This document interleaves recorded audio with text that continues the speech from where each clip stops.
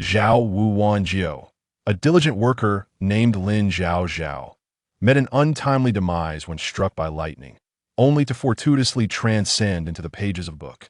She had believed her life was destined to be one of mediocrity and disdain, but to her astonishment, she found herself embroiled in a hellish scenario, falsely accused by a pretentious young lady and scorned by her own younger brother. Resigned to her fate, Lin Zhaozhao mused, "Perhaps it is futile to argue with my younger brother, who, in his ignorance, ultimately suffers the consequences of his actions." The younger brother, a rather short fellow, had an epiphany in that moment. Lin Zhaozhao reflected, "My elder brother, despite his selfishness, was manipulated by a duplicitous woman, resulting in his disgrace. Yet, the following day, he annulled his engagement with the deceitful woman and began to bolster the family standing. My second brother is gentle and modest, but unfortunately, he's been frail since childhood.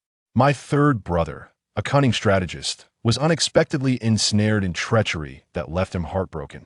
As Lin Zhaozhao continued to lament her circumstances, she noticed her second brother achieving fame and her third brother gaining power in the court. How does this differ from a narrative I had anticipated? She pondered. Initially, she had thought that by altering the tragic fate of her family, she could simply enjoy a life of comfort and ease. Little did she know, she would ultimately become the darling of the entire capital. Chapter 1. The Unkind Transmigration. How utterly unfair. This is beyond excessive. Truly, this is something a person can endure, but a deity should not. Good heavens, you dare to toy with me. In the grand halls of the Qing Yuan Marquis' residence, within the Huyu Pavilion, a petite girl with short legs and a round face stood defiantly with her hands on her hips, vociferously chastising the heavens. Suddenly, a bolt of lightning descended from the sky. Though the girl quickly covered her head and rolled aside, the lightning struck the ground beside her. Startled, she cried out and rushed to shelter beneath a tree. While she intended to continue her tirade, the memory of the lightning made her voice tremble as she muttered, "Oh heavens, I did not mean to scold you. But is this truly how a deity should treat their granddaughter? Consider me, Lin Zhaozhao, a single, diligent doctor from the 21st century, a model student since childhood, always ready to assist others, even helping elderly ladies. Cross the street. Yet you have the audacity to send me, a good-natured person, into a book via a lightning strike. And as if that weren't enough, I have been transmigrated into the villainess of the very story I read last night, titled The Overbearing Emperor's Relentless Affection for the Delicate Lady of the Marquisate. This villainess bore the same name and fate as her. Initially, her family felt guilt and sought to compensate her, yet the original character's peculiar disposition and ignorance of literature, combined with the pampered nature of the false daughter Lin Wanyu, led to discord, resulting in the original character being framed and ostracized. The family gradually turned against the original character. Her various misdeeds, including spitting at the heroine, tearing at her hairpin, and vying for the heroine's affection, ultimately led to her disgraceful end. Reflecting on the original Lin Zhaozhao's plight, she thought, what is this nonsense? Is it truly stealing affection when the Qing Yuan Marquis' residence is my home? What an absurd tale. Just then, the door to the courtyard was knocked upon with great force, and Lin Qingxi's voice, filled with anger, rang out.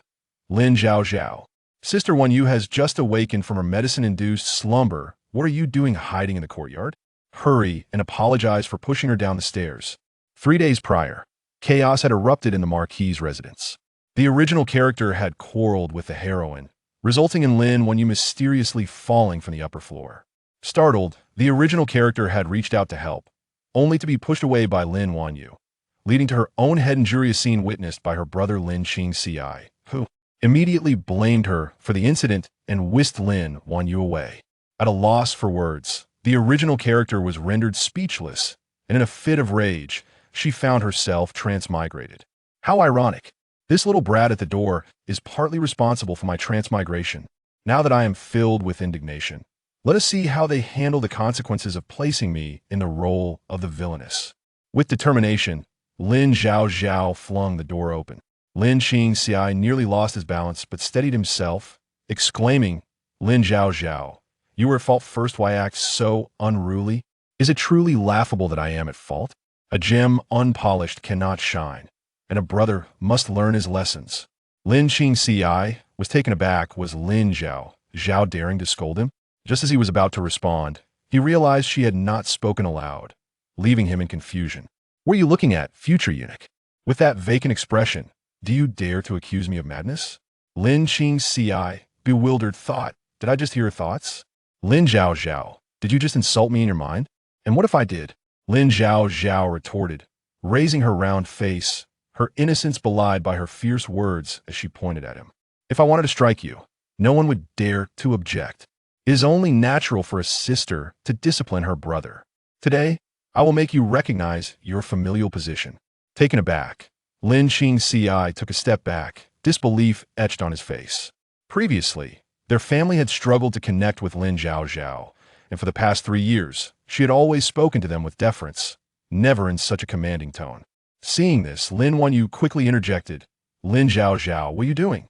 I will not hold you accountable for pushing me, but how dare you lay a hand on my brother? You claim I push you down? Lin Zhaozhao tilted her head, stepping closer to Lin Wanyu, her eyes icy. Indeed, confronted by Lin Zhaozhao's sudden ferocity, Lin Wanyu's heart raced. Before she could react, Lin Zhaozhao lifted her skirt and, in one swift motion, kicked downward with force. Since she was already being blamed for action she did not commit, she might as well take her anger out on someone. Caught off guard, Lin Wanyu had no time to evade and tumbled down the steps with a thud. Are you all right, sister? As Lin Qingci turned to scold Lin Zhaozhao, he noticed her rubbing her head, her demeanor brash and audacious, while internally she grumbled, how could there be any harm from 3 steps? That little white lotus is truly vicious. Not only did she roll down from the pavilion herself, but now I'm left with a headache. Could it be a concussion? What concussion?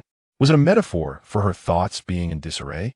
Furthermore, Lin Wanyu was the one injured. Why did Lin Zhaozhao's head hurt? Lin Qingci, instinctively blaming Lin Zhaozhao, glanced at her forehead and indeed saw a small bruise. The young man paused. Was Lin Zhaozhao also injured that day? Was she in pain now? Why had she not mentioned it? Chapter 2. You will regret underestimating me. Noticing Lin Qingci's hesitation to chastise Lin Zhaozhao, Lin Wanyu suddenly felt a profound sense of crisis. Previously, even if Lin Zhaozhao had merely raised her voice, Lin Qingci would have reprimanded her harshly. Yet now, ouch! Lin Wanyu suddenly clutched her leg, her voice tinged with a whimper. Is my leg going to break? Dear sister, you fell from a 3-meter-high loft and are perfectly fine. Yet a tumble down a 3-story staircase leaves you with a broken leg? Lin Zhaozhao was utterly speechless. Are you all right? With a firm belief in her conviction, Lin Qingci thought to herself, this superficial injury requires immediate attention at the medical hall. If we delay, it may heal improperly. Lin Zhaozhao, raised in the countryside and accustomed to hardship, could not fathom how Lin Wanyu's frail constitution could be compared to her own robust health. Lin Qingci's expression was quite amusing, truly befitting of a future chief steward of the Grand Inner Court, a loyal sycophant to the protagonist. Let me guess, the next line from this little white lotus will undoubtedly be, oh, dear Qingci, do not be angry, do not blame your sister. She merely resents me for taking her parents and wishes to see me perish. I can always leave. Lin Zhaozhao. Lin Qingci was furious. Insulting him as a eunuch was one thing, but now she was speculating about Lin Wanyu. Her heart was indeed malicious. Never mind, dear Qingci, do not be upset, do not blame your sister. She simply harbors resentment for me, having taken her parents, and desires my demise. I can always depart. Lin Wanyu wept. You see, I told you so. For 3 long years, countless days and nights, she made a fuss over trivial matters, threatening to run away from home, only to fail to even lift her behind from the ground. What a hypocritical pretender, believing herself to be the pure and virtuous young lady of the Qing Yuan Marquisate. Only this little eunuch would fall for such nonsense. Lin Qingci was at a loss for words. What nonsense? Did Lin Zhaozhao possess any semblance of the grace expected from a young lady of high birth? And how about trying to insult me as a eunuch once more? Burning with rage, Lin Qingci found himself unable to vent his frustrations as Lin Zhaozhao's words echoed in his mind. Lin Wanyu, seeing Lin Qingci remain silent in her defense, was so furious that her fingers dug into her palms. Goodness, this little white lotus looks truly ferocious. I suspect she is about to feign fainting to escalate the conflict. Just as Lin Zhaozhao pondered this, Lin Wanyu, lying in Lin Qingxi's arms, suddenly kicked her legs and collapsed. Lin Qingxi was taken aback. What a coincidence! In a flurry of panic, he instinctively blurted out, "Lin Zhaozhao, you disrespectful sister, just wait." "I won't wait." Lin Zhaozhao swiftly approached and delivered a resounding slap to Lin Wanyu's face, exclaiming, "Stop pretending." With a sharp sound, Lin Wanyu, startled, leaped up, ready to retaliate. "Lin Zhaozhao, how dare you strike me?" Lin Qingxi was astonished. "Wait, sister, weren't you just unconscious?" In any case, the commotion at Huiyu Pavilion quickly reached the ears of their biological mother, Bai Shi, originally preparing to attend the full-month celebration of the Duke of State's legitimate grandson, upon hearing of the children's altercation, abandoned the banquet and hurried to Huiyu Pavilion with her maidservants. As soon as she entered, she witnessed Zhao pinning Wanyu to the ground. Amidst the fray, Lin Qingxi was attempting to mediate, but was met with a barrage of insults. Bai Shi felt a wave of dizziness wash over her. "Zhaozhao, what on earth are you doing?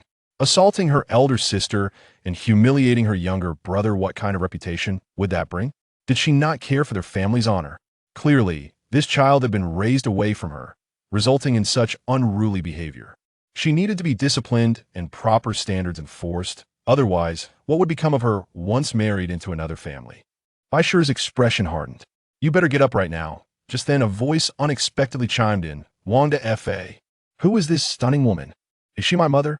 Could it be? I thought my mother had passed away. I didn't anticipate that I would arrive at just the right moment, before my father's concubine could drive my dear mother to her demise. What nonsense about a deceased mother and a concubine. Was there even such a figure in the Grand Qing Yuan Marquisate?" Zhaozhao's words were incorrect. Bai Shi had not spoken. Could it be that she could hear her thoughts? The realization sent a shudder through Bai Shi's heart. Were it not for her years of devotion to the Buddha and belief in the supernatural, she would have surely fainted at such a revelation. Yet this was her daughter. Bai Shi stepped forward. Oh my God! Upon closer inspection, she appeared even more exquisite. Words such as smooth as jade and slender as a willow fell short of capturing Bai Shi's beauty. Clad in a sky-blue embroidered skirt, her raven hair elegantly adorned with a white magnolia hairpin, she emanated an air of grace and dignity. Is this truly my mother? If memory serves, the book states Bai Shi is already over 30. How can she look like this? She could rival the goddess NWA herself. Am I not tempted to spin around in delight, kneel before her, and present her with flowers? Bai Shi's cheeks flushed. Zhaozhao. Her daughter harbored such reckless thoughts. Mother. Lin Zhaozhao beamed a sweet and sincere smile. After all, according to the book's plot, Bai Shi had always been devoted to her daughter. Such a pity that a mother as beautiful as mine ended up with a bear-like father who loves to hunt. If I recall correctly, soon the old lady's niece, Zhao Shuang, will manipulate her gambling father, her ailing mother, her missing brother, and her shattered persona too.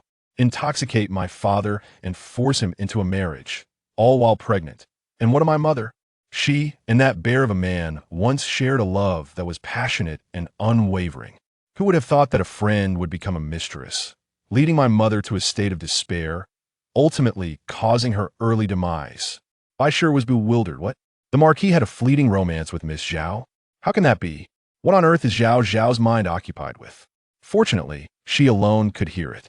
Listening to the tumultuous thoughts, Lin Qingxi was equally astounded. Just listen to the absurdity. Not only did she curse him as a eunuch, but she also claimed their mother was lost. At least their mother remained oblivious otherwise. The turmoil would be unbearable. Lin Zhaozhao, completely unaware of the tension between the two, was still in an uproar. Indeed, a child without a mother is a treasure. In truth, there are few who cherish and care for Lin Zhaozhao in this household. Lin Wanyu has made a habit of feigning injuries and setting traps. She merely seeks the affection of her family, but is labeled a troublesome child instead. Had their mother been alive, Lin Zhaozhao would not have faced such treachery from Lin Wanyu, leading to her untimely downfall. Chapter 3. Beneath the eyebrows, 2 eggs hang by Shi was taken aback. Was it true that her daughter had met such a tragic fate due to Zhao Mei's affairs? She could hardly fathom the idea that her flesh and blood, whom she carried for 10 months, had been driven to such a desperate state. Was it possible that the attic was a trap set by Wanyu against Zhaozhao? Mother, Lin Wanyu cried, why did you take so long to come? You have no idea. Lin Zhaozhao actually dared to hit me. Bai Shi turned her gaze towards her younger daughter. Lin Zhaozhao, with her innocent, wide eyes, solemnly shook her head and said, I did not, I wouldn't. Do not speak such nonsense. Be sincere, I distinctly used my foot. Lin Qingci, mother, look at her. She still dares to deny it in front of you. Wanyu was exasperated, clutching her face in frustration. Yet Lin Zhaozhao merely shrugged and replied, fine, you say I hit you. Who reported it? Do you have any evidence? Without evidence, how can you accuse me? Qingci saw it. Didn't you? Lin Zhaozhao smiled sweetly, turning to Lin Qingci. You saw it, didn't you? You little rascal. Last time I clearly reached out to pull Xiao Bai Lian, yet you falsely accused me of pushing her, causing me to become so furious that I fell ill with a high fever. It's not my fault you can't see. If you try to frame me again, just see if I can't deal with you. Lin Qingci instinctively shook his head. I saw nothing. His sister, Wanyu, was utterly incredulous. However, Qingci's feelings were rather complex. A person might lie to protect themselves, but their true thoughts remain unheard by others. Lin Zhaozhao's several predictions had created a peculiar rift in his feelings towards Wanyu. Enough. Bai Shi initially worried that Zhaozhao would escalate the situation with Wanyu, but seeing how intelligently she resolved the matter, she felt relieved. Otherwise, the reputation of bullying her legitimate sister would surely be the talk of the town. Wanyu, since you have just recovered, it's not wise to expose yourself to the wind. Stay in your courtyard for the next few days and avoid unnecessary troubles. Mother, I can't believe you would effectively confine me. I was the one being bullied. Why do you support Lin Zhaozhao? Is it just because she isn't your biological daughter? How is that fair? Bai Shi hardened her heart, addressing the matron behind her. Did you not hear my words? Take the young lady away. Watching Wanyu being dragged away, Lin Zhaozhao felt an overwhelming sense of relief. What a joyous occasion. No wonder I am so beautiful and fierce. I must have inherited my mother's 587. Xiao Bai Lian's face is about to be twisted by my mother's anger. It's evident that my mother prefers me, even if just a little bit. Bai Shi's expression softened as she instinctively stroked her daughter's head. Her foolish daughter was still only 10 years old. Bai Shi paused for a moment. Her husband had gone out to manage waterworks, but he had clearly left alone. As for Sister Shuang, if she remembered correctly, 2 months ago, Sister Shuang mentioned she had heard news of her lost brother and had set off to look for him. How could she possibly be with a marquis? However, before Lin Zhaozhao could continue her mockery, an anxious cry from a maid outside broke the silence. Bai Shi's heart skipped a beat, but her longing overtook her worry, and she hurriedly brought her 2 children out joyfully. At that moment, outside the gates of the Qing Yuan market residence, a handsome middle-aged man in his 40s rushed in, cradling a frail woman who could not fend for herself. Oh, my bear of a father finally makes an appearance. Lin Yuanji exclaimed, what bear? Isn't that Zhao's voice. Zhao actually dared to insult him in front of everyone.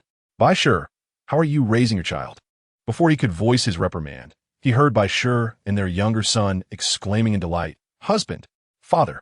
Lin Yuanji raised his head. Dressed in a black embroidered official robe with gold patterns and a white round-collared outer garment, he had a striking appearance with sword-like eyebrows, starry eyes, and a high nose. His broad shoulders and narrow waist made him an extraordinary figure, the envy of many women.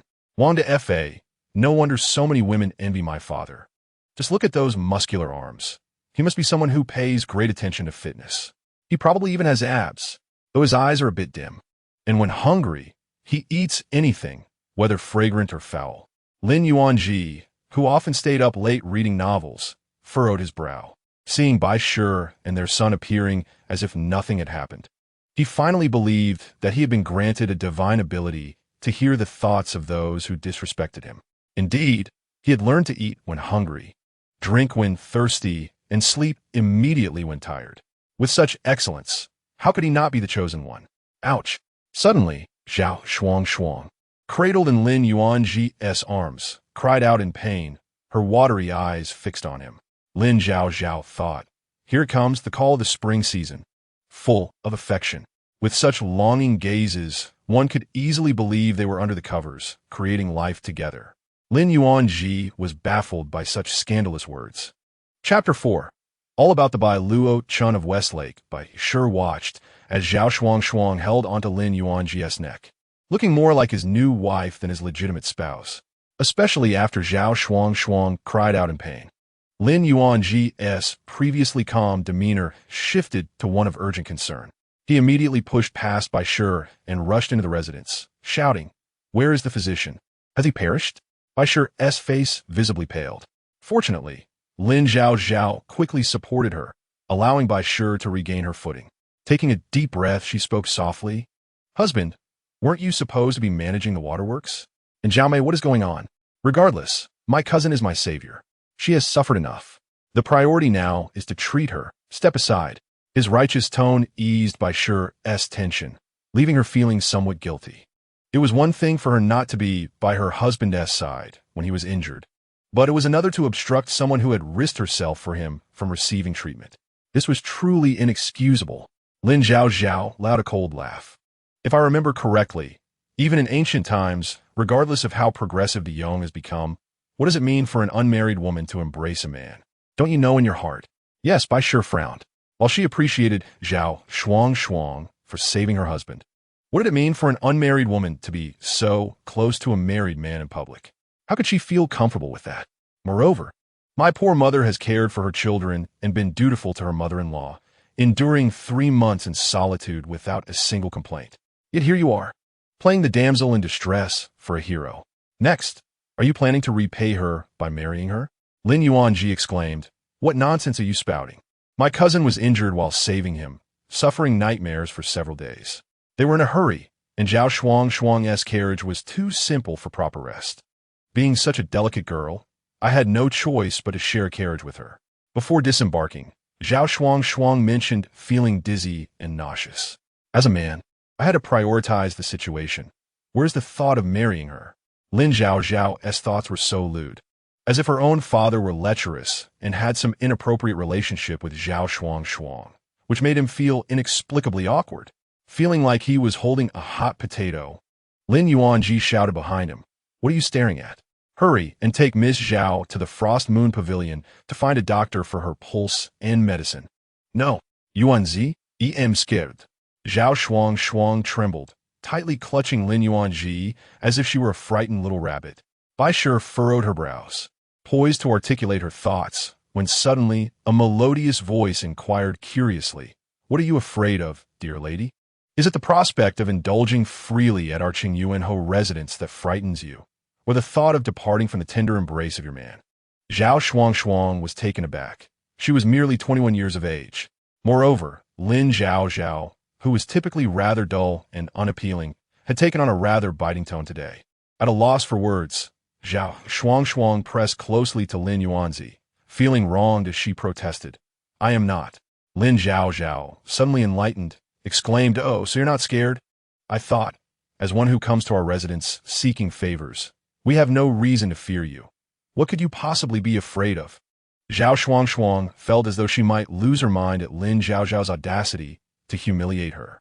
With tears welling in her eyes, she covered her face and exclaimed, "My lord, look at the fifth miss. My lord, look at the fifth miss. She is practically pressing her chest against my father's side. It is all just Bilyuakun from Westlake. Who could fail to see your little intentions? You merely wish to have my father carry you across the threshold, flaunting your authority over my mother and claiming her dowry, infuriating her in the process. I assure you, as long as I, Lin Zhaozhao, draw breath, that will never happen." Bai Sure remarked, "My daughter is so dutiful." However, she felt the need to educate her daughter more thoroughly, lest one day her true thoughts slip out and make it difficult to find a suitable match. Lin Qingzi mused that it appeared Lin Zhaozhao had left some leeway in her scolding. Lin Yuanzi, on the other hand, found the situation rather grim. Nonetheless, it was not suitable to create a scene at the gate of the residence, inviting mockery and allowing the title of petty and jealous to be associated with Zhaozhao. Thus, Baisher commanded that with those words spoken, a servant promptly ushered Zhao Shuang into the sedan chair. Lin Yuanzi had initially intended to follow and check on his cousin's condition, but upon seeing Baisher's expression, he thought better of it. After all, he was weary from his travels and in need of a wash and a meal. Unexpectedly, while partway through his meal, he raised his gaze and found Baisher sitting nearby, her eyes red with grievance. Lin Yuanzi and Baisher, once a young couple filled with passion, had seen their fervor wane over the years. The initial year of romance gave way to 3 years of quarrels, 7 years of ennui, and 9 years of hardship, transforming love into familial affection. Yet, he had never considered taking a concubine. Witnessing his wife's distress only added to his annoyance. Did I not say that my cousin and I are entirely innocent? Carrying her was merely a temporary measure. Look at you, behaving like this, especially after Zhaozhao's unreasonable demands today outside the residence. I have already exhausted myself dealing with flood control. Is this how you conduct yourself at home, teaching your children? With the energy you waste on such thoughts, you would do better to educate Zhaozhao. It is only because my cousin is kind-hearted and unwilling to contend with Zhaozhao that I have not forced her to kneel in the ancestral hall for 3 days and nights. You must have a few screws loose, someone quipped. What good is a handsome man with a pig's brain, especially one so naively good-hearted? You'd better believe that within 3 counts, Zhao Shuang will use her supposed illness to lure you to the Shuangyue Pavilion for wine and song. Now is the moment of miracles, dear family, don't blink. 3, 2, 1, go, maidservants. Just as Lin Zhaozhao's thoughts echoed, an anxious voice from outside the courtyard called out, My lord, something is amiss. Miss Zhao is unwell. You must go and check on her. In the 5th chapter, Lin Yuanzi exclaimed, My heavens, my dear mother, my coat, my overcoat. My brain feels like a jujube. Is it truly possible that Lin Zhaozhao has such uncanny abilities? Is it possible she will end up as a eunuch? Baisher clutched her handkerchief, now fully convinced of her daughter's sentiments. The thought of her being driven to despair and her daughter meeting a tragic end ignited a flame of urgency within her. I find it puzzling. Our kind and innocent Zhao girl, instead of seeking a doctor, turns to the Lord. Is it that the Lord possesses the skills to heal? Yet, you two have spent every day together for countless days. The Lord treats Miss Zhao even better than his own daughter. Lin Yuanzi felt a sense of unease as Baisher and his daughter spoke, but the authority of the head of the household compelled him to respond sternly. Your words are rather dripping with sarcasm, yet your actions are not without their own faults. The crux of the matter was that Baisher genuinely cherished her biological father. Otherwise, she would not have languished in sorrow after Zhao Shuang married into the household. However, in her previous life, Baisher had trusted Zhao Shuang and had not accompanied her to the Shuangyue Pavilion. Lin Zhaozhao, feeling overwhelmed, was taken aback when Baisher suddenly stood, declaring, I am but a humble woman, possessing some knowledge of medicine. Since Zhao Mei is distressed due to her husband's injury, it is only right that I accompany her to check.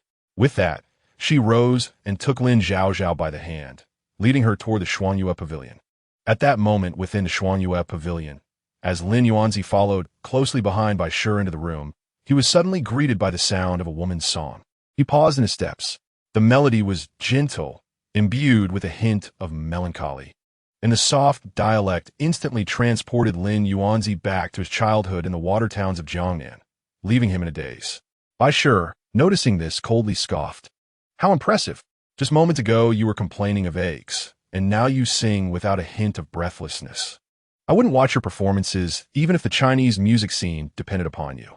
Lin Yuanzi was about to make an excuse to defuse the awkwardness, but was interrupted when Zhao Shuang, hearing his voice, sprang up, flung open the door, and rushed toward him, exclaiming, Cousin, my heart feels so painful. Clad in an embroidered bodice depicting mandarin ducks playing in water, Zhao Shuang resembled a frightened doe. The delicate, sheer fabric of her dress clung to her form, accentuating her slender grace, complemented by her fair, delicate face with a hint of pink and her rosy, plump lips, rendering her strikingly beautiful. Lin Yuanzi was momentarily taken aback. What are you staring at? Can't you see my mother is trembling with anger? with this thick layer of foundation, bold red lips, and a flurry of exaggerated gestures. You thought I would mistake you for a seasoned performer? You really can't keep it together, can you? Lin Yuanzi thought to himself, realizing that Zhao Shuang was not as innocent as she appeared.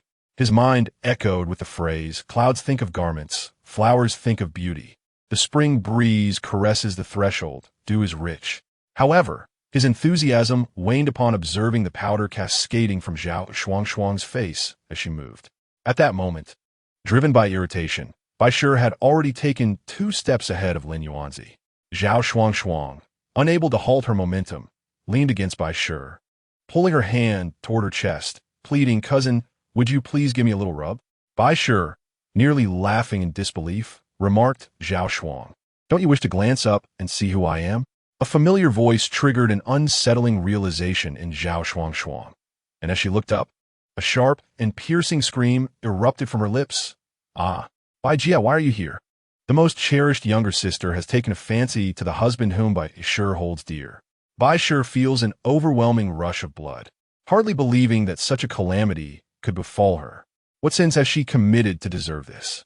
Upon seeing Zhao Shuang's pitiful gaze directed at their scoundrel father, Lin Zhaozhao is consumed by rage, exclaiming that her heart aches, all the while engaging in such feverish antics.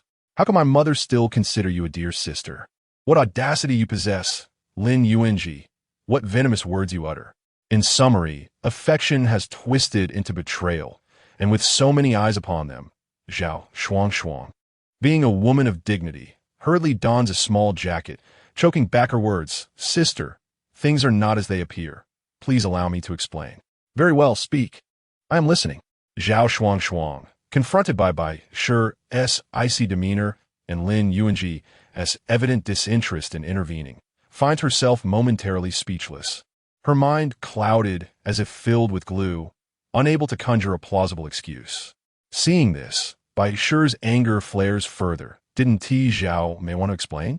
Why have you fallen silent? Perhaps she feels guilty. Who knows if my mother can muster the resolve to cast her away?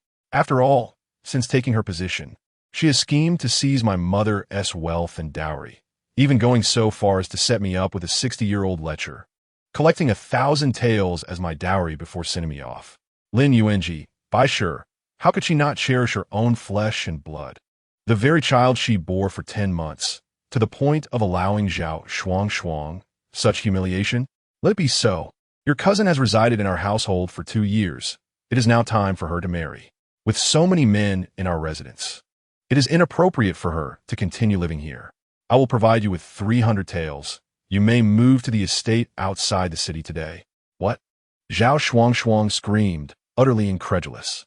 "How could the estate outside compare to the Marquis's residence? I am frail. How can I manage there?" "Why not? Look at the volume of your voice. If my father were to pin you down in bed with a man for 3 days and nights, I would believe it. You are but a fragile girl, easily toppled by the slightest breeze." Lin Yuanji is perplexed, questioning how such a refined man could father a daughter so unruly. Lin Qingzi, daring to think, has praised her. Bai Shi cleared her throat and said, "While the estate outside may not rival the Marquis's residence, if I recall correctly, prior to your family's decline, you lacked the funds to purchase an estate outside the city. Though true, it is easier to fall into extravagance than to return to frugality, and the estate lacks a marquis.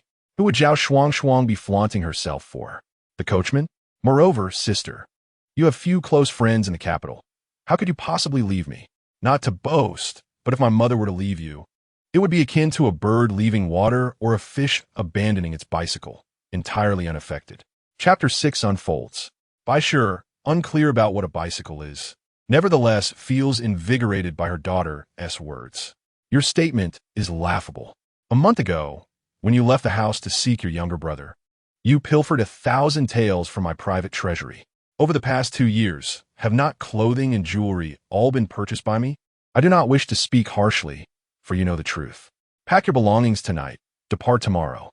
Yet Zhao Shuang yearns to protest further. However, Bai Shi and the others have already left. Resolving a significant future concern, Lin Zhaozhao lies down to rest, feeling quite content. Until the next day, when the sun has risen high, Bai Shi personally visits her youngest daughter, puzzled. What time is it? Zhaozhao, why have you not risen? Why should I rise? I only got up yesterday, replied Lin Zhaozhao. That may be so, but did you not eat yesterday? Will you skip your meal today? When Lin Zhaozhao finally arrives, Bai Shi's maids have already set the table. Bai Shi has given birth to 5 children, and apart from Lin Zhaozhao and Lin Qingci, there are 3 elder sons. Only Lin Zhaozhao enjoys a leisurely life. Upon seeing her, Bai Shi hesitates, then finally resolves to toss a medicinal ointment into her daughter's arms, stating, "Treat your mind." Lin Zhaozhao, already irritable from waking early, retorts, "What an audacious move. You dare to call me insane?" Lin Qingci, feeling quite bold, has previously scolded him in silence. Now he brazenly calls him a little rascal. Does he truly believe Lin Qingci to be a meek punching bag? Thus, under Lin Yu's expectant gaze, Lin Qingci rolls up his sleeves, raising his voice fiercely. "Why are you shouting? If you hadn't mentioned your headache, do you think I would care enough to bring you the ointment?" "Wait," Lin Zhaozhao is bewildered. "You're showing concern for me by bringing ointment? Isn't that a surprise, given how you've been bullying Yu and snatching her affections?" Previously, he had been mute, suffering in silence, which left Lin Qingci feeling guilty for an entire night. Now, he dares to scold Lin Qingci as a weasel while calling Lin Zhaozhao a chicken. Forget it. I won't let myself remember any good deeds from that little rascal. Why should I? He brought this upon himself. Lin Qingci, reflecting, wonders if Lin Zhaozhao's words are truly so melodious. It is no wonder he feels compelled to bring the ointment, only to face such humiliation. Lin Qingci silently vows that from now on, if he shows concern for Lin Zhaozhao, he will be nothing more than her dog. Before the anticipated clash between the two, Lin Yu feels utterly distressed. This ointment is a tribute from the western regions, with only 10 boxes available each year. It is either gifted to the imperial consort or bestowed upon favored ministers. After much pleading, Lin Yu had received none, only to see it given to Lin Zhaozhao.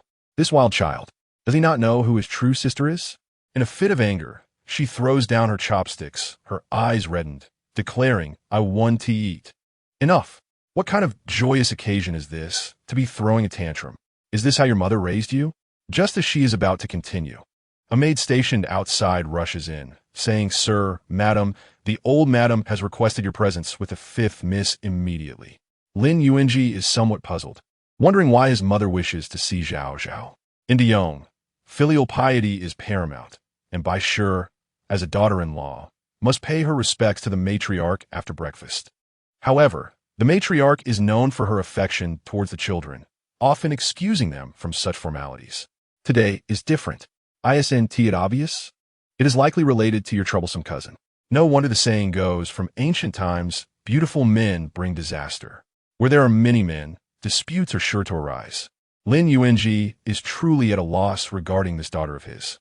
Bai Shi, sensing a hint of worry, steels herself, for as a mother, she must remain steadfast. The old madam of the Qing Yuan Marquis' residence resides in Changchun Garden, the grandest and most opulent courtyard in the entire Marquis' estate. After traversing the intricately carved wooden corridors adorned with exquisite flowers, rockeries, and koi ponds, it takes Lin Zhaozhao and her parents the time it takes for half an incense stick to burn before they finally arrive. At this moment, within the opulent confines of the old madam's Changchun Garden, Zhao Shuang sat there, her face a portrait of grievance, sobbing softly. "Aunt, you must advocate for me. You cannot fathom how Lin Zhaozhao, truly a child of the countryside, lacks any semblance of a refined lady. Not only does she speak to me in a sarcastic manner, but she also insults my appearance. I feel utterly despondent." As she lamented, she thought to herself that it was futile to dwell on such matters. When she encountered the matriarch, she hoped Lin Zhaozhao would refrain from voicing her thoughts. At that moment, the elder matriarch Han noticed Lin Yuanji and his family entering and slammed her hand on the table, exclaiming, "Bai, you possess an audacity beyond measure. Kneel before me at once." Bai, as the daughter-in-law, was traditionally subordinate to her mother-in-law and promptly knelt, bowing her head and saying, "Mother, please quell your anger. I am unaware of any transgression that has provoked such ire." Han scoffed. "You claim ignorance of my displeasure? What do you mean?" Am I to believe you are privy to my feelings? Lin Yuanji felt truly aggrieved. His daughter was still young and did not comprehend the intricacies of the mother-daughter-in-law relationship. Bai decided to endure the situation, thinking it was not a matter for him, a man, to involve himself in. However, under Lin Zhaohao's disdainful gaze, he awkwardly scratched his nose and said, "Mother, it's early in the day. Can't we discuss matters calmly? Perhaps we should allow Bai to rise?" Despite his concern for her, he was unaware that Bai's heart may not possess the same affection for him. Han, in her sternness, replied, "You are too soft-hearted, which allows this venomous woman to manipulate you without your knowledge. What has my beautiful mother done? Perhaps you should elaborate," Bai retorted. In the 7th chapter, a cacophony ensued. Han began to weave a narrative, claiming that Shuang had endured immense hardship to save him, thus qualifying her as a benefactor of the Qingyuanhou residence. Moreover, she had spent 2 months in close proximity to him, leading others to believe they were a match made in heaven. Yet his wife, in contrast, sought to expel her from the household. Is this how the Bai family raises their daughters? Lin Yuanji felt a tremor in his palm and discreetly observed the elder matriarch. Noticing her countenance remained unchanged, he exhaled with relief. He wished to admonish Lin Zhaohao for her behavior as a noble maiden. Yet he felt compelled to first appease his mother. "Mother, during those 2 months I was engaged in official duties, spending time with my cousin under the watchful eyes of servants. There was never any private interaction." Seeing the situation unfold, Bai interjected, "It is precisely because Shuang has shown kindness to my husband that I considered bestowing upon her some silver to secure her a more suitable match. Your words may sound sweet, but I know your true intentions. My son and I can converse without your interference," Han interjected, seizing a nearby teacup and hurling it towards Bai. Though small, the cup contained scalding water. Bai barely evaded the blow to her head, but her hand suffered the brunt of the impact. The cup shattered upon hitting the ground, and Bai felt the searing pain on her hand. Lin Zhaohao, witnessing this unexpected turn of events, became furious. Is this matriarch insane? She thought, feeling protective of her mother. You, who are half in the grave, dare to act so brazenly. Don't worry, Zhaohao. Mother is fine, Bai said, holding back tears as she grasped her daughter's arm, despite the blisters forming on her hand. Lin Yuanji felt a surge of sympathy and indignation. Why must you resort to violence against Bai? Surely, there are better ways to express your grievances. Why must you speak to me in such a tone? It is evident that your mother is concerned for you, Han retorted, interrupting Lin Zhaohao's thoughts. She continued, I find it hard to believe there is a suitor in this capital better than my son. Lin Yuanji, recognizing the fairness of his mother's statement, found himself unable to argue. Bai, attempting to placate the situation, murmured, I bear no discontent toward my mother-in-law. However, when I married into the Ho residence, the family rules dictated that those who inherit the title must not take concubines, as it would disturb the harmony of the household. Yet rules are rigid, while people are dynamic.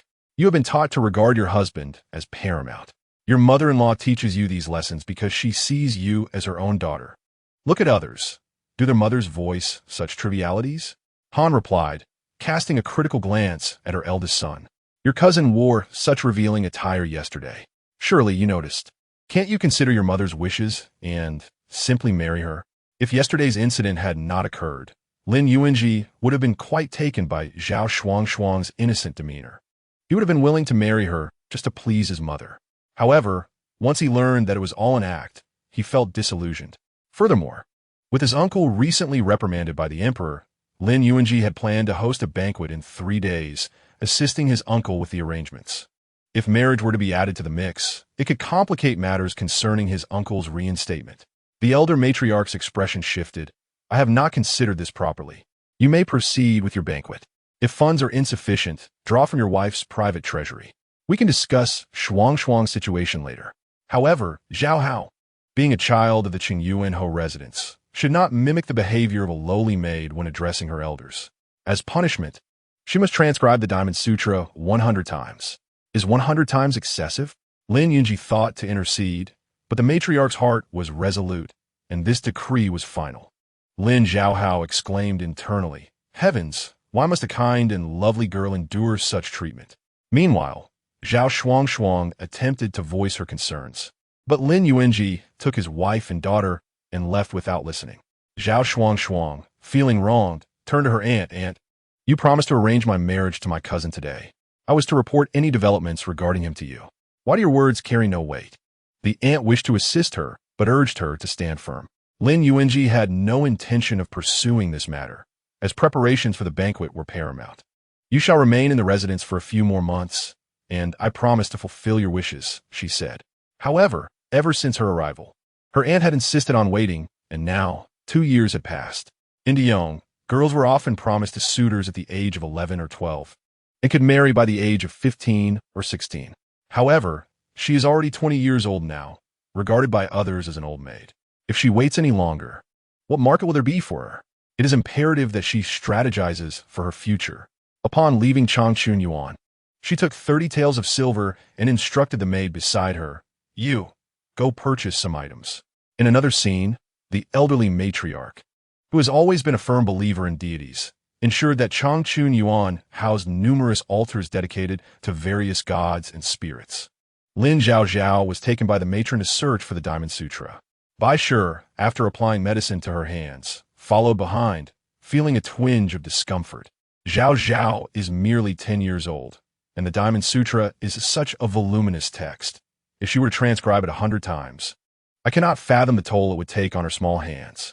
This is too cruel of a mother. Well, do not fret too much. Mother instructed Zhaozhao to write, but did not specify that she must do it herself. I shall seek out a few scholars to imitate Zhaozhao's handwriting and transcribe it 100 times. Besides, Lin Yuanji lamented, given Zhaozhao's temperament, she ought to properly copy several volumes of the Diamond Sutra. Otherwise, who would want her in the future as a daughter-in-law? If no suitor desires me, will I be destined to remain at home for life? Lin Yuanji scoffed internally, realizing that without a little fright, she might truly believe she is a treasured gem. Before she could utter her thoughts, a cheerful voice interrupted, "I cannot believe there are such wonderful things in this world. No need to serve a mother-in-law. No need for the perilous ordeal of pregnancy, and no need to face a scoundrel of a husband who brings home concubines. I can simply remain at home as a pampered young lady, cared for and without worry. This is the life I have always dreamed of. What need have I for men or marriage?" Lin Qing Ci, Bai Shi, it must be said, I cannot help but feel that Zhaozhao's perspective holds a semblance of truth. However, the idea of not marrying or bearing children does seem rather rebellious. Just as she contemplated how to guide Zhaozhao toward a more traditional view of men, she suddenly realized her daughter had vanished.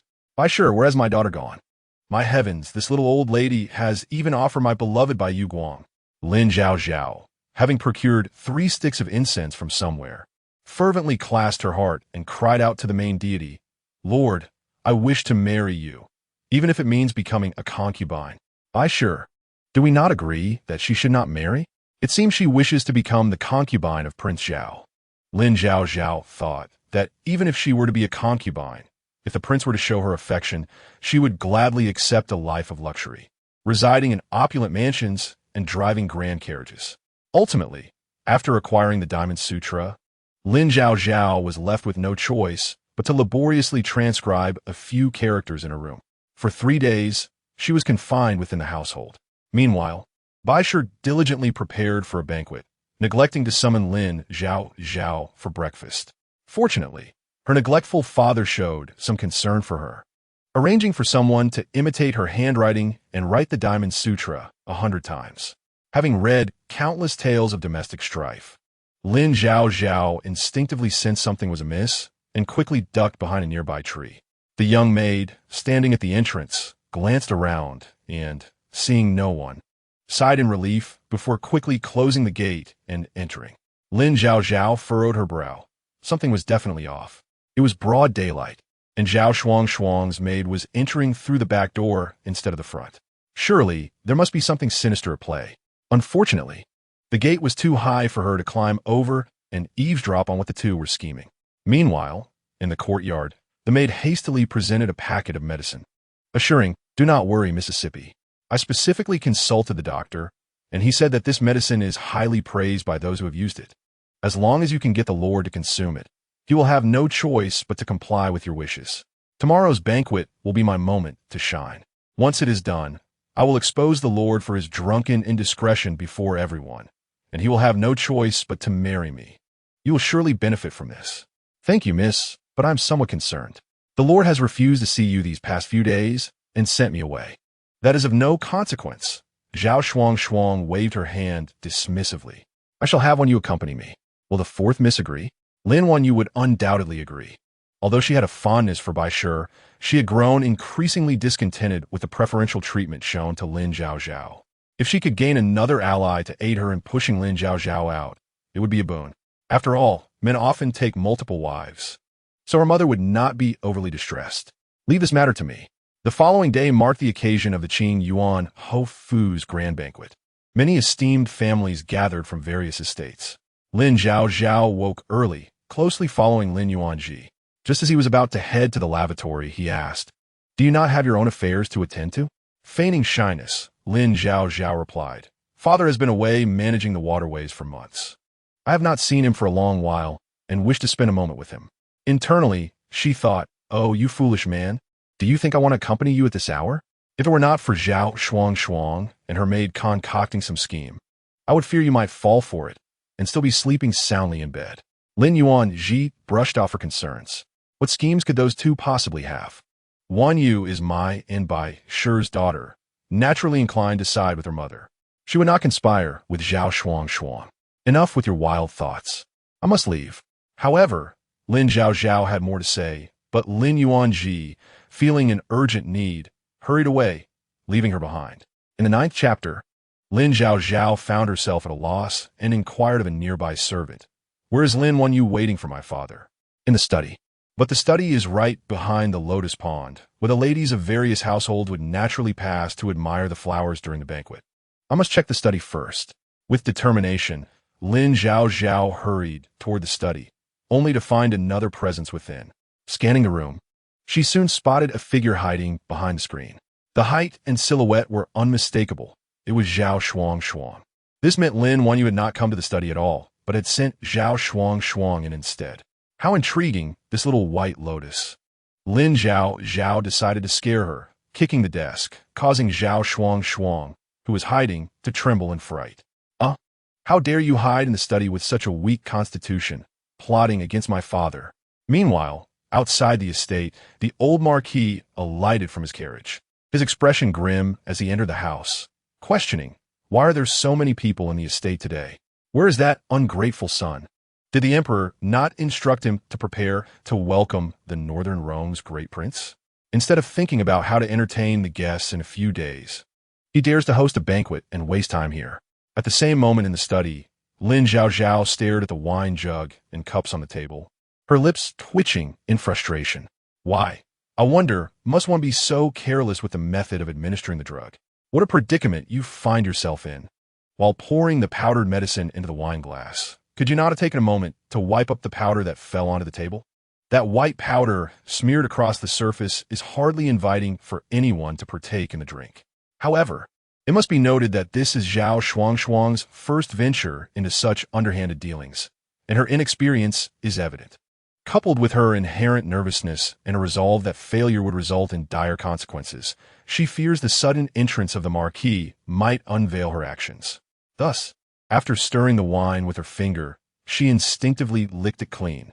Realizing her folly, Zhao Shuang could not help but think, "Am I truly out of my mind?" Lin Zhaozhao, unable to ascertain whether the powdered substance was indeed a sedative, took advantage of the moment when her adversary dared not reveal herself and swiftly switched the positions of the two wine glasses. She clapped her hands and cheerfully announced, "Oh dear, since father is not in the room, I shall take my leave." This move was intended to provide Zhao Shuang an opportunity to reconsider her actions and depart alongside her. Yet Zhao Shuang showed no inclination to do so. When Lin Yuanji entered, being a martial artist, he immediately sensed something was amiss behind the screen. "Wan Yue, why are you hiding behind the screen? Come out at once." Zhao Shuang had initially intended to wait until he finished his drink before revealing herself, but seeing his determination to uncover her presence forced her to step forward and declare, "Marquis, it is I." The sight of the tearful beauty before him, with a delicate waist and eyes brimming with emotion, sent shivers down Lin Yuanji's spine. and he felt he was embroiled in a considerable dilemma, prompting him to turn and leave. "Do not go, Marquis." Zhao Shuang reached out to stop him, noticing the wariness on his face. "Marquis, I have harbored feelings for you, which led to my repeated attempts to entice you. Yet, knowing the deep affection you share with your lady wife, I have reflected on my actions and recognized my missteps. As I am no longer a child, it is time I seek a suitable match for marriage." The unspoken words lingered in Lin Zhaozhao's mind. Not someone like me. Having caused the Marquis considerable trouble in the past, Zhao Shuang wished to make amends by offering tea in place of wine. As she spoke, she lifted a wine glass from the side and extended it toward Lin Zhaozhao. Noticing his cautious demeanor, she tilted her head innocently and asked, "Why will you not drink, Marquis? Are you concerned that the wine is tainted?" With that, she boldly took the glass from his hand and downed its contents in one gulp. "Now, Marquis, are you at ease?" Lin Zhaozhao, though not entirely assured, thought to himself, "Well, I am a man after all." Confronted with Zhao Shuang's eager gaze, he poured the wine into his mouth, ready to drink deeply, when suddenly he recalled Zhaozhao's earlier caution regarding the sensitive circumstances, pondering how Lin Zhaozhao and Zhao Shuang might have conspired together. Indeed, it was curious that Zhaozhao had summoned him to the study, yet upon arrival, he found only his cousin present. Feeling uneasy, he instinctively wiped his mouth with his sleeve. Meanwhile, in the main hall of Qingyuan Marquis' residence, Lin Zhaozhao checked the time and, feeling it appropriate, set down her chopsticks, placing a hand on her stomach. "Grandmother, mother, I can no longer eat. This banquet is causing me discomfort." "Indeed," chimed in Li, the wife of the Minister of Justice, "we should not merely sit here. Does your esteemed residence not offer a place of beauty for us to appreciate the flowers?" Just as Bai was about to respond, Lin Zhaozhao's bright voice rang out. "Madam Li, we have a lotus pond that is in full bloom. If you do not mind, I would be delighted to take everyone to see it." "How amusing. First, you assist Zhao Shuang in luring my father to the study, and now you cleverly lead everyone to admire the lotus flowers. I suspect your interest in the flowers is merely a ruse to support Zhao Shuang's betrayal of my parents." Bai was bewildered by the implications of an arranged meeting and the possibility of betrayal. Lin Zhaozhao, undeterred, stood up and declared, "Come, Madam Li, Madam Wang, Madam Ma. The lotus pond is just across this little bridge." Bai, unable to intervene in time, instructed a nearby maid, "Quickly go and check on the master. Is he with the male guests?" The maid, fleet of foot, dashed over and returned, shaking her head from afar. A sense of dread settled upon Bai. Her husband organized the banquet, yet he was absent. As the voices of the ladies filled the air with unease, Lin Zhaozhao spoke cheerfully. "The lotus flowers in our residence bloom beautifully. Every year my father has some picked and placed in my courtyard for my enjoyment. Indeed, the Marquis dotes on his daughter." Lin Zhaozhao, as the Marquis' eldest daughter, was lauded as the most talented young woman in the capital, deserving of every affection. Yet, who knew which young man would ultimately benefit from it? Old Lady Han smiled. "Zhaozhao is my darling. She is far superior to any country bumpkin, and thus she shall remain in the residence for several more years." Just then, as they crossed the bridge, an alarming sound echoed nearby. "Ah, Marquis, do not. And Marquis, please stop." The voices echoed from the study, igniting a wave of embarrassment among the gathered ladies. What is this? In broad daylight, the Qingyuan Marquis engages in such scandalous behavior, despite the house rules that prohibit taking concubines for those inheriting the title. The ladies exchanged glances of pity towards Bai, offering words of comfort. "Dear Bai, men are prone to folly. Do not take it too harshly. After all, which man does not indulge in multiple wives? At least you have enjoyed the Marquis' affections."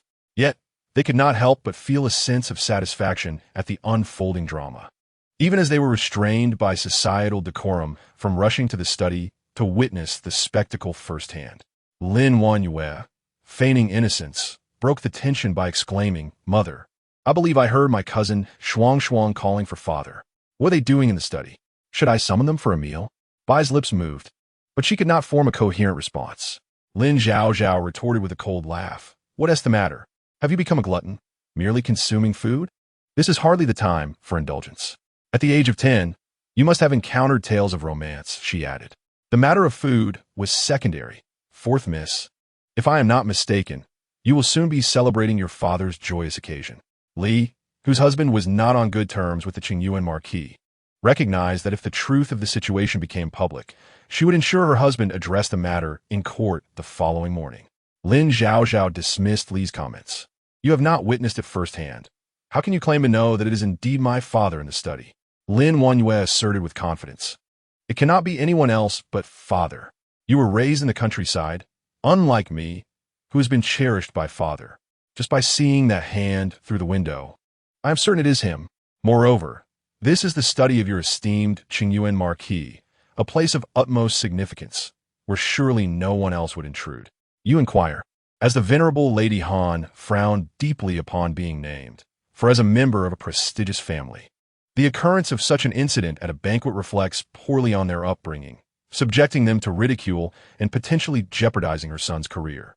Zhao Shuang insisted on causing a stir, just as the eldest was assisting her uncle, Zhou. Otherwise, despite the Han family's dissatisfaction, they would have to conceal the matter for the sake of her ineffectual brother. They would claim that these two children, having grown up together, had long pledged their lives to one another, and perhaps, having indulged in drink today with everyone present, it would be fitting to bear witness to their union and choose a propitious day for their marriage. Ah, what a splendid affair it would be. Yet one wonders if Bai Mimi would be agreeable. What reason would she have to object? The Han family stood tall, for it has been said since time immemorial that a husband should choose a virtuous wife and a concubine based on beauty, with women viewing their husband's family as paramount. Shuang was not there to disrupt the household, but rather to assist Bai in sharing the burdens, and Bai should indeed express her gratitude toward Shuang. Bai's complexion turned ashen. Observing this, it was clear that the marquis truly adored that Shuang. What a sight! Before Li Foren could finish her words, a deep, resonant voice interrupted. The crowd turned to see the man standing not far off. Hands clasped behind him was none other than the subject of their discourse, Qingyuan Ho Lin Yuanji. Lin Wanyu's expression was one of shock. Father, you cannot be. Why not? Lin Yuanji's gaze grew icier as he noticed her hurriedly covering her mouth. Initially uncertain whether Wanyu was involved, the expression on her face revealed all. Hou-yi, was it not you in that room? Bai's tears flowed freely as she wore a frail and helpless expression, igniting a warmth in Lin Yuanji's heart. Instinctively, he reached out to grasp her hand, nodding before responding.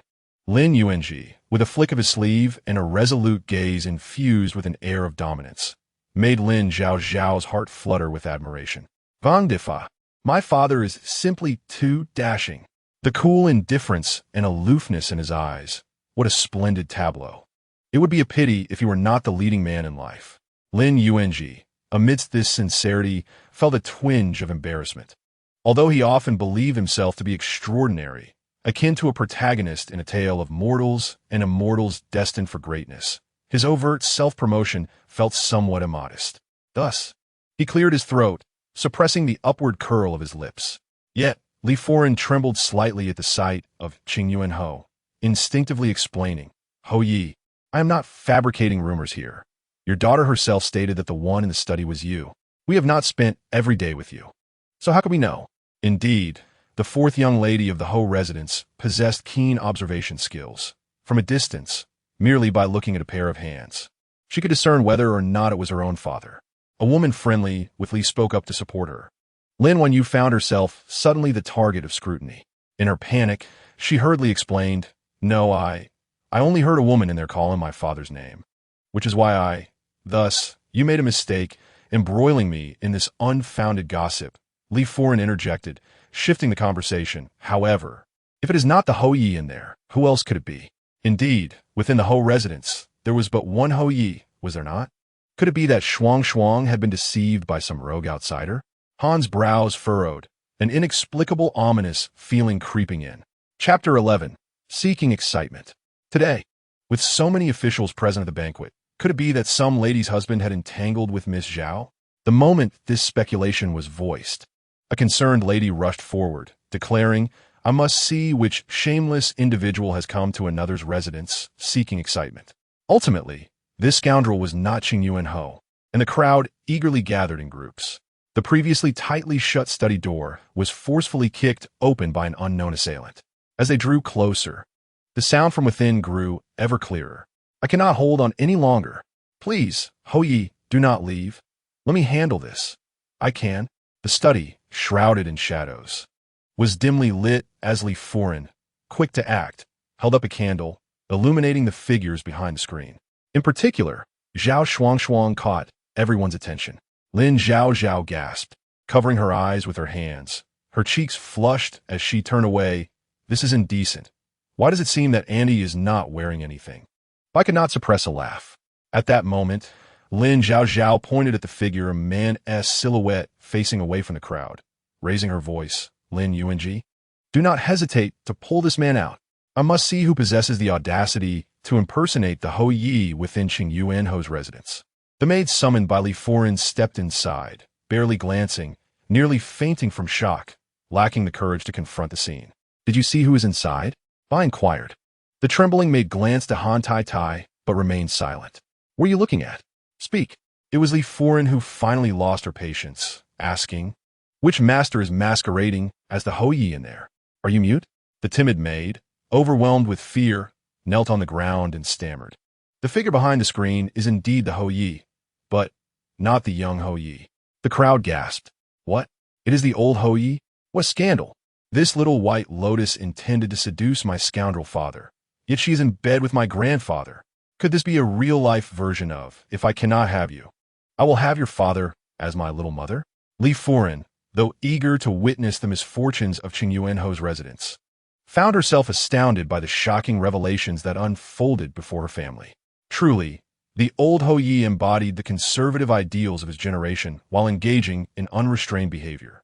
Not only did he entangle himself with his wife's niece, but he also chose a banquet setting to indulge in such misconduct, all before the eyes of the public, rendering everyone crimson with embarrassment.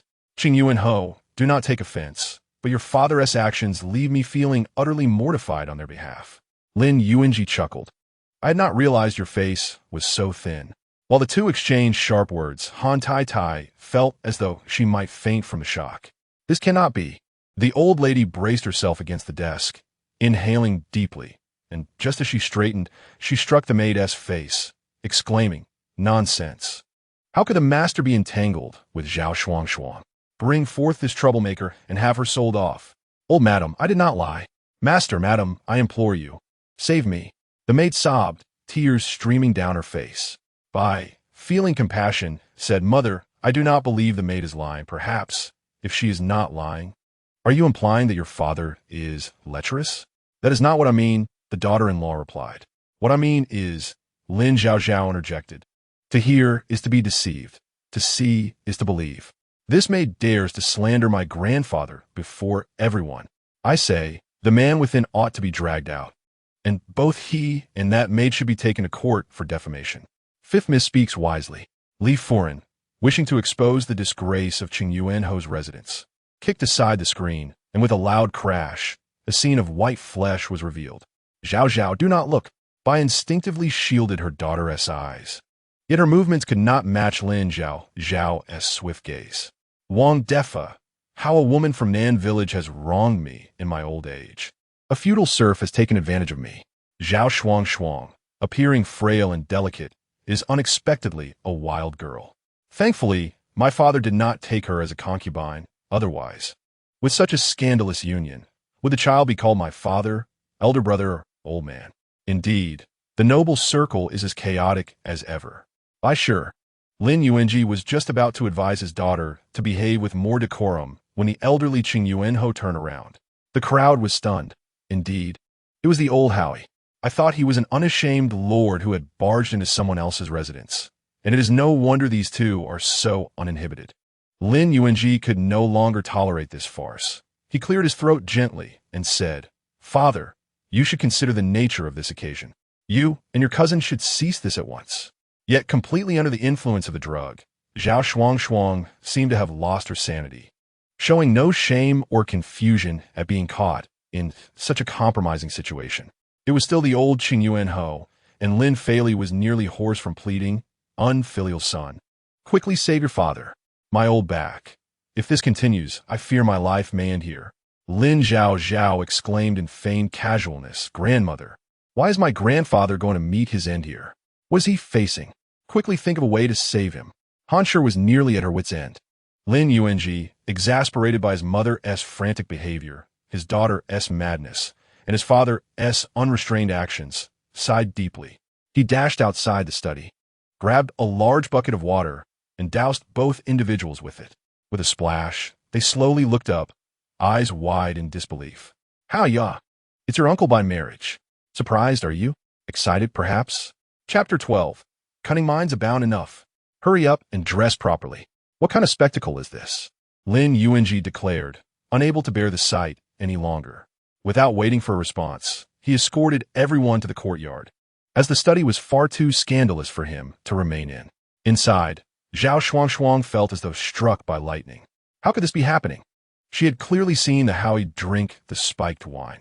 Why had the situation escalated beyond her expectations? Yet, under the watchful eyes of the crowd, retreat was no longer an option. The old Howie, though aged, still possessed a certain charm, and as the father of the young Howie, he wielded considerable influence. If she sought excitement, she might as well see it through to the end.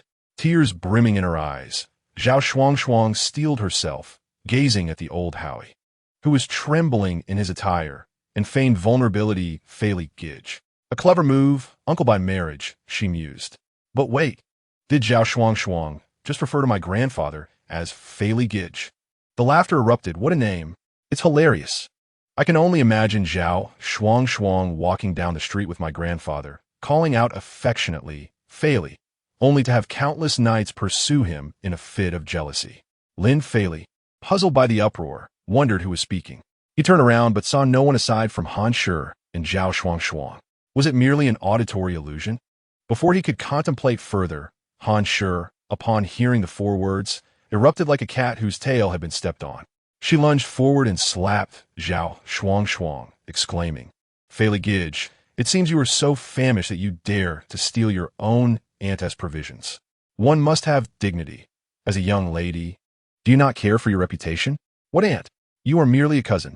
Zhao Shuang retorted, angered by the slap. And now you speak of face? I know the saying, one must have face, trees must have bark, but I believe those who are shameless are invincible. You, how dare you? I treated you well. Do you not recall who helped you when your family was in ruins? Han Shi clutched her heart, nearly fainting from the indignation. Helped?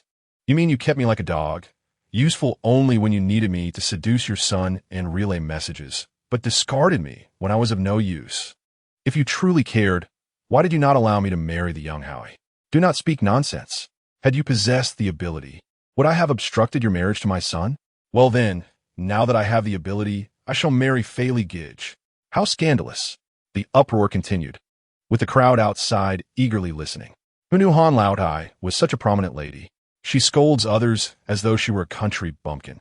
Indeed, she has the audacity to criticize Zhao Girl when she is not the rightful wife of Qing Yuanhou. Yes, indeed, if I recall correctly, the late Qing Yuanhou married a woman from Jiangnan who had lost her memory, yet Han Shi shamelessly intoxicated him, taking advantage of her pregnancy to marry in, causing the original wife to suffer a tragic fate. Truly, like a tracks like, the shameless aunt has a niece who mirrors her. Now that the tides have turned, the debts must be repaid. The whispers of the crowd pierced through the air like sharp blades, igniting Han Shi's anger upon exiting the study after confronting Zhao Shuang. She shouted, "What nonsense are you all spouting? Our whole residence's banquet is not for your amusement." Bai Shi, sensing the tension, quickly urged her to dismiss the guests, but found herself unable to do so under the fierce gaze of Han Shi. "Ah, grandmother, do not let anger consume you. Allow me to clarify," Lin Zhaozhao interjected, attempting to mediate. "What nonsense about pregnancy and bloodlines? Shuang is a child my grandfather has watched grow. Perhaps they have long harbored feelings for one another. It is possible they became intoxicated today, and given that they are a perfect match, why not bear witness to their union and choose a date for their marriage?" Lin Fairly, Han Shi, both shocked by the venomous words, were left speechless. Lin Zhaozhao's words struck a nerve, causing Han Shi to grit her teeth in fury. "Husband, you must speak," she pleaded, looking to Lin Fairly, who was lost in thought, contemplating why he could hear his granddaughter's thoughts. Was it due to the blood bond? Or had heaven bestowed him with the ability to hear everyone's hearts? Furthermore, did this newfound power signify his destined success in the political realm? By my mother, is this truly happening? Han Shi, seeing her husband rendered mute, shifted her focus. What marriage? Zhao Shuang, you shamelessly drugged my husband's wine. A woman of such low character deserves to be punished. Cousin, I know you dislike me, but you cannot slander me like this. Slander? If you were innocent, why were you found in my son's study? Zhao Shuang protested. I was brought here by Wan Yu. I merely took a sip of wine. Who would have thought this would happen? I am a victim in this scenario.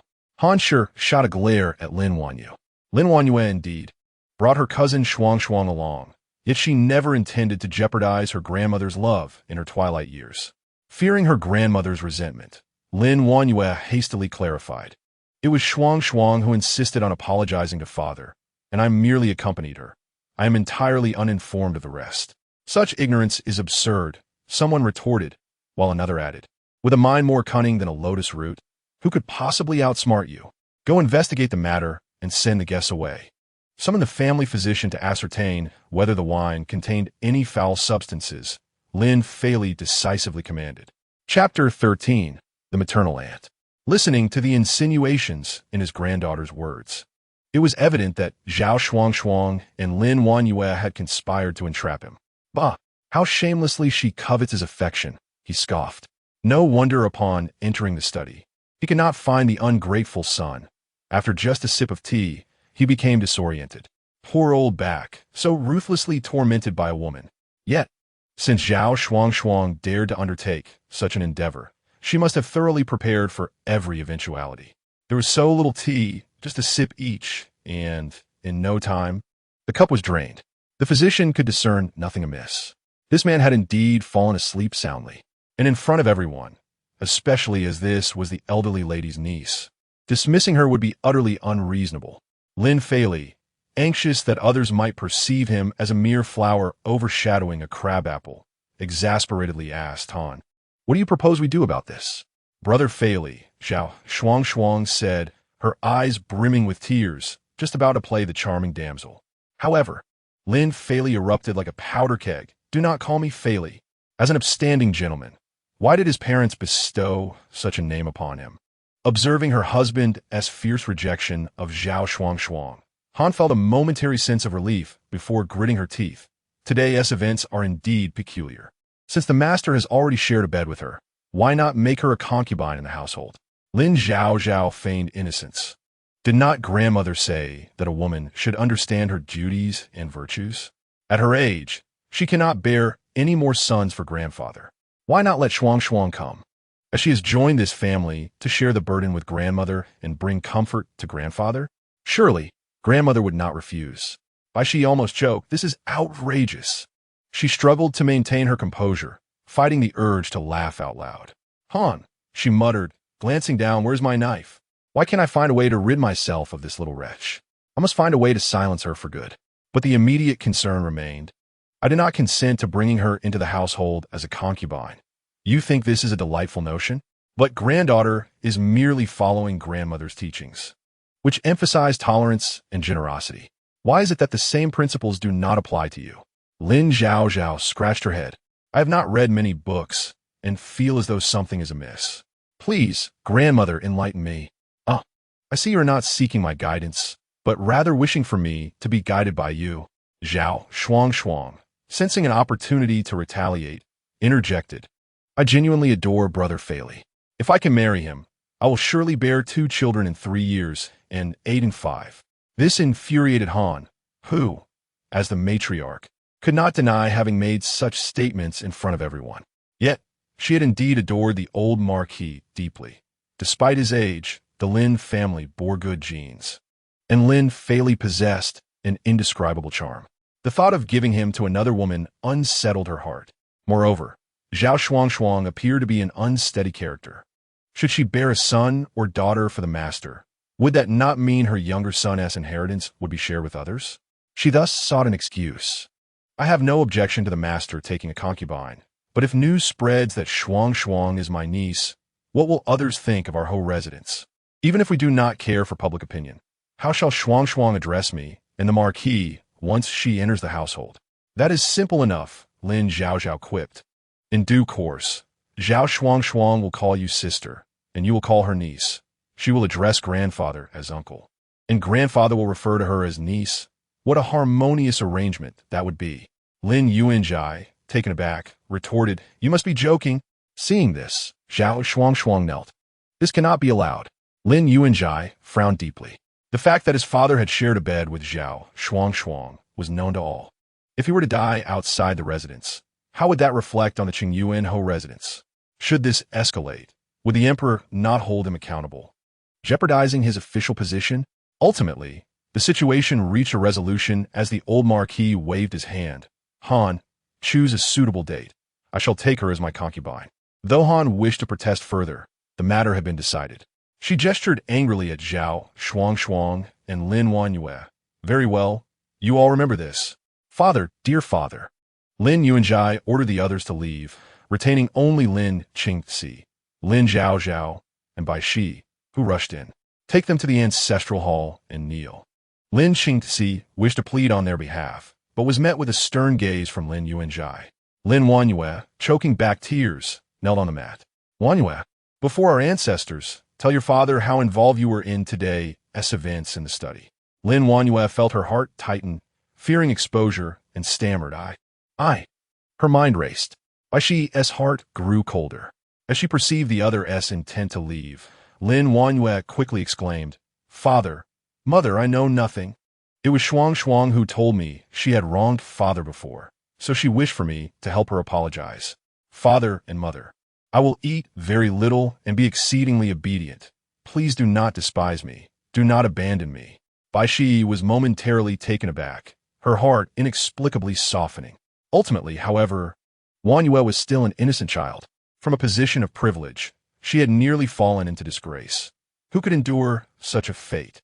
Zhao Shuang, with her profound thoughts, realized she was but a little girl, hardly capable of contending with the likes of Lin Wanyue. She and Zhaozhao should not have underestimated her. Hearing her words, Lin Yuanjai softened his tone. Regardless of Zhaozhao's actions, you will always be our daughter. This is beyond question. I merely inquired, without any ulterior motive. You may rise. Indeed, sister, do not cry. We have grown up together. Do you not know how I feel about you? Lin Qingci added, You are my only cough. One of my two sisters. Thank you, father and dear brother. Lin Wanyue sighed in relief, casting a glance at Lin Zhaozhao, who was praying with her hands clasped before the deity, her expression darkening, loitering about, as if this were her own home. What a shameless wretch. Chapter 14. I shall not spare you. A flicker of annoyance crossed her eyes as she addressed Lin Zhaozhao. And you, sister, knowing full well that Shuang harbors ulterior motives towards father, why do you assist her in marrying grandfather? If she remains here and develops feelings for father, what then? Oh, life has become so dreary, like a frog instructing humanity. Lin Zhaozhao had no intention of engaging with her, yet Lin Wanyue initiated a game of wits. How unfortunate! Lin Zhaozhao exclaimed, delivering a swift kick that sent her sprawling onto the mat. Just as Lin Qingci rushed to intervene, she raised her hand. Come, let's see if I strike you with ease. Indeed, it is rather easy. Once Lin Qingci was dealt with, Lin Zhaozhao slapped Lin Wanyue on the forehead. Oh, you claim to be innocent? Do you think it has been me enjoying your privileges for over a decade? Do not play the victim here. It is not you who occupies the space of our parents. You should be aware of the concept of balance of power. You possess merely this trifling skill of garnering the affection of others, sister. I simply have not found the opportunity to deal with you. Should you dare to flaunt and shift blame before me again, I wonder if I might not be compelled to retaliate. Depart, you wild one. How dare you address me as your younger sister? Leave quickly. Lin Wanyue felt utterly speechless after being rebuffed, casting a glance at Lin Yuanji, who typically held her in the highest regard. Yet, Lin Yuanji instinctively lowered his head, averting his gaze. As for Bai Shi, truth be told, the years of her mother-in-law's malice had suffocated her. Whether it was attempting to introduce women to her husband or demanding her to rise at the break of dawn to attend to him, her mother-in-law's oppressive behavior was an unspoken burden. While she feigned indifference, It was evident that her mother-in-law derived some satisfaction from her long-standing grievances. Thus, she finally spoke up. "Well then, it is getting late. You all should tidy yourselves and retire early. In a few days, there will be joyous occasions in the household. Do not create disturbances that would provide others with fodder for laughter." Reluctantly, Lin Wanyu rose to her feet.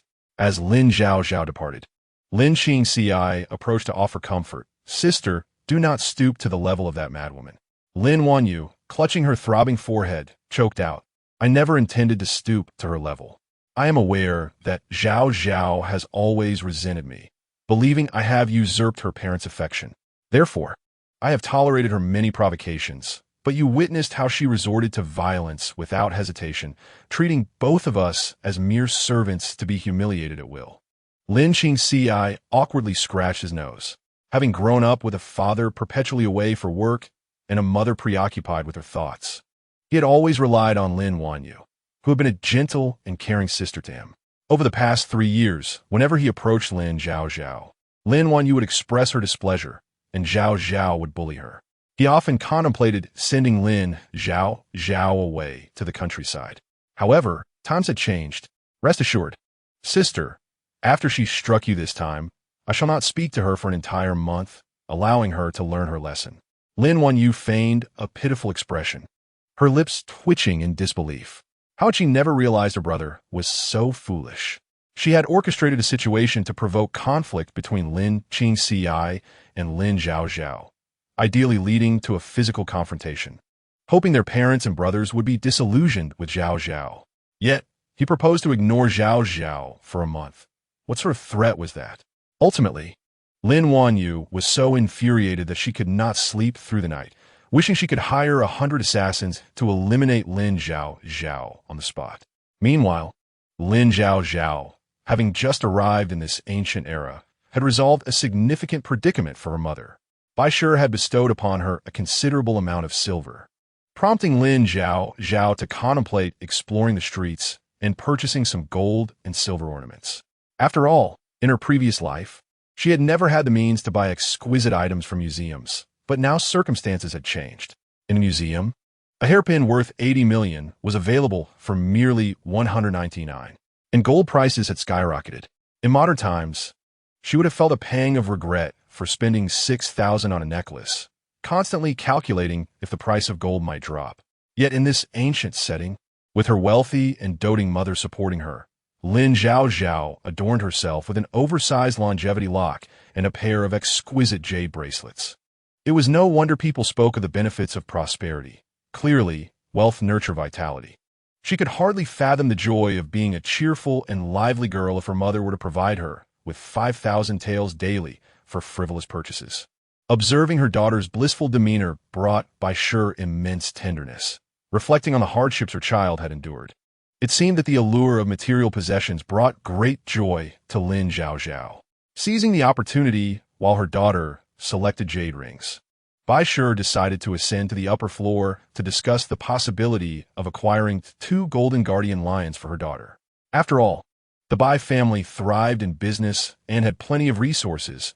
She would dote on her only beloved daughter. Thus, she donned a long veil and hat for both herself and her daughter before making her way upstairs. As for Lin Zhaozhao, after perusing the ornaments, she intended to explore the lantern displays. Having frequently seen stunning traditional lanterns like crab and jade rabbit designs in her previous life, she yearned to witness such beauty once more. However, as she ventured a short distance, she suddenly heard urgent footsteps and frantic shouts around the corner. "Young master, hold on. Do not succumb to sleep. Brother, we cannot reach the adults, and being unfamiliar with the city while pursued is perilous for the young master. What shall we do? It is my fault. I should have guarded the young master better. Who could have anticipated that he would be bitten by the snake sent by the enemy?" Chapter 15, A Firm Grasp Brother. Do you think the young master? Stop that nonsense. Do we not hear there is a shaman here? Where's the shaman? As Lin Zhaozhao approached the lantern vendor, she overheard the distressed voices ahead, even mentioning the shaman. Frowning, she quickly stepped aside to leave the wide path clear. Soon, she spotted a group of 3 or 4 tall men rushing towards her, the leader being a burly figure, panic written across his face as he cradled a 9-year-old boy. Instinctively, Lin Zhaozhao observed the boy, noting his ashen face and the evident snake bite on his limp arm, which was swollen and discolored. The young apprentice from Baichao Tang recognized that this situation was beyond his capabilities to manage and promptly spoke up. The leader's face darkened with anger. "The doctor on duty is absent? What sort of apothecary are you running? Had we not heard of Baichao Tang's esteemed reputation and skilled doctors, we would not have rushed here. I do not care about any old masters. You must fetch Dr. Ma to treat him this instant, or I shall raise your apothecary to the ground." The apprentice, accustomed to dealing with influential figures in the city, was undeterred by the man's fury. He calmly replied, "Spare me your threats. Do not assume I am unaware that the western part of the city is at least half an hour's journey from here. Can your young master afford to wait? The venom from that snake is no ordinary poison. The more pungent the venom, the more lethal it is. My previous companion was bitten by a 7-step snake and perished instantly. That the young master has survived this long is due to the antidote provided by the shaman, but it merely offers temporary relief." The apprentice was at a loss, realizing the young master's condition indicated he might not have long to live. Yet, he was unable to treat such a severe ailment, and the surrounding apothecaries had long ceased operation due to Baichao Tang's dominance. Seeing the approaching menacing figures, the young apprentice had a sudden inspiration. "Perhaps we could do this. I recall learning from my master that some snake venom can be extracted to save a life. If none of you have injuries in your mouths, it might be worth a try. Perhaps the young master still has a chance." The leader's eyes lit up, ready to bend down to extract the venom, when suddenly a clear voice interrupted. "Wait.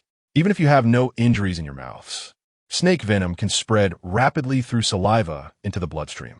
At that point, not only will you be unable to save your young master, but you may also fall victim to the poison. Lin Zhaozhao, do you not wish to lower your head?" The other party lowered their head and was taken aback to find a young girl with a veil hat standing before them. Stunned, he inquired, "How old are you? Do you understand medicine? One must accumulate at least 20 or 30 years of experience to accurately diagnose. If this girl indeed possessed medical knowledge, she must be of considerable age, yet her stature resembled that of a dwarf. Could it be that a healer neglects their own health?" Fortunately, Lin Zhaozhao was oblivious to the thoughts swirling in his mind. Otherwise, she would have leaped up and struck his knee. Nevertheless, she stepped forward a couple of paces. The men standing behind the man instantly drew their swords, demanding, "What are you doing?" Lin Zhaozhao turned to the one who obstructed her. Likely a servant of a young master. Had it been her former self, she would have turned and walked away, uninterested in exchanging a single word. Yet now, the individual before her exuded wealth, and her primary intention was to offer a generous act of kindness. Thus she spoke, "I am merely here to assist your young master in alleviating the snake venom. I advise you not to obstruct me. Otherwise, if the toxin penetrates deep into his organs and damages his nerves, even the most divine beings would be powerless to help him, and he would suffer the fate of being a drooling wretch." Upon hearing her words, the group was rendered utterly speechless. They had witnessed numerous snakebite victims, most of whom were fortunate enough to survive, yet ultimately suffered from conditions such as vegetative states or drooling due to delayed treatment or inadequate detoxification. They realized she was not lying and asked, "How do you propose to neutralize the venom?"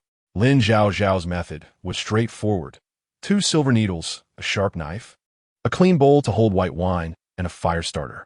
You can procure these items, can't you? The man turned to the young apprentice. The apprentice promptly nodded and hurried into the Baichao hall to retrieve the necessary items. "Miss, can we begin the treatment now?" the tall man inquired, looking at Lin Zhaozhao. "No," someone interjected. "Our young master is of immense worth. We cannot allow just anyone to treat him. What if something goes awry?" The man understood the gravity of the situation, but recognized there was no better option at present, resigning to the notion of attempting a desperate remedy. Moreover, observing the girl adorned with a large piece lock around her neck and jade bracelets on her wrists, he deduced she was not merely a charlatan. Song Yao adjusted her veil and thought to herself that it had indeed been a long time since she had performed acupuncture.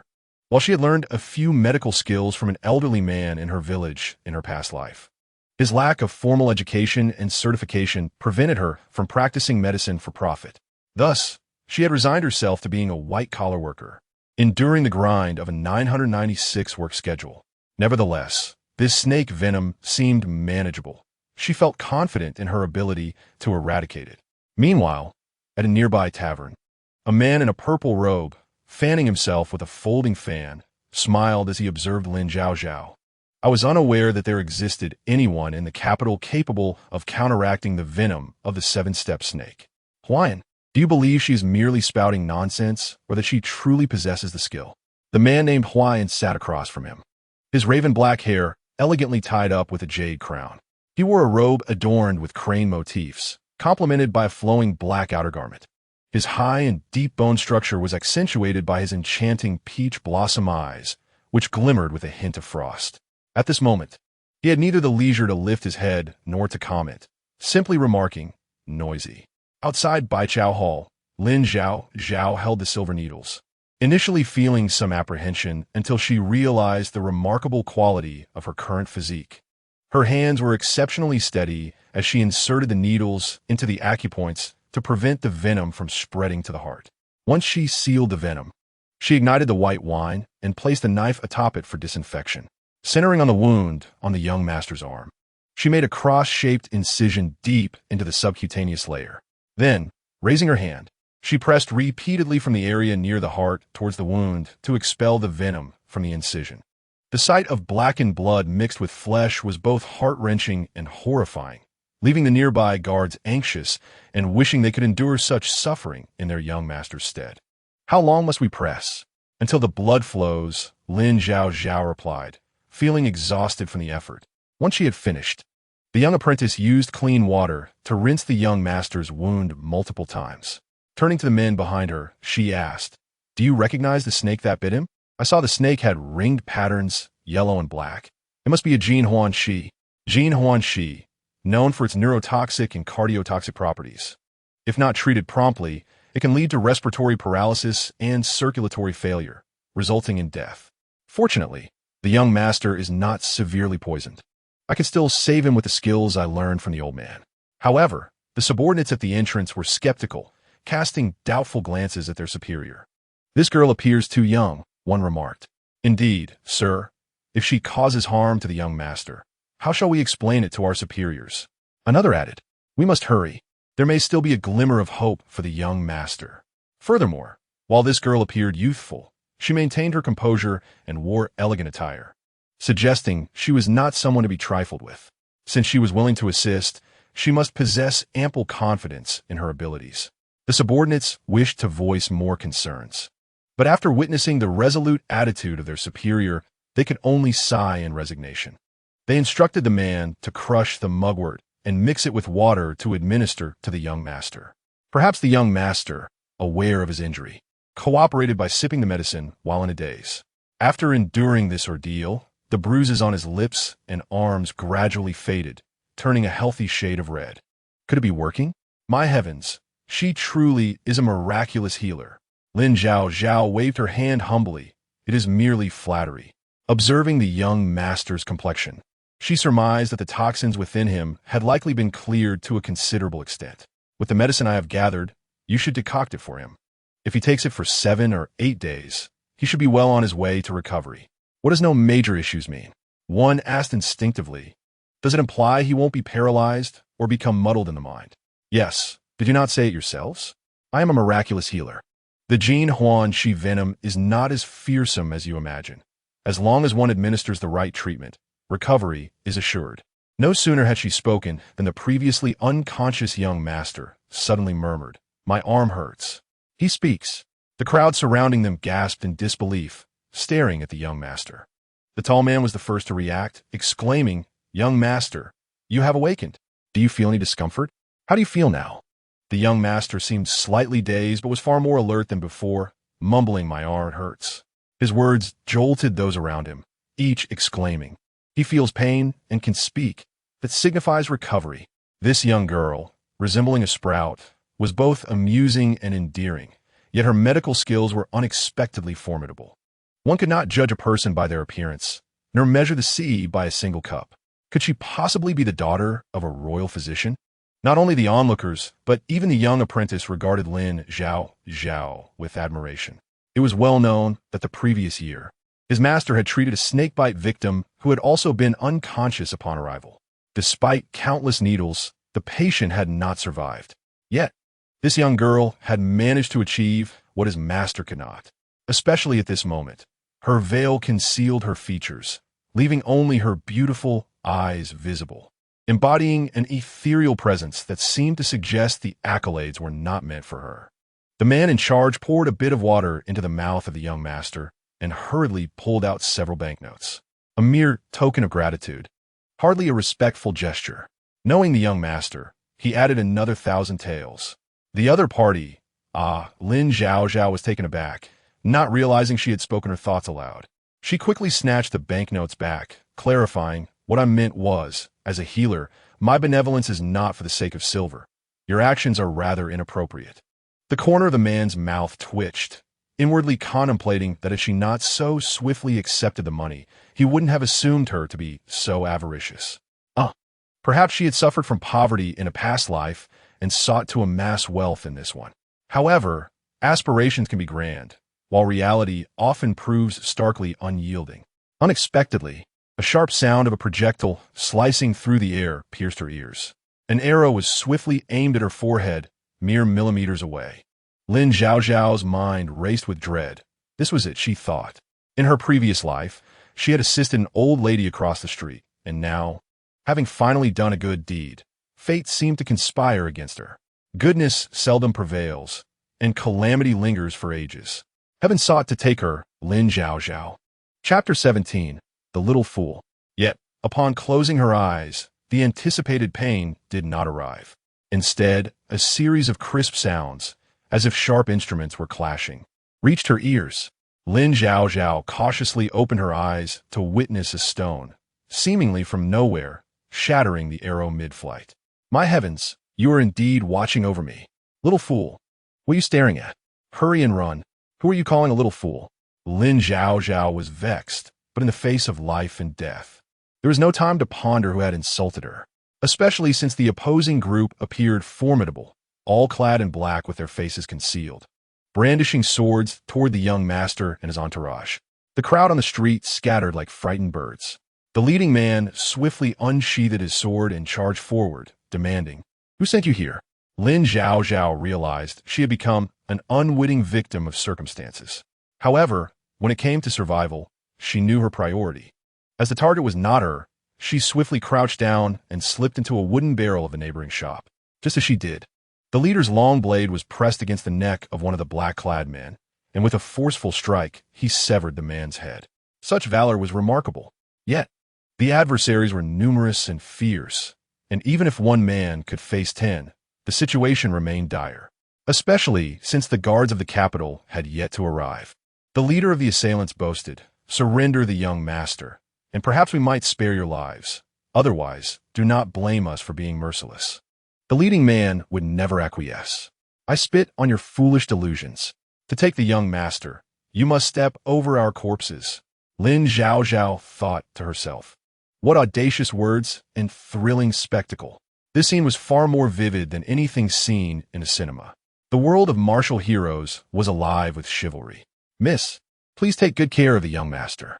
Little did she know, as this thought crossed her mind, the young master and his companions were shamelessly tossing him toward her. "Not this, big brother. I'm just a wet nurse. I'm in the middle of a fight. You leave the rear unprotected and draw fire toward me? You don't want me to care for the young master. You wish to send us both to the underworld for companionship." At that moment, whether the young master was in pain from the fall or not, he groggily opened his eyes and gazed at Lin Zhaozhao, asking, "Who are you?" "Who else could I be?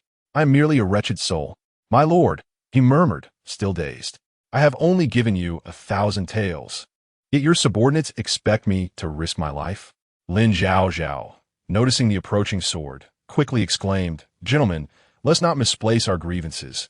Do not kill the wrong person." Unconvinced, the assailant raised his sword, prepared to eliminate Lin Zhaozhao as well. Just then, a commanding voice rang out. "The Yulin guards of the capital are here. Who dares to act recklessly?" With that, an arrow was shot, and the black-clad assailants were swiftly dispatched. The Yulin guards. What do we do? Retreat. The remaining assailants, previously intent on dealing with Lin Zhaozhao, gritted their teeth and fled. This is troublesome. The Yulin guards have arrived. Miss, let us disperse. Lin Zhaozhao retorted. You think of separating now, yet you never mentioned it when we were in peril together. Just then, a worried voice emerged from the crowd.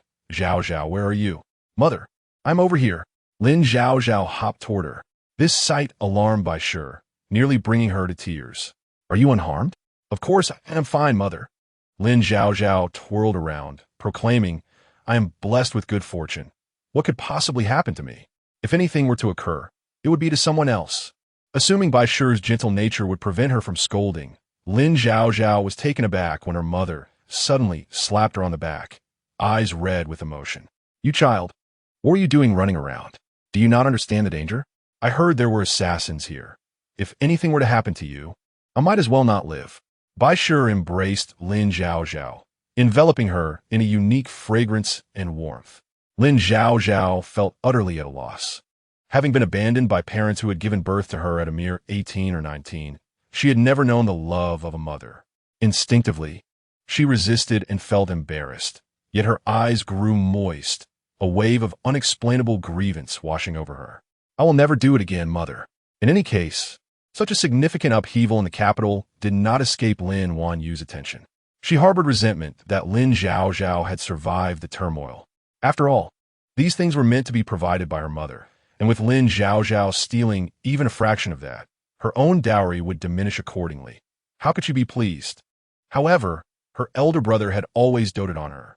She believed he would not treat Lin Zhaozhao with the same kindness as their parents or Lin Qingxi. On the other side, at the Sihixi Inn in the capital, the third prince of Beirong, Altai, had met with the emperor of Daong the previous evening. He then discussed cooperation between their two nations with Lin Yuanji, the Marquis of Qingyuan, and his eldest son, Lin Qingwu. Hours passed, and their discussions grew increasingly futile, with both sides dissatisfied with each other's audacity. Daong coveted Beirong's prized steeds and livestock, demanding thousands of them outright. The steed known as the Sweat Blood Horse was the finest of Beirong, excelling on the battlefield. Meanwhile, Beirong, with its harsh climate and enduring winters, sought Daong-esque rains. Silks, porcelain, and even books, hoping for the withdrawal of Daong's troops stationed near the border. Lin Qingwu believed the other's demands were ludicrous, while Altai thought Lin Qingwu miserly and unambitious. Thus, both parties found themselves in a stalemate. Chapter 18. A life-saving grace leads to marriage. Altai was not in a hurry. Daong had long aspired to dominate the other three nations.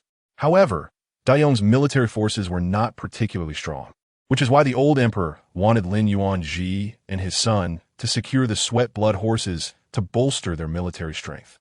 Yet, Beirong did not possess an abundance of these horses. 500 was their utmost sincerity. Just wait, these two will surely come to thee in begging for my assistance. Altai mused to himself, but then quickly added, My lord, it is my fault. I thought that by parting ways with the prince, the other party would not threaten the young prince, who knew that the eldest prince would send assassins after us. He briefly recounted the incident, and Altai's expression changed dramatically. However, the heavens do not completely abandon the desperate. Thanks to that diminutive girl from Shen, otherwise, I would have been left with 3 children. His eldest son lost his life in the struggle for succession shortly after birth, while his second daughter has been raised beside her mother. This time, as he sent his youngest son on a diplomatic mission to Ying, he feared for the boy's safety and took him along. To maintain discretion, they departed in stages. Little did he anticipate that his elder brother would indeed be a formidable adversary. Fortunately, the young prince, RULNGF, was remarkably fortunate. At this moment, he calmly declared, Father, I am unharmed thanks to the little sister who saved me today. Reflecting on this, he recalled the saying among the people of Zaichen, a drop of water shall be returned with a fountain of gratitude. Since she saved him, he thought it prudent to pay her a visit, with further discussions to follow. RTI, he remarked, your words are commendable. Yet it should be a drop of water shall be compensated with a fountain of gratitude. There is no need to overly exalt the other party. However, it was indeed true that she had rescued his youngest son on 2 occasions, and neither sentiment nor reason could be satisfied with a mere 1,000 taels of silver. Do you know the name of that girl? At that chaotic moment, his subordinate thought that if they were captured by the YLNWI, it would solidify the fact that they saved the young prince, putting them at a disadvantage in future negotiations. Yet, the young prince seemed to have caught a glimpse of her appearance. R.U. Elling nodded and earnestly described. The sister's eyes resemble grapes. Her nose is like the moon. Her lips like chilies, and she wears a gold lock larger than her face, truly enchanting. R.T., I furrowed his brow. The presence of a large gold lock indicated a prestigious lineage, suggesting she was likely a highly educated daughter of a prominent family. At that critical juncture in negotiations, even minor details could drastically alter the situation at the negotiating table. Seeking out this girl would require the assistance of the Ministry of Rights and the Kyunju and HUF. Should the party leverage gratitude to gain an advantage, it would force him to concede at the negotiation table. Father, did you not say that we, the BIR-ing people, value loyalty and honor? Unlike those cunning folk from ZH and Juan, if I do not express my gratitude to that sister, would it not tarnish our royal family's reputation? Moreover, she lifted my clothes when she saved me. It is often said that men and women should keep their distance. If we do not marry, it would indeed be difficult to justify. Meanwhile, the matter of Kyunj and Hu taking a concubine was both significant and trivial. On the day of LNFIL's concubinage, many young gentlemen from families allied with the Kyunj and HUF, as well as officials and ladies from various households, flocked to offer their congratulations. LNWNYU stood in the rear pavilion, welcoming guests. As a refined young lady raised in the Q and HUF, she had naturally made many acquaintances over the years in the capital. The daughter of the Minister of Rights, XG Aji O, upon taking her seat, fanned herself and exaggeratedly raised her voice. Oh, let me see that village girl from your family who is prone to embarrassment. Why is she absent from such a grand occasion? LNWNYU appeared anxious as she attempted to cover her mouth, but explained unfavorably, "It is barely noon. My fifth younger sister usually sleeps until the afternoon to have her meal. If there are any shortcomings in hosting, I apologize on her behalf." As she prepared to bow to the crowd, XG Aji O stopped her, exclaiming, "Oh dear WNYU, why are you apologizing? It is because you are too kind. No wonder that village girl bullies you. One might think that it is you who cannot rise from bed. Indeed, in the capital, which noble young lady sleeps in the afternoon? Such a reputation would surely hinder her chances of finding a good match. She is fortunate to have a sister like you. If she were my household, I would certainly ensure she received a few lessons on propriety. Forget it. It is better she does not come. After all, she knows nothing of our arts and culture, a mere empty vessel, truly nauseating to behold. If she bullies you again, just tell us, and we shall teach her a lesson." The young ladies, friendly with LNWNYU, echoed sentiments of disdain towards Lin Zhaozhao. LNWNYU felt a sense of relief, affirming that her years of careful plotting had not been in vain. Just as she was about to embellish the tale of how LNZHAO had pushed her down the stairs, XG Aji O suddenly seized her hand and said, "By the way, WNYU, we did not come solely to congratulate your grandfather. LNWNYQ posed inquiring." "What do you mean?" "My father works in the Ministry of Rights, and he is currently handling matters with BIR-ing alongside your father and brother. The Emperor desires the BIR-ing's prized horses, yet they are demanding exorbitant prices in return for our grain. The Emperor fears that if their appetites are whetted, they may turn their weapons against us. Thus negotiations have been at a standstill. However, things have changed now." Eagerly, she asked what has changed. "It is said, this is what I heard from my father, that a particularly beautiful and virtuous young lady from a noble family saved the young prince of BIR-ing. They say BIR-ing wishes to repay her kindness, and the emperor is overjoyed, believing they will make concessions in negotiations. Therefore, he has instructed your elder brother and my father to quickly locate that young lady." XG Aji-O's excitement grew as she continued. "Do you not think that words like beautiful and virtuous are meant to describe you?" Chapter 19. Fortunate indeed. WNYU, your luck has always been remarkable. Previously, when I suffered from heat stroke on the road, You took me to the clinic, and when the crown prince's wet nurse faced troubles, it was also you who helped. Overall, the crux of the matter is that you have always encountered benefactors. Tell me, could this recent affair with the young prince of Ing have any relation to you? LNWNYU was momentarily taken aback. Thinking back, she recalled seeing a gravely injured man with a profound demeanor a few days prior while out shopping. Noticing he did not resemble a Jew in person, she generously offered him a sum of silver. Little did she know he was a prince from Ing. Excitement welled within her as she instinctively nodded. I did help someone. Ah, I knew it was you, WNYU. You are truly the lucky star of the QNJUNHUF and RX family. If you could represent us in negotiations with Ing, your father and brother's careers would surely flourish. Enough of this idle talk. Let us hurry to the Yamen to find my father. But LNWNYU intended to express concern over the haste, but before she could finish, XGAGO had already taken her hand and dashed out of the QNHUF. Meanwhile, the matriarch BI, who had come to find LNWNYU, was taken aback. This child, where is she running off to? Mother, I need to discuss some matters with father and brother. Wait a moment, this is a small gold lock your mother asked someone to make for you. Seeing her daughter about to leave, BI quickly retrieved the gold lock made from gold that she had ordered outside. Reflecting on the misunderstanding regarding Shuing, she realized that she had wronged WNYU, regardless of her occasional stubbornness. This child had grown up under her care, and she should not have doubted her based solely on Zhaozhao's words. Moreover, she had bought Zhaozhao a considerable amount of gold, making it unfair to favor one child over the other. LNWNYU was pleasantly surprised at her mother gifting her such a large gold lock, and she immediately put it around her neck, exclaiming, I love it, mother. Such words were indeed heartfelt. However, it was not that BI was unwilling to take her daughter along. Rather, LNWNYU had initially been quite dismissive towards Zhaozhao, often expressing a desire to send her away. BI felt guilty towards her biological daughter, wanting to take her out for shopping, yet unsure how to balance the relationship between WNYU and Zhaozhao, ultimately keeping both at a distance. She thought this might foster a better relationship, but instead, it caused WNYU considerable harm. She promptly assured, tomorrow, I will take you to buy new jewelry.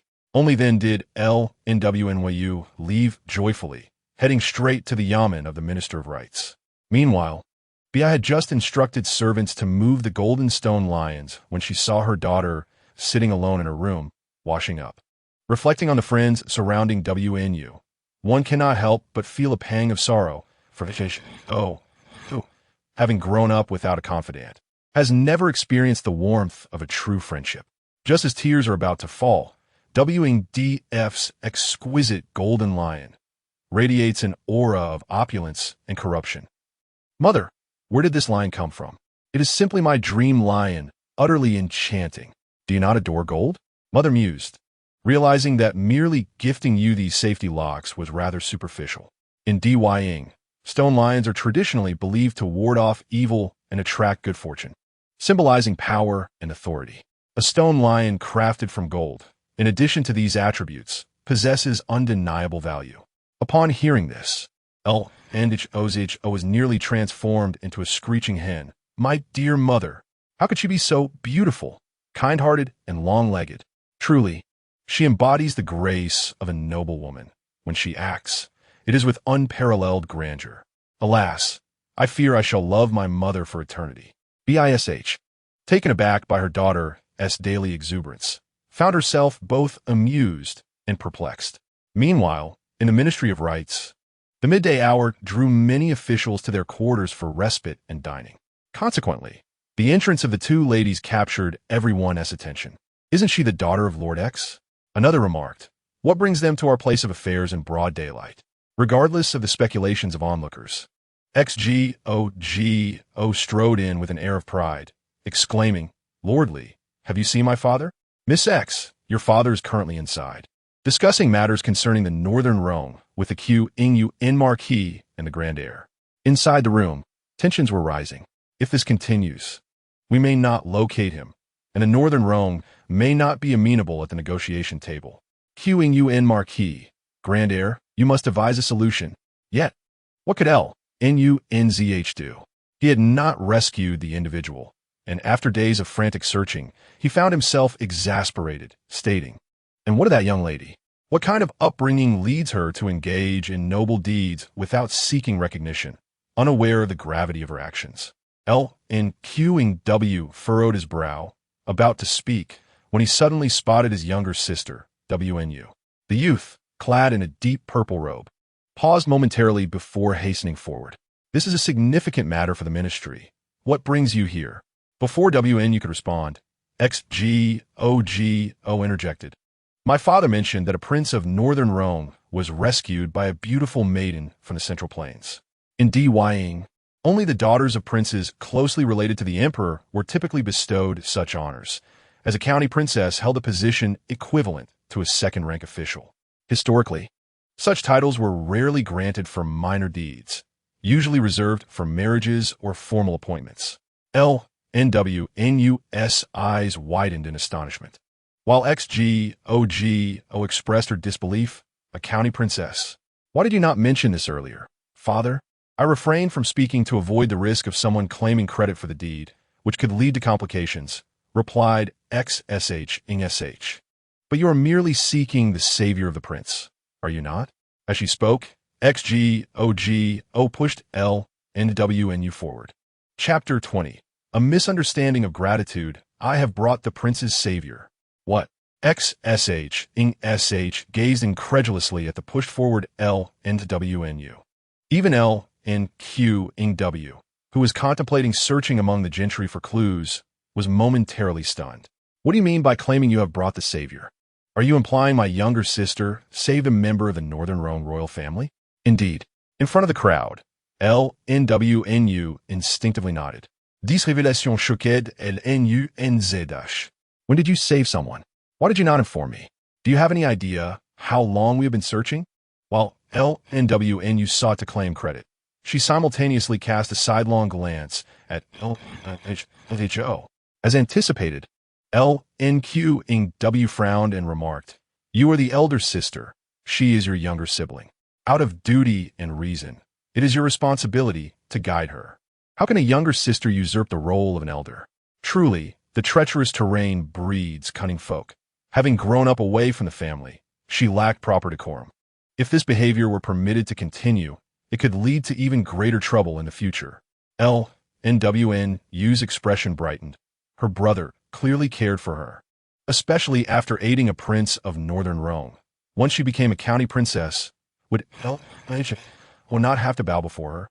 However, the fact that Wnu had assisted the prince was indeed a cause for celebration. "Father, you must hurry to the palace and inform His Majesty. Let Wnu assist in the negotiations with northern Rome." "Wait." Just as XSH was about to nod, several officials interjected. "This Miss Ln claims to have saved someone without any evidence. It seems rather hasty." "Indeed, no one has stepped forward to claim credit until now. Why the sudden arrival today? Given the gravity of the state and the position of county princess, it is prudent not to act too hastily." The officials speaking were driven by a desire to serve the emperor faithfully, fearing repercussions for mismanagement, as well as those harboring grievances against the Qing Marquis' household, believing it unjust to bestow such a reward upon them without due cause. Faced with these inquiries and the scrutinizing gaze of Lnqw, Lnwnu instinctively began to speak. "I possess no evidence, but I indeed helped someone. Their appearance differs from that of our Central Plains folk, and I never anticipated they would be." What do you mean by lacking evidence?" "Interjected. The gold lock around Miss Ln's neck serves as evidence, does it not?" "What do you imply?" "Lord X, after the Northern Rome prince was revived, he personally witnessed the maiden who saved him wearing a gold lock larger than her face. In the capital, although noble ladies adore gold, they prefer delicate ornaments. How many wear such a grand gold lock as Lnwnu does? I have faith in Miss Ln's character. She would never claim another's merit." "Wait." The initially proud Lnwnu suddenly felt a wave of panic. She distinctly remembered saving a man of considerable age. Moreover, did not the Northern Rome send a middle-aged prince as an envoy this time? How had it suddenly turned into a young prince? Ah, it is indeed commendable that the Q Marquis has raised his daughter so well. To be able to resolve snake venom so swiftly is truly a testament to your noble lineage. The praise from all around was ceaseless. Lin felt invigorated, realizing this child had possessed a sense of agency since childhood. Now that the matter is clear, I shall enter the palace to report to His Majesty. Lin, caught in her own turmoil, wanted to clarify the confusion that seemed awry. Yet, before the gathered crowd, with OGO asserting her as the savior, how could she refute it? What would the young ladies of the capital think of her? How would her elder brother and father perceive her? Furthermore, with the title of county princess and the position of a companion scholar at stake, should this matter succeed, she would no longer need to worry about not being the legitimate daughter of the Q Marquis. After all, the individual had not appeared to claim credit for so many days. Perhaps they genuinely wished to perform a good deed anonymously? Whether it was a young prince or a child, they would likely not uncover the truth of her actions. Before long, upon exiting the Ministry of Rights, news of Lin's role in saving the northern Rhone prince spread swiftly among the populace. LNQNGW, now serving as a scholar in the Ministry of Rights, found his future prospects greatly enhanced with LNW's support. He immediately took her shopping for an array of gold and silver jewelry, affectionately tousling her hair as he remarked, WNU, you have grown, and you are now aware of how to share the family's burdens. At 19, the young man with striking brows and bright eyes inherited the beauty of his parents. Merely standing there, he left countless young ladies blushing in silence. With her brother's approval, LNW's anxiety and nervousness diminished, and she instinctively straightened her posture. On the way back, lost in thought, I sighed and said, by the way, elder brother, you are unaware of the happenings at home.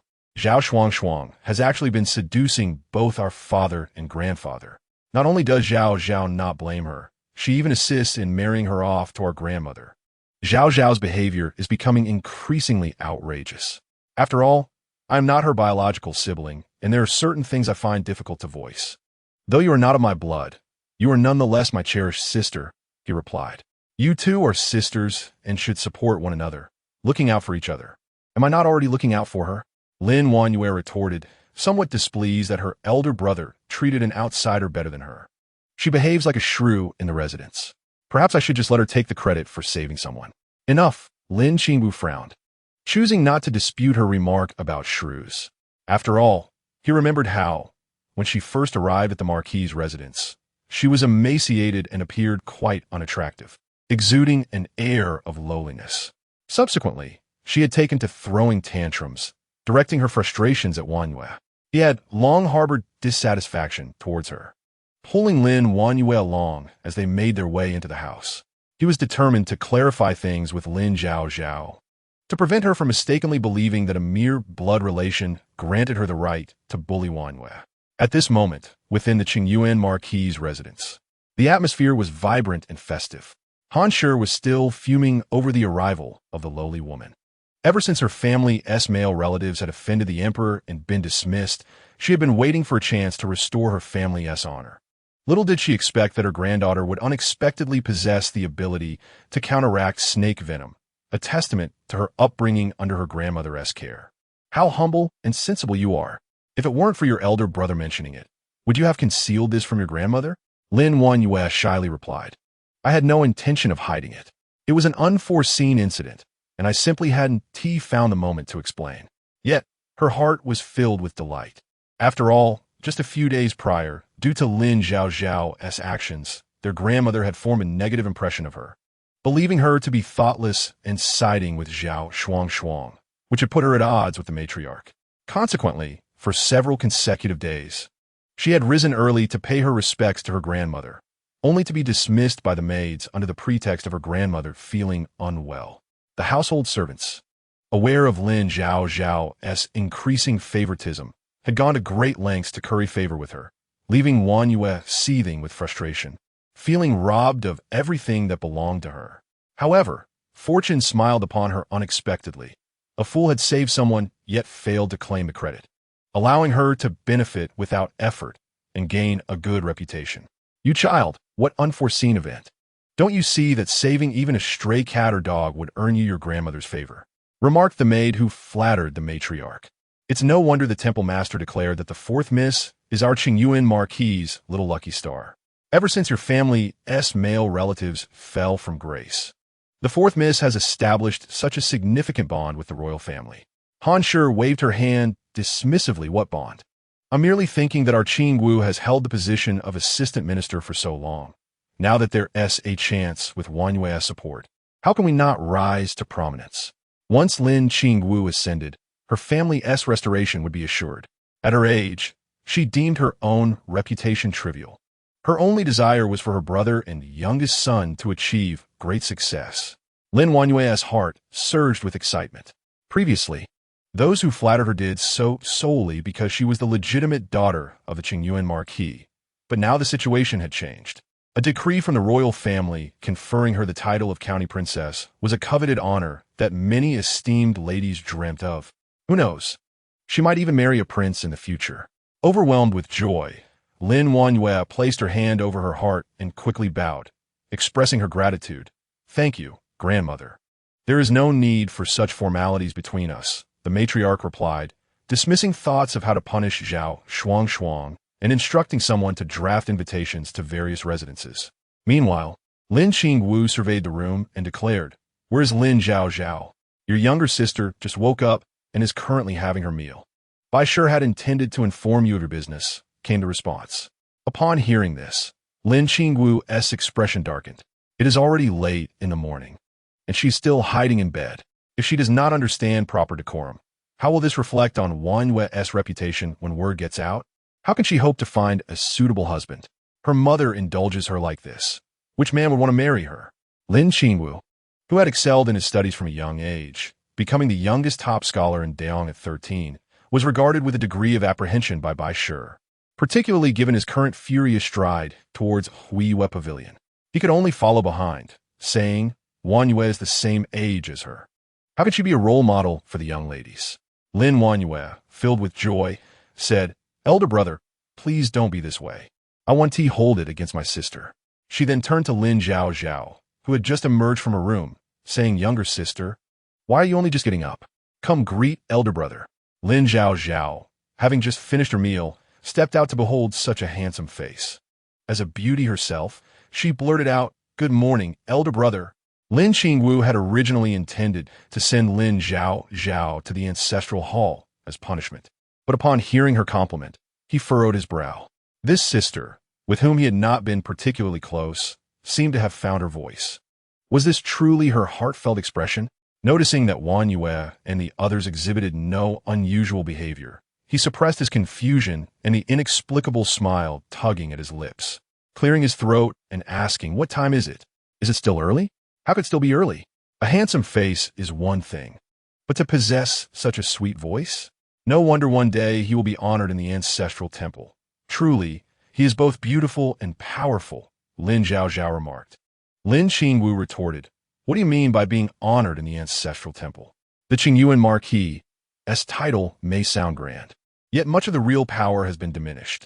By the next generation, it will be impossible to inherit the title, let alone be honored in the ancestral temple. In Daong, only those who have been granted first-rank titles and are close to the emperor have such opportunities. He was merely a lowly assistant minister. Could it be that he would rise through the ranks with Wang Yue's assistance? Before he could finish his thought, Lin Zhaozhao continued her banter. What a pity that my elder brother passed away young. But can we really blame anyone? After all, elder brother? Lin Zhaozhao pondered. Then Lin Wanyue quickly interjected. Didn't you say you wanted to punish Zhaozhao? What punishment? Truly thoughtless and shameless, utterly ignorant of the world, Lin Zhaozhao replied. You think you can act superior just because you are handsome? There are countless men more handsome than you. Just wait and see how I deal with you. Lin Qingwu exclaimed, No, let's set aside whether or not you will deal with me. First, explain why I am said to have passed away young.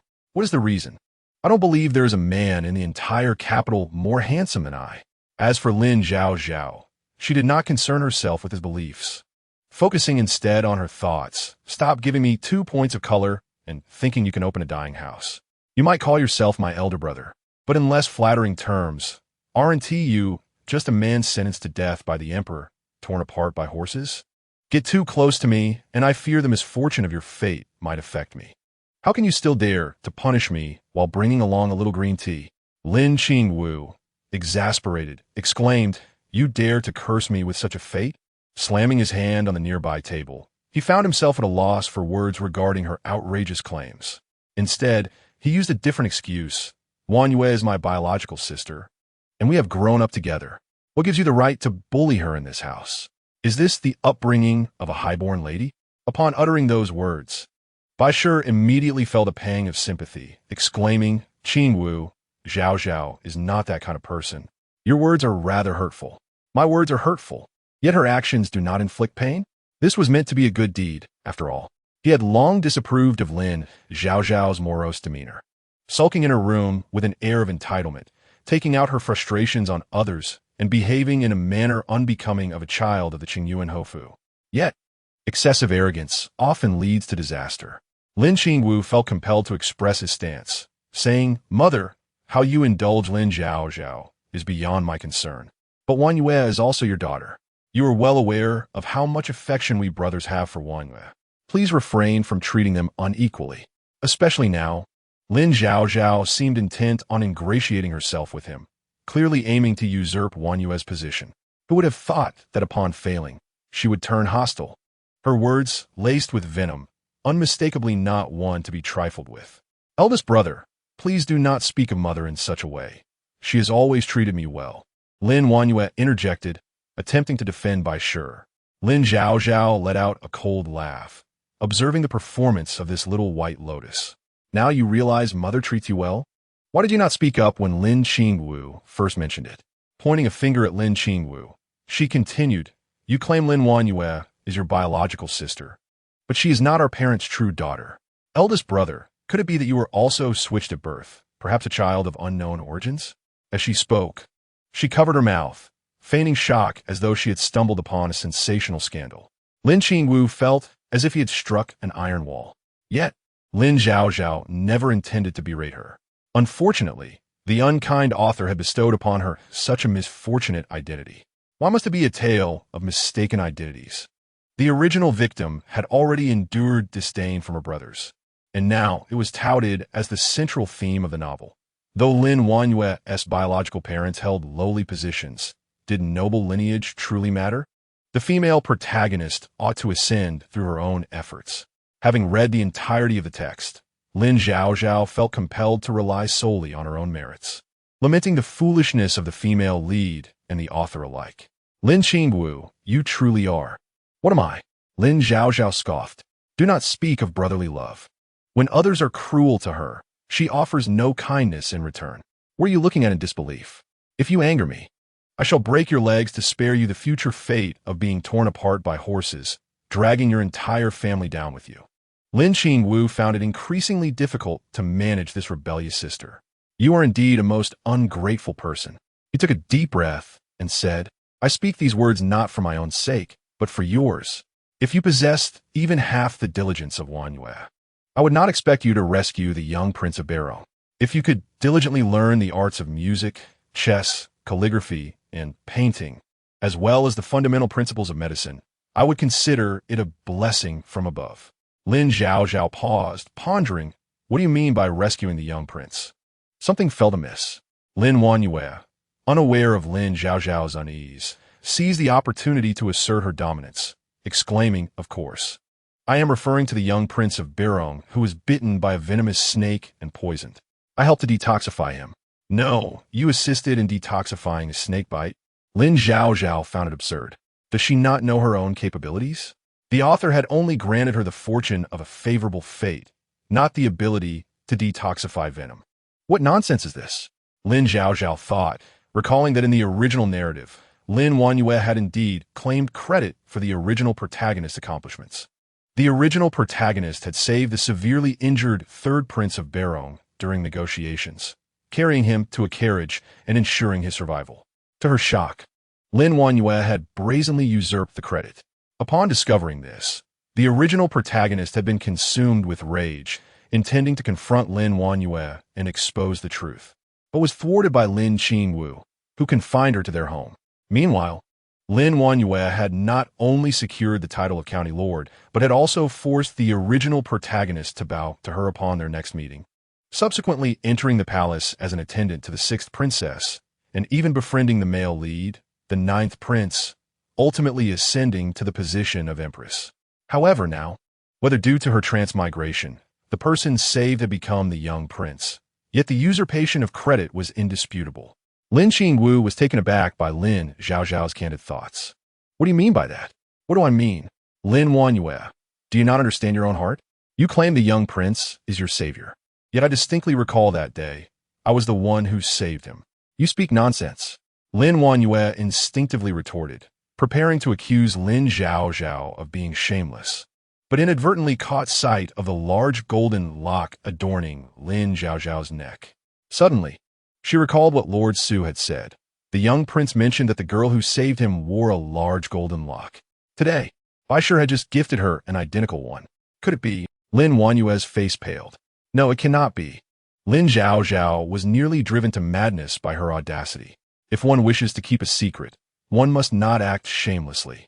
You dare to claim that the person saved is you, yet you have the audacity to ask me how the detoxification was accomplished?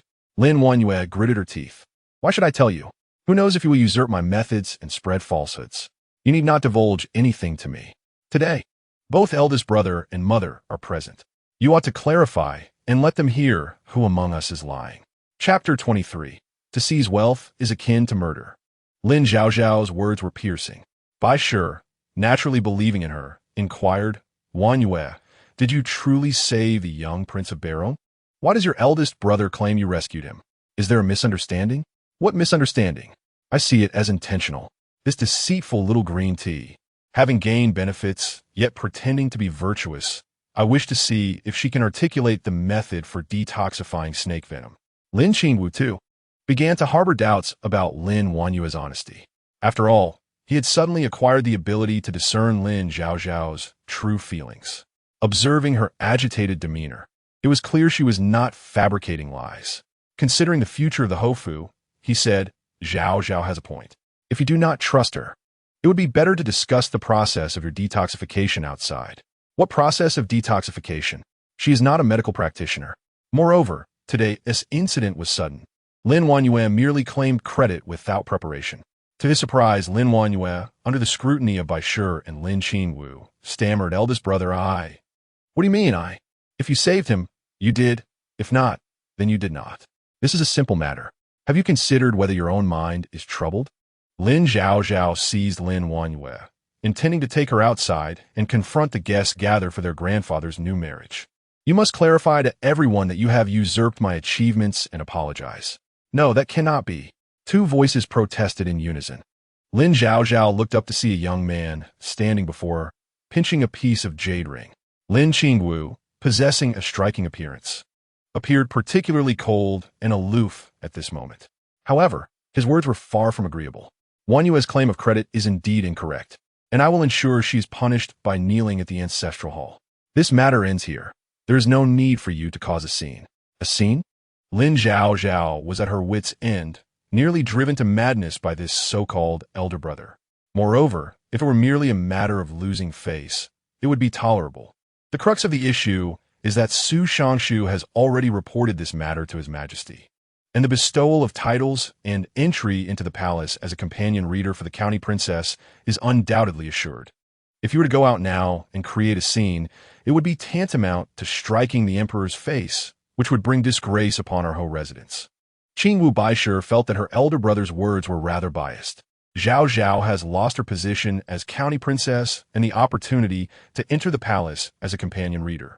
As her elder brother, blood ties should compel you to clarify matters with His Majesty on her behalf. How can you remain indifferent? Mother, the previous dynasty has been fraught with turmoil, and countless eyes are on our Qingyuan-ho residence. Your maternal compassion will only bring harm to our entire family. Furthermore, with Wan Yu's reputation in question, how can Zhaozhao hope to find a suitable husband? In essence, Lin Qingwu does not care whether it is Lin Zhaozhao or Lin Wanyu who has been unjustly deprived of recognition today. He is indifferent to their grievances. His sole concern is the interests of the Ho residents. He even harbors the belief that Lin Zhaozhao is inferior to Wan Yu. If today, as accolades have been claimed by Wan Yu, she would surely have been more receptive to reason and would not have caused such a ruckus.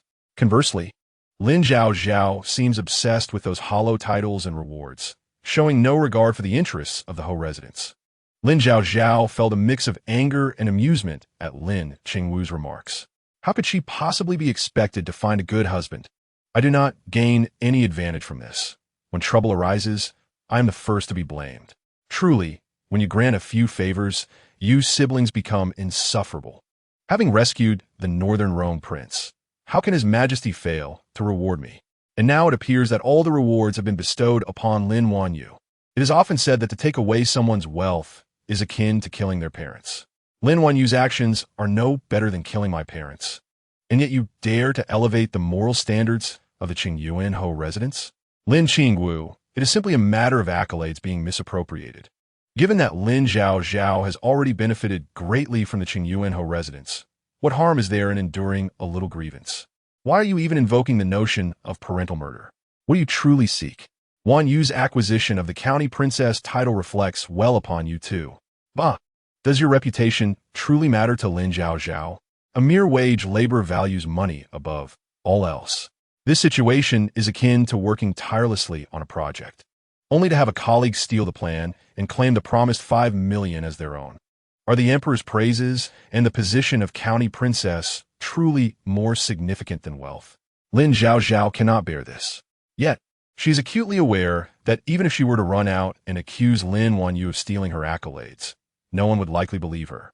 Not to mention, Lin Qingwu might even claim she has lost her senses and have her confined. Lin Qingwu has accused her of being ungrateful. Has he not? Lin Zhaozhao, recognizing the advantageous position she holds, thought to leverage it. Although I find your words displeasing, if I make a scene, you shall surely appear even more foolish. If you wish for me to let this go, then I demand 10,000 taels of gold. 10,000 taels. Not only Lin Qingwu, but even Lin Wan Yu was taken aback, for one tael of silver could sustain a household for several months during ancient times. Lin Qingwu is not a corrupt official. How could I possibly procure such a sum? Fine, if you refuse. Lin Zhaozhao turned to leave. You may stop me today, but can you prevent me for a lifetime? As Lin Zhaozhao appeared ready to depart, even Lin Wan Yu wore an expression of alarm, while Lin Qingwu, gritting his teeth, conceded, I possess several shops under my name. I can transfer them to you. Establishing these shops in the capital, a place rife with the powerful and affluent, is no easy feat. The profits were meant to facilitate his dealings in the official realm. Yet now, with the arrow drawn, it must be released. Reluctantly, he decided to part with the land deeds. Then I must thank you, elder brother. Lin Zhaozhao reached for the deed. Lin Qingwu was truly reluctant to part with it, gripping it tightly, but ultimately, Lin Zhaozhao managed to snatch it away with a swift motion. With a cold laugh, she remarked, a petty miser only realizes the pain of a knife when it pierces his own flesh. Lin Qingwu was equally incensed. This Lin Wan Yu, who appeared clever in everyday life, had committed such a foolish act.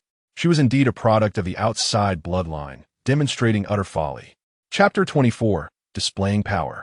To put it plainly, had this not been Lin Wan Yu claiming accolades not her own, he would not have needed to deplete his family's resources or endure such mockery. He turned to Lin Wan Yu with unreserved reprimand. If it is not your merit, why do you claim it? You speak more sweetly than you act. And it is no surprise Lin Zhaozhao holds disdain for you. Fortunately, it is she who is being wronged today. Had it been another noble lady, I fear you would have brought ruin upon our house. You should go to the ancestral hall and kneel in penance while memorizing some antidotes for snake bites.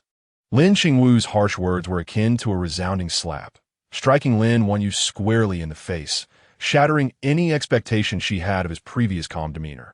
With a tone of grievance, she implored, Brother, do you no longer care for me? Lin Qingwu retorted, I still care for you. It is utterly foolish to think that having been raised within the Qingyuan Ho residence, she would be wiser than the later arriving Lin Zhaozhao, prioritizing family interests over personal gain. Yet now, it appears she is but a simpleton, consumed with jealousy and bitterness within the residence. Was it not he who once treated her with such kindness? This matter being one of familial injustice. How could Baishir ever align with someone who would cause her daughter's distress? Gritting her teeth, she tossed her handkerchief aside, declaring, "I will not speak of it. You may address it." Lin Qingwu, after all, acted for the good of the family. Yet, not one of them seemed to regard his position or the future of the Qingyuanhou residence with any seriousness. He had intended to visit his grandmother's quarters to prevent her from hosting the chrysanthemum banquet. However, upon arrival, he was informed by a servant that the most favored eunuch, Jin Bao Gong Gong, had come from the palace. Thus, the Lin family gathered at the door to greet him. "Jin Bao Gong Gong, I wonder what fortunate wind has blown you to our humble abode." The old Houyi Lin Fei Li hurriedly approached with a smile. "Your Excellency, such words are too kind. I am merely following orders. It is not that your fourth daughter has impressed the Northern Rome Prince, and His Majesty has instructed me to deliver some rewards." As he spoke, a group of guards arrived bearing a considerable amount of gold, silver, and jade. "I wonder where the fourth young lady is." As soon as Jin Bao Gong Gong finished speaking, Lin Fei Li called out, "Wanyu, come here."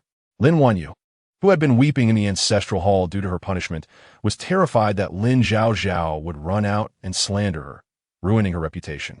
Little did she expect that the rewards from Jin Bao Gong Gong would arrive first, indicating that His Majesty was already aware of her good deed. Her face brightened, and she approached, saying, "Jin Bao Gong Gong, the teachings of the Qingyuanhou have been exemplary." Jin Bao Gong Gong, noticing her beauty, felt that she might have a bright future ahead. Thus he offered a favor. His Majesty grants the young lady 10 taels of gold, a pair of jade bracelets, and a dragon and phoenix ornament. However, rest assured, what is rightfully yours will not escape you. Lin Wanyu's face lit up with joy, and she expressed her gratitude. "Thank you, Gong Gong. I merely acted out of instinct to save someone. It is my honor to alleviate concerns for His Majesty and Eon. There is no need for such rewards. As for the title of County Princess, I dare not even dream of it." Hearing Lin Wanyu's words, Jin Bao Gong Gong felt a sense of relief. Truly, she is a daughter of the Qingyuanhou residence. With a smile, he replied, "His Majesty values you. You should accept it." Lin Fei Li stepped forward, discreetly slipping a stack of silver notes into Jin Bao Gong Gong's hand. While Jin Bao Gong Gong verbally expressed gratitude, he did not hesitate to accept the silver before departing the Qingyuanhou residence. Han Shi personally visited the residence to see Lin Wanyu, exhibiting a newfound closeness with her granddaughter. "Wanyu, in a few days at the chrysanthemum banquet, grandmother will provide you with 500 taels of silver. Please procure a suitable outfit, for you now represent the facade of our Qingyuanhou Fu." It seemed that the importance of the family's image had become paramount. Lin Zhaozhao rolled her eyes, but remained silent, grateful for the substantial sum she had managed to extract from Lin Qingwu. Unexpectedly, Lin Wanyu adorned her wrist with a jade bracelet gifted by the emperor, exclaiming with a radiant smile, "This bracelet, a royal reward, is undeniably different from the gold and silver you have purchased, dear sister. Why not select a couple of pieces you fancy? I would be delighted to gift them to you." Lin Zhaozhao found the notion absurd, indignantly thinking, "How laughable. You wish to flaunt your achievements on the back of my efforts? Such understanding, why not just bring all that gold and silver to my courtyard? While I would gladly offer you gifts, this reward is specifically designated for me by the royal family. Should I bestow it upon you, the emperor might misconstrue it as dissatisfaction on my part." With that, she stepped closer, her voice dropping to a conspiratorial whisper, "Lin Zhaozhao, do not overstep your bounds. Even if you save someone, my elder brother favors me now. The emperor's rewards have entered our estate. You may possess the ability to heal, akin to those lowly individuals outside. What a pity, however, that you are merely my stepping stone." Before she could finish, Lin Zhaozhao's slap landed squarely on her cheek. "Unyielding, spare me your arrogance. I have tolerated you in consideration of my shops, but do not mistake my patience for weakness. I am no docile mute. If it comes to it, our entire family could suffer together. After all, it is not I who is being honored with a title." Lin Wanyu staggered from the blow. Her thoughts momentarily stalled. "Grandmother, among us younger generations, fighting is a sign of affection. I am unperturbed, so please do not intervene. Focus instead on how to aid our maternal family." As for Lin Wanyu, she would ensure that Lin Zhaozhao received a grand gift at the chrysanthemum banquet. Chapter 25. Unveiling the truth, the news of Lady Han's intention to host a chrysanthemum banquet quickly spread among the noble families of the capital. Lin Wanyu recognized the importance of this opportunity to showcase herself and spent the following days within the estate, either preparing medicinal herbs or inviting her close acquaintances to enjoy the flowers. The noble ladies, led by Su Zhaozhao, were fond of composing poetry and arrived at Qing Yuan Ho Fu, adorned in their finest attire. Altai learned of this event from Su Shangshu. The Beirong people, raised on horseback, had long been ridiculed by the Central Plains for their supposed barbarity. Altai, not wishing to see His Highness disparaged, was surprised to find that Altai had no such intentions. As soon as those words were uttered, a Rual Lang emerged from the room, declaring, "No, father, since Miss When you saved me, I must personally pay her a visit. I have already prepared gifts. Please allow me to see her. Where will you procure the silver for such gifts?" "Altai inquired." "From your wardrobe, of course." "Altai, you have pilfered all my meager savings. Nevertheless, since the gifts are ready, you may go." However, Calm Man interjected, "Qing Yuan Ho Fu has not sent us an invitation. According to their customs, it may not be appropriate to go unannounced. Should we not first send a formal greeting?" Presenting a formal greeting is a custom of the Central Plains, but a Rual Lang wished to surprise Lin Wanyu. Thus, he resolved to proceed without one. Meanwhile, at Qing Yuan Ho Fu, as green chrysanthemums were being displayed, Bai Shi, concerned for her daughter's feelings, arranged a stunning shoe brocade dress for Lin Zhaozhao early that morning. The maidservants styled her hair into a floral bun. Bai Shi beamed at her daughter's beauty, yet her thoughts turned to Wanyu, causing her distress. "Zhaozhao, this time your mother and elder brother have put you through hardship. Rest assured, I will ensure your father endeavors to secure a title for you in the future." Though she spoke with conviction, securing such a title was far from simple. Lin Zhaozhao, wishing to soothe her mother, smiled gently. "Mother, you needn't fret over a mere county title. It has never occupied my thoughts. I have always desired silver. The flower viewing banquet in the front hall seems nearly ready. Let's go out, shall we?" "Ah, good, Bai Shi agreed, glad to see her daughter in good spirits, and they prepared to leave. However, just as they reached the hall in trance, they encountered Zhao Mama, who was beside Han Shi. "Madam, fifth Miss," Zhao Mama greeted.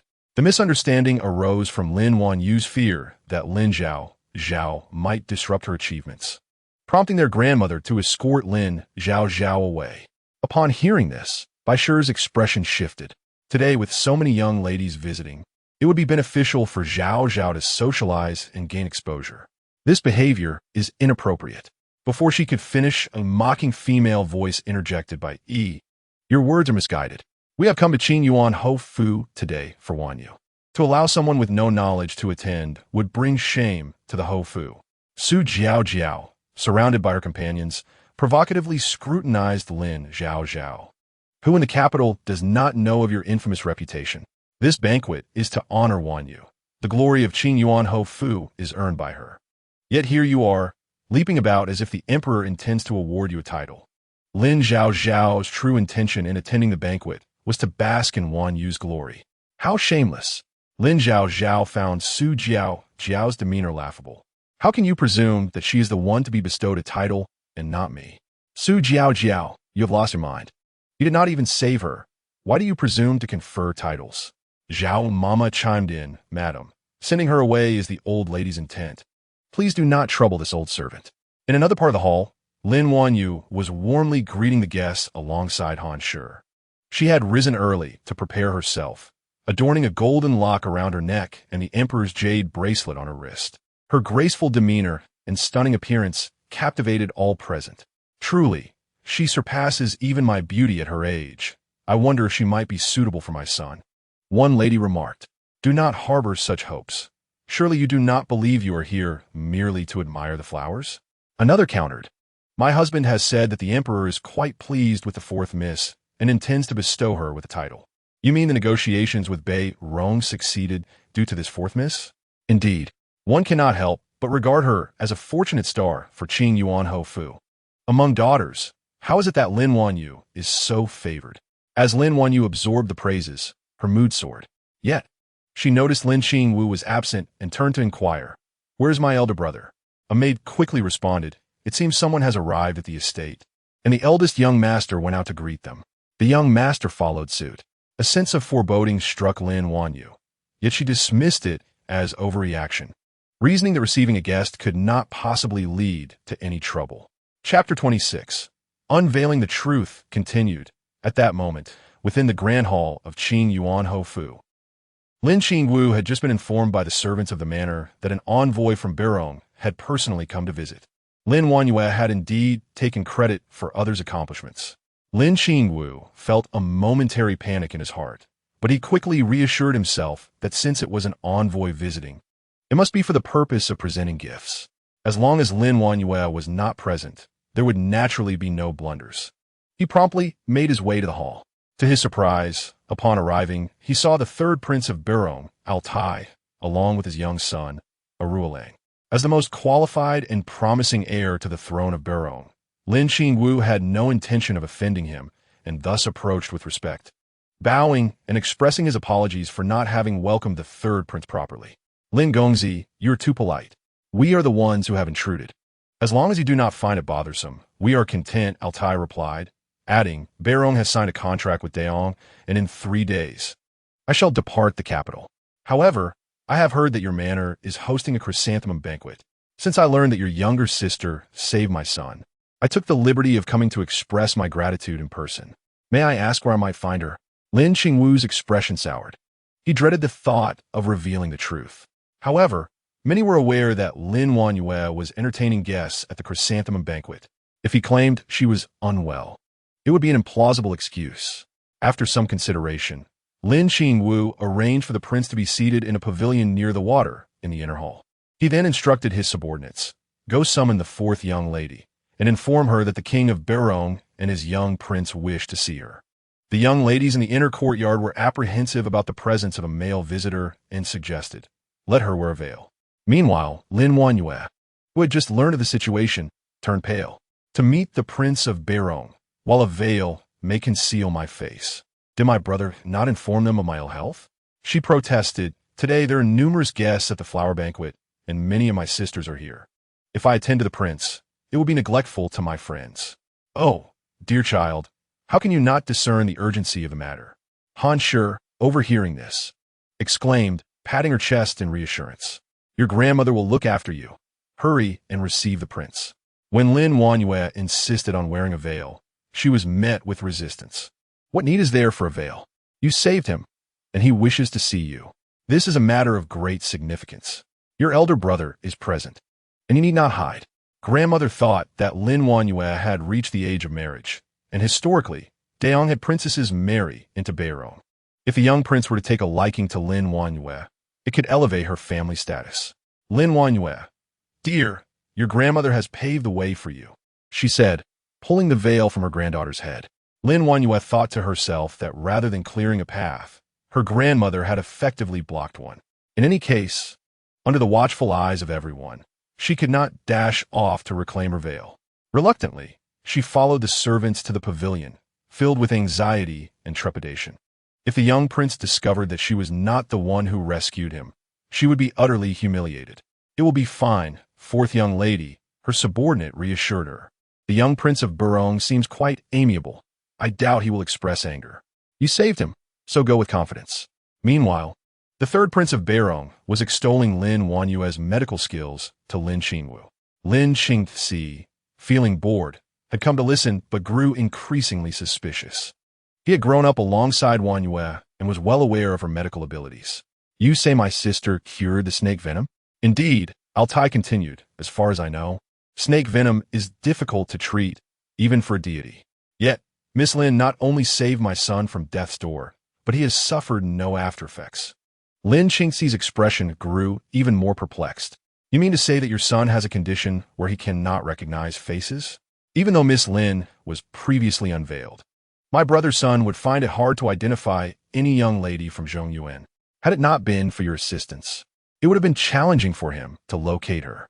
Lin Qingwu was about to engage in pleasantries when he noticed Lin Zhaozhao arriving at the pavilion. Altai turned to see the young lady standing before him, radiant and charming, dressed in a delicate pink gown, truly embodying the grace of a refined lady.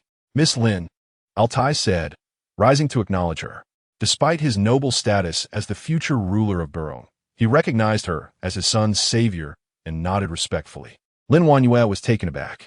Having arrived from a flower hall in a cold sweat, she was unsure how to navigate the situation, fearing that everything might go awry.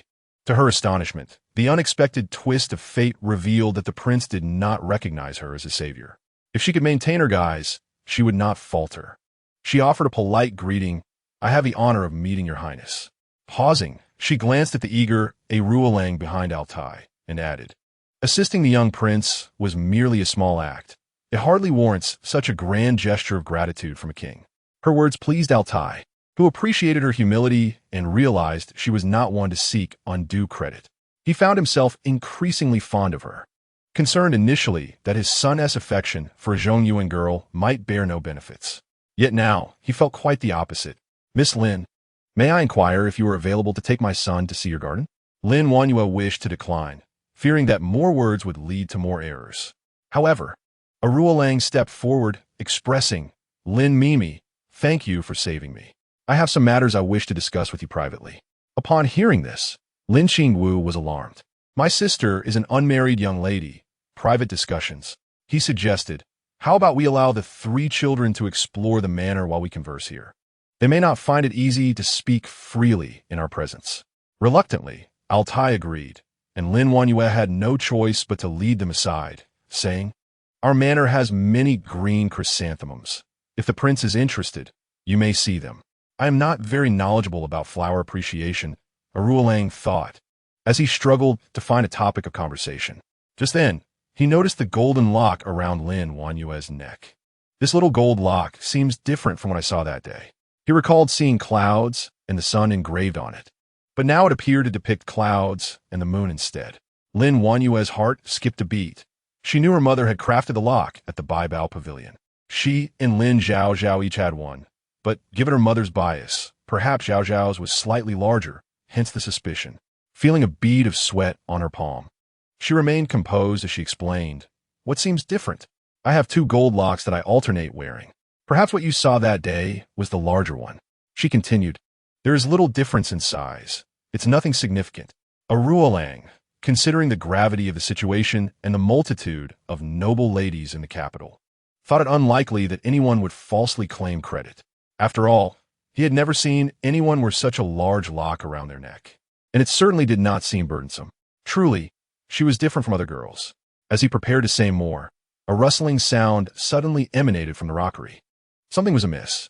Instinctively sensing danger, Ruolang stepped back. In a flash, a shadow darted past.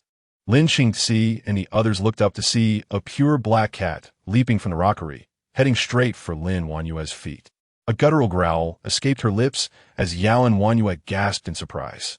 Since childhood, she had harbored a deep-seated fear of the eyes of cats and dogs, always feeling that these creatures possessed a supernatural awareness that unsettled her.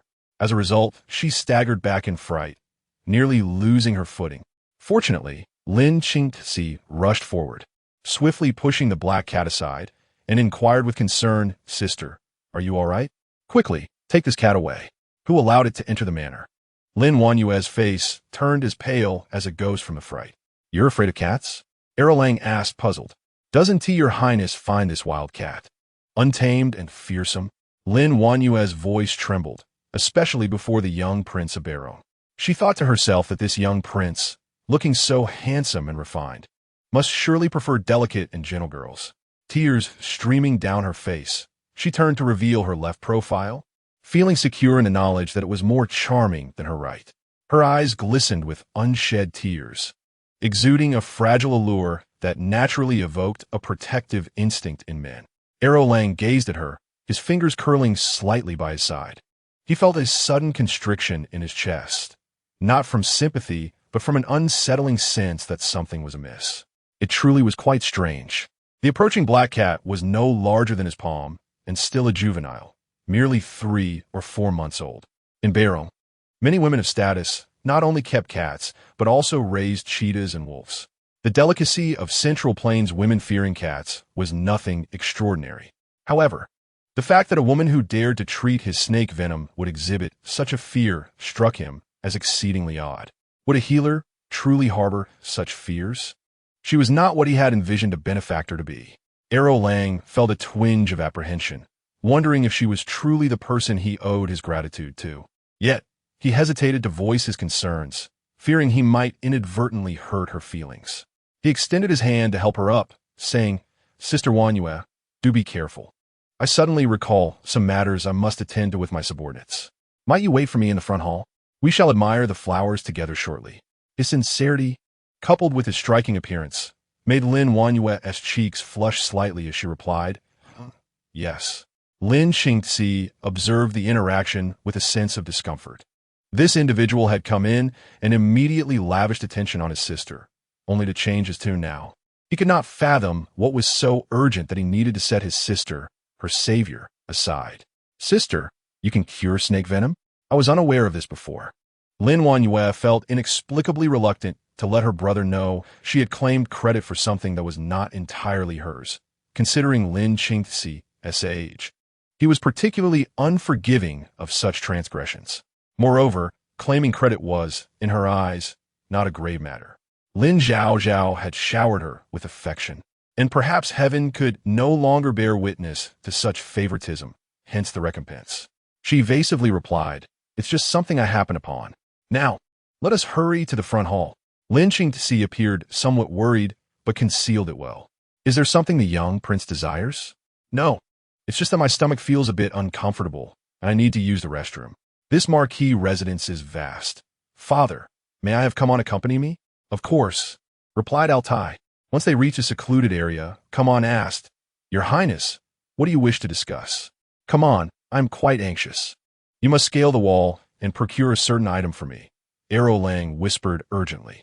As for the front hall, the moment Lin Wanyue stepped out, she overheard the steward announcing the arrival of someone from the palace. "Who is it? Are they here to bestow upon me the title of county lord?" Lin Wanyue inquired, her excitement palpable. "Oh, miss, it is more than just that. This time, not only is Jin Bao Gonggong here, but also the 9th prince." "What?" Just as Lin Wanyue was taken aback, Jin Bao Gonggong and the 9th prince Jun Wuchen followed the steward into the flower hall. The ladies admiring the chrysanthemums looked up in unison.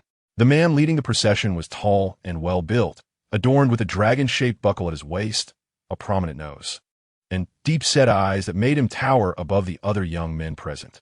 One woman gasped in amazement, exclaiming, "My heavens! The young lady of the Qingyuan Marquisate is truly fortunate. Not only does she have Jin Bao Gonggong, a favored attendant of His Majesty, come to proclaim a decree, but she also has the 9th prince accompanying him. The 9th prince, born of the Empress and favored by His Majesty, was likely to inherit the throne one day. I heard that the daughter of the Qingyuan Marquisate had once helped the 9th prince's wet nurse. Could it be that the 9th prince— What nonsense are you spouting? Perhaps the 9th prince merely received an invitation to appreciate the chrysanthemums." A girl infatuated with the 9th prince interjected, "Lin Wanyue only saved a prince. Does she deserve a personal decree from him?" The crowd fell silent, realizing the girl speaking was from the Zhenghua Gongfu. They quickly suppressed their rebuttals. Soon, Hansher led Lin Wanyue and the onlookers forward to receive the decree. Although Jin Bao Gonggong held the imperial edict, the decree had coincided with the 9th prince's visit. Upon hearing this, he expressed a desire to visit the Qingyuan Marquisate as well. Jin Bao Gonggong was aware of Lin Wanyue's prior assistance to the 9th prince's wet nurse. One was a renowned talent in the capital, and the other was a prince born of the Empress. Jin Bao Gonggong surmised that the 9th prince might harbor some fondness for Lin Wanyue. After the crowd knelt, he cleared his throat and announced, "Your Highness, you may proclaim the edict." Jin Bao Gonggong promptly began, and amidst the crowd's exclamations of "Long live the Emperor," he quickly assisted Han Shi to her feet, saying, "Madam, please take care." Once she was upright, he smiled and remarked, "Madam, you need not be so formal. His Majesty is grateful for the efforts of the 4th young lady for the court. Hence he has restored the positions of your family as brothers. In court, one's position could often be a matter of fortune. When one ascended, their entire household would rise alongside them." Upon hearing this, Han Shi's face lit up with joy. She reflected on the past when her 2 children had been swapped. She had agreed to leave Wanyue in the Qingyuan Marquisate, marveling at the fortune that seemed to follow her. No wonder the wandering old priest had foretold that her daughter-in-law would bring good fortune and eventually ascend to greatness, urging them to treat her well. I may not understand court matters, but I must express my gratitude to His Majesty on behalf of my underperforming brothers. Underperforming? His Majesty often praises the children of the Fugwa Gongfu for their promising futures. Your good fortune is yet to come, Jin Bao Gonggong continued, handing the imperial edict to Lin Wanyue, saying, "Fourth young lady, from today onwards, you are the county lord personally conferred by His Majesty." Thank you, Your Majesty. I am grateful to Jin Bao Gonggong and the ninth prince for visiting our Qingyuan Marquisate. In her youthful and innocent state, unexpectedly encountering such a handsome young man. Especially being the ninth prince, Lin Wanyue felt her cheeks flush. She attempted to maintain her composure while subtly stealing glances at him. The fourth young lady has worked tirelessly for Barrow. It is I who should express gratitude on behalf of my father, Jun Wuchen acknowledged with a slight nod, his cold demeanor imbued with an unspoken nobility.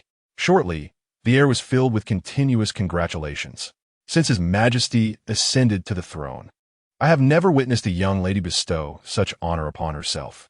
Surely, only the daughter of the Qingyuan Marquisate possesses such capability. Indeed, she is both intelligent and virtuous. With such high praise, surely she is destined to be a prize consort.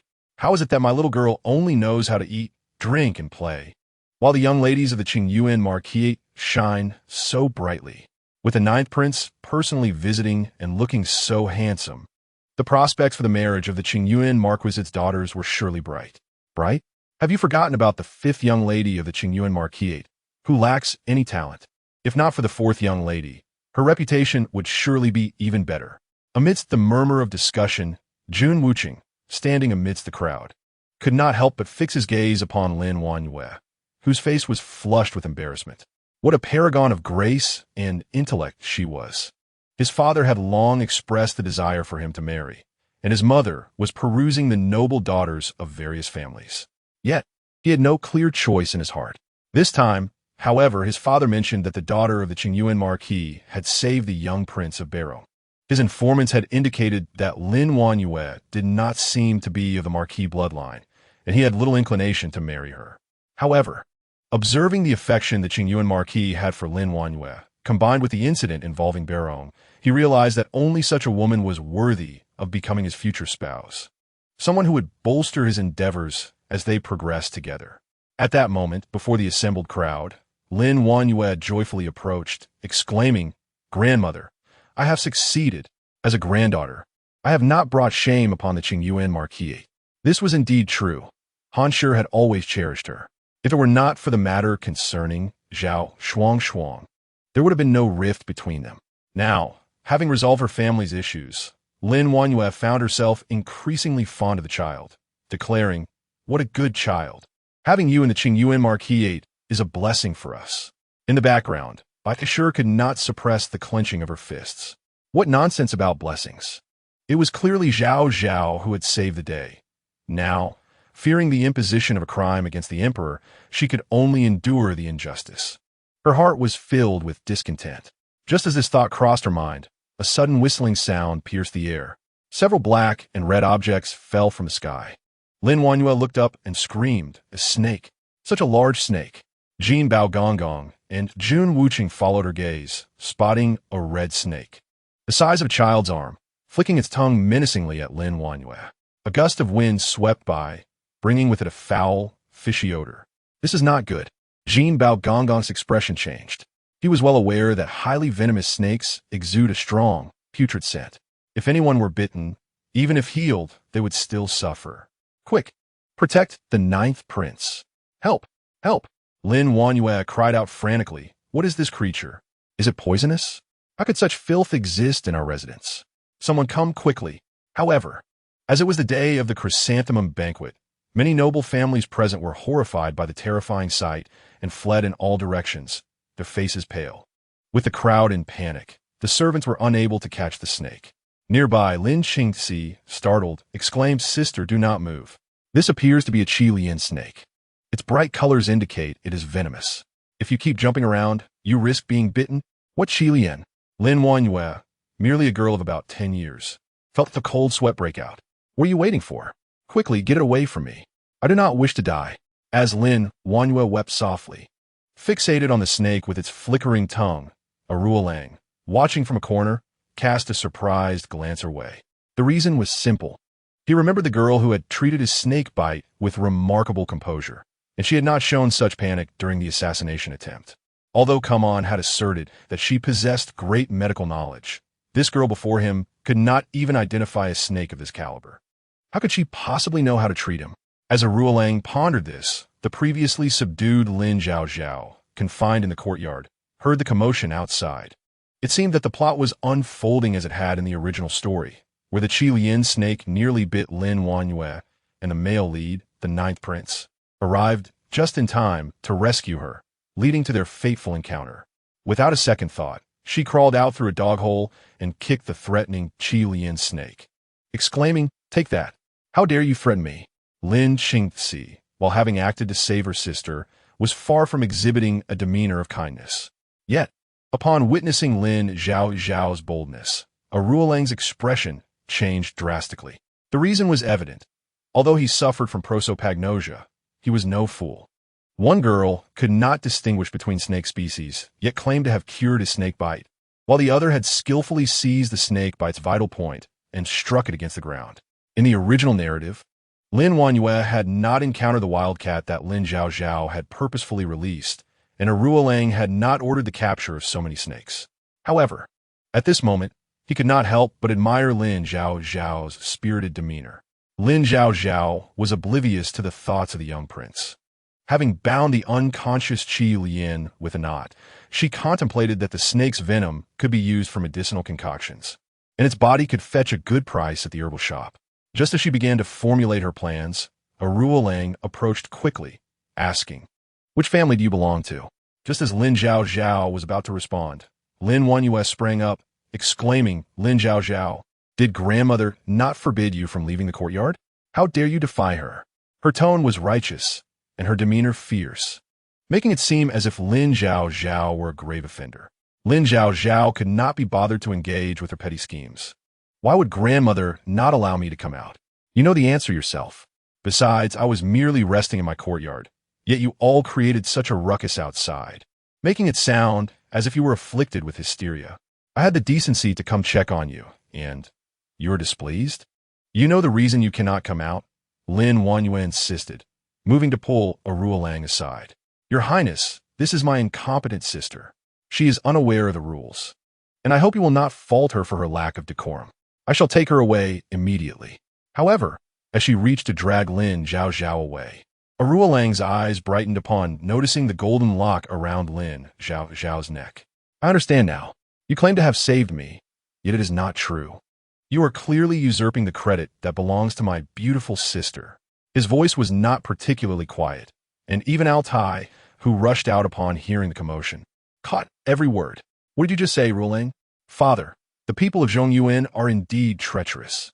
We were grateful to the Qingyuan Marquis for locating our benefactor. Yet it seems they are simply claiming credit for someone else's deeds. Lang was furious, his voice rising. They painted a picture of a golden lock and a beautiful girl, only to present us with this impostor.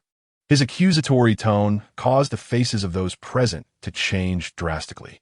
Lin Zhaozhao gritted her teeth, retorting, "What nonsense are you spouting? I saved you with good intentions. Yet you accuse me of this? Had I known it would come to this, I would never have risked my safety to help you." Her eyes glistened with tears, trembling with indignation. Lin Qingzi, witnessing this, felt a pang of sympathy and interjected, "Why must you label us as treacherous? Sister Zhaozhao has grown up alongside me. She is not the type to claim others' accomplishments. Moreover, what status does the Qingyuan Marquis have that we would covet your trivial gratitude?" So you are familiar with your sister Zhaozhao's naive nature? What do you mean by claiming Lin Zhaozhao's credit? How could this be? Lin Qingzi's expression shifted as the implication sank in. How could it be that Zhaozhao had always shown patience towards Lin Zhaozhao? The accusation that Lin Zhaozhao has stolen the credit from Sister Zhaozhao is indeed incredulous, yet you still have the audacity to stubbornly deny it here. Upon hearing this, Lang pointed to the golden lock before Lin Zhaozhao and declared, in my hazy recollection from that day, I distinctly remember that the golden lock bore the engraving of a sun and auspicious clouds. But what is inscribed on the lock around your neck? Although I may have difficulty recognizing faces, my heart is clear. You are not my savior. His agitation grew, and he grasped Lin Zhaozhao's arm, pulling her behind him as he continued. Fear not, my little benefactor. I can see that the Qing Yuan Ho Fu has kidnapped you, denying you food and drink, mistreating you, and forcing you to relinquish your merits. You must think them to be wolves, but do not fear, for your Lang is here. I shall certainly petition His Majesty today to ensure that this wicked woman is punished. Lin Wanyu, upon hearing his intent to meet the emperor, turned pale with fright and retreated 2 steps, hurriedly pleading, I did not mistreat her. Please do not go. What do you mean? You dare claim it was you who saved me? Then recite the medicinal formula you wrote to me back then. I must remind you, this formula is unlike any available in the market. Lin Wanyu's complexion drained of color, and she opened her mouth, helplessly looking at Lin Qingwu. Ruo Lang scoffed. So you cannot recall it? I knew it all along. It is fortunate that I kept my wits about me. With someone like you, who is so easily swayed by money, I have no desire to say more. Lin Zhaozhao could hardly contain her laughter. You have not said a single word, yet you seem to think your insults are so poetic. She then turned to the dumbfounded Lin Qingci and snorted coldly. Did you not say that the little white lotus is too innocent to claim credit? Why then, when the evidence is before us, do you not continue your charade? Lin Qingci did not refrain from speaking. Rather, the matter had struck him with such force that it reshaped his perception of Lin Wanyu. After all, he had always believed Lin Zhaozhao to be of questionable character. However, ever since he inexplicably began to hear the thoughts of his sister, everything seemed to transform. It was as if the truths he saw with his eyes were veiled in deception. As Ruo Lang prepared to storm out with Lin Zhaozhao in tow to confront the emperor, Lin Wanyu was genuinely terrified. Elder brother, speak up. What could Lin Qingwu say? With so many people gathering in the front hall, all hiding to watch the spectacle, the entire reputation of the Ho Fu was at stake.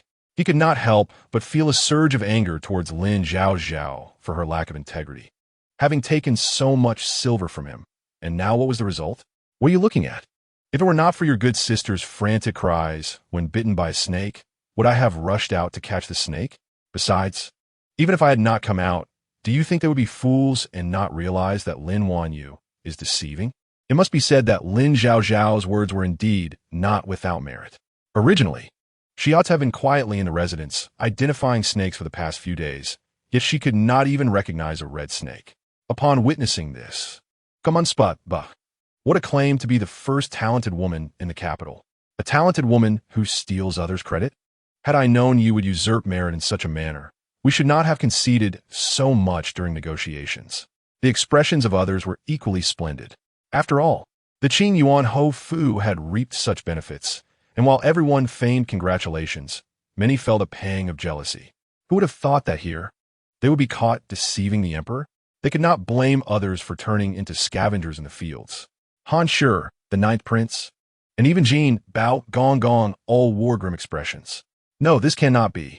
Lin Wanyu had not anticipated that what seemed a sure victory would devolve into such a debacle. With tears like falling pear blossoms, she hid behind Lin Qingwu, hoping her elder brother would devise a plan, even if it meant dragging Lin Zhaozhao out for punishment. What do you mean by I? Fourth miss. Saving someone is saving someone. If not, then it is simply a matter of speaking. Can you not articulate this? Jin Bao Gong Gong was growing impatient. It is not that I cannot explain, but rather, I shall not keep it from everyone. Previously, the Minister of Rights had heard that the girl they sought was quite beautiful, and he even came to my house to inquire if my daughter was the one who saved him.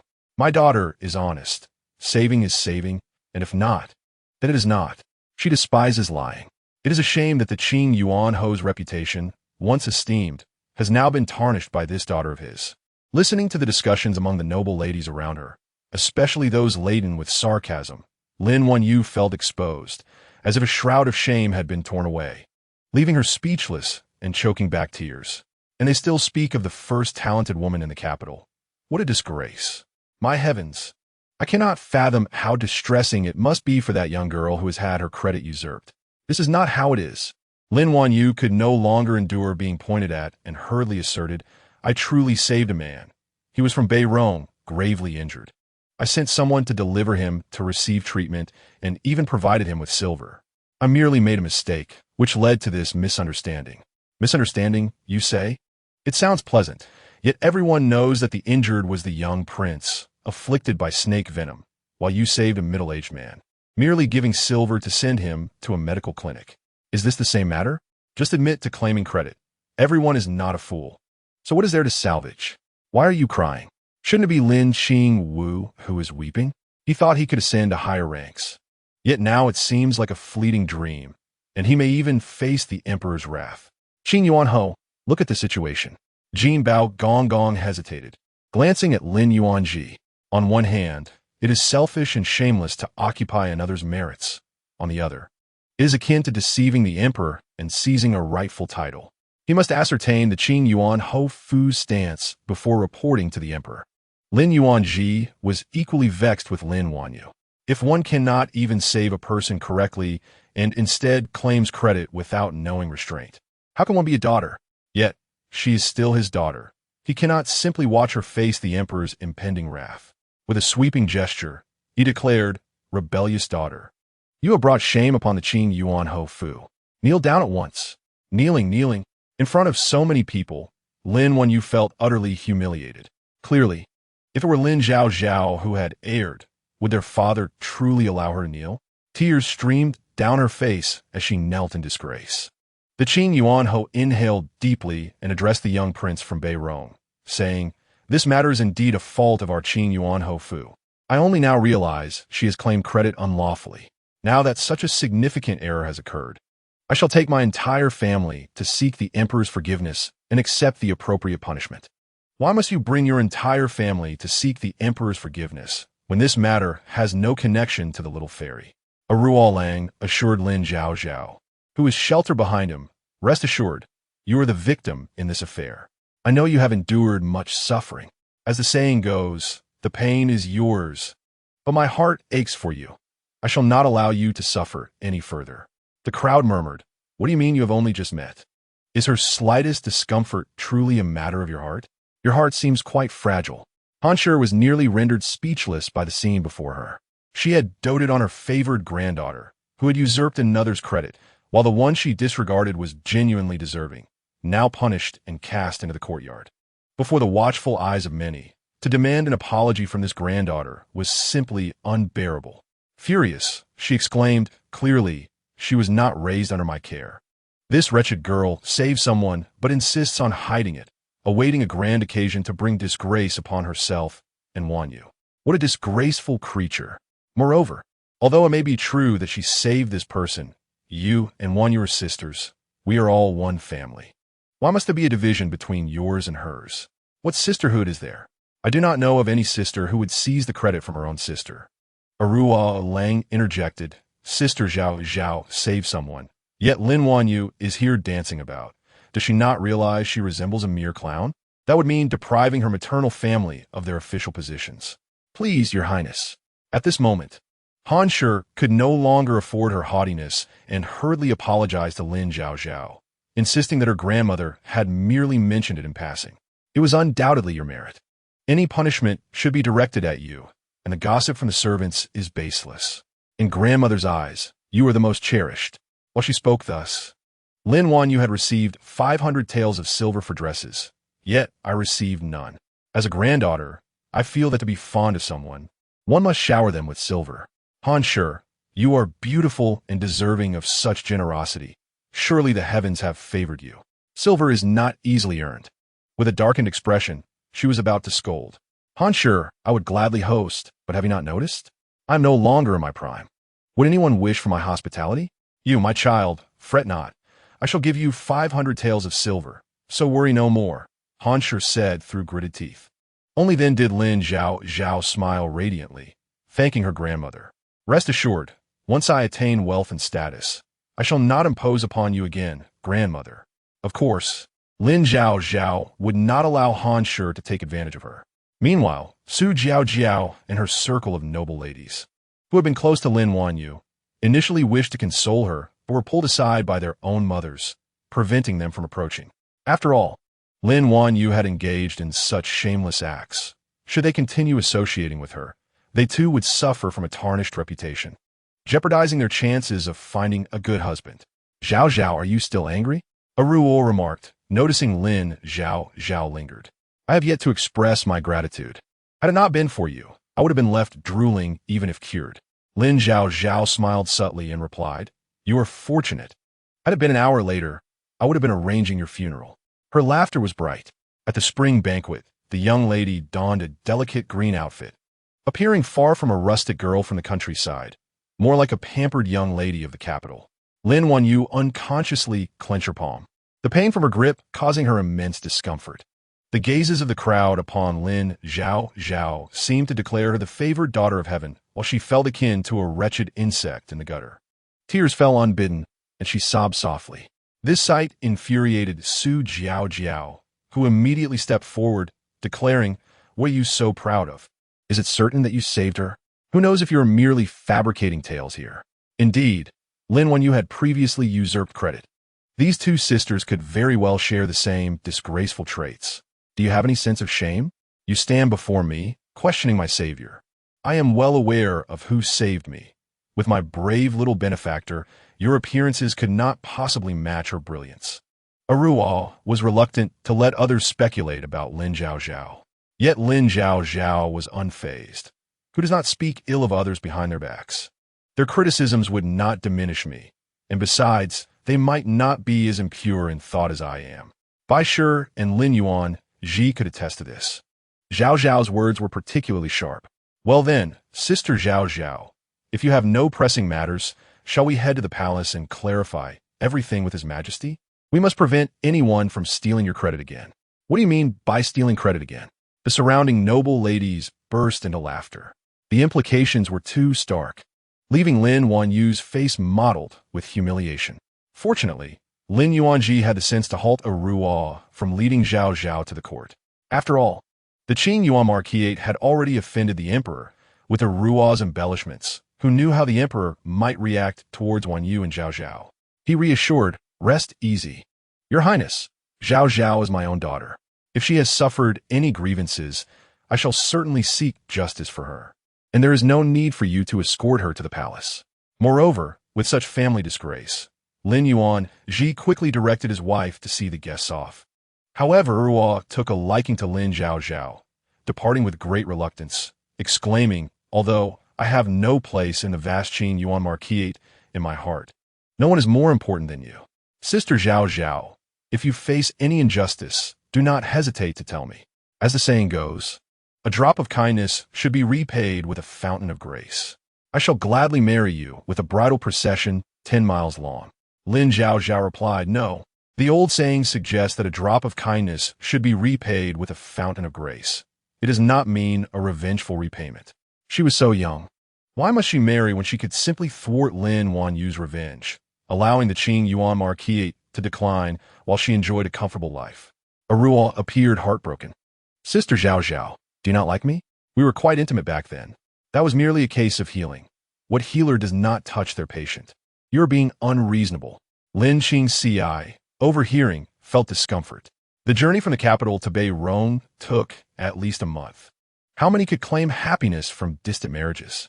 Historically, princesses sent to foreign lands often met tragic fates, particularly with Beirong's customs of sharing wives among fathers and sons. He was not against Lin Zhaozhao marrying. However, Aruo's audacity was beyond belief. Qingci and Lin Yuanji exchanged glances, discontented.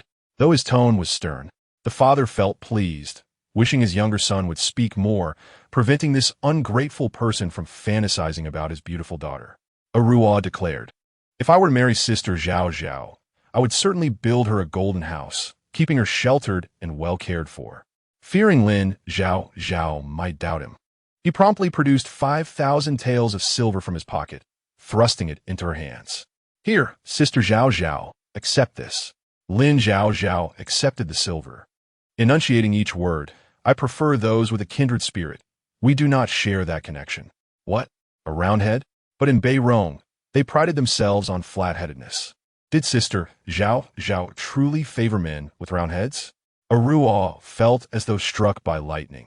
His romantic ideals crumbled away. He lamented, Sister Zhaozhao, even if you do not favor me, if anything troubles you, please inform me. I would risk my life to ensure your justice.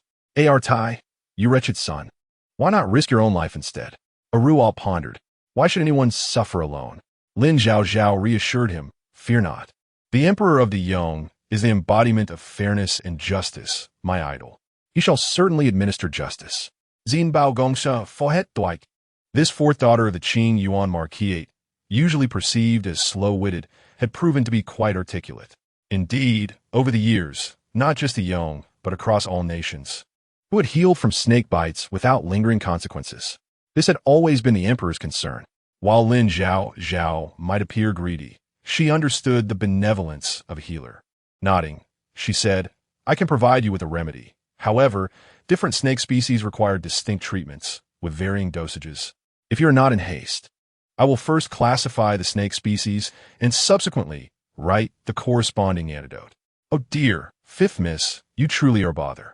Jinbao Gong smiled brightly. Lin Zhaozhao then took her brush and meticulously penned a prescription before presenting it with sincerity, stating, What bother? If I can assist His Majesty, I would gladly endure any hardship. Chapter 32. Taking and Receiving Jinbao Gong. You truly are taking and receiving in equal measure, he remarked, casting a glance at the ninth prince. Your Highness, I shall accompany you. Jun Wu Chun, observing the tear-streaked Lin Wanyu, darkened his gaze and nodded to Qing Yuan Marquis, departing. When everyone had departed and the door was closed, Lin Yuanji became furious. Directly taking the two to the front hall, he slammed the table and exclaimed, Qingwu, Qingci, you both have been with Wanyu every day. Are you unaware of her taking credit for accomplishments? Lin Qingci was oblivious, but Lin Qingwu's heart was as clear as a mirror. Lin Zhaozhao scoffed. Your eldest son knows about it, and even gave me silver to keep quiet about it. Very well. Lin Yuanji took a deep breath and said, Qingwu, do you recognize your mistake? Lin Qingwu furrowed his brow and replied, To be honest, father, I truly do not understand what I have done wrong. Keeping it a secret was to avoid the crime of deceiving the emperor. Father, I am confused. Lin Yuanji interrupted. You're only concerned about the future of the Ho residence, which is not a bad thing. But have you considered your younger sister, who is behaving improperly by taking credit for achievements? She should be guided properly to realize her mistakes. Furthermore, she has suffered immense grievances. As her brother, you should stand up for her rather than let her swallow her grievances silently. This is hardly the conduct of a gentleman. Although De Yong governs the world with filial piety and benevolence, if Lin Qingwu conceals this matter and it gets exposed, your position will be jeopardized. Seeing this, Lin Wanyu choked back her tears and said, Father, do not blame my elder brother. This matter is entirely my fault. Of course, it is your fault. Lin Yuanji replied without hesitation. Wanyu, I always believe you to be a well-mannered and cultivated child. Who would have thought that over the years, you have been taught by your mother to become so eager for achievements? Baisher interjected, Isn't your daughter a product of my upbringing? No, father. It was because I made a mistake, Lin Wanyu insisted. I see that you were not careless at all. Clearly, there were many opportunities for you to clarify things. Yet you chose to remain silent, even failing to inform me. Now, the truth is revealed before the influential figures of the capital, tarnishing the reputation of the young ladies of the Qingyuan Ho residence. Lin Wanyu stared at Lin Yuanji in disbelief. Father, how can you speculate about me this way? Isn't your heart aware of the truth? I can consider your youth this time. This matter was not intentional, and your handling of it was indeed improper. But you must understand that you are the beneficiary, while Zhaozhao is the victim. I will immediately enter the palace to plead for you with His Majesty, to spare you from being punished for deceiving the emperor. Lin Wanyu felt distressed, as her life-saving benefactor was being disturbed by Lin Zhaozhao. It seemed as though her father spoke as if she was the one reveling in her gains, when in fact she had received nothing. Lin Yuanji was utterly dumbfounded. What are you saying, mother? Zhaozhao has suffered great grievances. She is your own granddaughter. How can you say she stole the prescription? How can Zhaozhao face the world? If Zhaozhao cannot conduct herself properly, can one you do so? The bias of this father was truly excessive. Han Shi appeared dissatisfied. Moreover, we are all family. As a younger sister, Zhaozhao should understand the principle of sharing credit. What is wrong with giving some credit to her eldest sister? Just look at her petty demeanor. She hardly resembles a well-bred young lady. Once these words were spoken, even by Shi, who usually preferred not to interject as a daughter-in-law, was taken aback. Mother, you also said we are family. Why did you not consider Zhaozhao as her own sister when she took credit from her? Your reasoning is that of a woman with long hair and short sight. I am doing this for the good of the family. When the crime of deceiving the emperor falls upon us, what good will it do you? Han Shi was exasperated by this foolish woman. Little did she know, Lin Zhaozhao was even more displeased. You speak so eloquently, but if it were you who saved someone and your precious granddaughter stole the credit, would you not rush to the emperor's side to explain the truth? Now you pretend to be compassionate and magnanimous, as if you were not a woman. Shi, initially furious, calmed down upon hearing her daughter's sentiments. Lin Yuanji was also aware of his mother's favoritism towards Yu. His greater concern was that the emperor might punish Yu for her crime of deceiving him, which would bring disaster upon the entire Qingyuanhou residence. However, as the heir to the Qingyuanhou residence and a father of several children, the honor of the Hou residence should rest upon his shoulders. Zhaozhao had not grown up with him and Han Shuang, and he owed her much. He could never allow her to swallow her grievances for the family. Should the emperor be angry, he would bear the burden alone. At worst, he would relinquish his title as the son of a marquis. Lin Zhaozhao thought to herself, can my father truly be this formidable? How impressive. I have fallen in love with him, she thought. I will never again call my father a coward.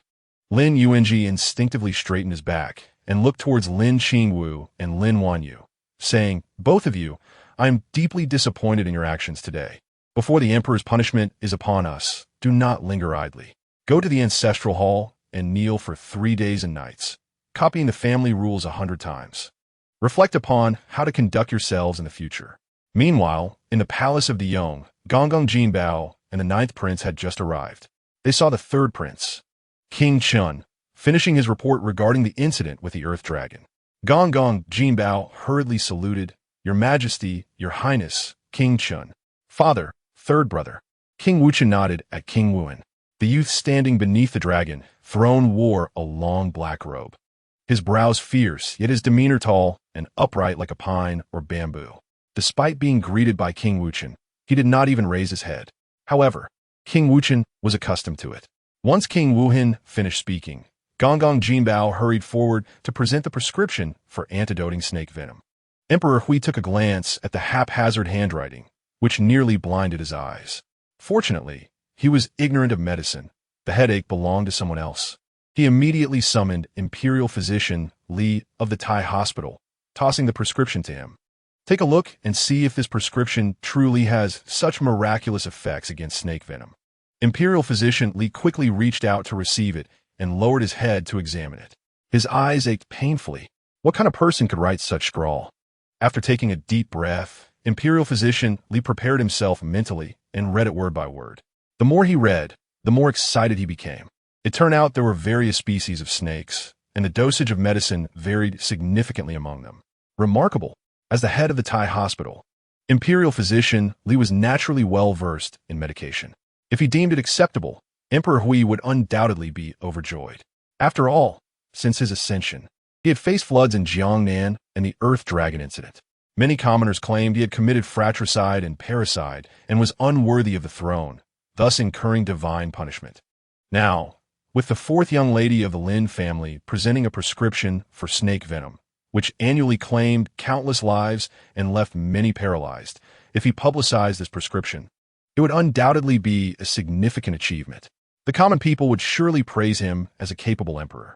Although history may not record women, this would surely be a glorious mark for him. Just thinking about it, Emperor Hui felt a surge of delight and promptly declared, the prescription presented by the 4th young lady of the Lin family is excellent. Jinbao, go to my study and deliver the exquisite painting of the scenic mountains and rivers by Master Yun to her, along with a pair of jade bangles. Tell her it is my reward. Your Majesty is wise. Jinbao immediately knelt and said, however, upon my visit to the Qingyuanhou residence today, I learned that it was not the fourth young lady who saved the person, but rather the fifth Mississippi. He was concerned that the other party might have additional information to offer. Indeed, just as the Emperor Hui was about to unleash his wrath upon Lin Zhaozhao, Jun Wuchen stepped forward and said, "Father, I believe that although the fourth miss has erred, it was unintentional. After all, she did save a person for Baron, and the Qingyuan Marquis' household is known for their loyalty and righteousness. They would not easily abandon a disrespectful descendant. I hope that, considering the merits of the fifth miss, you may pardon the fourth miss for her punishment, allowing their merits and faults to balance each other." As for how they would balance, Jin Bao, the eunuch, pondered. Was the ninth prince implying that His Majesty should revoke the fifth miss's title to offset the fourth miss as transgressions? However, as a candidate for the throne, this prince must tread carefully, so he hastily added, "The words of His Highness are indeed reasonable. If the fifth miss were to learn that her merits could absolve her sister's faults, she would surely rejoice. Yet, a death sentence is unavoidable, and a living punishment cannot be escaped."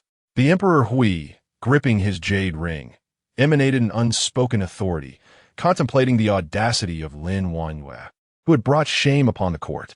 Send someone to have her transcribe the code of virtuous women 100 times to understand what it means to be virtuous and kind, should she dare to offend again. Although he did not finish his sentence, all present understood the implications. As for the fifth miss, let the previous rewards be moved to the courtyard. The title of county lord is to be forgotten. The emperor's leniency in not punishing the Lin family for their disrespect towards the throne is only due to the fifth miss having crafted an antidote for snake venom. "Your Majesty is benevolent, and your Majesty is wise," called out Su Gonggong. "I shall go summon the Lin family at once." At that moment, Jun Wuhan, who had remained silent until now, spoke. "I believe this matter is being handled inappropriately." The Emperor Hui narrowed his eyes, slightly taken aback. Jun Wuhan continued in a hoarse voice, "The fourth miss of the Lin family has indeed made a mistake, but if we trace it back, it is a case of an unsteady foundation leading to misdeeds. If we must seek accountability, we should start with her grandparents. The fifth miss saved a life and had her merits snatched away, which is an unjust calamity. The title of county lord is something your Majesty has painstakingly sought. It is said that rewards must match merits and penalties must align with faults. If everything is to be balanced, then would the privileged sons protected by their families in the previous dynasty also be able to disregard lives in exchange for merits, resulting in chaos?" As expected, upon hearing Jun Wuhan's words, the Emperor Hui's expression noticeably changed. Initially, he was considering that the Qingyuan Marquis family had served the previous emperor, and disregarding their contributions might chill the hearts of the elder statesmen. However, if rewards and penalties were to be clearly defined, it would likely earn the gratitude of Lin Yuanji. The emperor pondered deeply. The atmosphere in the room was stifling. Jun Wuchen, recalling how Lin Zhaozhao had cried so pitifully, instinctively felt some sympathy and said, "Father, I believe that third brother's words are inappropriate." "What is inappropriate?" Jun Wuchen believed that the fifth miss should relinquish her merits to act as a living bodhisattva to ensure harmony. "I had not anticipated that ninth brother would be so benevolent." Perfectly, the eighth prince, confined within the ancestral hall, has no children. Perhaps ninth brother could adopt him, thus avoiding future struggles for the throne and ensuring joy for the other brothers. Jun Wuhan spoke with deliberate clarity. Jun Wuchen was nearly exasperated. Yet some words, which the third brother could utter, were not befitting for someone of his character. After all, who in the capital did not know that Jun Wuhan was a ruthless and audacious individual, unafraid to confront anyone, even the emperor himself? He could only shake his sleeve and say, "Third brother, father is still in his prime. To utter such treasonous words here is truly disheartening." Chapter 34. Taking a concubine. This statement may have great weight for other princes, as it touches upon the succession.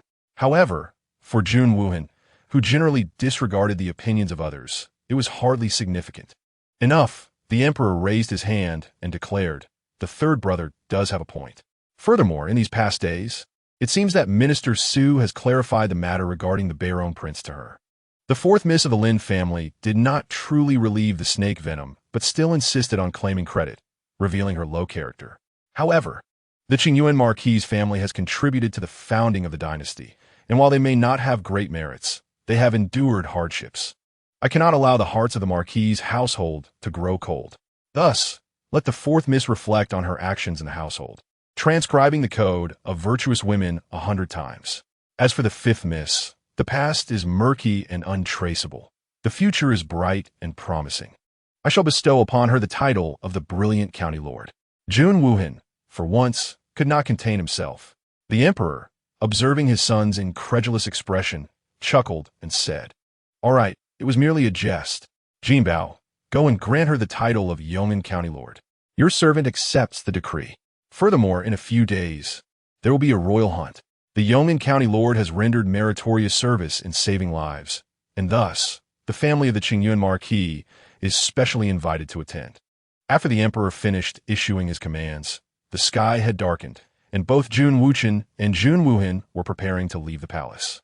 Walking along the path, Jun Wuchen glanced at the cold and shadowy man ahead and tentatively asked, "I have never seen third brother speak to any lady before. What is this about?" Jun Wuhan merely raised his eyelids to glance at him, speaking leisurely. "Now that you have seen, you may close your inquisitive mouth." Meanwhile, within the palace, the Qingyuan Marquis, feeling guilty towards his majesty, insisted on entering the palace to plead for forgiveness. The eunuch observed the situation and saw that he had been restricted from entering the palace. Moreover, the Qingyuan Marquis was deeply grateful that his majesty had allowed all the women of their household to join the royal hunt. Typically, only officials of the fourth rank and above could bring a few direct family members to such events, yet now, the emperor had permitted the entire household of the Qingyuan Marquis to attend, even amidst the fourth miss's transgressions against royal authority. The emperor understood the Marquis' sentiments. As a sovereign, he was acutely aware that his subjects could not help but feel grateful. What he cared about was whether the Lin family's fifth miss would be present. How was her beauty, character, and disposition? Speaking of which, Jin Bao quickly relayed Lin Zhaozhao's flattering words to the emperor. "Your servant observed the fifth miss. Not only is she pleasing to the eye, but her manner of speaking is also quite charming." In his position, the emperor had been inundated with flattery and was not easily swayed by a few compliments from Lin Zhaozhao. Instead, he perceived that while the girl was indeed beautiful, her claim to merit was dubious, suggesting a lack of intellect. He could not fathom why Huayan would take a liking to her and plead on her behalf. Nevertheless, he owed much to this son, and during the upcoming hunt, he intended to observe the girl closely. If she proved to be astute, it would be time for Huayan to consider taking a concubine. Meanwhile, within the Lin family's ancestral hall, Lin Yuanji issued a decree that Lin Wanyue and Lin Qingwu were to receive a stern lesson from this incident. Lin Wanyue had been preoccupied with the flower banquet preparations since early morning and had not eaten a single grain of rice by evening. Thus, compared to the upright Lin Qingwu kneeling beside her, she appeared considerably more fatigued. As she contemplated that if she continued kneeling, her knees would surely become bruised, she succumbed to the darkness and fainted. This alarmed the servants on guard, who hurried to report, "It is bad news. Marquis, madam. The fourth miss has fainted." Initially, Baishir held significant grievances regarding Lin Wanyue usurping her daughter's merits. But upon hearing that the girl had fainted, maternal instinct kicked in, and she could not help but feel concerned. She immediately stood and said, "Quick, take me to see her." The Marquis, too, was troubled. Did he wish to be this furious? However, if he did not punish her, the emperor's wrath would remain, bringing nothing but harm to the Qingyuan Marquis' household. Baishir understood this reasoning well. Yet as she looked at Lin Wanyue lying on the couch, pale and lifeless, her previous grievances and frustrations dissipated considerably. "What has become of Wanyu, doctor? It seems that Gonggong Jin Bao has hinted to me that there is a prince who has spoken favorably of the matter to his majesty. It is likely that the ninth prince, in gratitude for Wanyu's rescue of his wet nurse, has interceded on behalf of Zhaozhao, ensuring her position as county princess remains secure. You should rest well tonight. Tomorrow, you will begin transcribing the teachings of female virtue and propriety, and avoid causing further trouble." Lin Yuanji, observing the slowly awakening Lin Wanyu, spoke gently. "Thank you, father. It is my fault for causing you trouble," Lin Wanyu replied, clutching her chest and coughing delicately. Seeing her in such a state, Lin Zhaozhao chose not to press further and left the room with Bai Shi, entrusting Lin Qingci to watch over her. Thus, only Lin Wanyu and Lin Qingci remained in the room. Lin Wanyu, noticing the complex expression on Lin Qingci's face, spoke softly, "Qingci, why do you stand so far from me?" Lin Qingci did not wish to distance himself from Lin Wanyu, but the events of the day had truly exceeded his expectations. The teacher had taught him about propriety, righteousness, integrity, and shame, emphasizing that one should not dispute etiquette when receiving great rewards. Yet, regarding his sister, he felt a conflict within. "Qingci, do you harbor resentment towards me for claiming credit that is not mine? You have grown up with me. You know my character well. I understand you. Yet in this matter, you had several opportunities to clarify that it was not you who saved the person." Lin Qingci countered. "Initially, it was Su Zhaozhao who led me to the Ministry of Rights, and they insisted it was I who saved the person, presenting it to His Majesty. I could perish without concern, but I do not wish for our parents and you to suffer due to my misfortune. Yet now, I bear this immense pressure, only to be misunderstood as a shameless person. If you truly despise me, I might as well leave the Qing Yuanhou residence," she declared, rising to gather her belongings. "Alas, sister, that is not my intent," Lin Qingci replied, realizing the burden she carried, and quickly stopped her. "Sister, where are you going? It is my clumsiness that has caused this misunderstanding. I know well who you are. I was momentarily swayed by Lin Zhaozhao. This is entirely my fault." Seeing his sincere demeanor, Lin Wanyu sighed in relief and said, "Qingci, I do not blame you. As long as you favor and trust me more than Lin Zhaozhao, my heart will feel warm." Lin Qingci, reflecting on their shared upbringing, hesitated before responding. Chapter 35. Taking advantage without restraint that is only natural. No one understands the nuances of closeness better than he. The uproar surrounding the Qing Yuanhou residence, due to Lin Wanyu's situation, quickly swept through the capital, with rumors of credit being misappropriated, the conferral of the county princess title, and the royal hunt circulating like a tempest. Yet Lin Zhaozhao found herself in a different predicament. As Bai Shi insisted, she practiced horsemanship, claiming it was essential in preparation for the upcoming royal hunt. In the capital, noble ladies were expected to master not only the arts, but also horseback riding from a young age. Bai Shi harbored little hope for her daughter's artistic talents, understanding that such skills required years of cultivation. However, Lin Zhaozhao was disinterested, her mind occupied with trivial pursuits. Thus, Bai Shi proclaimed, "Zhaozhao, you are so lively. I thought you would surely enjoy horseback riding and archery." She arranged for a snow-white stallion to be brought forth, urging her daughter to learn. "When other noble ladies showcase their equestrian skills, I do not expect you win a prize, but at least you could make friends." Despite Bai Shi's lengthy entreaties, Lin Zhaozhao found herself utterly exhausted. "Mother, it's barely dawn. Do I really need to practice riding and archery?" Having been abandoned by her biological parents and raised in an orphanage, she was not accustomed to such luxuries. Even acquiring a bicycle in her childhood was a significant achievement. Only later, through learning medicine and taking on private work, had she received a pony from a wealthy benefactor, allowing her to learn the skills of riding and archery. Bai Shi remained unconvinced.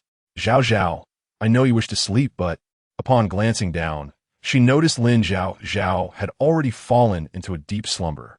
"What good is it to wake me up? I'm awake now. I will continue to learn." Ultimately, Bai Shi's insistence was akin to dangling a carrot before a mule, and Lin Zhaozhao approached her studies with utmost diligence.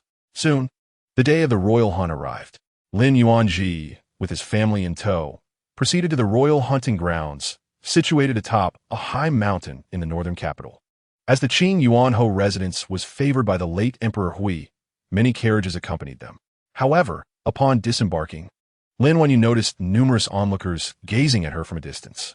Previously, such glances were filled with admiration and envy, but now they were laden with scorn and derision, piercing her heart like daggers. "Who has arrived at the hunting grounds?" "It is her, of course, the daughter of the Qing Yuanhou. Truly, her status is beyond our humble comprehension. Indeed, we should keep our distance. She is merely a schemer looking to seize our hard-earned spoils. Who knows? Perhaps she will claim our game as her own." The voices of the young ladies, led by the daughter of the Duke of the State, did not quiet in Lin Zhaozhao's presence. Instead, they grew more provocative. "Wan Yu, come here. Do not mind these people. They are simply jealous. Everyone is whispering that you mistakenly took credit for that foolish girl's achievements. And while His Majesty has not punished you, it is a privilege for your entire family to attend the hunt." "What does that signify?" Lin Zhaozhao, puzzled, inquired. "What does it signify?" Her cheeks flushed from the comments. "Enough. Wan Yu, do not be disheartened. I see that Shun Yinamo, the daughter of the Duke of the State, is envious of you, who in the capital does not know she harbors feelings for the ninth prince. The unfounded accusations against you may very well stem from her." The other noble ladies chimed in. "What unfounded accusations? Was it not Lin Zhaozhao who misappropriated credit?" Yet, they hesitated to confront her directly, their voices laced with uncertainty. Lin Zhaozhao felt deeply wronged. Overwhelmed by emotion, she rose and approached the newly awakened Lin Zhaozhao, saying, "I apologize, Zhaozhao. I was in the wrong regarding the matter with Beirong. Regardless of your involvement, I wish to publicly apologize before everyone today. Please do not hold it against me, and do not let others speak ill of me behind my back." Lin Zhaozhao, initially contemplating the prospect of a wild boar roast, was rendered speechless by Lin Zhaozhao's interruption. "Do they not have minds of their own? Let them gossip. Can I control them?" Upon hearing this, Lin Zhaozhao's tears fell. "So you too believe I carelessly claimed your credit?" Su Jiao, sensing the tension, rushed forward, saying, "Enough, Lin Zhaozhao. Is it too difficult to acknowledge that my sister accidentally claimed credit?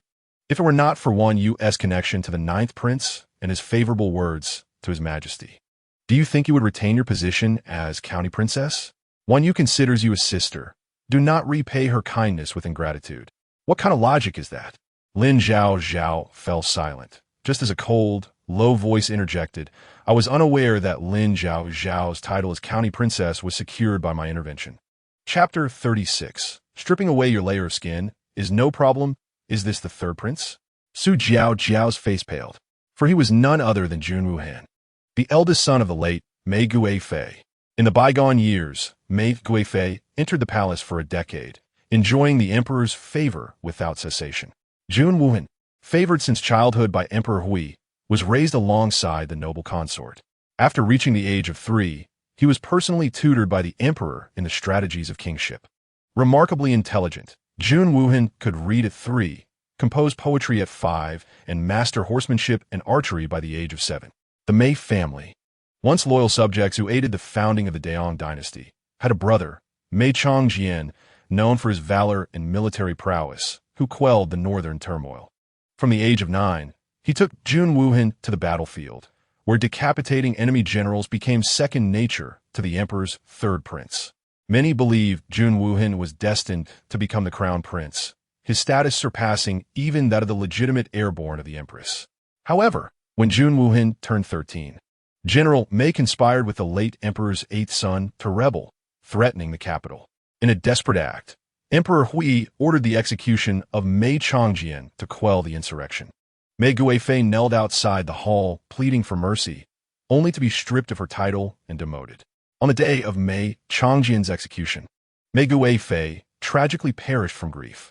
Acknowledging the Mei family's sacrifices for the Daong dynasty, Emperor Hui spared the remaining members of the Mei family, exiling them to Min and instead of executing them all. Once, the Mei family wielded immense power in the court, but following Mei Guifei's demise, the family faced destruction, and many assumed Jun Wuhan had lost his claim to the throne. Yet against all odds, he carved a bloody path on the battlefield. The river flooded Fan City, burying countless lives, with over 100,000 enemy soldiers entombed alive. The enormity of such an act stirred outrage among the court officials, who urged Emperor Hui to deal with Jun Wuhan, warning that he would become a menace to the realm. Nevertheless, Jun Wuhan proclaimed, "Those not of my kin must be eradicated," reasoning that the corruption of the officials had drained the treasury, and in order to prevent future incursions from enemy nations, such measures were necessary. Through his actions, he forged a notorious reputation as a ruthless figure, akin to a living embodiment of vengeance. Su Jiao, weak-kneed, fell to the ground, stammering, I did not know this was the third prince who dealt with Lin Zhaozhao." Upon hearing third prince, Lin Zhaozhao quickly looked up to see Jun Wuhan's striking features. Yet his dark eyes seemed to harbor a turbulent storm, revealing a hint of cruelty. It was no wonder that he would later rise to power and influence, poised to overturn the established order. The moment Lin Zhaozhao laid eyes on Jun Wuhan, she was inexplicably captivated by him. My heavens, what kind of walking hormone is this? A handsome young man of the mortal realm, she thought, feeling his gaze pierce through her. This charming yet dangerous figure. How could the author let such a handsome antagonist meet his demise? She mused, feeling an irresistible pull toward him. Meanwhile, Bai Shi, just alighting from her carriage, was taken aback by her daughter's audacious words. It was one thing for Su Zhaozhao to express such sentiments, but it was quite another for her daughter, at her age, to flirt openly with a third prince. Yet here she was, practically inviting him to take her life while speaking of their lips meeting. Such impropriety was truly shocking. Lin Zhaozhao reflected on the protagonists of this tale, Jun Wuhan, the ambitious third prince who sought the throne while playing the role of stallion, sowing discord, yet professing deep feelings for the heroine, and Lin Wanyu, the counterfeit who had benefited from the Qingyuan marquisate for years, yet felt wronged, colluding with the male lead to bring ruin upon it. In the realm of melodramatic narratives, it was absurd to expect her, a woman who had once brought her own downfall, to engage in palace intrigues or strive for success. However, the difference between a dreamless existence and one devoid of worries seemed negligible. Her best approach was to adopt a laid-back attitude, living as a rice weevil. As the saying goes, the enemy of my enemy is my friend. To protect the Qingyuan marquisate, the foremost ally was none other than this third prince. She had to curry favor with him, expressing her gratitude for his discerning eye. Such benevolence must be repaid with marriage, if he wishes to marry me. I shall play coy, she thought. Bai Shi interjected, if he wishes to marry you, you must refuse. Yet, the antagonists in stories seldom show interest in women. They often associate with men. Could it be? No, I cannot harbor feelings for someone of the same gender. That would be a waste of this charming face that can cook. I shall seek higher aspirations. Bai Shi exclaimed, what do you mean, same gender? I have not heard of the third prince being skilled in cooking. Have you found another suitor? Ultimately, Jun Wuhan cast a fleeting glance at the young lady before directing his attention to Su Zhaozhao, stating, she is a county lord personally conferred by the emperor. As the daughter of a minister, what right do you have to shout at county lord? Guards, remove her from my sight. Immediately, 2 guards approached, unceremoniously dragging Su Zhaozhao away from the hunting grounds. Bai Shi remarked, see, I told you he was violent. Lin Zhaozhao, starry-eyed, thought, is this what a man nurtured by power looks like? He truly is both handsome and enticing. His voice is melodious, deep yet youthful. How could he not be interested in women? She lamented. Regardless, I shall admire him from afar. Should romance arise, I will be the first to flee. Bai Shi countered, but this is merely your first encounter. He has not even sought a conversation with you. Yet, with such looks, I truly desire to kiss him. Bai Shi insisted. Can you not be more composed? Do not behave so recklessly. Lin Zhaozhao, however, was oblivious to the caution. Had she heard, she would certainly have retorted. Her private life was already bland. What was wrong with a little flirtation? However, Mei Guifei had once been a force to be reckoned with in the harem. Known for her eccentric and domineering demeanor, Jun Wuhan, having grown accustomed to such antics since childhood, dismissed them altogether, opting for brute force to quell any disturbances. The court was well aware of his fearsome reputation, and thus no one dared to speak out, leading to an abrupt silence in the hunting grounds. It was then that Jun Wuchen arrived, exuding a gentle and refined demeanor, quipping, I find this amusing. She is not targeting you. Yet you appear so pure by comparison. What a show of bravado! If it came down to a confrontation, Jun Wuhan would easily strip you of your skin, he added. In chapter 37, When the Walls Fall, everyone pushes Bai Shi lamented, oh my heavens, what nonsense is my daughter spouting? Indeed, Jun Wuhan showed no mercy towards his brother, sneering. Father said that celebrations should be for all, but he did not say that one could disrespect their superiors. A noble lady shouting at a county lord. Do you think this is trivial? Tomorrow, should you plot patricide, it would hardly be surprising. Jun Wuchen stammered. I was merely speaking up for the young lady.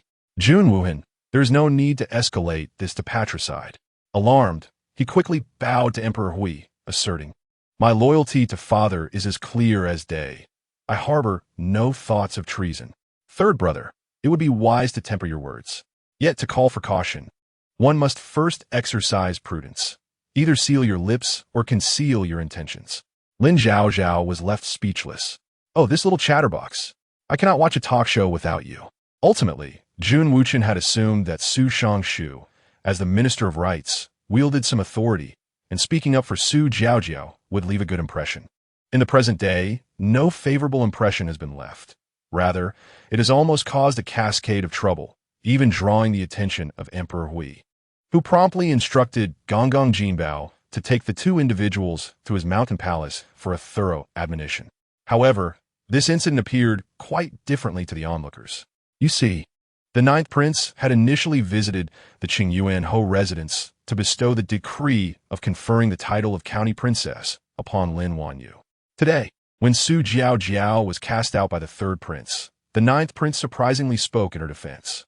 Indeed, Su Zhaozhao was the closest confidant of Lin Wanyu, and this spoke volumes about the underlying implications. At such a tender age, where youthful infatuations abound, even trivial matters can be magnified. Upon hearing this, Lin Wanyu's ears flushed crimson.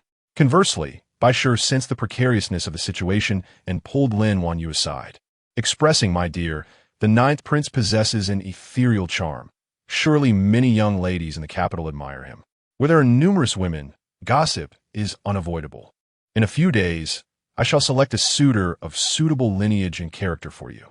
As the saying goes, the palace gates are as deep as the sea."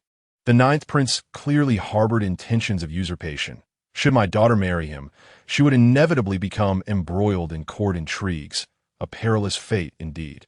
Yet, Lin Wanyu found these words unpalatable, feeling Baishir's bias against her.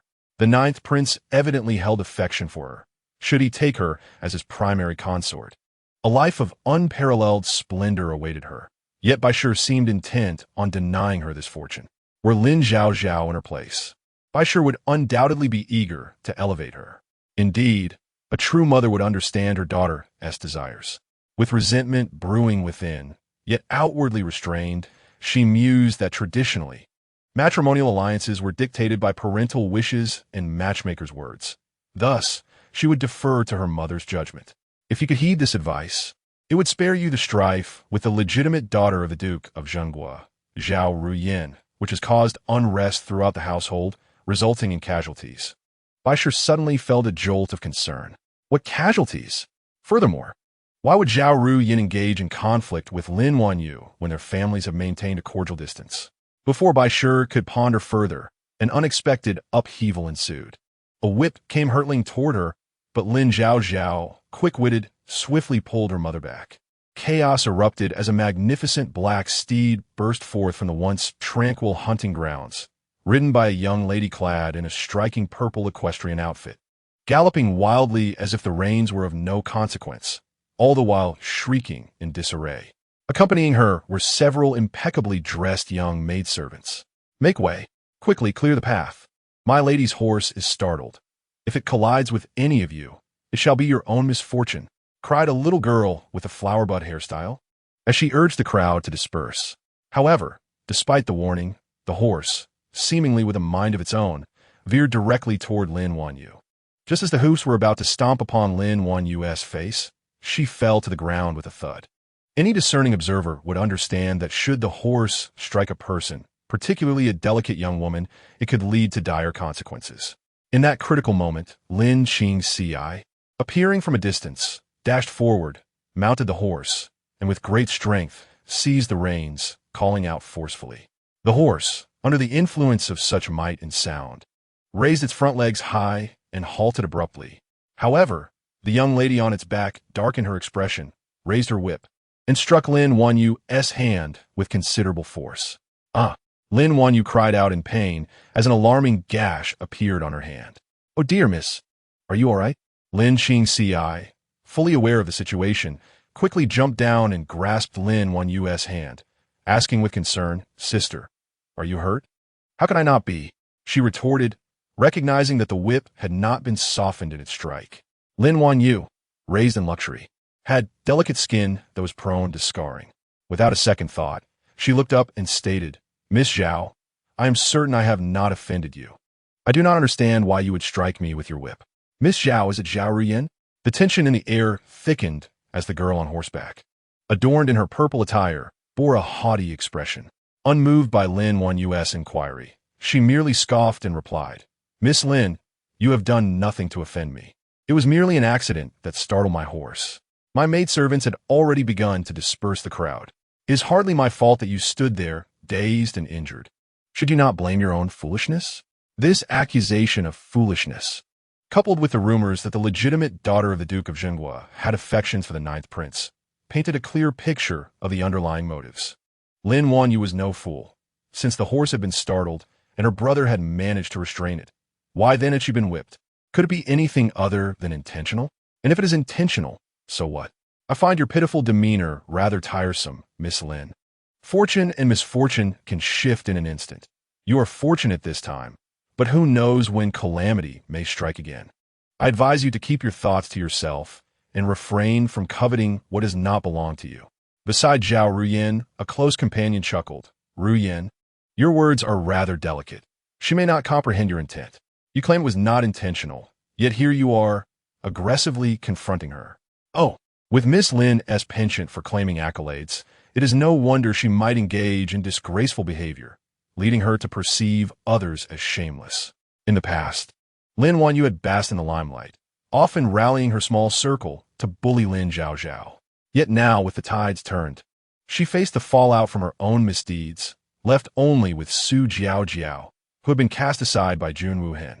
Lin Zhaozhao, emboldened by the support she received, raised her chin defiantly. Yet Zhao Ruyin was unwilling to yield, feigning indifference, her heart simmering with discontent at the whispers regarding the third prince and Lin Zhaozhao's defense of Su Jiaojiao. She had initially intended to deliver a more substantial blow, but now felt that a mere scratch would suffice. To apologize would be beneath her dignity. "Did you not hear me? I demand an apology," Lin Zhaozhao reiterated, adding, "Furthermore, my brother saved you. Surely, you owe him thanks. We are all victims of the startled horse. As for your brother, did I instruct him to leap upon the horse to save me?" Zhao Ruyin retorted, her demeanor condescending. "You are utterly unreasonable." Lin Zhaozhao shot back. "Yet, I would rather face your unreasonable behavior than let you claim false accolades." It was clear that Lin Zhaozhao's spirit was dampened by Zhao Ruyin's retort. Lin Zhaozhao, displeased at witnessing his sister's humiliation, noted that the emperor had not pursued any inquiries regarding her claim of accolades. Why should Zhao Ruyin persist in her accusations? Currently, the matter at hand is your reckless galloping in public. If you refuse to apologize, do not blame me for escalating this to my father, who will surely inform the emperor. It seems you have learned a trick or two from the northern Rong's young prince. If you wish for an apology, so be it. Let us wager, Zhao Ruyin proposed. We shall compete. Should I win, I will apologize to you. Should I lose, you shall imitate a dog's bark, and this affair shall be settled. Lin Zhaozhao hesitated momentarily. Having been pampered her whole life, she had never been subjected to such ridicule. In a fit of impulsiveness, she declared, "Let us compete. I have no fear of you." "Sister." Lin Zhaozhao attempted to intervene, but Lin Zhaozhao was resolute. "Choose any skill. Qin, chess, calligraphy, or painting. I fear no one. What good is it to compete in those arts? Your household has hosted countless banquets. Surely, poetry and couplets are no longer novel to you. Today is a hunting event, and I know there is a polo field on this mountain. Why not let your brother compete against mine? Regardless of their ages being relatively close, our great De Yong's territory was indeed carved from the backs of horses. Thus, a competition of 6 against 6, comprising 3 matches, is proposed. Polo, in simple terms, is a sport where individuals ride horses and use mallets to strike a ball into a goal. This sport flourished after the establishment of the De Yong Empire, primarily aimed at strengthening the physique. In De Yong, individuals from similar backgrounds, irrespective of gender, would partake in this activity, and Lin Zhaozhao was no exception. In fact, she excelled in the realm of polo. It is unfortunate that even the most skilled players cannot evade the machinations of others. If my memory serves me right, this fool had agreed to assist in the game, only to suffer a broken leg. Moreover, the physician who came to treat him had previously received favors from the Duke of Jinghua. Upon learning of the animosity between the Qing Yuan Marquisate and the Duke of Jinghua, he recklessly treated this fool as brother, causing his leg, which could have healed, to miss the optimal treatment time, resulting in a lifelong disability. Is it truly possible to sustain a lifelong injury from a mere game of polo? I disagree with the Bai family's refusal. Lin Zhaozhao proclaimed, supporting my mother's stance, urging my sister to apologize, while in reality, they dare not even accept a wager. What nonsense is this? Lin Wanyue felt that the Zhao family was indeed overstepping. Her brother, usually brash and fearless, particularly in this instance where she felt wronged, boldly declared that if there was to be a competition, it would proceed. Should they lose, they would mimic dogs. If they lost, I would have my sister imitate a dog. Zhao Wuyan would certainly not allow his sister to humiliate herself publicly. Thus, Lin Wanyue, without any guidance, declared that if they lost, her brother would also bark like a dog. Lin Zhaozhao protested, stating that she did not wish to partake in such antics. Moreover, the matter at hand transcended mere barking. It involved the potential for a broken leg. Lin Zhaozhao's sentiments resonated with an uncanny accuracy. Lin Zhaozhao was left speechless. Lin Zhaozhao also sensed that Lin Wanyue was behaving irrationally. After all, our mother had stated clearly that whether intentional or unintentional, causing harm in public with horses was unacceptable and required an immediate apology. Why insist on a wager in such a situation? Who would believe that your mind is sound? Nevertheless, the situation had escalated beyond words. Lin Zhaozhao considered her polo skills to be quite commendable, believing that with a little caution, everything would be fine. She promptly sought out a few of her old friends. As this event was a hunting competition, both sides were donned in traditional riding attire. After retrieving their horses from the stables, they entered the arena. Once the referee struck the gong to signal the start of the first match, both teams engaged in fierce competition. Bai Shi expressed her concern, asking if Lin Zhaozhao would indeed be capable. What if an accident occurred? Lin Wanyue felt anxious as well. But her mother's question made her sensitive. What did she mean by an accident? Was she implying that she would harm her own brother? Perhaps you should remind your brother once more about how one can end up with a broken leg? Lin Zhaozhao pondered and said, young people, remember this. It doesn't matter what you recall, just remember. Lin Zhaozhao interjected, asking if she could refrain from creating unnecessary trouble. Despite her youth, Lin Zhaozhao was notably agile. As the match commenced, it became evident to the observers that Lin Zhaozhao's team was indeed superior. Polo matches are typically divided into halves. But due to the intensity of play, the first half extended for nearly half an hour. When spectators checked the score, they found that Lin Zhaozhao's team had remarkably scored 4 goals more than their opponents. Although this may not seem extensive, in the context of such a closely contested match, it reflected the prowess of Lin Zhaozhao and her companions. Lin Wanyue, witnessing this, beamed with delight. Bai Shi also released a breath of relief. However, the atmosphere among the Zhao family was far from pleasant. Zhao Wuyan had initially anticipated that since his sister disdained the Qing Yuan Marquisate's daughter, her lack of skill would result in a humiliating defeat for them, thereby enhancing the reputation of the Duke of Jinghua. To his astonishment, Lin Zhaozhao, a mere child, exhibited exceptional prowess in polo, leaving him in a position of embarrassment. Brother, what shall we do? Am I truly destined to apologize to her? You know how tarnished Lin Wanyue's reputation is. If I apologize to such a person, what will become of me? Zhao Wuyan whispered, her voice tinged with anxiety. Zhao Wuyan, always protective of his sister, quickly reassured her, it is impossible. I will never allow you to lose face. Yet, given the circumstances, he found himself scolding the young men accompanying him. After rubbing his face in frustration, he reiterated, once more, ensure we keep a close watch on Lin Zhaozhao. If one of you cannot manage, then 2 of you must. His aim was to prevent her from scoring, as her precision was formidable. The young men, wiping their brows and lowering their heads, replied, young master, it is not that we do not try to stop her. It is just that Lin Zhaozhao clearly possesses extensive experience in polo, playing with an aggressive and unconventional style. Her strength and accuracy are remarkable, and once the ball is in her possession, she is bound to score. Moreover, the young lad assisting her is equally nimble. We simply cannot contain them. Young Master Zhao. This match is proving to be quite challenging. The mood in the Zhao family was rather dismal. They observed from a distance as Lin Zhaozhao, beaming with pride, engaged in conversation with Lin Qingxi. This polo match could not be lost. Who among the noble families would truly stoop to barking like a dog? What would happen to their reputation? Zhao Wuyan contemplated, noting that Lin Qingxi was truly the only competent player on her team. Her petite stature afforded her remarkable agility, allowing her to evade opponents easily. The others were merely average. He urged his companions to devise a strategy to substitute Lin Qingxi out of the game. In general, polo matches allow for substitutions, particularly when a player is underperforming or has sustained an injury. He cautioned his team, "There are certain things I cannot do, but you must ensure that she is replaced at all costs. Do you understand?" The halftime intermission was brief. Lin Zhaozhao was brimming with excitement, believing that, contrary to what was asserted, her team was performing admirably against Qingxi. As long as she maintained her first-half performance, victory was almost guaranteed. Lin Zhaozhao remarked, "I am uncertain whether to label you naive or foolish." Lin Zhaozhao retorted, "What do you mean by that?" "What I mean is, when you're close to me, your cunning is as sharp as a coal, while in the presence of others, you appear entirely sincere. I see no assurance there.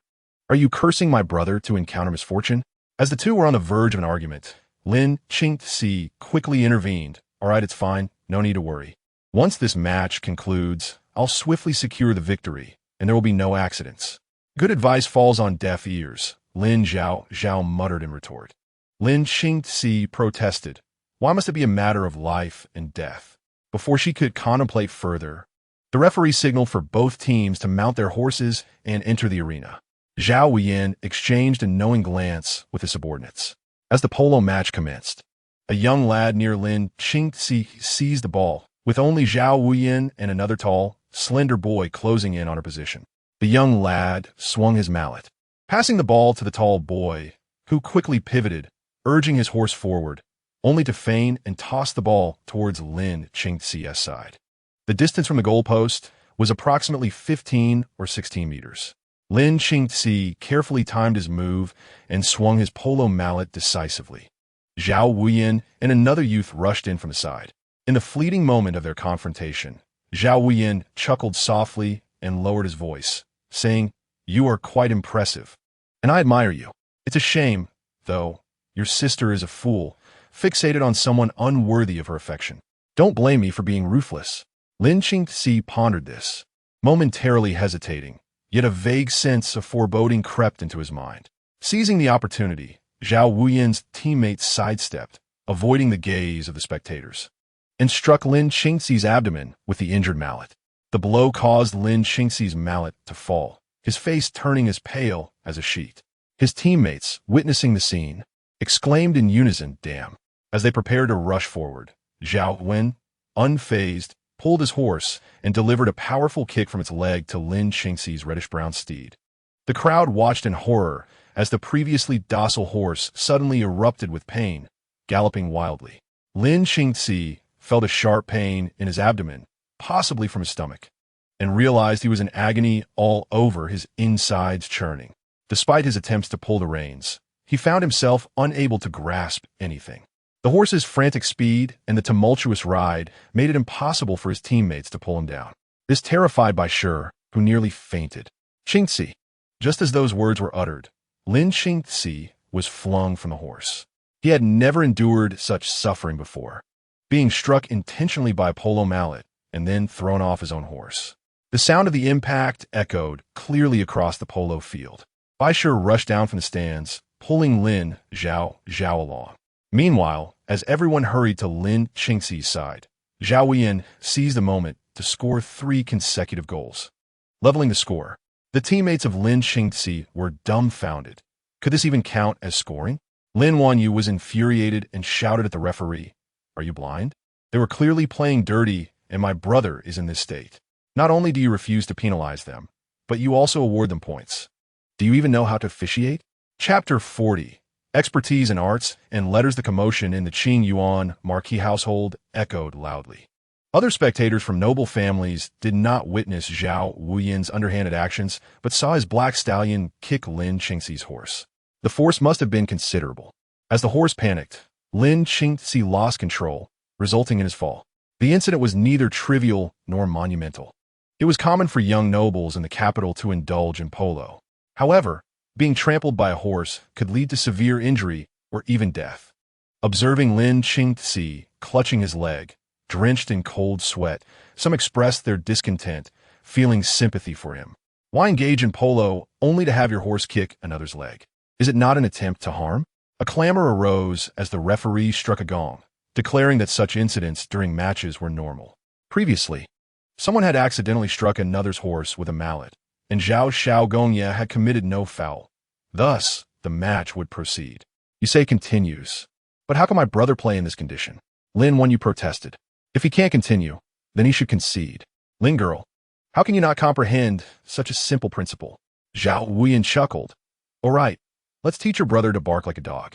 After all, I've never heard of a young master learning to bark before. Laughter erupted around them. Bai Shi, exasperated, retorted, what more is there to discuss? This wager should never have been made. Someone, quickly fetch a doctor. Why waste time here? She regretted not heeding Lin Zhao's warning about Lin Qingxi's impending trouble. Hearing her son's cries of pain felt like a dagger to her heart. Zhao Wuyan signaled to his companions, suggesting they call for Lu Tai, who had come today.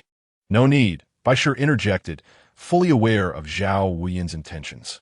Bring Qingxi down the mountain and find another physician. Lin Wenyu, oblivious to the underlying tensions, asked, Mother, are we leaving now?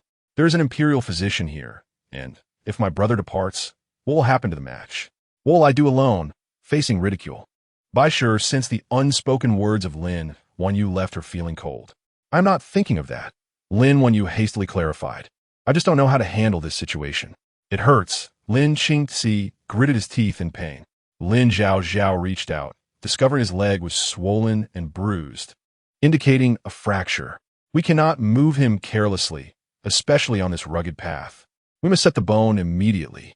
Lin Qingxi grimaced, enduring the pain, and said, You mentioned the imperial physician had a cough. How can we set it without anesthesia? Anesthesia? Lin Zhaozhao nearly laughed in exasperation. You ride horses and play polo with confidence, but when it comes to setting a bone, you ask for anesthesia? I've never seen such cowardice. But it truly hurts. Lin Qingxi whimpered, feeling faint. How can we proceed without anesthesia? I not only lack anesthesia, but I also cannot set bones, Lin Zhaozhao replied, her frustration mounting. Then why are you here talking? Lin Wenyu insisted. Quickly find an imperial physician for my brother. Just as Lin Qingxi exhaled in relief, Lin Zhaozhao seized the moment and swiftly acted. The sound of the bone being set echoed alongside Lin Qingxi's anguished cry. Brother, are you all right? Lin Wenyu exclaimed, utterly disbelieving of Lin Zhaozhao's abilities. What are you doing recklessly? If something goes wrong, what could possibly go wrong? Lin Qingxi felt a sudden relief. The pain in his leg had lessened, and he looked at Lin Zhaozhao in disbelief. I. Lin Zhaozhao clapped her hands, declaring, All done, all done. Bai Shi asked in confusion. What do you mean? Yes, it's done, Lin Zhaozhao confirmed. Is it true? Bai Shi questioned, still uncertain. Before Lin Zhaozhao could respond, Zhao Wuyan chuckled. I've heard that the fifth miss of the Qing Yuan Marquis household is proficient in various arts. Yet her medical skills are somewhat noteworthy, akin to those female physicians. This comment stung, particularly the last part. In Diyong, the status of female physicians was notably low, as much knowledge was passed down through male lineage, and women received little quality instruction, often relegated to midwifery. Male physicians could aspire to serve in the palace, while women, barred from direct contact with men, faced much criticism when treating patients. Consequently, the number of willing female physicians dwindled, often facing disdain for their profession. Lin Zhaozhao stood up. To be honest, watching the conflict between these individuals and Lin Wenyu was entertaining. She merely observed as an onlooker. Although she attempted to intervene in Lin Qingxi's quarrel, she had no desire to interfere in others' affairs, fearing the repercussions would fall upon her. But when the insults turned toward her, she could not remain silent. Zhao Xiaogongye, seeing is believing. The nature of my character is of little consequence. What truly matters is the consensus of the onlookers who witness your inability to excel in the game of ball, leading you to resort to underhanded tactics. Is this not a stark reflection of disloyalty and rudeness? Is Lin Zhaozhao truly akin to his father, compelled to remain loyal to him? When a horse is cast aside, it is naturally the horse's fault for its disobedience. It is futile for the county lord to blame us. Many of the onlookers chimed in, asserting that if one cannot manage a horse they have raised since childhood, it reflects poorly on their abilities. If it were up to me, I would suggest slaying the beast for meat. If it cannot comprehend its place, it should be dealt with accordingly. Lin Zhaozhao approached with a smile, stating that if young Master Zhao truly believes the fault lies with the beast, we should take action against it. This sentiment was echoed by several women surrounding Zhao Ruyin, who laughed at Lin Zhaozhao's words, claiming she was merely trying to curry favor with her brother, highlighting her provincial origins and timid nature. Indeed, the Qingyuanhou residence appears to be on a steady decline. Just days prior, the Duke of Zhenghua had achieved great feats at the borders. It is only natural for Lin Wanyu to hesitate in confronting us, as she has no grounds to demand accountability. Listening to the surrounding discussions, Zhao Wuyin felt a swell of satisfaction as he feigned seriousness, declaring that if only his sister and brother possessed half his understanding, they would not find themselves in such a predicament. However, before he could finish his statement, Lin Zhaozhao suddenly drew a hairpin and thrust it forcefully into the neck of the black horse. With a sickening sound, crimson blood cascaded from the wound, startling the horse, which bucked violently, throwing a bewildered Zhao Wuyin to the ground. Unfortunately, the horse's hoof landed squarely on his abdomen, causing him immense distress. Zhao Wuyin, in utter despair, thought to himself that had he been positioned slightly lower, he would no longer be a man. Lin Zhaozhao, through gritted teeth, uttered, "Yes, I am here." She stepped forward, her diminutive stature not hindering her commanding presence. Fixing her gaze upon her adversary, she declared, "If the beast refuses to heed, then it must be made to understand. If one cannot empathize, let them experience the consequences firsthand. I can see that the Duke of Zhenghua's estate is indeed formidable. Our peaceful existence in the capital owes much to your father's and grandfather's martial accomplishments. However, that does not grant you the right to demean my brother." In a moment of defiance, Lin Zhaozhao tore a piece of golden thread from her garment and tossed it toward Zhao Wuyin, saying, "Here, this shall cover your medical expenses." Outraged, both Zhao Wuyin and Zhao Ruyin erupted, incredulous at her audacity to dismiss them with such a trivial offering. "Do you think we would stoop to accepting this paltry sum?" Lin Zhaozhao's eyes sparkled as she retorted, "If it is not enough, then kindly return it to me, along with an additional 2,000 taels." Zhao Ruyin, exasperated by Lin Zhaozhao's audacity, exclaimed, "You dare to plot against my brother in front of so many? Are you truly willing to risk everything for mere silver?" Lin Zhaozhao countered, "I am merely following your brother's instructions to deal with the beast. And you, how dare you speak so brazenly before County Lord? Do you presume yourself more exalted than the imperial family?" Zhao Ruyin faltered, momentarily at a loss for words. Observing from a distance, Lin Yuanji felt a pang of disbelief. He saluted the man clad in a bright yellow robe behind him, addressing, "Your Majesty. This young lady possesses a remarkable spirit." The emperor, neither praising nor condemning, merely observed Lin Zhaozhao's audacity. As the chaos unfolded, the situation escalated, resulting in Zhao Wuyin inadvertently scoring a point over Lin Zhaozhao. With both parties now severely impacted, Zhao Ruyin suggested abandoning the best-of-3 format, proposing they fulfill their wager immediately. Lin Zhaozhao rolled her eyes, responding, "If you're so adept at calculating, perhaps you should consider a career as a steward rather than a lady."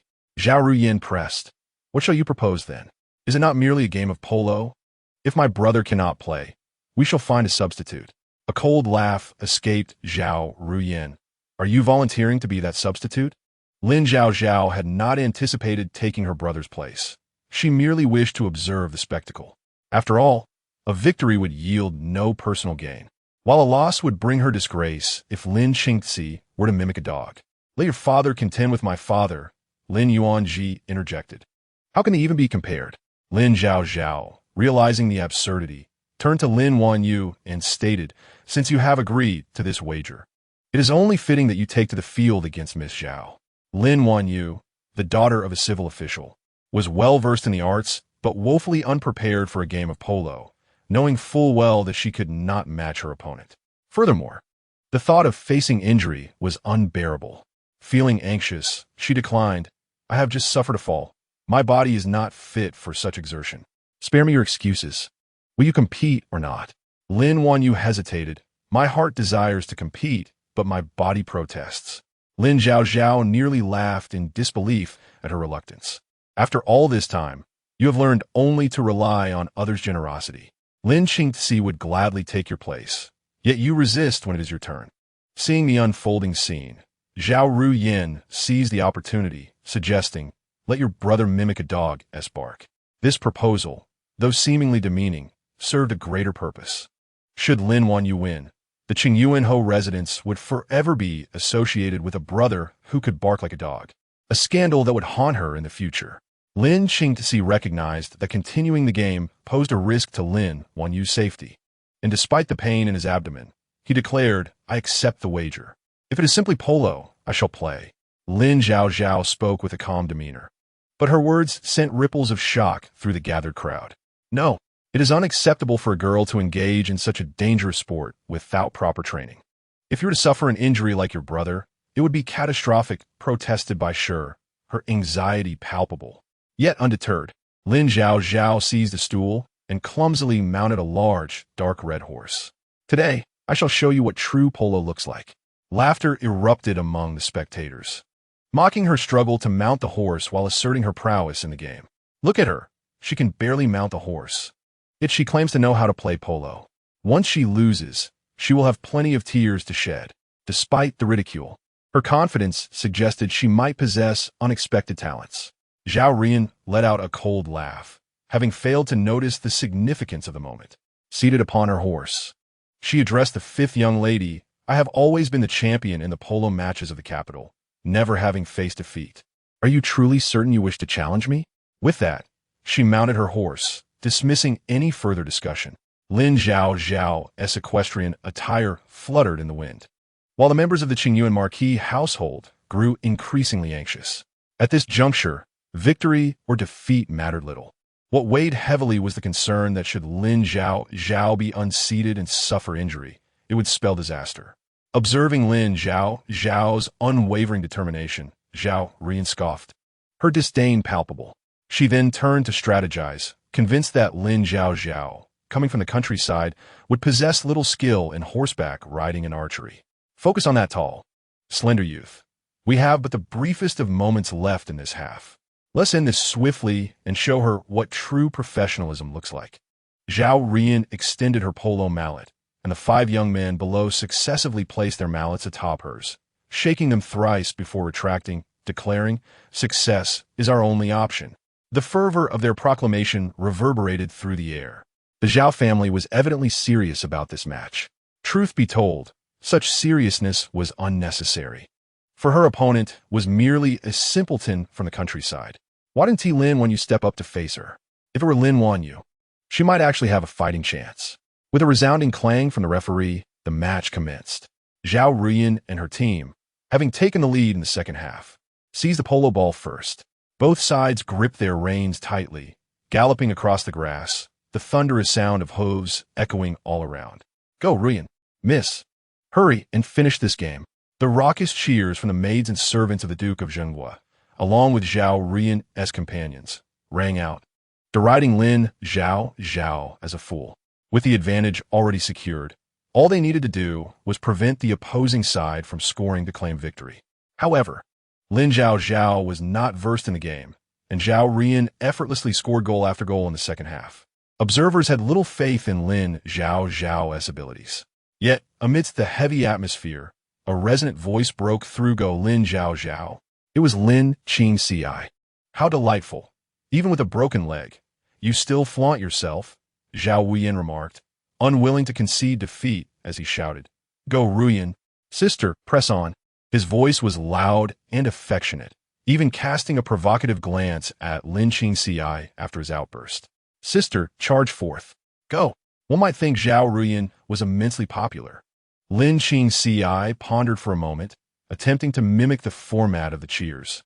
However, two little figures appeared above his head, one black and one white. The black figure admonished, "Remember, you must call that tigress sister. Don't forget, you swore Lin Wanyu was your only sister. If you now call Lin Zhaozhao sister, wouldn't that betray your previous vow?" The white figure countered, "But Zhaozhao helped you by preventing you from barking like a dog. No one is cheering for her. She is so pitiful." The black figure growled, "She is a venomous woman. What is there to pity?" The white figure replied, "But she is so young." As the two figures began to bicker, Lin Zhaozhao, after much deliberation, bit his lip and finally shouted, "Lin, cough, fifth sister, go for it. Sister, you can do it. Winning or losing doesn't matter. After all, you've never trained in archery. If you lose, you're still the best." Despite his own pain in his legs and abdomen, Lin Zhaozhao felt compelled to cheer for his sister, realizing that it was unfair that no one from their side was supporting her. Although he was small, his voice was loud enough to capture attention, and while he could not drown out the crowd from the Duke of Jinghua, his fervent encouragement still made a difference. At that moment, the spectators' sentiments began to shift. After all, Lin Zhaozhao had never trained in the arts, nor had she practiced archery. If Zhao Ruyan were to triumph over her, where would the glory lie? However, Lin Zhaozhao was fighting for her brother, and upon reflection, the young lady displayed commendable character. Their discussions, however, were not lost on Lin Wanyu, who bristled at the implication that Lin Zhaozhao was of good character, suggesting that she herself lacked virtue. The sight of Lin Zhaozhao cheering for Lin Zhaozhao further unsettled her, as it seemed she was losing control of the narrative. Lin Zhaozhao, oblivious to Lin Wanyu's inner turmoil, urged his mother, "Quick, you must cheer for Zhaozhao as well. We cannot allow our spirit to falter." Bai Shi retorted, "Is your loud voice, which disregards dignity, truly what constitutes spirit? Look, Zhao Ruyan is about to strike." Zhao Ruyan had earned her place in the capital's polo scene, largely due to her precision in striking the ball. Once the polo ball was in her hands and the distance was right, scoring was nearly guaranteed. At that instant, the polo ball rolled right beneath her mallet. She swiftly galloped past Lin Zhaozhao, her teammates keenly observant. 20 meters, 10 meters, the distance closed rapidly. Zhao Ruyan tightened her grip on the mallet, swinging it forcefully as she passed Lin Zhaozhao. "Steady!" Zhao Ruyan clapped in excitement, convinced that his sister could not possibly miss from such a distance. Yet, in a surprising twist, a swift steed leaped past Zhao Ruyan. It was Lin Zhaozhao. What was she thinking? Zhao Ruyan paused, then, realizing what was transpiring, burst into laughter. Surely, she doesn't think she can intercept the ball at such speed and distance? The notion seemed ludicrous. Lin Zhaozhao would never manage it. How foolish she was to attempt such a thing. Zhao Ruyan and the others were nearly in stitches, finding her efforts comically inept. Lin Wanyu scoffed, eagerly anticipating Lin Zhaozhao's imminent humiliation. Jun Wuchun cast a glance at Lin Zhaozhao, who was racing after the ball, his brow furrowed. How unfortunate for the newly titled county princess to make such a spectacle. Before Hui Di could voice his thoughts, Lin Yuanji suddenly exclaimed, "What on earth?" Startled, Hui Di looked up just in time to see Lin Zhaozhao, who had almost become the subject of ridicule, catch up with the polo ball. Not only did she manage to do so, but she also kicked off the stirrups, gracefully flipping onto the horse, executing an impressive maneuver. With a deft stroke of her mallet, she accurately struck the polo ball, sending it soaring into her goal. Zhao Ruyan stared in disbelief, her eyes wide with shock. Lin Zhaozhao, that's a plant. The entire sequence of events unfolded in mere moments. It's in. A three-point shot. Lin Zhaozhao instinctively explained to Bai Shi, feeling his pain dissipate, even the aches in his abdomen becoming trivial. Incredible. To intercept the ball from that distance, and then score? Truly remarkable. Indeed, many nodded in agreement. Scoring itself was not the feat.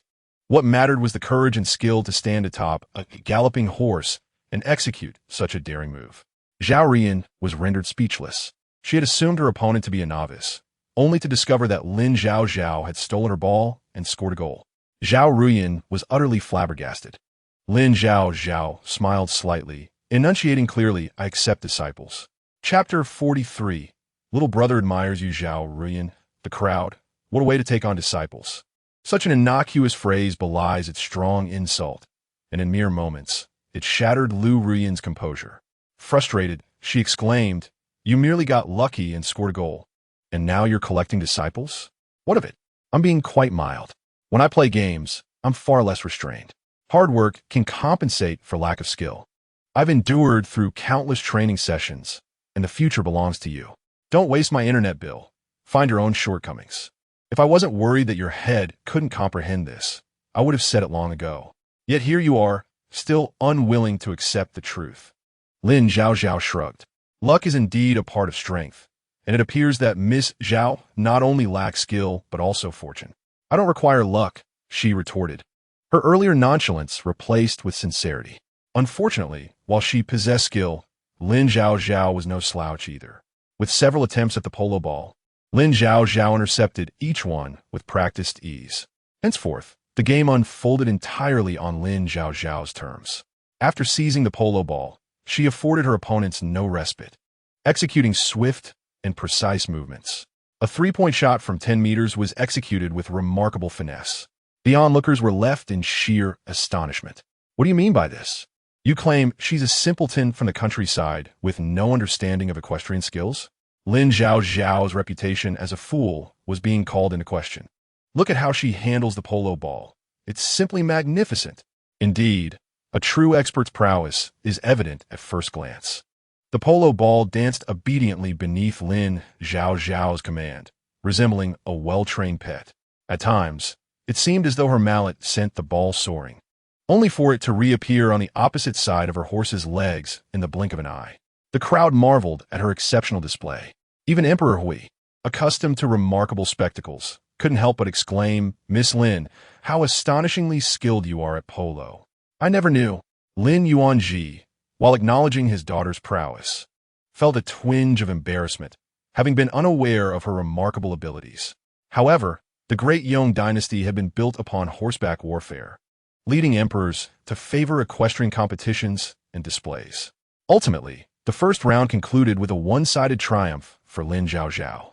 As the referee struck the gong again, Zhao Ruyan and her companions were left questioning their very existence. Sister, you actually won." "Zhaozhao, your equestrian skills are extraordinary." "Sister, you are incredible." Perhaps the term sister made it easier to express thoughts previously left unsaid, and Lin Qingzi grew increasingly jubilant. "Sister, even without training in equestrianism, you are so formidable." "I worship you." Lin Zhaozhao raised an eyebrow, bemused. "Is this a peculiar kind of admiration? First you call me sister, now you profess your worship. Can I simply think you're remarkable?" Lin Qingzi's innocent gaze was so sincere that Lin Zhaozhao relented. "It is only natural for me to be excellent. I am 16 after all, with a record that speaks for itself." "Record?" Lin Qingzi was confused, while Lin Zhaozhao chose not to elaborate further. The excitement among the members of the Qingyuan Marquis residence was palpable, their laughter resonating so loudly it nearly shattered the eardrums of the residents of the Jingwu Duke's household. Bai Shi, uncharacteristically unreserved, grasped Lin Zhaozhao's hand, exclaiming, "Truly miraculous. Zhaozhao, you have such extraordinary polo skills." "Oh, it's nothing, just average, third in the world." Lin Zhaozhao waved her hand dismissively. Meanwhile, Lin Wanyu, seated on the sidelines, anxiously clutched her handkerchief, her fingers turning white from the tension. She felt a mix of discomfort. On one hand, Lin Zhaozhao's victory necessitated an apology from the opposing team, which was positive. Yet, it also meant Lin Zhaozhao was stealing the spotlight. Having been raised in the Qingyuan Marquis residence, her status was naturally superior to Lin Zhaozhao's. Like Zhao Ruyan, she had also received her family's extensive training in polo. Yet now, everyone was aware that she was too intimidated to compete. While Lin Zhaozhao not only participated but triumphed over Zhao Ruyan. Lin Wanyu had initially hoped Lin Zhaozhao would embarrass herself under the title of County Princess. But now, the situation felt entirely different. Overall, she would prefer Lin Zhaozhao to lose than to see her bask in such glory. The expressions of the Jingwu Duke's household were equally transformed. Zhao Ruyan's polo skills were not inferior to those of any man. Yet she had been defeated by a country girl. Was this not an embarrassment? Zhao Ruyan felt humiliated. Zhao Ruyan, suppressing the pain in his leg, remarked sarcastically, "Indeed, Fifth Miss is quite talented. With a bit of rural trickery, she can best my sister in a single match. But it's only the first round. It's a best of 3, and we have a long way to go before declaring victory. To celebrate now would be premature." His words extinguished the joy of Baishur and Lin Qingzi. Yes, there were still 2.5 rounds to go. The opposing team was now aware of Lin Zhaozhao's skills and would surely keep a close watch on her, especially since Zhao Ruyan was a seasoned player, frequently engaged in polo. Although Lin Zhaozhao had achieved a surprising victory, many believed the outcome remained uncertain. After all, polo is a game of rapidly shifting dynamics. The referee sounded the gong. Quick as a flash, Zhao Ruyan lunged for the polo ball tossed into the air, positioned in the center of the field. If she could seize the ball and pass it to the boy behind her, the first 3 points of the second round would be secured. However, just as she was about to raise her mallet to strike the ball, Lin Zhaozhao, taking advantage of her height, bent low on her horse and slipped beneath Zhao Ruyan's arm. Raising her hand, she aimed directly at the Jingguo Duke's goal. Lin Qingxi's heart tightened, almost involuntarily exclaiming, "No, sister, that's wrong. The direction is reversed. Don't shoot from there. If that ball goes in, it would be quite the spectacle indeed." Chapter 44. Outsiders watch the spectacle. Insiders discern the intricacies. Those merely observing believed Lin Zhaozhao had lost her senses. Yet, even Zhao Ruyan could hardly stifle a laugh. In the next moment, with her back to her own goal, Lin Zhaozhao lifted her mallet high and sent the polo ball soaring backward with tremendous force. Anyone could see it was approximately 15 meters from a goal. At such a distance, simply aiming accurately to toss the ball into the goal was a feat many women could scarcely achieve, given the historical disparity in physical strength between the genders. Numerous men, even with extensive training, struggled to even touch the goal from afar. But Lin Zhaozhao, it seemed, had no intention of facing the goal directly. She appeared to be attempting a shot while deliberately turned away. What a peculiar approach. In all of Great Yong, one might count on one hand those capable of such a feat. Was this madness? Lin Wanyu, watching Lin Zhaozhao's antics, felt exasperated. Why is she shooting from such a distance with her back to the goal? Does she want to lose and humiliate us? Don't speak so hastily. If she truly wished to lose, she wouldn't have participated. Besides, we never anticipated her winning. Lin Qingzi impulsively retorted, her gaze filled with concern for Lin Zhaozhao. Lin Wanyu's expression shifted, instantly feeling wronged. Yet, the opposing team remained oblivious to her distress, their attention firmly fixed on Lin Zhaozhao. Even Emperor Hui could not escape this spectacle. Shooting with her back to the goal, the entertainment value was extraordinary. If she succeeded, it would be impressive. If she failed, it would be a mere joke. The spectators were left pondering whether Lin Zhaozhao was exhibiting genuine skill or merely playing tricks. Yet the gaze remained fixed upon the polo ball. With a resounding thud, the ball soared from the turf, traversing over a series of magnificent black steeds, spiraling ever closer to the goal. With a clatter, the polo ball struck the wooden board, then ricocheted against the panel, forcefully darting through the gap in the goal. The sound of the ball landing on the ground echoed throughout the field, momentarily enveloping the arena in silence. Just for a fleeting moment, the only sounds were a few heavy breaths, before a thunderous cheer erupted. Goodness! The fifth daughter of the Lin family is truly remarkable. Not only can she compete with Zhao Ruyan, but even I could not achieve such dazzling feats. Such exquisite polo draws admiration, even from the scions of noble families. This petite figure belies a strength that can fell me with a single blow. What incredible prowess! It must be the nourishing essence of the countryside that has transformed her. Which lady in the capital possesses such vigor? As the second half of the match commenced, it was but a brief interlude before Lin Zhaozhao seized the polo ball. Without the need for any protective maneuvers from her teammates, she impressively scored. Initially, her teammates had thought to showcase their skills in light of Lin Qingxi's injury. But alas, they not only overestimated their opponents, but underestimated their comrade. 1 against 4, she took flight. Lin Zhaozhao's various maneuvers left even the emperor who stunned. Baishur beamed with pride, recognizing her daughter's exceptional talents. Let them play dirty. Have they encountered a formidable opponent? Madam Bai, one may indulge in food, but one must not speak recklessly. How do you know we play unfairly? Furthermore, the outcome remains uncertain. Your premature celebration seems rather hasty. Though such words were spoken sweetly, the experienced observers understood well. If Lin Zhaozhao's previous victory could be attributed to a stroke of luck, this time she scored with her back to the audience, executing a flawless three-point throw, demonstrating that her adversaries had mastered the art of throwing the polo ball to perfection. Especially Zhao Wuyin, truth be told. No gentleman could accomplish a one-handed, reverse throw from a distance of 15 meters as she did. Lin Zhaozhao's strength might not differ much from those present, yet her technique was undoubtedly superior. As the first half neared its conclusion, Zhao Ruyin had yet to score. Wang Rong, the lean and skilled man beside Lin Zhaozhao, found himself besieged. If I am so highly regarded, I shall concede and let you have the ball, he proclaimed. But as he sidestepped, taking advantage of his opponent's momentary lapse, he swiftly tossed the ball to Lin Zhaozhao, who was surrounded by two others. Mounted on her horse, she bent down, deftly retrieving the ball that sought to escape her grasp. She was merely 5 or 6 meters from a goal, although flanked by two opponents. Wang Rong's attention divided their focus. This cannot continue. If we persist, defeat is inevitable. Perhaps we should employ the young master's strategy. The members of the Duke of Zhenggua's household exchanged knowing glances. Soon, a burly man charged forward with ill intent. Lin Zhaozhao's companions, eager to assist, found themselves ensnared by others. In the very spot where Lin Qingxi had once been ambushed and thrown from her horse by Zhao Wuyin and his comrades. Lin Qingxi's heart raced with trepidation. Sister, Chapter 45. Is there no shame left? The adversary recalled Zhao Wuyin's orders, casually lifting his arm. The sound of the polo mallet slicing through the air caught Lin Zhaozhao's attention as he focused on her right hand. A single strike at this position could spell disaster, not only for her game, but for her future as well, potentially impairing her ability to write. As the distance between them narrowed, Lin Zhaozhao raised her gaze, squinting with a hint of danger.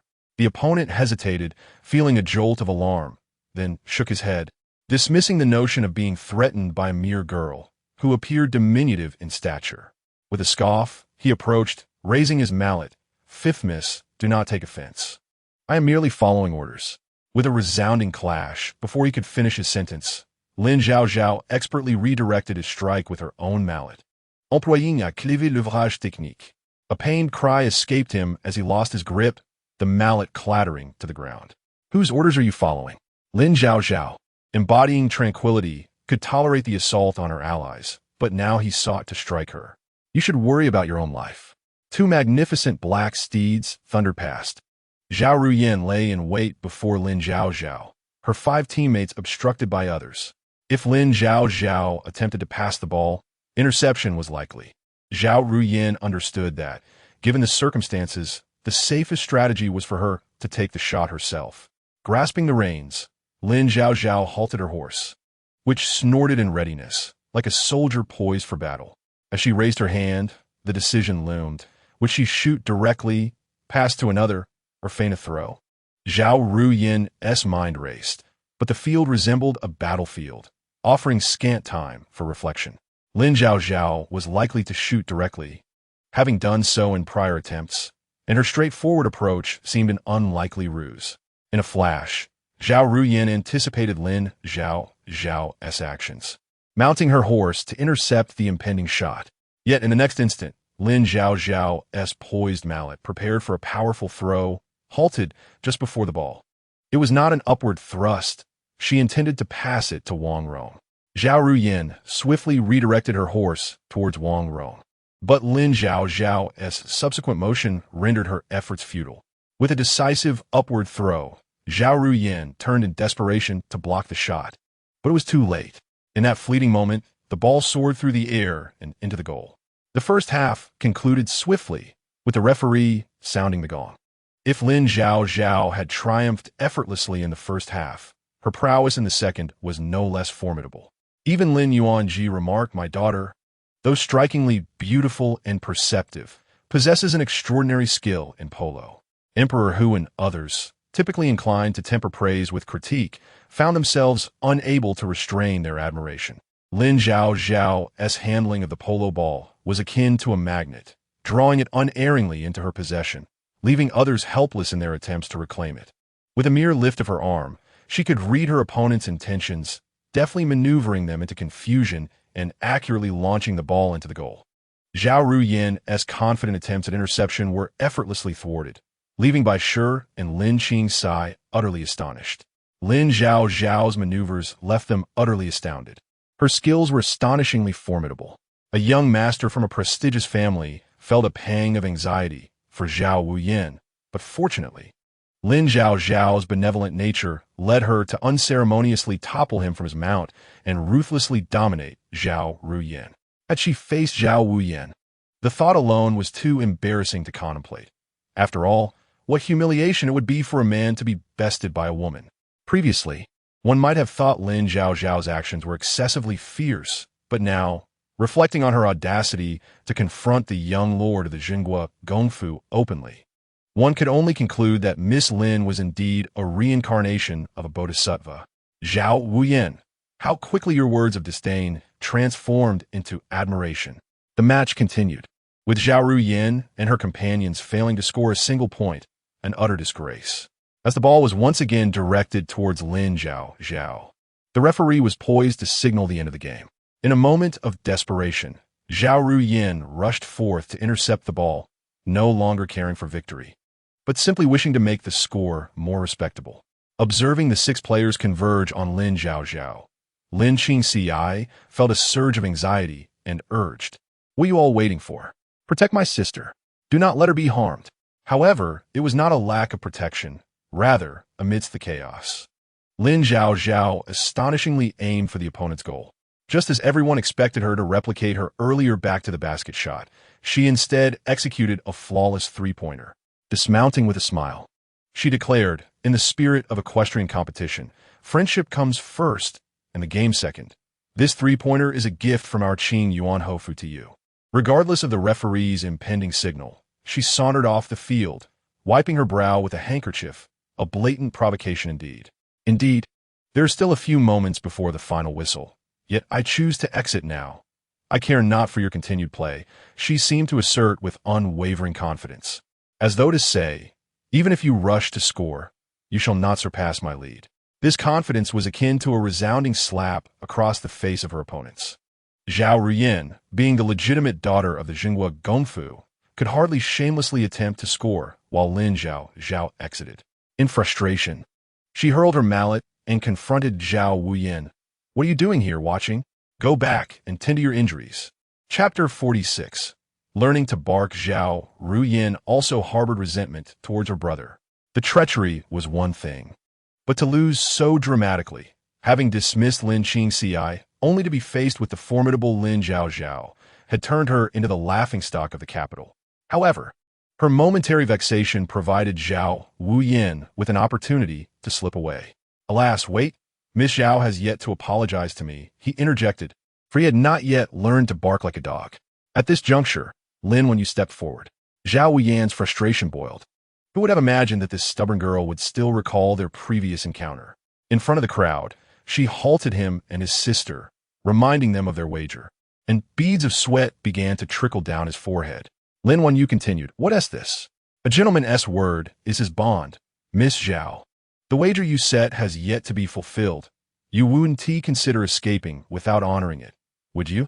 As Lin Wan Yu spoke, the eyes of nearly everyone present turned towards Zhao Wuyin, who now appeared far from his earlier arrogance, seeming rather evasive, his face betraying disdain and mockery. "Indeed, Miss Zhao, did you not both declare that if you lost, you would apologize to Miss Lin and imitate a dog's bark? You seem to have been caught off guard. Truly, to sneak away is no act of bravery. I say, if you lack skill, accept defeat graciously. Fulfill your promise, and we might even commend your courage. Yet your hesitance is unbecoming of the Jingua Gongfu. What manner of conduct is this? Is it the style of the Jingua Gongfu to resort to underhanded tactics?" The brother could not best his opponent, nor could the sister surpass her rival. The onlookers were eager for drama, keen to stoke the flames between the Jingua Gongfu and Qing Yuan Hofu. Yet how could the Zhao siblings, accustomed to being revered, endure such ridicule? To bark like a dog? We might as well cease to exist. Zhao Ruyan inhaled deeply and bent her waist, conceding, I acknowledge my prior offense regarding the startled horse incident. I apologize to Miss Lin. This matter originated with me, and thus my apology should suffice. What say you? In that fleeting moment, it seemed Lin Zhaozhao had not anticipated the turn of events where Zhao Ruyan would apologize to Lin Wanyu. Embracing the notion of maintaining a semblance of civility for future encounters, and aware that the emperor would soon arrive, potentially leading to numerous complications, Lin Zhao responded, the barking can be foregone. Yet, Lin Wanyu retorted, our Qing Yuan Hofu may forego it. But I sense a reluctance from a Jingua Gongfu to uphold their end of the bargain. Had I known you lacked such fortitude, why establish such a wager in the first place? It appears you are not a strong character. Let us disperse. Lin Zhaozhao exclaimed, Sister, your firmness is admirable. But why did you not exhibit such prowess in the equestrian match? Your insistence has pushed my grievances to their peak. Perhaps Lin Wanyu's word struck a discordant note. Zhao Wuyan's countenance darkened as he declared, Is it merely barking like a dog? A gentleman's word is his bond. I shall comply. Suppressing his humiliation, he faced Lin Qingxi and the others, summoning the strength to bellow, woof, woof, woof. The laughter that ensued only served to deepen his shame. Lin Qingxi thought to himself, while it's enjoyable to have a pet, it is unfortunate that this one is a rebellious wretch, with eyes that seem more inclined to attack than to guard. Very well, Zhao Ruyan lamented, her heart aching for her brother. One feigns ignorance of horseplay, while the other insists on adherence to the wager. This jest had transformed into a source of embarrassment for her brother, a testament to the Qing Yuan Hofu's relentless nature. It was said that people often sympathized with the weak, with Zhao Ruyan's tears. Many spectators began to view the Qing Yuan Hofu as oppressive. What had begun as mere heated words had escalated to an affront, with the Qing Yuan Hofu's actions perceived as overly humiliating. Yet, seeing Zhao Ruyan in tears, the onlookers urged, Miss Lin, you must apologize quickly. Lin Zhaozhao was incredulous. Why should she bear the burden of their misdeeds? I too am without an umbrella on this fine day. Why must it rain down upon me? Stop crying, Lin Zhaozhao implored, for Zhao Ruyan was willing to heed her words, standing upon the moral high ground, allowing the crowd to cast judgment upon Lin Zhaozhao. Just then, before her thoughts could settle, she felt someone tugging at her hair. Lin Zhaozhao, feeling as if burdened by a mountain, pushed her adversary down and extended her arm, saying, Go on, cry again, and see if my hand doesn't find its way to your cheek. Zhao Ruyan trembled, her resolve unyielding, her cries growing louder still. Very well. If it is merely a matter of weeping, then let it be so. Lin Zhaozhao was presently throwing a tantrum on the ground, lamenting her plight as a rural girl deprived of rights, as a county princess bestowed by His Majesty. What does it matter if I fight for the nation when my brother has had his leg broken by others? I won the competition fairly, yet I am still subjected to scorn. I cannot bear this any longer. Zhao Ruyan dared to mimic her as a green tea girl, yet only dared to sob quietly with a handkerchief. Lin Zhaozhao even took out noodles, insisting on hanging herself. Enough. Observing the escalating commotion, Lin Yuanji was already sweating profusely, seeing Emperor Hui order Jin Bao Gong Gong to separate the two. He quickly knelt and pleaded, Your Majesty, my daughter has not been raised in the capital since childhood and is unfamiliar with the customs and rules. I implore Your Majesty to forgive her. With Lin Yuanji's words, and Emperor Hui advancing a few steps, the crowd hastily knelt, exclaiming, We pay our respects to Your Majesty. A sea of black-clad individuals bowed down, showcasing the majesty of the imperial family. Before them stood none other than the sovereign of the Yong, who held the power of life and death. Lin Zhaozhao had previously been an avid viewer of dramas, where the female protagonists knelt before emperors, but she could hardly empathize. At most, she would express how wonderful it is to live in a socialist state where all are equal. It was her first time observing a living emperor up close. The regal aura emanating from several dozen meters away, the imposing feathered forest army. And the crowd silence made her heart race, prompting her to kneel down. Emperor Hui raised his hand, surveyed the crowd, and with an authoritative presence, pointed directly at Lin Zhaozhao. Come forth. Oh no, Lin Yuanji thought. The tone of Emperor Hui, devoid of clear emotions, instilled fear in the crowd. Even Lin Zhaozhao felt a sense of foreboding. In the original text, Emperor Hui was known to be a cunning tiger in sheep's clothing. Despite appearing frail, he had orchestrated power plays since the age of 7, quelling rebellions at 13. He was ruthless, even to those closest to him, executing at will. Many found the concept of time travel amusing, but when faced with the rigid customs of a feudal dynasty, Lin Zhaozhao realized her life was merely a trivial matter to the emperor. She took a couple of steps forward, recalling her mother's teachings, clasped her hands, and bowed, saying, "This humble daughter, Lin Zhaozhao, pays her respects to your majesty. Long live the emperor." At that moment, Emperor Hui, clad in a dragon robe, gazed down at Lin Zhaozhao, speaking deliberately. "Are you afraid of me?" Lin Zhaozhao thought. What a ridiculous question. How could you, a supreme ruler, even ask that? How can you ask me if I am afraid? If you were in my position kneeling here, would you not feel fear? Lin Yuanji, observing this exchange, felt a surge of anxiety. Fortunately, Lin Zhaozhao maintained a facade of composure, licking her lips before responding. "No, your majesty, you are a wise ruler. I'm not afraid, merely overwhelmed by the grandeur of the imperial family. I cannot offend such majesty." "Then tell me, why do you consider me a wise ruler?" Lin Zhaozhao pondered her response, realizing she could not evade the question. She noticed Lin Qingci, kneeling behind her, sweat beading on his forehead. Growing up in the Qing Yuan Marquis mansion, he understood the political landscape well. The town guard duke's mansion had always been favored by Emperor Hui. Today, Lin Zhaozhao had caused Zhao Wuyan to fall from his horse and break his leg, provoked Zhao Ruyan, and forced them to fulfill their bet. It was unlikely Emperor Hui would not seek to vindicate the town guard duke, especially after the recent scandal involving the Qing Yuan Marquis mansion. "Do not place the blame on me," Lin Zhaozhao thought rapidly. Patricide and fratricide, imprisoning an uncle for 13 years for investigation. No. Ordering the Feathered Forest Army to execute 5,000 spreading the previous dynasty's reactionary literature. Definitely not. Honoring the current Empress Dowager by personally sending someone to a monastery for cultivation. Surely not. Each of these actions reeks of tyranny. If she were to mention even one of these, Emperor Hui might very well have her executed. Zhao Ruyan and Zhao Wuyan exchanged glances, a smirk on their faces. They sensed Emperor Hui's growing impatience. Suddenly, Lin Zhaozhao had a flash of inspiration and exclaimed, "Ah, what a pity! Qin Huang and Han Wu slightly fall short in literary prowess, while Tang Zong and Song Zhu are somewhat lacking in charm. The great Genghis Khan, a true hero, knew only to draw his bow and shoot eagles. All the illustrious figures of the past are now gone. Let us focus on the present." A profound silence enveloped the room as Lin Zhaozhao concluded her statement. The tension in the air dissipated as Emperor Hui, who had previously worn a stern expression, erupted into hearty laughter. "My dear minister, your daughter not only impresses me with her martial prowess, but also with her poetic talent." With Emperor Hui's laughter, the oppressive atmosphere vanished.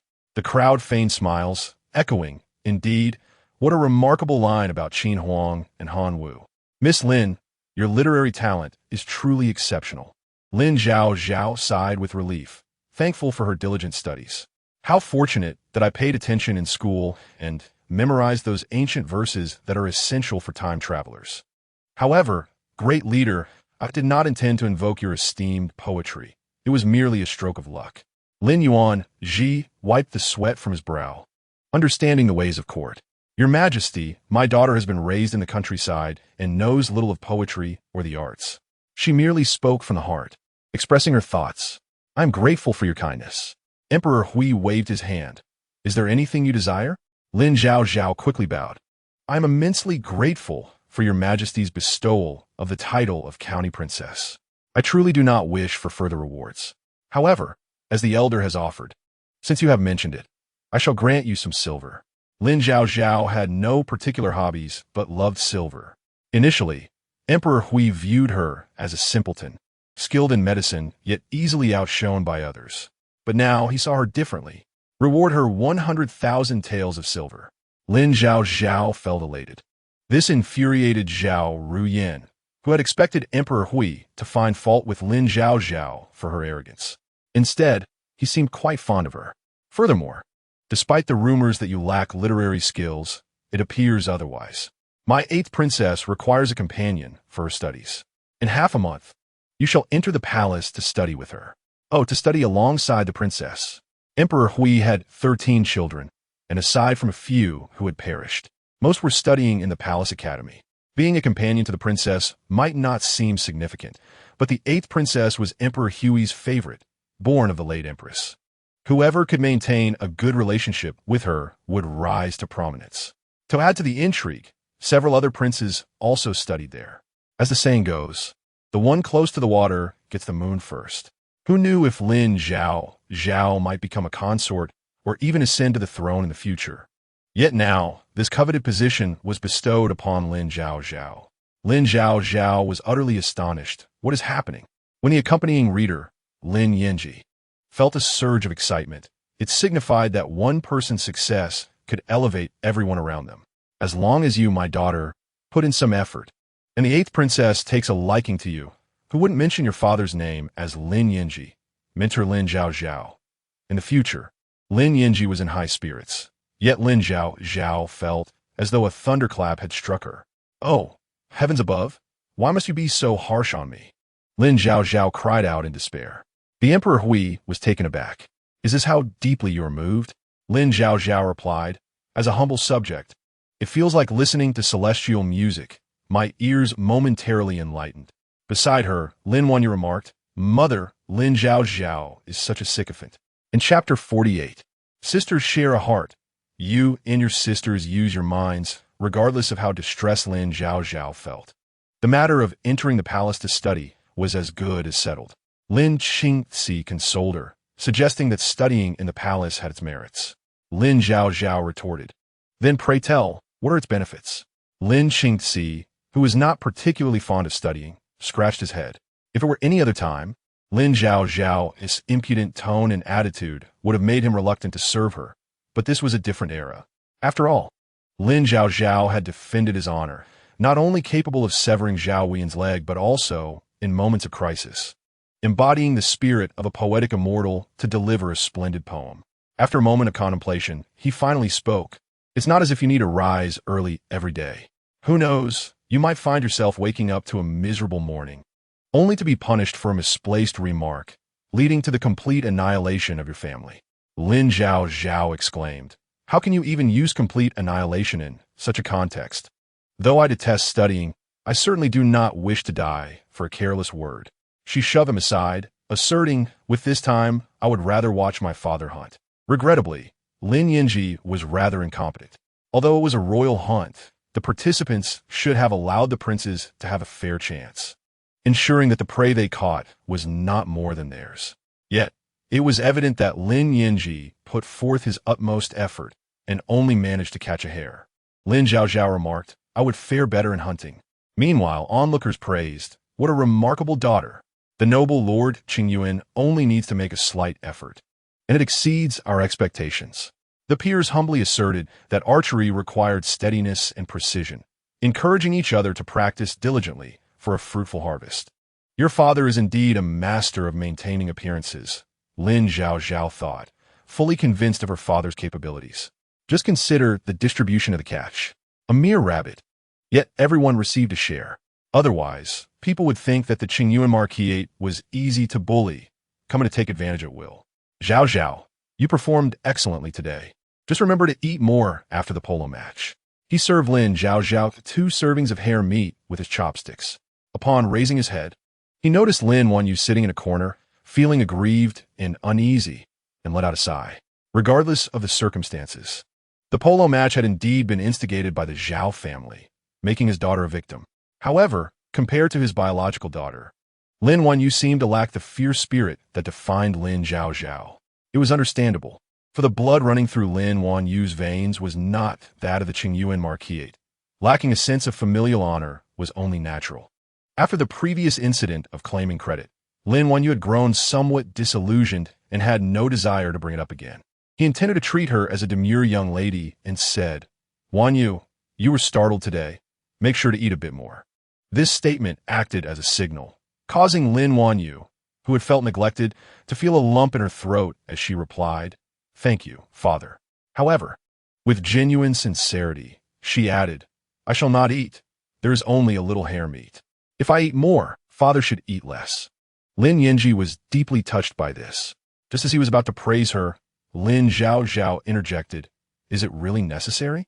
Sister, it's merely 2 pieces of hare meat. Must you act so theatrically? Sisters share a heart. You should be using your mind together. Is the Qingyuan marquis so impoverished that we cannot afford a bit of hare meat? If one were to know, they might think you were feasting on dragon claws or phoenix marrow. How can one create such schemes over a morsel of food?" Lin Yinji replied, "You might have a point, Zhaozhao. However, a piece of hare meat, if desired, could be easily summoned from the kitchen with a simple word. Wan Yu's behavior is truly excessive and unnecessary." He waved his hand, saying, "Enough. If you wish to eat, then eat. Stop with the unnecessary dramatics." Lin Wan Yu retorted, "What is going on? Why must it always be me creating unnecessary fuss? Indeed, the heart of a man is as deep as the sea. Just a moment ago, he was moved, and the next, he was bewildered." After they had eaten their fill, Lin Yinji instructed, "You should rest early tonight. Tomorrow, I have invited a tutor to help you review your lessons and familiarize you with the palace etiquette, so you do not cause any disturbances once you enter the palace." Lin Zhaozhao lamented, "What a sin I have committed. Why must I memorize Qin Yuan Chun?" It seemed her carefully crafted retirement script had been squandered. "I notice you only had 2 bowls of rice tonight. Usually, you can eat 3 or 4. Are you feeling unwell? If so, you should express it instead of bottling it up. What is it? Speak out so I can be mocked for it." In chapter 49, do not be moved just yet. If one were to claim Lin Qingxi was particularly wicked, that would be an exaggeration. After all, he was merely a child, unaware of much. His mind was preoccupied with memories of when he was young, having broken a vase that their mother cherished, and Lin Wan Yu had shielded him from punishment, imploring by sure not to be angry. Thus, he regarded Lin Wan Yu as his elder sister. However, one day, he learned that Lin Wan Yu was no longer his sister, as another girl was to enter the household. 7-year-old Lin Wan Yu wept profusely, unable to comprehend why she had become an outsider. But a pampered child, confronted with an intruder, could only wish to retaliate, unleashing a torrent of venomous words. She longed to drive Lin Zhaozhao away, but upon realizing that Lin Zhaozhao was not easily dismissed, she resorted to slander. Lin Zhaozhao, feeling wronged, fought back. Yet in Lin Qingxi's eyes, all he could see was Lin Zhaozhao as a shrew, causing a ruckus. Thus, he preemptively developed a distaste for this intruder, assuring Lin Wan Yu, "No matter how well Lin Zhaozhao treats me in the future, you will always be my one and only sister." Lin Wan Yu felt satisfied. Yet how did she achieve this? Lin Qingxi was not particularly clever. He recognized he was not as astute as the older brothers in the household. While his siblings could comprehend and memorize things with a single reading, he struggled to grasp them even after 10 attempts. Consequently, his father held him in low regard, seldom consulting him on family matters, leaving him with a minimal sense of belonging. Yet, he was not devoid of merits. His elder sister needed him. Furthermore, if he could not excel in academics, he could certainly excel in martial prowess. He refused to believe he could be incompetent in all aspects. Thus, during the polo match, he resolved that regardless of the risks, he would stand up for his sister, especially after the indignities cast upon her. What was the outcome? Had it not been for Lin Zhaozhao defending him, would he not have had to address the opponent as father? Under normal circumstances, Lin Qingxi would have protested vehemently, accusing Lin Zhaozhao of harboring malicious intent and projecting it onto others. Yet at that moment, he merely scratched his head and muttered, "What reason do I have to laugh at you? You're my sister.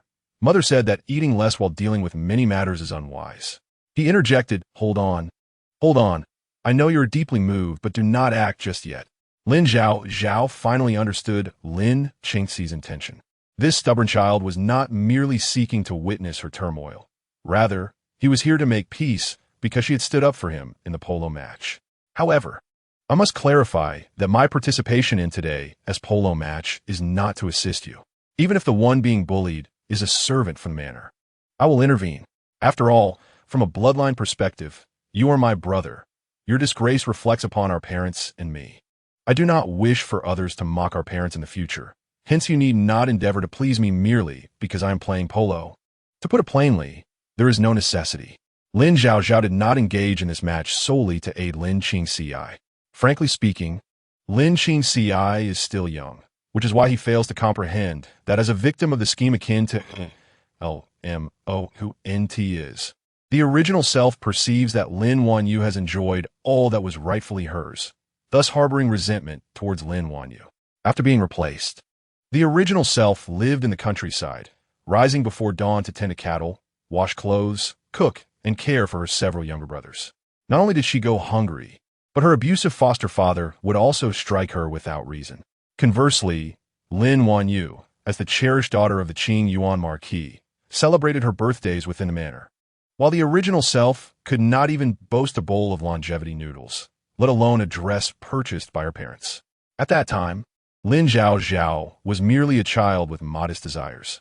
Lying in the stables, she wished for a simple wooden bed to escape the mockery of her peers for sleeping in such a foul-smelling place. Dressed in tattered garments, her hair riddled with fleas, she was awestruck by the grandeur of the manor, feeling as though it reached higher than the heavens themselves. She had to tiptoe and look up to see the stone lions clearly.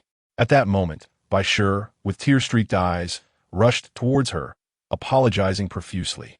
Standing at the high threshold of the grand estate, the little girl looked up to see Lin Wanyu, adorned in a pink dress and a necklace of agate and pearls.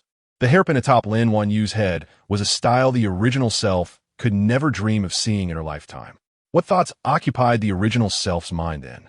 Perhaps a layer of unease, a sense of self-deprecation, as if she could hardly believe that this mansion was indeed her home.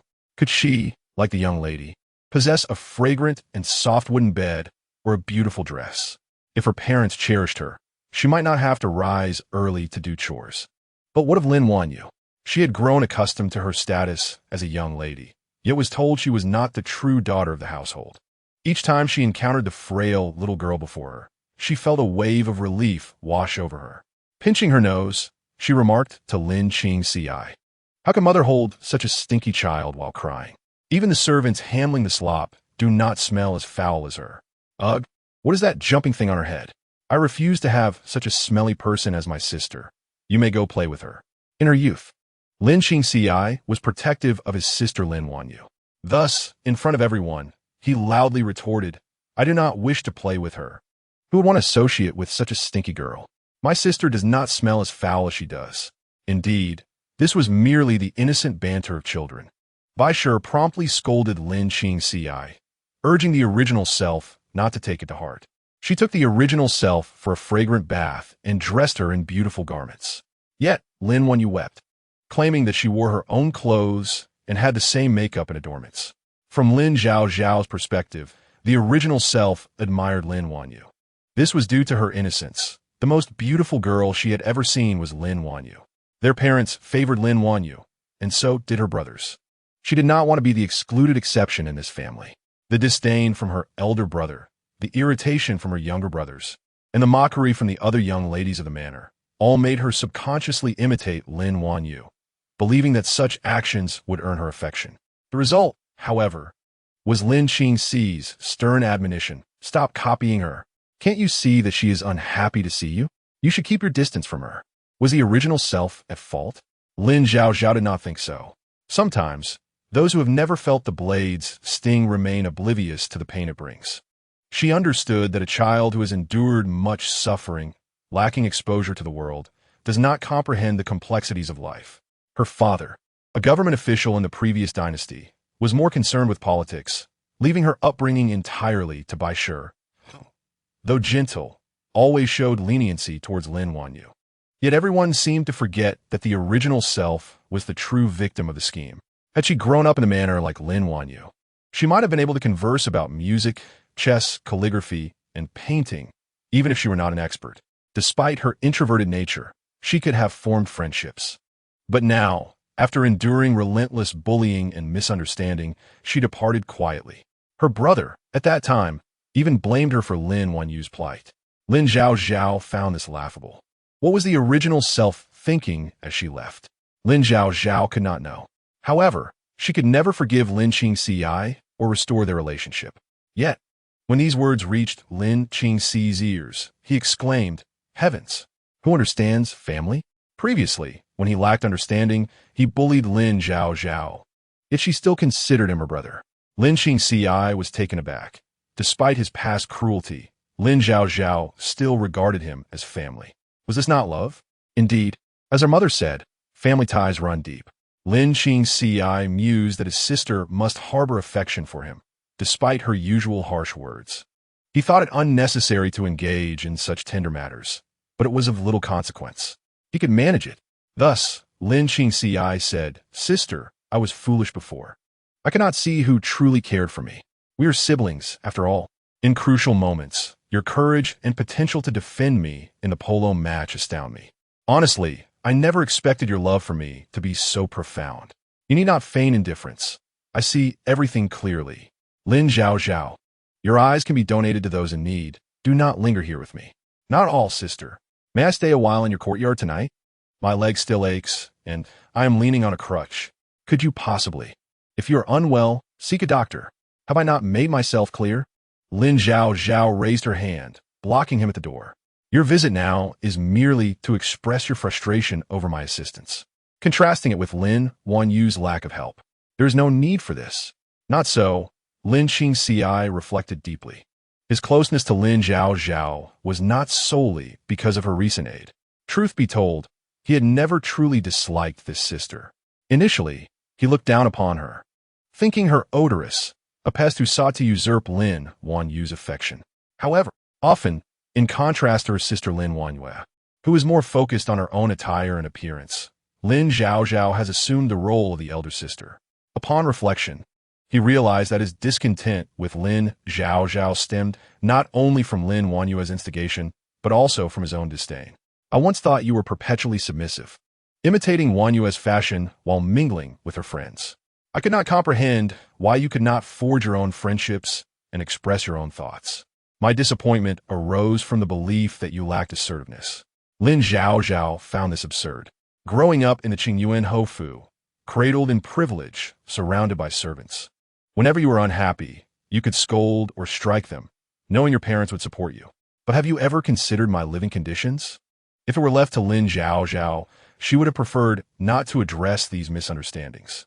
In the past, while watching dramas, I perceived the main characters as mute, caught in miscommunications that could not be clarified.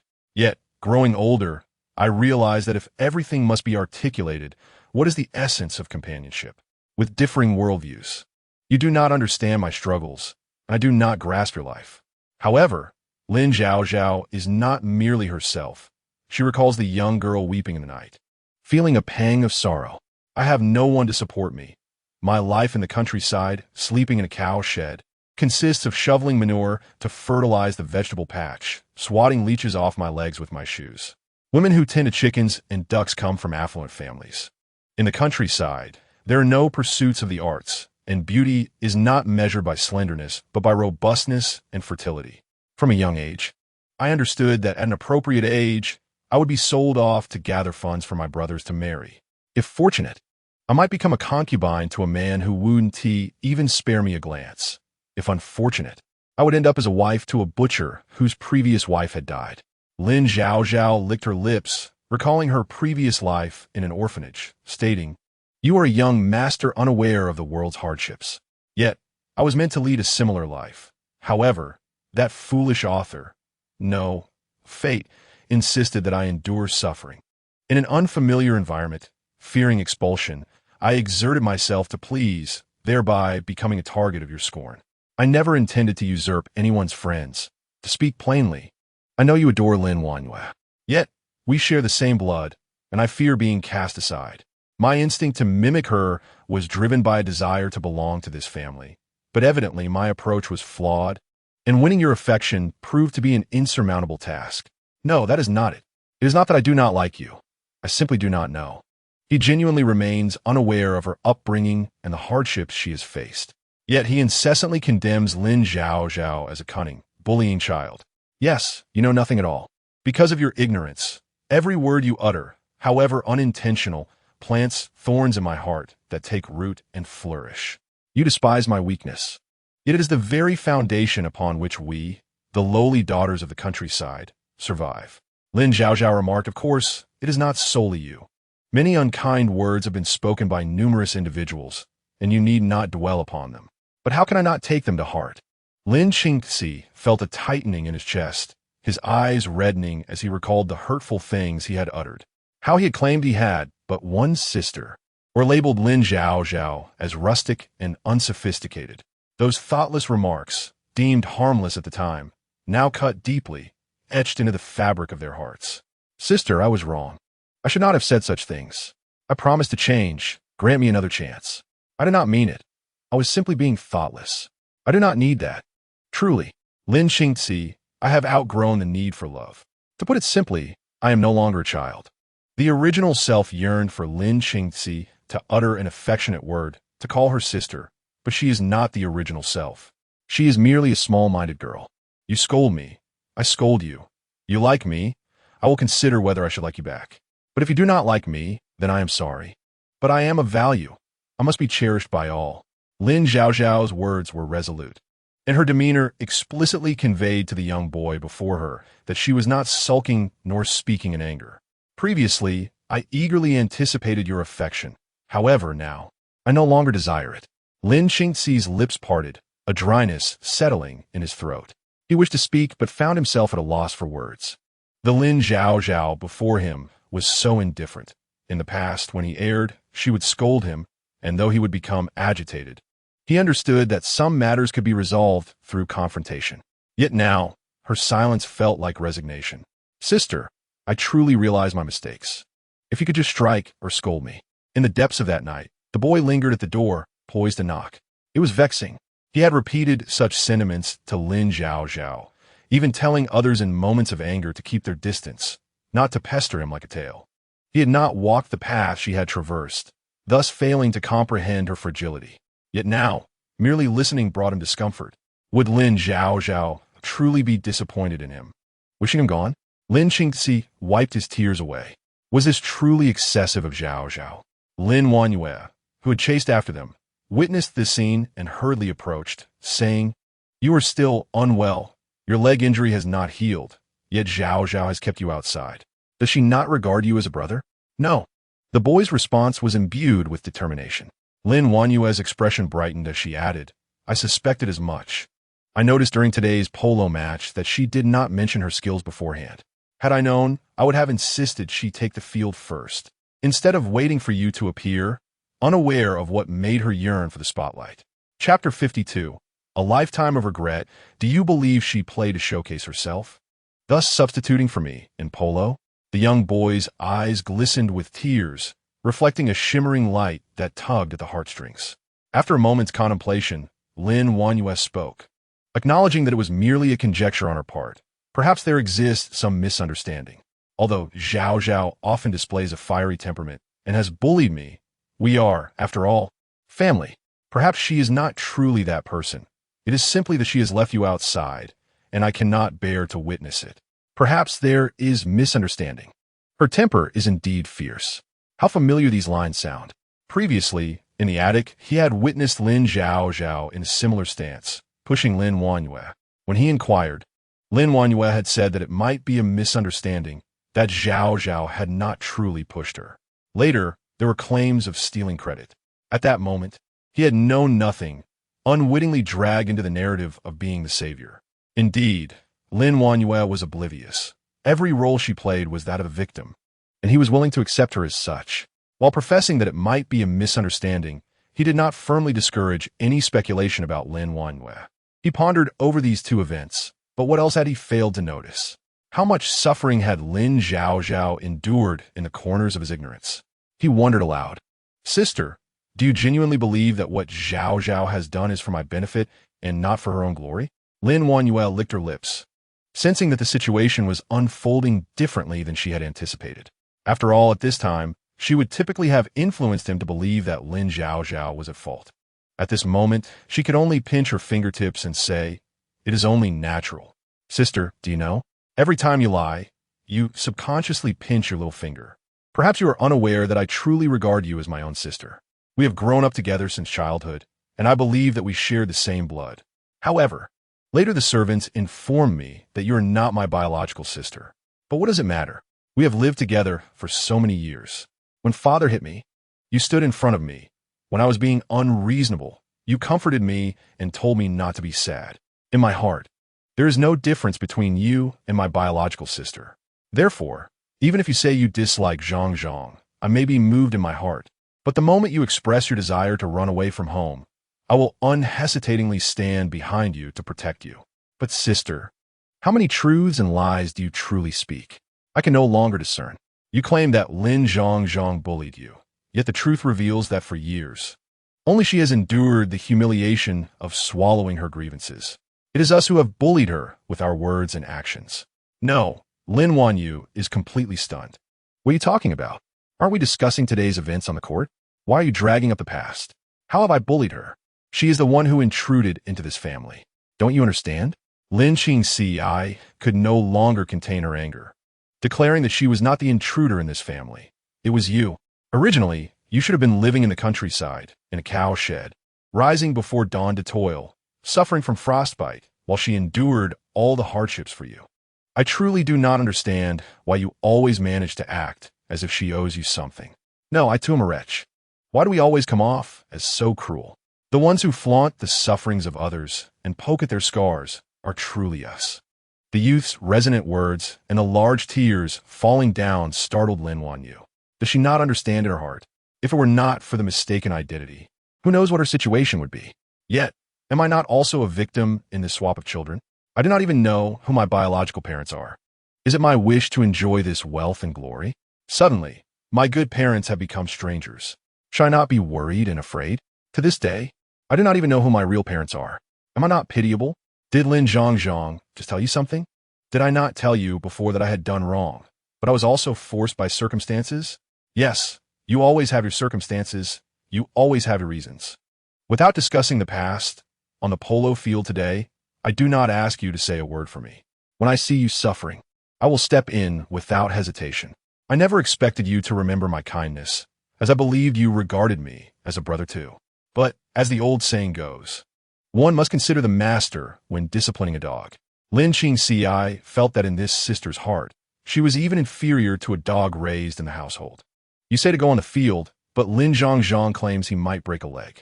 He cannot be without fear in his heart. So he understands Lin Wanyu's reluctance to speak up for him.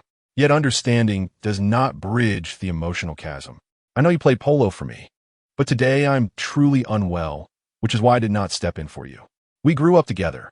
Do you not know what kind of person I am? When you say this to me, do you think I am not saddened?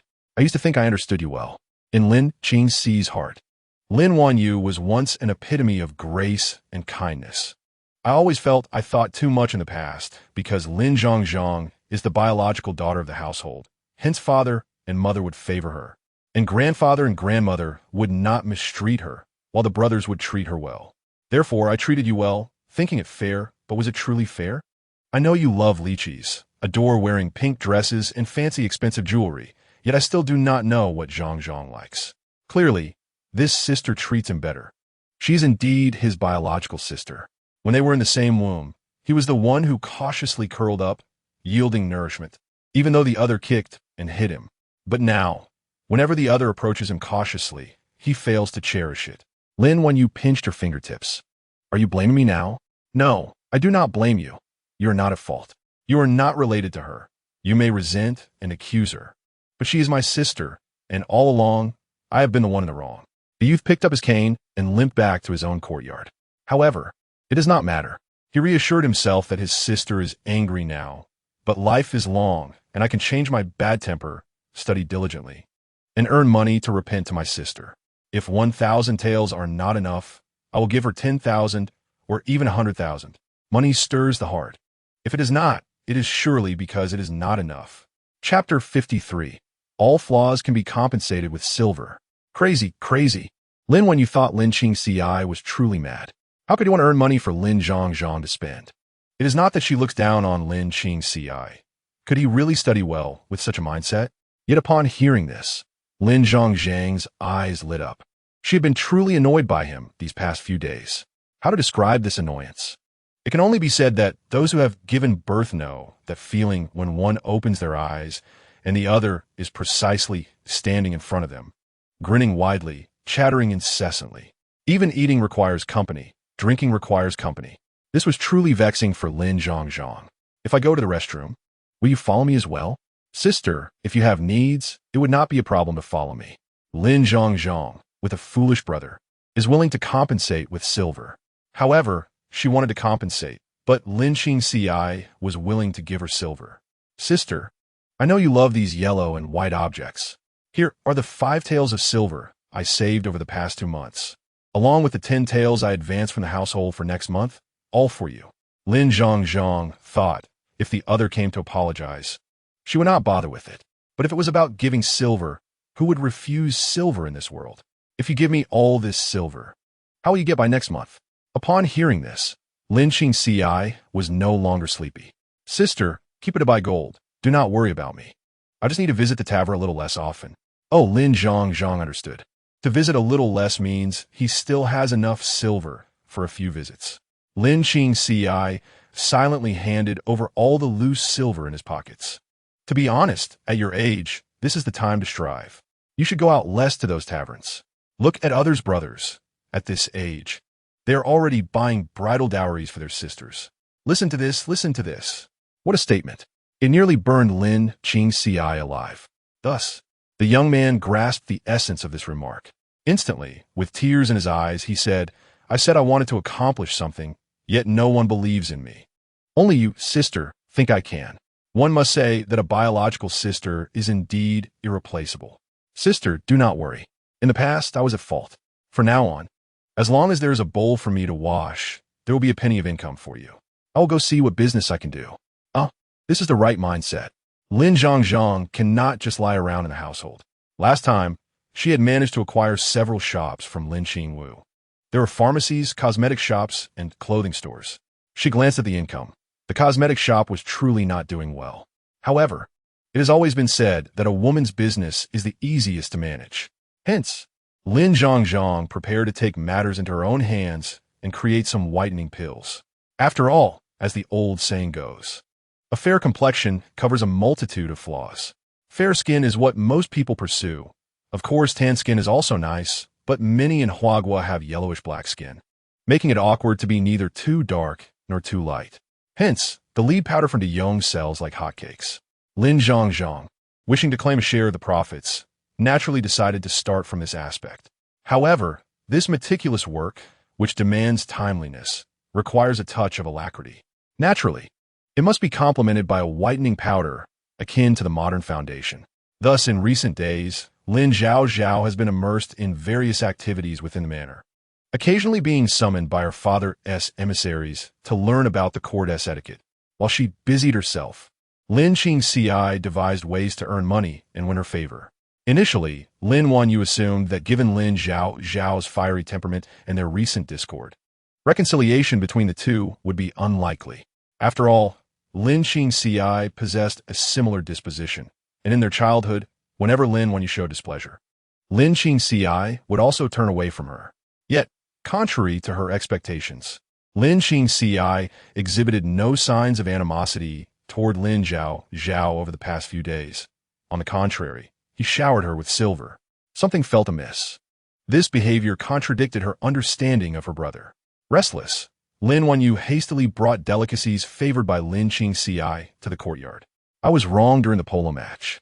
I have spent the last few days reflecting in my quarters. Please do not remain angry with me. Regardless of the circumstances, I shall always stand by you. The young girl, adorned in a lotus pink dress, delicately gestured as servants presented his favorite bird's nest soup. In the past, Lin Zhaozhao would have readily forgiven her. However, now, he found himself at a loss for words. His heart brimmed with guilt toward Lin Zhaozhao, to the extent that he believed if Wanyu realized her shortcomings, she ought to apologize to Zhaozhao instead of burdening him with trivial matters. Yet, voicing such sentiments would undoubtedly wound Wanyu's heart. To Lin Wanyu, it appeared that despite her sincere attempts at reconciliation, his cold demeanor was akin to a slap in the face.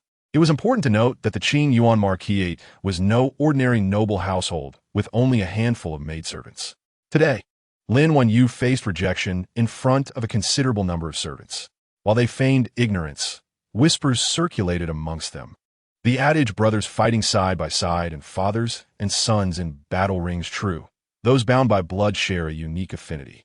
Observers noted that although Lin Qingci seemed indifferent to the fifth miss, he had been generous with her earnings. Whenever the fifth miss spoke to the young master, he would light up with delight. It became apparent that he was being toyed with like a plaything. Previously, the mistress favored the fifth miss, while the elders held little regard for her. However, now that the fifth miss was to accompany the princess in the palace, the master had engaged an esteemed tutor to teach her the proper decorum, indicating her newfound importance. A false phoenix is still a false phoenix. But what does it matter if it perches upon a branch? It has usurped another's place for so long. The heavens of our household are surely changing. Chapter 54. The Night Foray into the Black Market. Lin Wanyu was neither deaf nor blind, regardless of the past or present. It was the servants who adeptly navigated the shifting tides. In her days of favor, everything revolved around her. But now, the bird's nest she consumed was of an ordinary kind, not the prized variety. Seeking reconciliation with Lin Qingci proved futile, as his demeanor remained lukewarm. One cannot perpetually present a warm countenance to a cold shoulder. Approaching her parents was equally unfruitful, as Lin Yuanji was preoccupied with forging connections among the officials in the court. Although Bai Shi was gentle and kind-hearted, she refrained from harboring malicious thoughts about her adopted daughter, whom she felt somewhat indebted to. Nevertheless, with so many pressing matters, she was increasingly reluctant to engage with Lin Wanyu. Wanyu contemplated confiding in her close friends, but after the recent scandal concerning her usurpation of credit, which had spread throughout the capital, who among the noble ladies would dare associate with her, particularly given her fallout with Zhao Ruyan? Su Jiao sent word that her father forbade her from leaving the manor today. This was due to her previous defense of Lin Wanyu, which had angered Lin Zhaozhao, resulting in her being humiliated and becoming the laughingstock of the entire capital. Upon learning of this, her mother nearly fainted with fury, exclaiming, "You fool, can you not engage your brain before acting? They are sisters. Why involve yourself in their quarrels? Now that you've reached the marriageable age, tell me, which prince of higher standing than our family would consider marrying you?" This was not mere empty rhetoric, for it was indeed a grave offense for an unmarried lady to be publicly ridiculed by Jun Wuhen each time she stood up for Lin Wanyu. Where was Lin Wanyu when she was thrown out of the hunting grounds? I have come to see you as a mere tool in others' hands, obediently striking where directed, ultimately leading to your own destruction.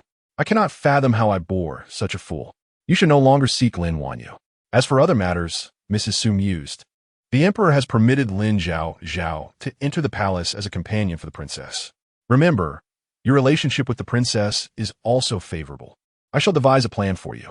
If you can gain entry into the palace for your studies, a suitable husband shall not be hard to find. Mrs.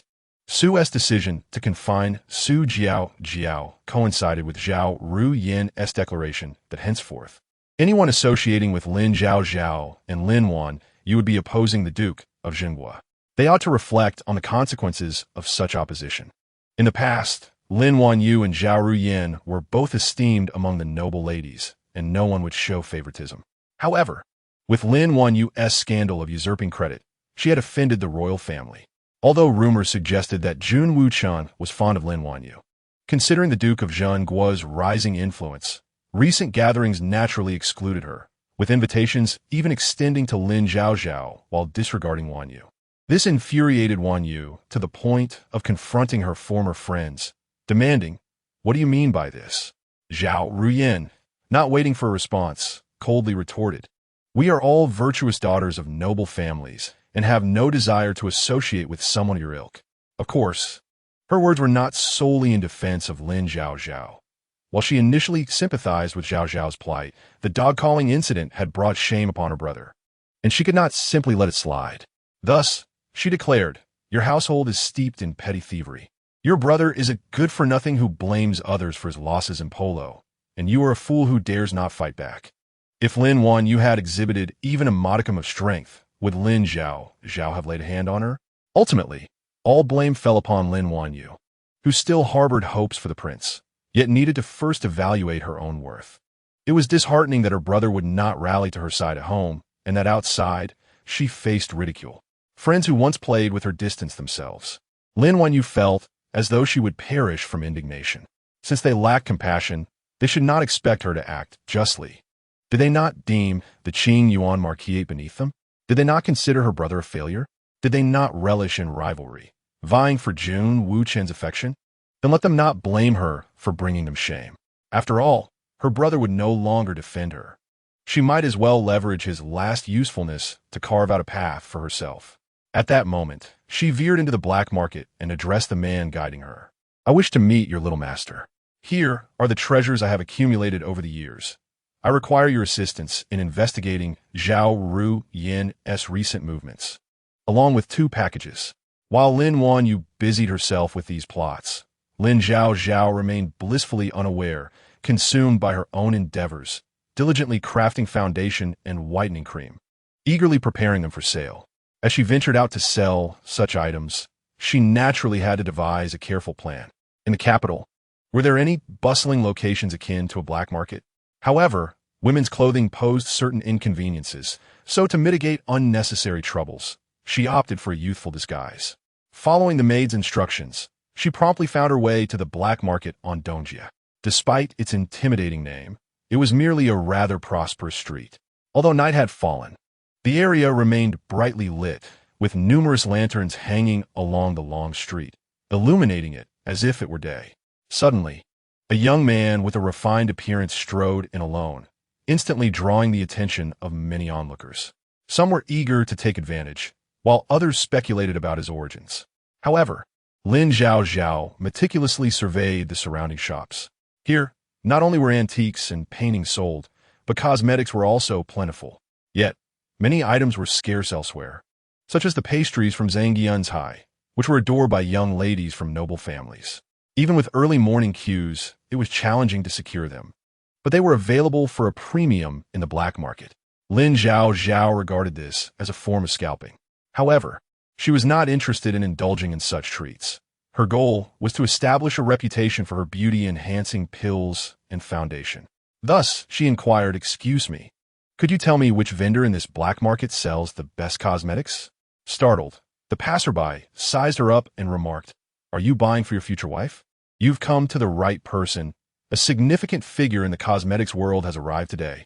Lin Zhaozhao raised an eyebrow, intrigued by this prominent individual. Who might this distinguished person be? She asked.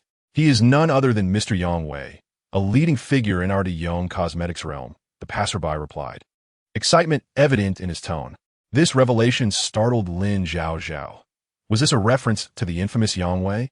Such openness in ancient times was truly astonishing. However, she held her tongue, suppressing a twitch at the corner of her mouth, and asked, "Where might I find Mr. Yang?" "Proceed inward and take a left, young master. But let me warn you, our esteemed Master Yang is no ordinary person. Many flock to buy cosmetics from him. Therefore, the prices. If you lack silver, it may be best to refrain from joining this frenzy." Lin Zhaozhao possessed ample silver, yet her attire was rather ordinary. Though the fabric was decent, she adorned no precious accessories, leading passers-by to perceive her as a mere commoner rather than a wealthy heir. "Let's take a look," she decided, following the directions provided. Her intention was not merely to immerse herself in the crowd, but to assess her competition and learn from this master who seemed to amass wealth effortlessly. At that moment, the venue where Master Yang was situated was already teeming with people. A crowd of both men and women stood, predominantly women, with only a handful of onlookers. Most were well acquainted with his reputation, eager to procure beauty products to enhance their allure. The line stretched long as everyone awaited Master Yang. After some time, a voice rang out, announcing, "Master Yang has arrived." A man in his 30s or 40s, exuding an ethereal charm, approached. Lin Zhaozhao was taken aback, thinking to herself, "I wouldn't dare to be this pale, even if I were dead for 3 days." How could one describe his pallor? It was as if he had been slathered with 3 layers of white paint. Yet, upon his arrival, The previously restless crowd erupted in cheers. "Master Yang, please help me. I always have pimples on my face. What could be the cause? Sir, why are my eyelashes not as long as others and my eyebrows are half gone? Are you still selling your eyelash and eyebrow growth serum today?" The crowd clamored, each voice vying for attention. Nearby, several men in black stood around luxury carriages, appearing unremarkable yet exuding an intimidating presence, reminiscent of those who had blood on their hands, dissuading anyone from approaching within several meters. Amidst the commotion, a young maid called out, "Miss, don't fret. The master is indeed here, and he may have a remedy for you." As these words fell, the man on stage spoke, "Quiet down. I'll say this once more. I brought only 3 bottles of whitening powder and 10 bottles of eyelash and eyebrow growth serum. The highest bidder wins. Do not let this opportunity slip away. The starting price for the whitening powder is 100 taels. Such exorbitant pricing for a starting bid. Lin Zhaozhao mused that he must be wealthier than her. Naturally, if he dared to ask such prices, he likely had genuine products. She prepared to observe and learn before establishing her own pricing for the foundation and whitening pills. Just then, as the crowd began bidding at 100 taels, a crisp voice interjected, 1,000 taels. My lady has declared that no matter who offers a higher price, she will add an additional 100 taels. This audacious display immediately caught the attention of the previously haughty Master Yang, who exclaimed, "Who is this fortunate soul? Step forward so I may see you." "Fortunate soul? I think you meant wealthy individual, right?" Lin Zhaozhao scoffed, following the gaze of the crowd. The maid hastily lifted the curtain, addressing the person inside. "Miss, quickly come out so the master can examine you." The young lady in the carriage seemed momentarily taken aback, but was assisted by the maid as she stepped forward. The crowd erupted in envious whispers. Yang surveyed her attire discreetly, confirming she was quite approachable. He then softened his tone, asking, "Might I inquire whether this young lady intends to purchase all 3 bottles of whitening pills, or is there something else you seek?" The maid noticed her mistress's hesitation and gently nudged her. Regaining her composure, the young lady finally spoke, "I wish to acquire all your products, but I have one condition." Master Yang was no stranger to requests. As long as there were demands, there would be silver to earn. He promptly replied, "Please, my lady, state your request." The young lady hesitated slightly, but with encouragement from her maid's gaze, she summoned her courage and articulated, "Master, I sustained an injury in my youth, leaving a significant scar on my shoulder. I have sought the help of numerous physicians, yet they have been unable to assist me. Moreover, I suspect improper medication has caused the scar to darken. I've heard your whitening pills can lighten skin. Might they also work wonders on scars?" As she spoke, she bravely lifted her garment slightly, revealing a considerable, jagged scar across her shoulder, reminiscent of a gash inflicted by a blade. Its irregular shape resembling a centipede marring her fair skin. Typically, scars would leave a pinkish hue, but perhaps due to the numerous treatments she had undergone, this scar appeared a dark brown, strikingly grotesque. The sight prompted several onlookers to wince and step back, exclaiming, "That is utterly revolting." Lin Zhaozhao observed Master Yang's expression souring at the sight, yet he quickly regained his composure and declared, "Ladies and gentlemen, please do not raise a ruckus. This young lady's scar has darkened due to the ineptitude of inferior physicians and will not pose an infectious risk." "Master, are you suggesting that her scar can be treated?" someone in the crowd queried. "It is indeed treatable, but my dear young lady, if I am not mistaken, you must have consumed quite a bit of medicinal soup. Have you not?" Yang Wei clicked his tongue, explaining that the essence of treating scars lies in timeliness, akin to the necessity of immediate treatment following a snake bite. The sooner one addresses the issue, the more effective the treatment will be. However, given that you have delayed for so many years, the young lady veiled, changed her expression upon hearing this. "Are you suggesting that my scar may very well be beyond treatment?" She had heard such remarks countless times this year, always initially filled with hope, only to be met with despair. At this moment, it merely added to her discomfort. Just as she was about to leave, she heard him continue, "For others, treating your scar may prove exceedingly difficult, but for me, it is as easy as pie." Master Yang Wei spoke with an air of inscrutability. Observing the young lady's darkened brow, he extended his hand to take her pulse. Finding it weak, indicative of a frail constitution that predisposes one to scarring. If you wish to heal immediately, I can provide you with a potent remedy. The crowd gasped in astonishment at the prospect of such a significant scar being healed. Truly, he is a master. No wonder his beauty products sell so well. His claims must hold merit. How much does this scar-removing ointment cost? We wish to purchase some too. The crowd buzzed with excitement. But Lin Zhaozhao, standing to the side, sensed something amiss. Before she could articulate her thoughts, she noticed the once hesitant young lady's eyes light up with hope. This external ointment is so effective. What about the internal remedy? Yang Wei pronounced. The internal remedy is a talismanic water. The young lady, whose background was evidently respectable, likely understood that many things in this world are steeped in mystery. I once studied under a master on Ling Shan, and if you place your trust in me, I shall inscribe a talisman for you that fortifies the body and dispels scars.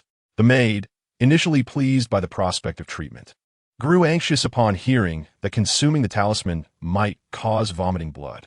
After all, their young lady was of noble birth, and any mishap would be difficult to explain. However, the young lady resolutely declared, "Please inscribe it. I implore you to treat me. Should you succeed, I shall reward you handsomely. A woman adorns herself for the one she loves. If this can cure my scar, sparing me from ridicule, I would drink even the most unpalatable concoction." Many Indiyong venerate deities, and the royal family conducts annual rituals, beseeching the heavens for favorable weather. When illness befalls them and physicians are unable to cure them, they often seek out talismans at temples or consult Taoists who use talismans for healing.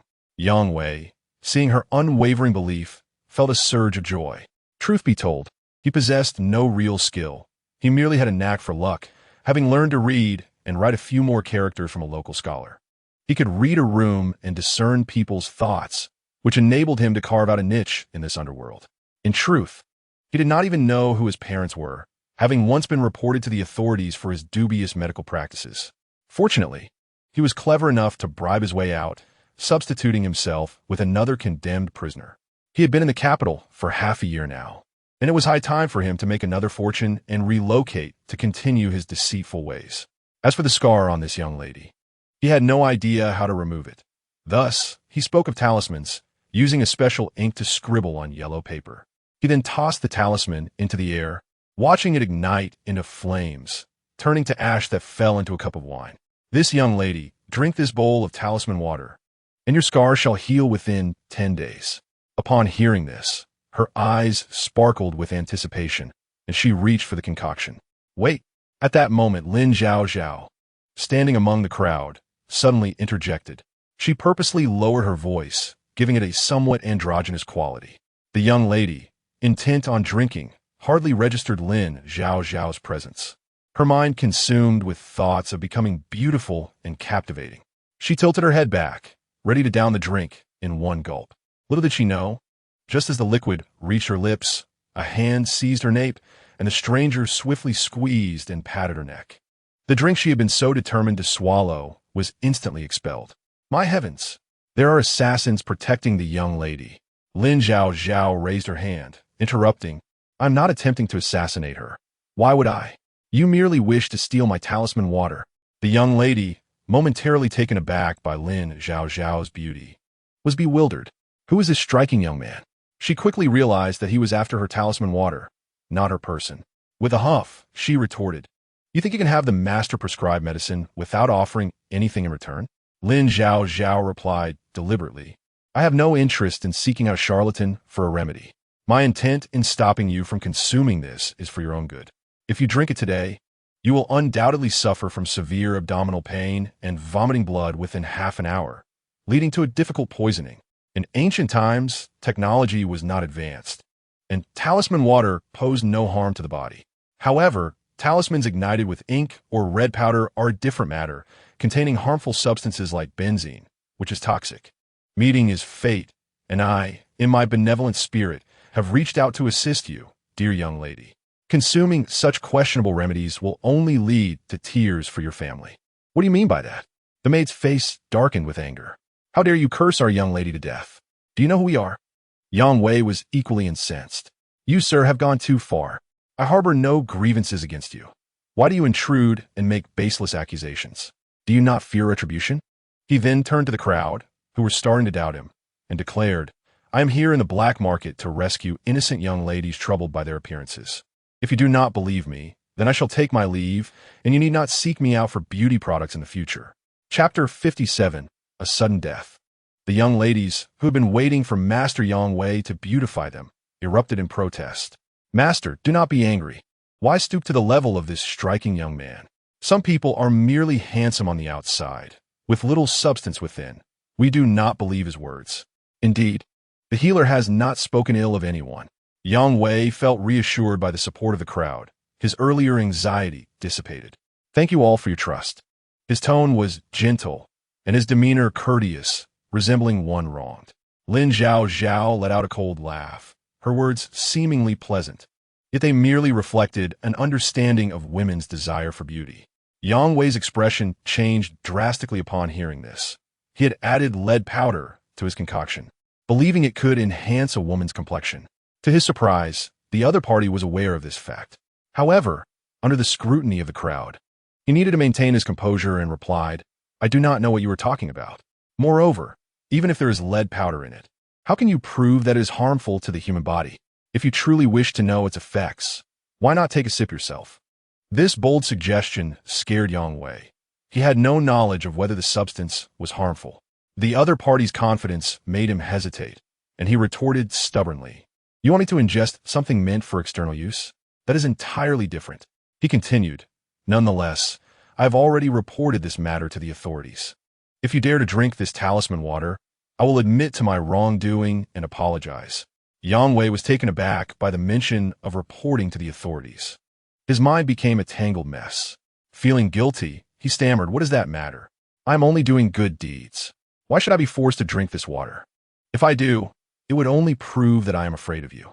His bravado faltered under the questioning gaze of the crowd, prompting a young girl to interject, Sir, is what he says true? What does it matter? If you believe him, then drink it. If not, then leave quickly. I have others waiting for treatment. Yang Wei feigned calmness, stating, I was supposed to leave after the auction, but I made an exception for you. I never expected this outcome. Very well. I will take my leave. As he attempted to gather his belongings, the crowd protested vehemently, urging him not to leave. How dare he report to the authorities? If the officials arrive, he should be the first to be apprehended. What kind of person comes to the black market and dares to question a master? They criticized Yang Wei's audacity, asserting that those seeking fame often questioned his abilities, oblivious to the extent of his skills. Why would a capable man like him need to drink talisman water? They exclaimed. The young girl contemplated for a moment before saying, Sir, I understand your concern. However, a woman adorns herself for the one she loves. This scar has been with me for a long time and has brought me much ridicule. If there is even a slight chance of healing it, I do not wish to forfeit the opportunity and live with regret. Upon hearing her words, Yang Wei felt a rush of confidence and boldly addressed Lin Zhaozhao.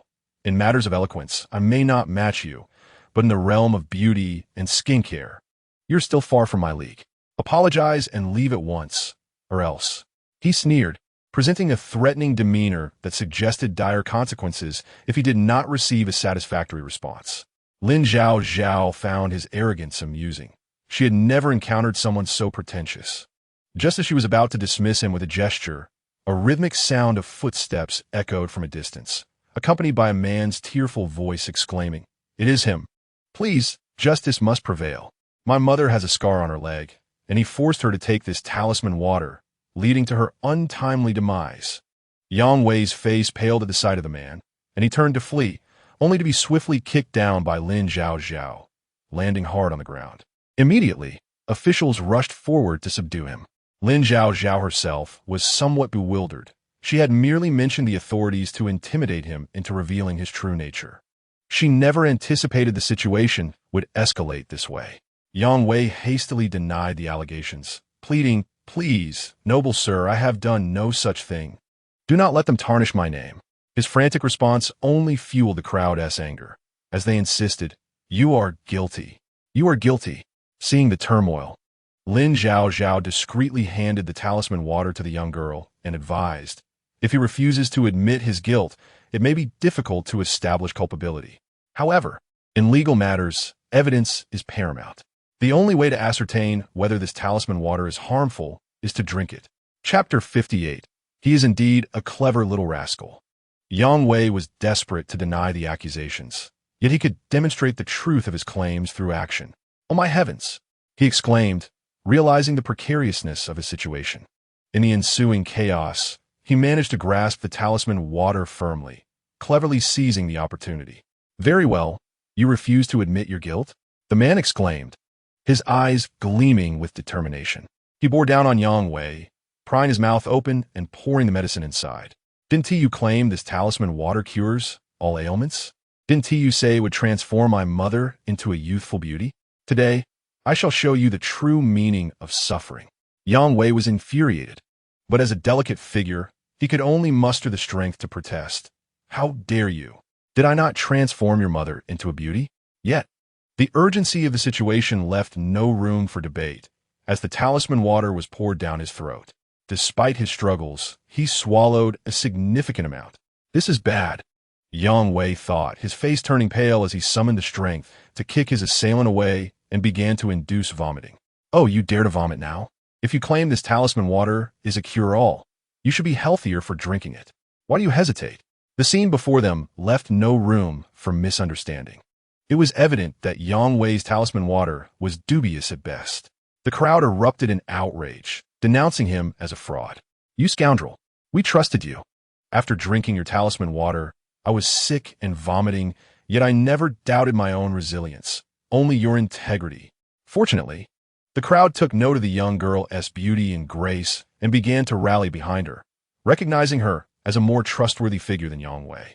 "Not only the talisman water, but the lead powder in your so-called enhanced scar cream must also be toxic," they shouted, their fury mounting as they prepared to exact revenge on Yang Wei.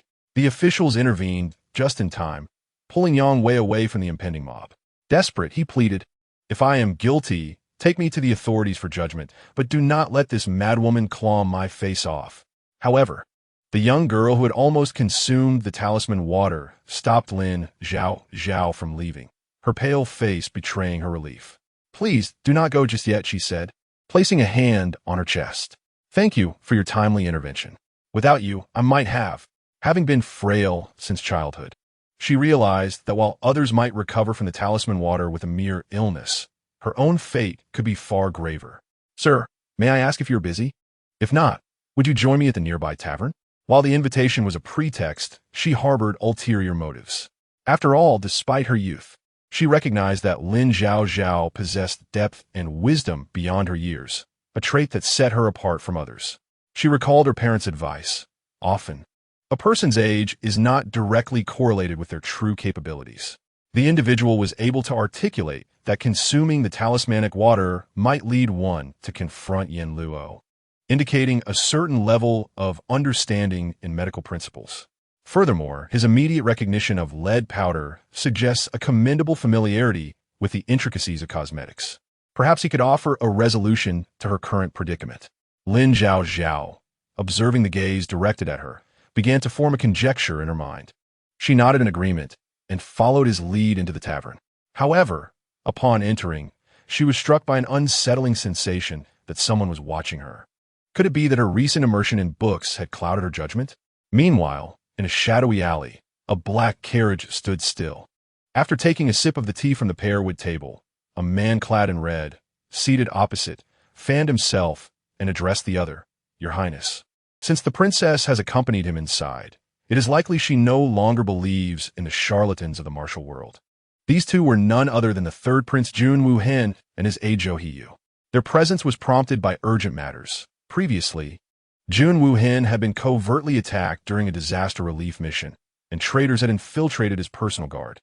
Zhou Hiyu had received word that the adversary would convene in the black market. Initially, he intended to confront them alone, but upon learning that the young princess had also ventured out, he decided to accompany her. During the late empress's reign, Jun Wuhen and his mother had often benefited from the other's patronage. Hence, he chose to join in the spectacle. As for encountering Lin Zhaozhao, who was disguised as a man, it fortuitously unveiled Yang Wei's true nature, sparing Jun Woo-hen the need to reprimand the princess. Noticing Yun Woo-hen's silence, Zhou Hiyu continued, however, the young princess seems quite fond of her. She possesses some skill. I had thought she merely coincidentally antidote snake venom, but it appears she comprehends much more. Next time we meet, I must engage in some scholarly discourse with this Navi girl. Are you particularly astute? Jun Woo-hen lifted his gaze, his youthful eyes emanating a chill akin to the frost of June. It is not that I am exceptionally clever. Rather, I have a penchant for critiquing others from shadows. Yet, I have not seen you intervene. Why do you choose to do so now? Besides, my curiosity is piqued. The princess must have summoned her to treat her scars, but I cannot remedy those on her body. Tell me, do you believe Lin Zhaozhao can succeed? Is discussing matters that do not concern you not rather tedious? Jun Woo-hen shot him a glance before commanding, disembark. It is time to ensnare our quarry. With that, he lifted the carriage curtain, allowing his dark robe to cascade naturally as he disregarded Zhou Hiyu scoffing behind him and strode toward the tavern. Chapter 59. When Pangu created heaven and earth, one must begin to work. Lin Zhaozhao followed the group to a secluded private room on the 5th floor. In the largest tavern of the black market, only the most esteemed nobles could reserve the top 5 suites. Lin Zhaozhao raised her eyebrows, intrigued by their origins. Perhaps they were daughters of high-ranking families in the capital. Upon entering, Jun Woo-yu instructed his maid to stand aside, dismissing his guards. He then clapped his hands, prompting the maid to produce a stack of silver notes from her bosom. Lin Zhaozhao's heart raced at the sight of the silver. Thus, the conversation turned direct. Young master, I shall forego any circumlocution. This scar has plagued me for years, and I wish to have it completely removed. Since you can expose deceit, you must possess some genuine skill. Might you assist me? Lin Zhaozhao hesitated as she examined the scar on his shoulder, finally responding. It is not that I am unwilling to help, but your scar is quite old. I can attempt to treat it, although I cannot guarantee complete success. Even if you have a 60 to 70% chance, I am willing to try, he insisted, pressing 3,000 taels of silver into her hands. Lin Zhaozhao was taken aback. 3,000 taels represented a fortune that an ordinary family might take generations to amass since the dawn of time. She marveled at her sudden fortune without having even begun her work, realizing that upon her death, few would burn such riches for her. This 3,000 taels is merely a token of my sincerity. If you are willing to treat me, regardless of the outcome, please accept this. I have more silver to offer you afterward, he assured her. You must know that I lack nothing except for silver. Contrarily, Lin Zhaozhao found herself lacking in funds. Perhaps due to her past life as an overworked individual, the feeling of emptiness in her pocket brought her unease.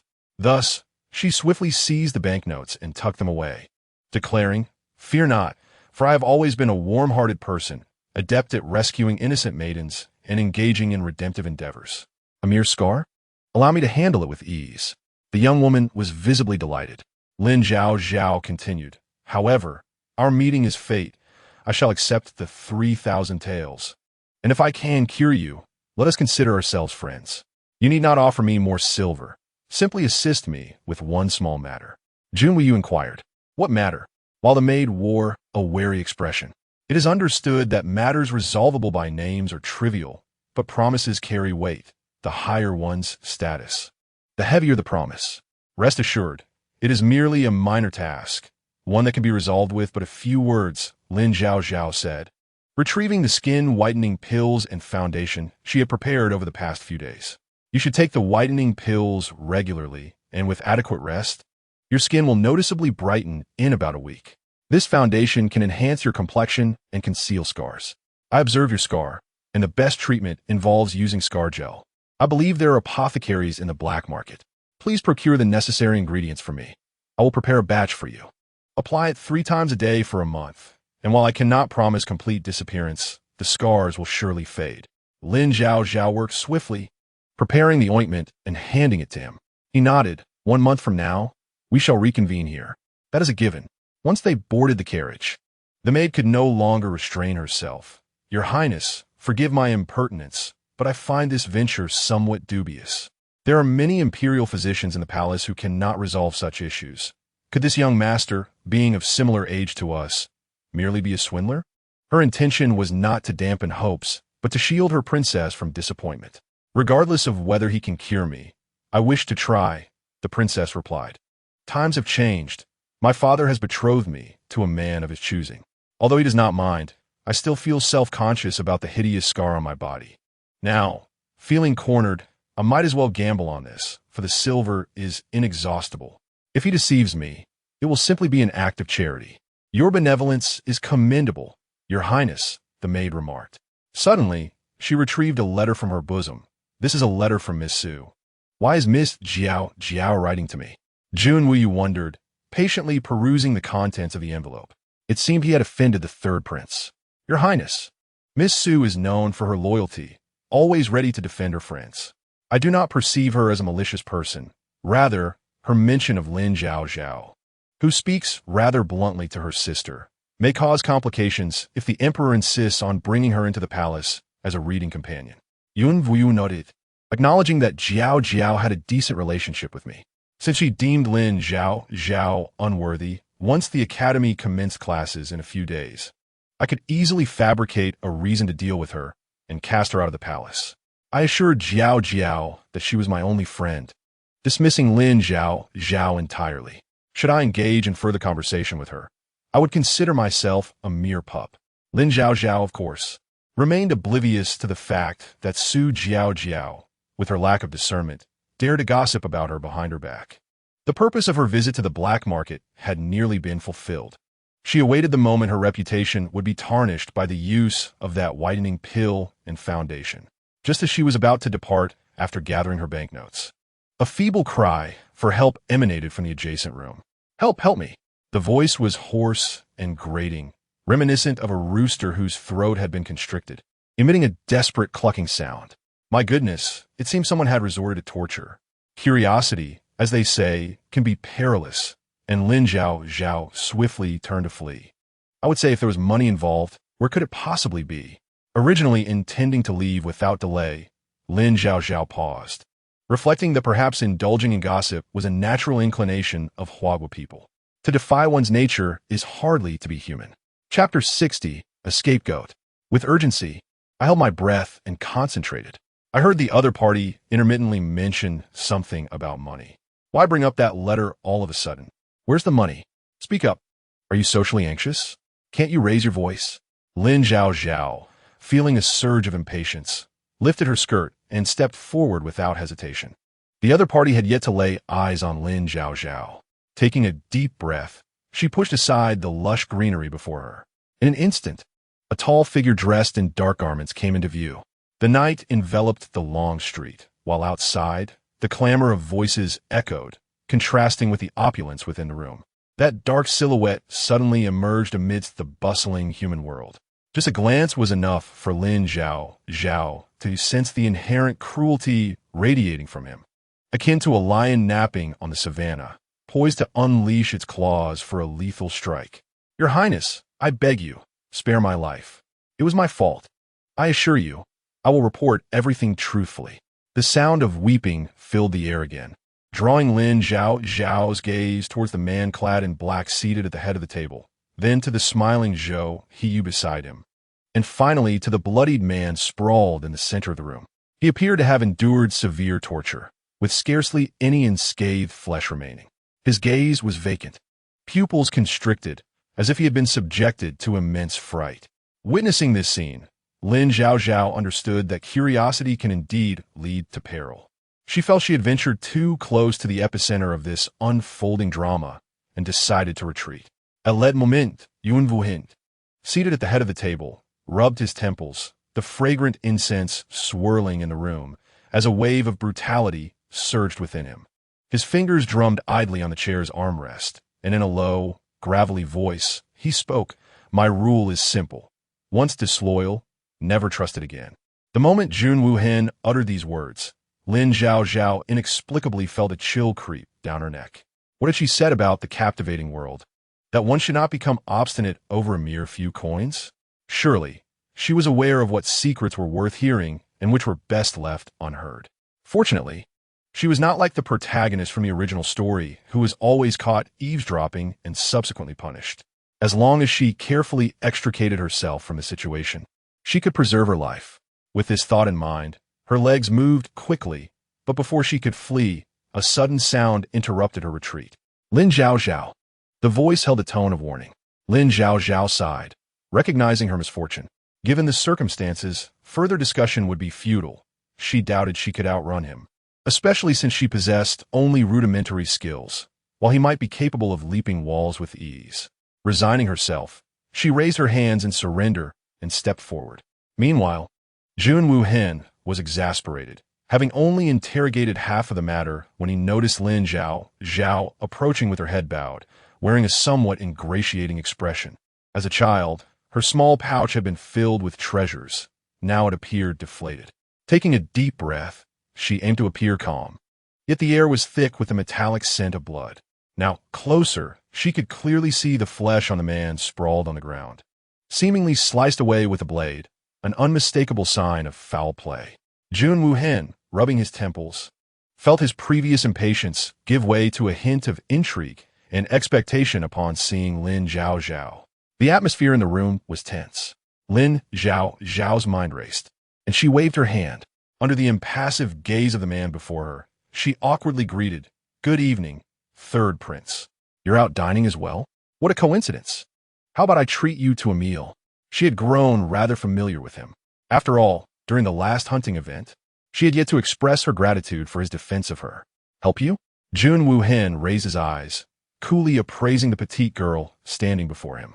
She had hurried out, and considering she was in the black market, her attire was more masculine. Nevertheless, she appeared quite delicate, not even reaching his shoulder, with large, expressive eyes. At that moment, as she looked up at him with a bright smile, she appeared both lovely and innocent. "Indeed, Your Highness, it is well known that you are handsome and kind-hearted, a paragon of good temperament, never abusing your power.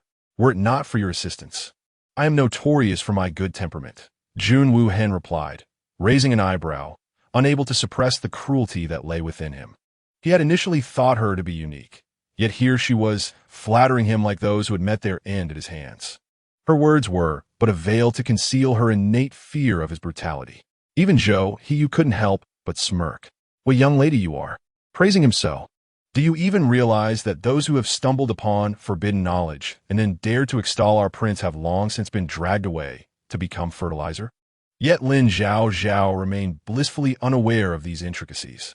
In her desperation to survive, she continued, "But isn't that obvious? Everyone speaks of the prince's elegance and charm, his extraordinary talents, and his striking handsomeness. In summary, I happened to pass by just now and truly heard nothing. Your voices were merely a bit loud.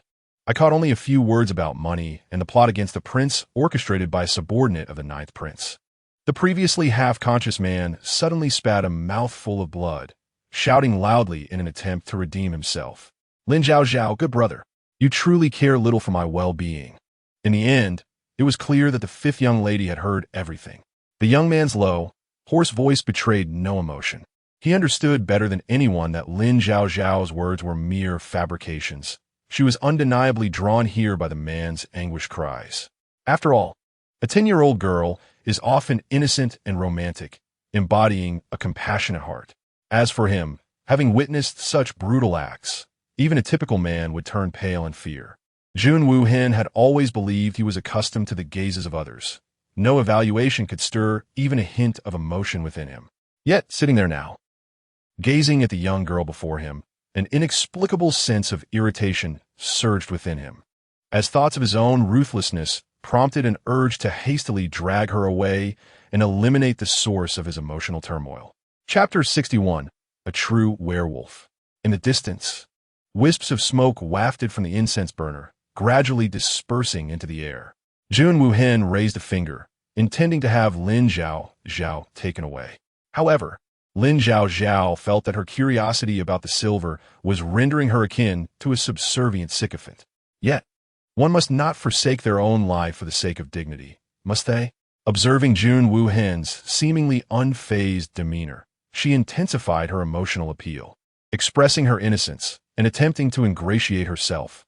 "Your Highness, I tend to have a poor memory. Whatever you say tends to go in one ear and out the other. However, Your imposing presence while reprimanding others is truly awe-inspiring. Furthermore, regarding the court's situation, although she didn't fully grasp it, it was evident that whoever could provoke the prince's wrath must be a despicable person. She artfully wielded her silver tongue. And Jun Woo-hin finally deigned to engage her in conversation. If you perceive him as a wretch, what would you think of me should I choose to subject him to 1,000 tortures today? As he spoke, he subtly scrutinized Lin Zhaozhao's expression, unwilling to miss even the slightest shift in her emotions, internally pondering whether her flattery was genuine or merely a facade. The man collapsed on the ground, had noticed Lin Zhaozhao long before. His instincts told him that the third prince's attitude towards him was unusual, prompting him to plead, "Miss, please, save me." Bearing severe injuries and appearing half-dead, he possessed a face that radiated innocence. Lin Zhaozhao contemplated for a moment and replied earnestly, "Your Highness, I believe that executing him on the spot would be rather inappropriate." She articulated her dissent in a tone that startled Zhou Hiyu, who couldn't help but think that this naive girl was indeed foolish to advocate for another's plea while her own life hung in the balance. Yun Woo-hin scoffed coldly, his dark eyes resembling turbulent waves in the deep sea. He found the young girl utterly amusing, while she professed admiration for his valor. In reality, she seemed inclined to turn against him when matters grew serious. Unbeknownst to Lin Zhaozhao, had she been aware of his thoughts, she would certainly have retorted, "What do you mean by turning against you? We are not family." At that moment, she heard him inquire, "Are you suggesting that I let this matter go and simply release him?" The man, initially resigned to his fate, now perceived hope as he heard her intercede on his behalf, prompting him to drag his broken body towards her in gratitude. Zhou Hiyu furrowed his brow, astonished that Jun Woo-hin would actually entertain the notion of letting the man go. If he were to do so, what would become of the brothers who had suffered gruesome deaths? Indeed, women only served to hinder their decisive actions. Zhou Hiyu, feeling the urge to confront the situation, thought it necessary to remind them that the third prince was destined to inherit the throne. As a ruler, one must exhibit decisiveness. If he were to forget his duties because of a woman, then perhaps it would be better to eliminate her altogether. Observing the ruckus, Lin Zhaozhao felt a headache coming on and thus appealed to their emotions and reason. "Consider where we are, the black market, bustling with people. You are truly the third prince. You must always be mindful of your words and actions. Do you realize how many eyes are watching for your mistakes? You are a forthright child, and I hope you retain this quality, but you must also hold yourself to high standards and set an example for others." Zhou Hiyu pondered her words. "So, you mean to say that before calling for bloodshed, one ought to seek a more secluded place?" "Indeed," she replied, "on a moonless night with the winds howling. If one intends to kill, they must ensure their hands are clean. Your Highness, drag him to a dark corner and unleash your wrath upon him." Zhou Hiyu exclaimed, impressive, "You truly are my sister. To utter such malicious words is a testament to your cunning nature, surpassing even the most ruthless." Upon hearing this, Jun Woo-hin felt a sudden lightness in his chest, a smile tugging at his lips. "That is a commendable idea. It is a privilege to assist your Highness." Lin Zhaozhao's heart was steeled, as she recognized her own precarious position. Moreover, a person who harms their comrades is akin to a traitor in modern times. Subjecting them to 1,000 tortures would be no exaggeration. The man on the ground, initially hopeful for salvation, now realized he had encountered a living embodiment of death, his face paling as he cried out for help. "Lin Zhaozhao, you may find it hard to believe, but I am merely a ghost borrowing a body. I have nothing to fear from you." Yun Woo-hin, evidently annoyed by the man's incessant noise, glanced back at his subordinates, who swiftly approached with a cloth to gag him before dragging him away. The room fell silent, and the atmosphere turned palpably tense. Today, Jun Woo-hin had set the tone. "Rest assured, Your Highness, once we leave this room, I shall pretend I know nothing." Lin Zhaozhao observed as he poured himself a cup of tea, adding ice cubes with a restless demeanor, unable to resist probing, "Your Highness, have you been feeling a heaviness in your chest and an irritable temper lately, as if the desire to kill is overwhelming?" Jun Woo-hin raised his eyes. Zhou Hiyu could not help but interject, "What do you mean lately? He has always been this way since childhood." Zhou Hiyu slipped into a self-deprecating laugh. "I speak nonsense. How audacious of me. However, Before he could finish his antics, Lin Zhaozhao continued. I sense that these emotions you feel may not stem from your nature, but rather that someone has given you something you ought not to have eaten. Chapter 62. A Hand Without a Wolf. Jun Woo Hen's gaze sharpened, his eyes turning icy as he fixed them upon the young girl. As a devoted fan of absurd novels, Lin Zhaozhao was well aware of the portrayals of Jun Woo Hen within the pages. Concepts of brutal torture and dismemberment were trivial matters for him. Having inadvertently stumbled upon such a significant issue, she realized she was hardly the beloved heroine of the story. To survive, she would need to offer something of value in exchange. Moreover, it was clear that Jun Woo Hen, as the greatest antagonist, had perpetually been an obstacle for the protagonists, who were ultimately responsible for the downfall of the Qing Yuanhou family. Thus, it was only logical that the enemy of her enemy could be her ally. Lin Zhaozhao was naturally inclined to save him. Zhou Hiyu inquired cautiously, "What do you mean by something you shouldn't have eaten? Are you suggesting someone has poisoned him?" "Close enough," Lin Zhaozhao nodded. "That is impossible." Zhou Hiyu immediately refuted, having been by Jun Woo Hen's side for some time. If there had been poison involved, he would have sensed it. "Of course, I acknowledge your prowess in treating snake venom, but I am a direct disciple of the divine physician Valley, trained from a young age. Are you implying that someone poisoned my lord right under my nose, and I failed to notice? That is utterly absurd. I understand your confidence in your medical skills, but perhaps you should temper that self-assurance," Lin Zhaozhao suggested, turning to Jun Woo Hen. "If it isn't too much trouble, may I take your pulse?" The young man in the main seat lifted his shadowy gaze and fixed it unwaveringly on the young lady before him. After a moment, under Lin Zhaozhao's somewhat dazed stare, he leisurely revealed his wrist bone. Lin Zhaozhao hastily reached out to examine it. The pulse was erratic and slippery, indicative of an internal fire raging within, suggesting the presence of no fewer than 6 toxins in your body. Zhou Hiyu immediately drew his blade and pressed it against Lin Zhaozhao's neck, demanding to know who sent her. Lin Zhaozhao responded, "No, my friend. Are you unwell?" Suddenly, the voice of Jun Woo Hen broke through, causing him to question whether he had misheard. "What did my friend mean?" Lin Zhaozhao's lips hadn't moved. Could it be ventriloquism? This is a socialist country. What is wrong with these ancient individuals? They expend great effort to diagnose his illness, attempting to extend the life of a sickly man, and yet this foolish bird is ungrateful. And who sent me? Do I look like I could infiltrate the lair of the great villain alone? Jun Woo Hen confirmed that it was not a mere auditory hallucination. It seemed that after Lin Zhaozhao touched his wrist, he could hear her innermost thoughts. Despite initially finding this absurd, the seasoned warrior maintained his composure, fixating on the young lady before him, attempting to unravel the bond between them and why he could perceive her thoughts. Why is he staring at me so intently?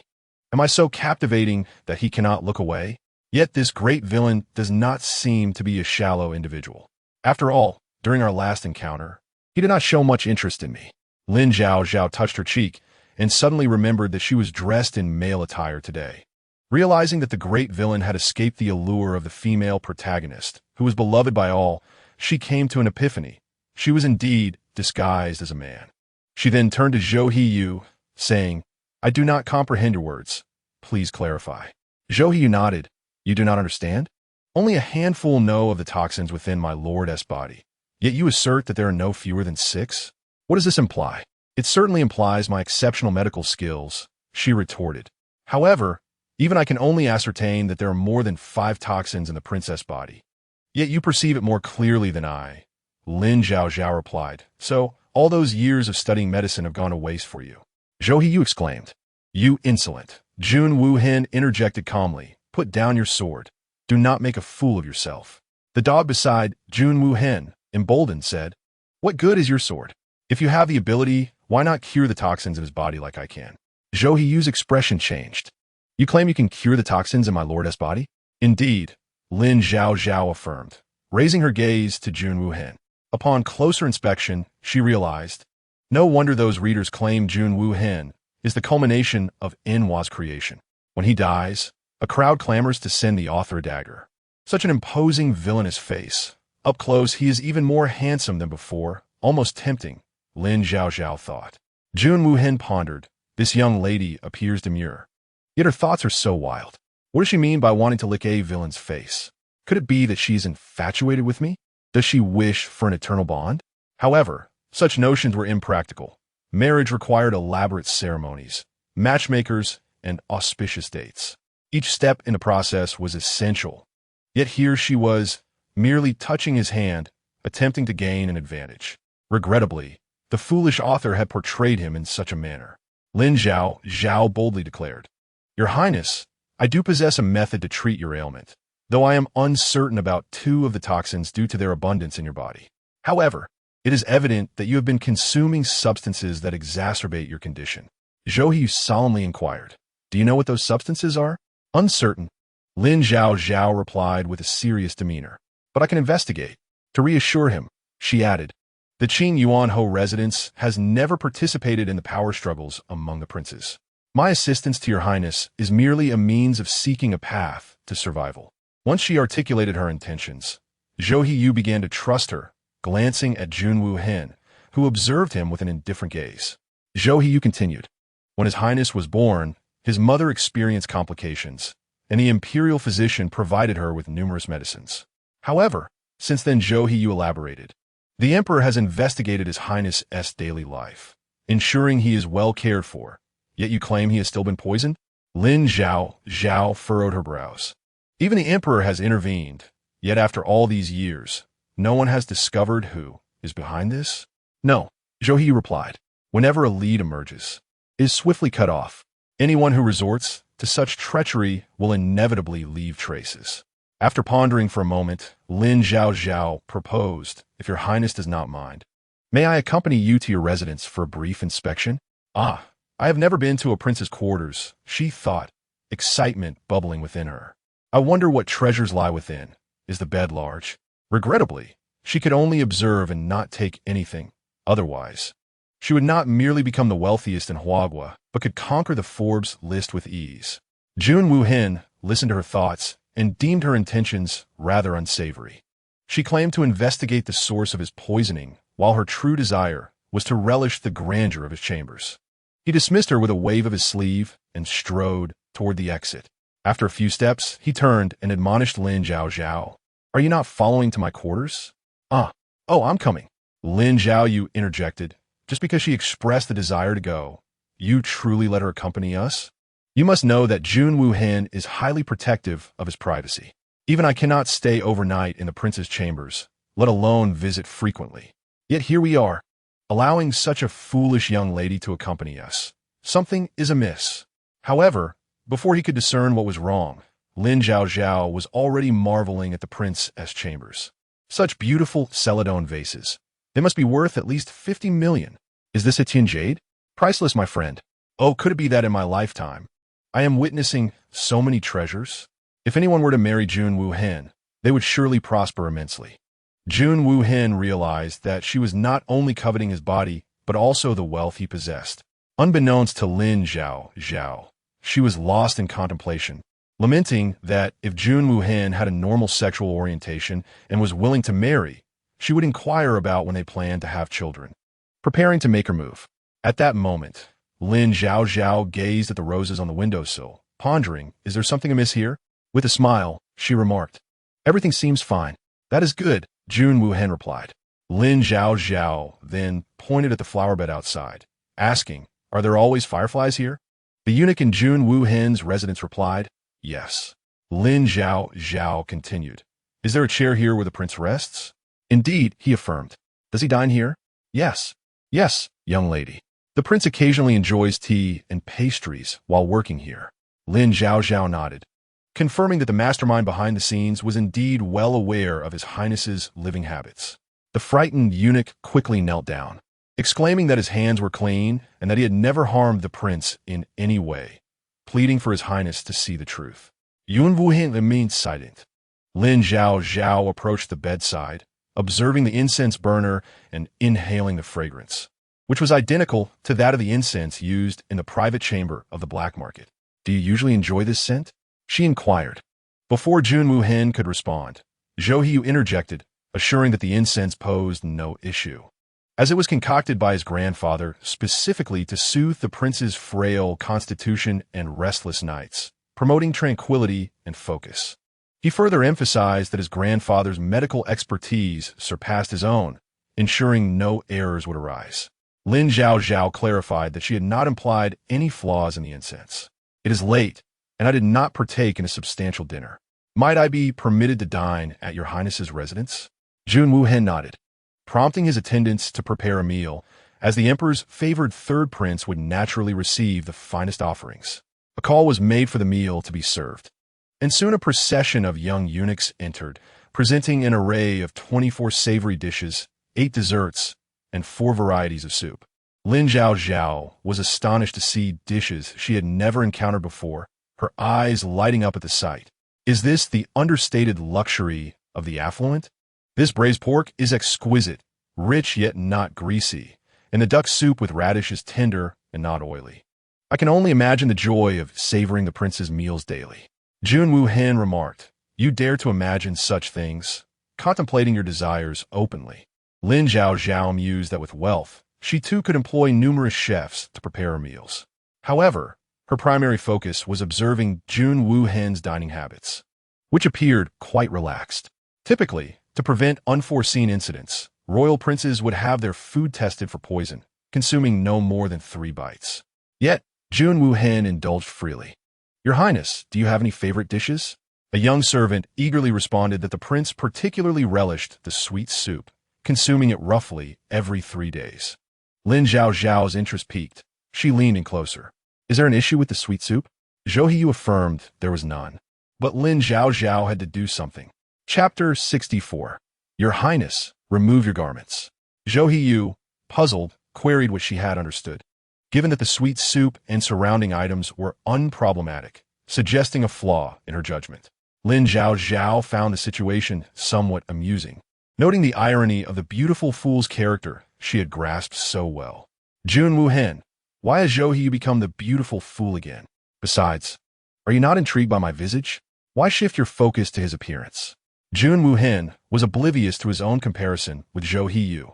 Lin Zhaozhao pointed toward the window and then to the dishes on the table, articulating the roses on the windowsill, fireflies, pastries, the incense in the room, and the sweet soup. "Do you comprehend my implication?" Jun Wuhen's expression remained serene. Zhou Hiyu's eyes widened in realization. "Do you mean to say?" "Indeed. We operate by the rules," the small servant interjected, his face pale. "We would never dare harm His Highness. We truly did not know of any toxins." Lin Zhaozhao reflected, noting that ignorance was common in matters requiring decades of expertise. "Are you suggesting that the floral fragrance is toxic? But what connection does it have with the fireflies?" Zhou He was perplexed as well. The incense burning in the room attracted the fireflies, which were harmless on their own. However, when the fragrance combined with them, the result was quite different. Lin Zhaozhao retrieved a pastry and held it to the candlelight, revealing a fine layer of powder atop it. The fireflies had likely encountered pollen from the roses, mixing with their toxins and contaminating the osmanthus pastry. Noticing their confusion, she elaborated, "For instance, while lamb has nourishing properties, consuming it alongside pumpkin or pears can lead to adverse effects, causing internal heat and digestive issues. The same principle applies here." The mastermind behind this scheme exhibits remarkable patience, employing this method over months without visible effects. However, over the years, such neurotoxic substances may accumulate in the body, potentially mixing with existing toxins. If undetected in a year or two, Zhou Hiyu swallowed hard, apprehensive of the implications. Suddenly, the remaining individuals in the room knelt, beseeching, "Please, young lady, save our prince." Lin Zhaozhao scratched her head, contemplating the unusual scene. Zhou Hiyu asked if she lacked a remedy, offering to share what he knew of the toxins within the prince's body for collaborative research. "No, Lin Zhaozhao. It's just that it's the first time so many have knelt before me, which makes me a touch nervous. I've yet to encounter such a scenario. Treating these toxins is not a significant issue. Is that not a major concern?" Zhou Hiyu questioned. Lin Zhaozhao assured him she would draft a prescription, but warned that the quantity of toxins within His Highness was considerable, thus necessitating her visits for acupuncture each month. Zhou He was taken aback. recognizing that acupuncture was typically a skill passed down through esteemed families. The human body contains numerous acupoints, and improper technique could yield dire consequences. Lin Zhaozhao thought it prudent to downplay her skills, claiming only a basic understanding. Not just a basic understanding. I performed acupuncture far more times than you've had meals. Yet you dare to look at me with skepticism. Just wait until I grow closer to Jun Wuhen. I shall have him entrust me with his very being. Jun Wuhen, aware of her demeanor, mused that her outwardly modest appearance concealed a wild spirit. He understood her fondness for him. Otherwise, why would she contemplate deepening their acquaintance? Lin Zhaozhao reminded herself that she was no longer her former self, the one accustomed to wielding various medical instruments with steady hands. Administering acupuncture to Jun Wuhen was of utmost importance. In Zhou, you must inform those aiding in the prince's treatment.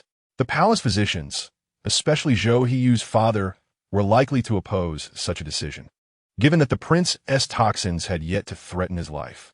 Any rash treatment could disrupt the balance of toxins in his body, resulting in unforeseen consequences. I shall not permit such a young novice to treat His Highness, Zhou's father declared vehemently. Surely, His Highness understands whom to trust, an experienced elder or a mere child. Father, does that mean you lack faith in your own judgment? Very well, enjoy yourselves. Do not seek my assistance in the future. However, the immediate priority was for Jun Wuhen to have Lin Zhaozhao sit and eat, reminding her, "Are you not hungry?" Lin Zhaozhao found him quite intriguing. "Aren't you concerned about treating your ailment? I've managed thus far. Whether treatment comes sooner or later makes little difference." It is said that while Lin Zhaozhao harbored a suspicion that the other party might not genuinely wish to cure their affliction, the malevolent antagonist within the pages appeared to be capricious and unpredictable. However, as the narrative progressed, one could only wonder if the author had succumbed to a fit of whimsy, as the villain ultimately expressed a sense of ennui and chose to end their own life by poison. In any case, the female subject had nearly had her fill, prompting the prince to dismiss the others and disrobe. Jun Wuhen, it is indeed appropriate to undress, considering the nature of acupuncture, Lin Zhaozhao stated, her demeanor exuding a sense of righteous indignation as she added, "In the presence of a healer, gender should not be a concern. Your Highness must not shy away from addressing ailments." Her words, imbued with a facade of concern for his well-being, effectively assuaged the doubts of the somewhat apprehensive Jun Wuhen. Thus, he ordered the assembly to vacate the room and cautiously unfasten the collar of his garment. Jun Wuhen, splendid indeed. However, one must ponder whether his physical form directly correlates with his culinary prowess. Lin Zhaozhao mused, her admiration momentarily giving way to a serious expression as she instructed, "Please recline upon the bed." Jun Wuhen, though not averse to lying down, felt an inexplicable sense of guilt under her scrutinizing gaze. As a prince, how would it appear if he were to succumb to such vulnerability? "Do not be anxious," Lin Zhaozhao reassured him, approaching with the acupuncture needles. Standing before the couch, her gaze lowered, she observed the antagonist's porcelain skin and strikingly defined features, his eyes reflecting a chilling detachment. After a brief moment of eye contact, she set aside the acupuncture cloth and delicately extracted several silver needles. With a composed demeanor, she declared, "You may experience a slight prick as I administer the needles, yet fret not. This is a necessary step in the detoxification process." As she deftly manipulated the silver needles, the glimmer of her eyelashes caught the light. Unable to restrain his curiosity, Jun Wuhen inquired, "Why do you assist me?" "I overheard something I should not have today," she replied. "Of course not. Am I such a shallow person?" "Primarily, it is due to your handsome visage and the fact that you are at odds with the protagonists. Otherwise, do you think I would expend such effort? I demand no compensation for my services, yet I wish for you to live well." In her mind, she harbored thoughts of how his continued existence would serve to vex the main characters. The words resonated with Jun Wuhen, who realized that while many had shown him kindness, few did so for his own sake. Here stood a young woman who genuinely wished for his well-being, stirring something within him. Unbeknownst to Lin Zhaozhao, as she withdrew the needles, a hint of vitality returned to Jun Wuhen's formerly pallid complexion. Once she rolled up the acupuncture cloth, she permitted the waiting individuals to re-enter the chamber. Zhou Hiyu, unabashed, stepped forward, urgently inquiring about the results of the acupuncture. What has transpired? Is he recovering?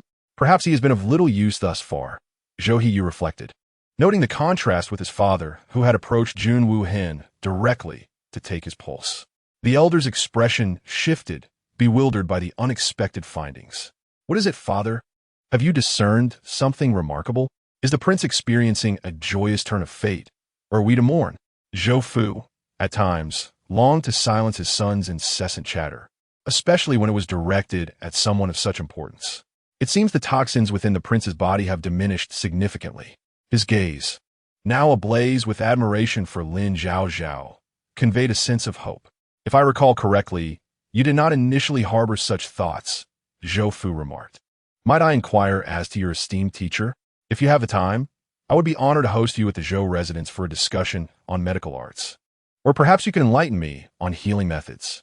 Father, what of your dignity?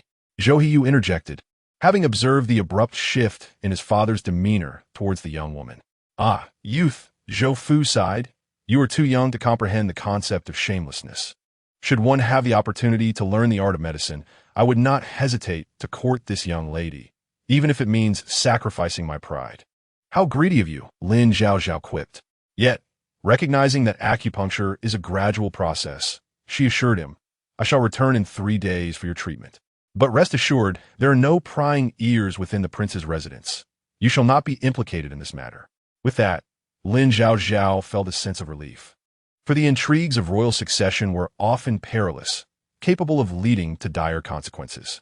While acupuncture alone might not eradicate the toxins entirely, she proposed, might you allow me to prescribe a remedy? Nodding, she set to work, crafting a detailed prescription. Zhou Fu, somewhat perplexed, noted, your prescription includes numerous herbs. Why not simply employ Lingji for swifter results? Indeed, Zhou Fu's eyes sparkled with recognition. Not only is this young gentleman adept in medical knowledge, but he possesses a cunning and shrewd nature that I admire. Let us forge a bond as sworn brothers. Should anyone dare to wrong you, invoke my name, and I shall provide you with the time to escape. Thank you, but that is unnecessary, Lin Zhaozhao replied, and, after ensuring everything was in order, she departed the prince's residence in her carriage. Her continuous absences left Lin Qingxi at a loss for how to please her. Observing her sister's early departure the next morning, she hastily followed suit. Meanwhile, upon receiving a letter, Lin Wanyu's eyes brightened. Chapter 65, A Brilliant Idea. Where is Zhao Ruyan now? Dressed in a veil, Lin Wanyu ventured into the black market for inquiries. After learning of Zhao Ruyan's whereabouts, she eagerly produced a sum of silver, declaring, Here, this is for your continued efforts. Subsequently, she trailed behind Lin Zhaozhao, keen to uncover her movements. In truth, Lin Zhaozhao had not been idle. She was diligently exploring innovative avenues for generating wealth. The most lucrative opportunities for women often lay within the realms of entertainment and indulgence. Thus, clad in male attire, she made her way to the largest brothel in town, the Fu Rong Yuan. The establishment buzzed with patrons, and the eager attendants beckoned her upon her arrival. The prices for goods in such establishments were exorbitant, with even a simple platter of seeds commanding a price exceeding 10 taels of silver. Lin Zhaozhao surveyed her surroundings, noting the spaciousness of the Fu Rong Yuan and the exquisite beauty of its courtesans. The ambience was far from the chaotic portrayal she had encountered in dramas. Noticing the presence of numerous dignitaries, she inquired, Before we indulge, may I ask if the proprietor is in attendance? I wish to meet him. I have a business proposition to discuss with your esteemed establishment. Before Lin Zhaozhao could finish speaking, a young attendant seized him and pushed him out, urging him to leave quickly. I have encountered many individuals like you. If you do not intend to patronize this place, you should not linger here. As the largest brothel in the capital, Fu Rong Yuan boasts an extraordinary caliber of women, distinct from those outside. The madam excels in transforming this establishment into a refined venue, where patrons must first indulge in food and drink before they can enjoy the dancers' performances. Of course, a different fee applies for sleeping arrangements. At first, he observed that this young master appeared refined and likely possessed some wealth, prompting him to adopt a more welcoming demeanor, hoping for a larger order and perhaps a small tip. Little did he know that the other party intentionally slipped in without ordering anything, merely wishing to behold the lady's beauty, akin to a miserly man unwilling to spend. I have an exceptionally fine foundation liquid. After use, it will enhance the skin's radiance. If you collaborate with me for a group purchase, I can offer it at a significantly reduced price. Are you certain you can make decisions on behalf of your establishment? Truthfully, had it not been for the crowd's purchasing power, Lin Zhaozhao would have left long ago. However, when conducting business, who hasn't played the fool at times? Yet, as soon as he uttered these words, the young attendant scoffed. "You're here to peddle cosmetics, aren't you? You look like a pretty boy, let me tell you. There are countless who come here selling powders. Have you inquired about our rules? To sell those cosmetics effectively, one must provide substantial benefits to those assisting in their sale. Yet this person had the audacity to bypass them and seek the owner directly. Get out!" Just as Lin Zhaozhao faced expulsion, a melodious voice called out from behind them. What is the meaning of this? Guests are to be treated with respect.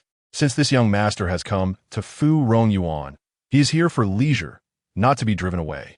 My name is Feng Lai. The steward is here. Our owner is unfortunately occupied and cannot meet with the young master. If you do not mind, we can discuss any business matters together. The woman was strikingly beautiful, adorned with a large red flower atop her head, moving gracefully as she spoke with a refreshing charm. "Phone Mama, you must be unaware. This individual clearly seeks trouble, claiming to have business to discuss. I suspect he merely wishes to gawk at our ladies.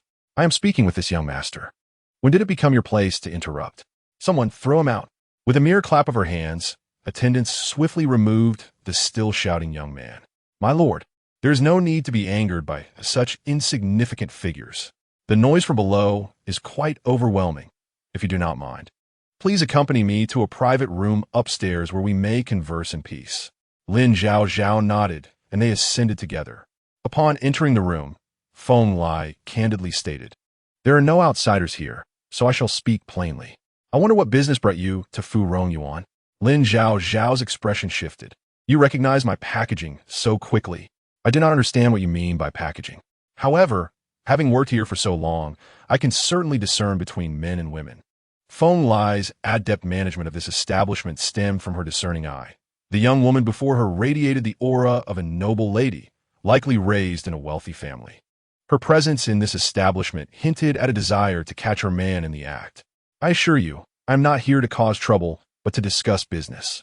Lin Zhaozhao produced the foundation liquid he had crafted and, under Feng Lai's curious gaze, applied it to her elbow. Feng Lai, though beautiful, had a slightly sallow complexion. The moment the foundation touched her skin, it transformed her appearance, illuminating her features. How does this foundation feel to you? Good does not adequately encapsulate its excellence. While many cosmetics on the market promise to lighten the skin, they often lack adherence and are not waterproof. Lin Zhaozhao's product, however, was a different story. "My lady, you are indeed remarkable. But what is the price for this liquid? The cosmetics we typically use do not exceed 30 taels of silver. 50 taels. However, do not find it excessive. If you agree to purchase all I have, I can also provide you with a strategy to elevate Fu Rong Yuan further." Feng Lai thought the young lady's claim was rather bold. "You must understand that Fu Rong Yuan is already the largest in the capital. Indeed, the largest, but not necessarily the finest. The neighboring Lu is still a competitor, is it not? Are you willing to elaborate? My strategy is rather simple. With so many ladies in the tavern, all engaged in carnal pursuits, why not have them perform? I will compose a few songs for your ladies to sing on stage. Once the guests become fond of the music, you can establish private rooms for them to showcase their talents." Feng Lai was rendered speechless. "You mean to say that the gentry would become mere performers for entertainment?" "Not at all. This is a model." "What do you mean?" Seeing her confusion, Lin Zhaozhao elaborated. "Among the many ladies, there are those who prefer not to attend to guests. Allow them to be the lead singers when guests desire a performance. Let the lead singers entertain them. If they do not wish for a lead singer, have the accompaniment take the stage, allowing guests to sing freely. Do not view this as mere entertainment. The gentry study arts to cultivate their character. When they are in low spirits, singing a few songs to uplift their mood is quite natural. One must adopt a long-term perspective. though you run a brothel. You could also establish a model for games like do di zhu or mahjong. What do you mean by do di zhu and mahjong? Ah, a small-scale gambling diversion. To be candid with you, sister, once you start, it can go on for an entire day. Ah, but the gentry who frequent here are not fools. If they wish to gamble, they could simply go to a gaming house. Not quite. While it is a form of gambling, it differs from the conventional notion. I will outline the rules for you. Of course, I will require a royalty fee for this. The table fees will be split 60-40. Feng Lai, you may be short in stature, but your aspirations are grand. Had others dared to utter such words, they would have been swiftly expelled. Yet, this peculiar young lady, with her foundation liquid and whimsical demeanor, exuded an air of authenticity. Thus, Feng Lai hesitated to dismiss her outright. A 60-40 split is unfeasible, but I can offer you a 70-30 arrangement. Lin Zhaozhao had not expected a substantial share. Proposing 60-40 was merely a tactic to invite negotiation. Since Feng Lai had countered, Lin Zhaozhao drew a deck of cards and taught her and the ladies present how to play a few rounds. Have you grasped it? Unable to contain herself, Feng Lai seized Lin Zhaozhao's arm. You speak of these trivialities, but let us play a few more rounds. I should have played 4 cards. I was too cautious, thinking you held a trump card. Let us play again. This time I'm sure I will win. Small bets bring joy, but large stakes are perilous. I shall not play with you. You may engage with others. Lin Zhaozhao was not there for mere amusement. After all, in her previous life, she would often sneak away to the restroom to play do di zhu while slacking off at work. Her mind raced with agility, making it effortless to outplay the 2 novices before her. Feng Lai felt a twinge of reluctance, but had no choice. She smiled at Lin Zhaozhao and said, "All right, let us settle the accounts. I shall take all your foundation, but are you not afraid that I might betray you after receiving these goods?" The very fact that she dared to speak such words indicated that she possessed other cards up her sleeve. If our collaboration is amicable, all shall be well. If not, with your numerous competitors, I could easily teach them other games. This deck of cards offers more than just one way to play do di zhu. Feng Lai's expression shifted. Although she had no intention of reneging on their agreement, the cleverness in Lin Zhaozhao's words made her reconsider. She could no longer view her as a mere young girl and adopted a serious demeanor, assuring her, "Rest assured, should this business flourish, your benefits will be substantial." Initially, she believed that the clientele flocked here for the girls. Yet this young lady spoke of matters entirely unfamiliar to her. Why was do di zhu so addictive? The patrons were undoubtedly the same. Those willing to engage with guests could enjoy themselves, while those unwilling would have other sources of income. She would never force anyone into such a life, as indulging too much in such affairs was indeed morally questionable. Lin Zhaozhao and Feng Lai agreed to settle accounts monthly before parting ways. Meanwhile, Lin Qingci had arrived at the foot of Fu Rongyuan. He pondered what his sister was up to, only to discover she had ventured into such a place of revelry. What a pity for a fine young lady to squander her time and money in such debauchery. Lin Qingci resolved to enter and retrieve his sister. Just then, he accidentally bumped into a man with a bushy beard. "Ah, my apologies, young master. We just had a young gentleman in white embroidered with cloud patterns who had too much to drink, causing a ruckus upstairs. Our master sent me to fetch some sobering soup, and I accidentally collided with you." The description of the young gentleman in white caused Lin Qingci's expression to change. Was that not his sister? What sobering soup? I know that gentleman. Hurry, take me upstairs. I must see her. But no buts. Move quickly. If anything happens to her, I will be the first to flay you alive. The man, now frightened, nodded submissively, smirking as he turned. "Come with me, young master." Half an hour earlier, in the carriage of the Duke of Zhenghua, perhaps due to the humiliating defeat she suffered in polo against Lin Zhaozhao, which left her brother barking like a dog, Zhao Ruyin had been plagued with blemishes on her face for days. A couple of incidents were tolerable, and as a woman of privilege, she promptly booked an appointment at the city's finest cosmetic shop to select new skincare products like pearl powder. However, just as she settled into the carriage, having traveled for a short while, she sensed something was amiss. "Didn't I say we were going to the seashore cosmetic shop? Where are we headed?" Zhao Ruyin recalled that her maid had fallen ill that morning, and the carriage's direction felt wrong. Alarmed, she called out, "Are you deaf? Or do you wish to endanger your lives?" She pulled back the curtain, intending to leap from the carriage. Suddenly, the carriage came to an abrupt halt. "Miss, we advise you to conserve your energy." A face she had never seen before loomed before her, tall and imposing, wearing a cold smile that suggested malice. "If you behave, you may spare yourself some pain. If not, how dare you? I am the legitimate daughter of the Duke of Zhonghua. Do you think you can kidnap me without facing my father's wrath?" Zhao Ruyan's fingers trembled, yet she maintained her composure. "We would not have undertaken this if we hadn't considered the consequences." Just as Zhao Ruyan attempted to jump from the window, the man raised his hand and threw white powder into her face. "You cannot blame us. Blame yourself for offending the wrong people, leading to this predicament." Zhao Ruyan quickly held her breath, but it was too late. A wave of dizziness washed over her, and she lost consciousness. The man glanced into the corner, muttering, "When you asked me to handle this, you didn't mention kidnapping the Duke's daughter. What good is all this talk? Aren't you being paid for this? Rest assured, once the deed is done, I will reward you handsomely, and you need not worry about repercussions." Lin Wanyu emerged from the shadows, observing the unconscious Zhao Ruyan. "How long will this drug's effect last? And where is the medicine I requested?" "Right here." The accomplice handed her a white porcelain bottle. "Is this it?"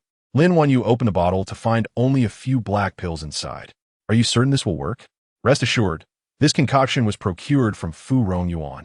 Its efficacy is exceptional. If you manage to get her to ingest just one, anyone can have a good time with her." Concerned that the drug might be ineffective, Lin Wanyu poured nearly half the bottle into the accomplice's mouth. "All right, take her to Fu Rongyuan.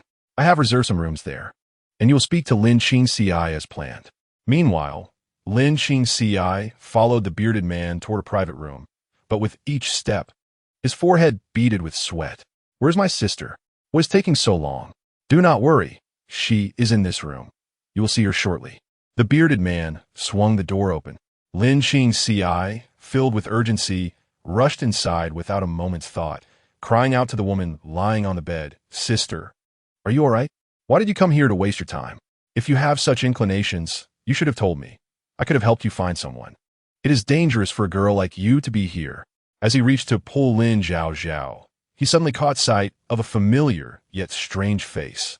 "What the?" Lin Qingci was startled, but he failed to grasp the gravity of the situation. He turned to the bearded man. "Who is this?" "This is not my sister." Before he could finish, the man flung powder into his face. A sudden weakness washed over him. "What are you doing?" Realizing something was amiss, he quickly gathered his clothing. "Who sent you?" "You need not concern yourself with who sent me. Just enjoy the company of this young lady." The bearded man kicked Lin Qingci aside and turned to leave, locking the door behind him. Meanwhile, the unconscious Zhao Ruyan seemed to stir as if provoked by something, awakening with a moan. "It's so hot. I feel uncomfortable." She frantically tore at her clothing. "No, sister, I know you're hot, but please just hold on." After all, he had no idea what the adversary's true intentions were, nor whether they targeted him or the entire Qing Yuan Marquisate. Struggling to crawl towards the door, he cried out for help. Initially, Zhao Ruyan did not notice him, but upon hearing the commotion, she stumbled off the bed as if she had discovered a new continent. She affectionately rubbed her little leg against him, exclaiming how cool it felt. "My goodness!" Lin Qingci was taken aback. How could this happen? As a young man, he had only held the hands of a few elder sisters in his life. He had never even dared to glance at a girl too long, let alone be embraced like this. Panic set in, and he shouted at the top of his lungs for help, claiming he was being molested. Outside the door, some of the onlookers, though they heard the commotion, dismissed it as merely playful banter between the two. A few noblemen, embracing their beautiful companions, teased. Today's youth are indeed lacking. A little movement and they scream for help. With no money in their pockets and little stamina, they rely on the girl's initiative. TSK, TSK. What a typical pretty boy. Lin Qingci, catching snippets of their banter, protested, "This has nothing to do with my wealth or strength. I truly need help. He is still just a child. I do not wish to be touched by a woman who bears a grudge against me." Chapter 68. Women can also indulge in revelry. While Lin Qingci was in turmoil at Furanjuan, Lin Zhaozhao emerged in high spirits. Her intentions were clear. Since the other party was fond of her foundation, she anticipated that once these ladies used it, word would spread, ensuring her business would flourish. With 3,000 taels of freshly minted silver in hand, Lin Zhaozhao thought of her mother, who had always indulged her desires for food and jewelry. With newfound wealth, she planned to buy her mother some beautiful garments. Thus, she headed to the most renowned cosmetics shop in the capital, SXYNZH Young man, lead me to your ladies' ready-to-wear section, she instructed.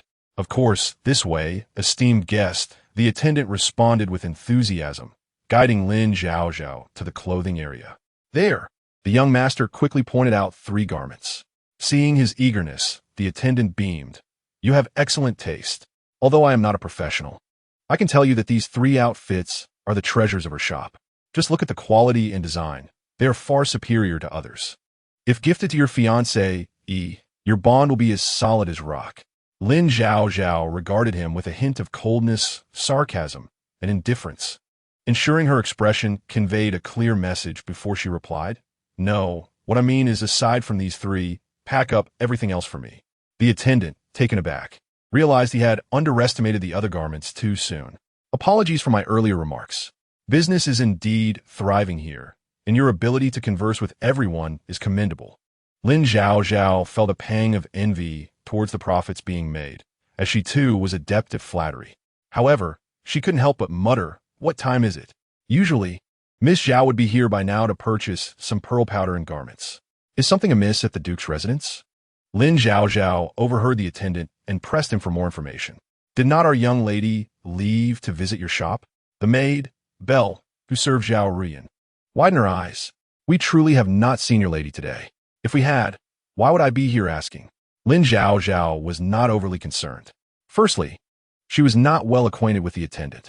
Secondly, as the legitimate daughter of the Duke, it seemed unlikely that anything catastrophic would occur before she engaged in a fierce rivalry with Lin Wanyu. Mother, please try on these garments. Do you like them? Bai Shi, who was naturally beautiful but had borne several children over the years, felt a mix of emotions at the sight of the delicate outfits. Zhaozhao, you must understand. While the pink is lovely, I am now a mother of several children. Wearing such attire seems inappropriate, and I doubt your father would approve. Why not, mother? What makes it inappropriate? You are still a young lady at heart, and besides, one has the right to pursue beauty. Bai Shi hesitated, concerned that others might think she was trying to attract attention.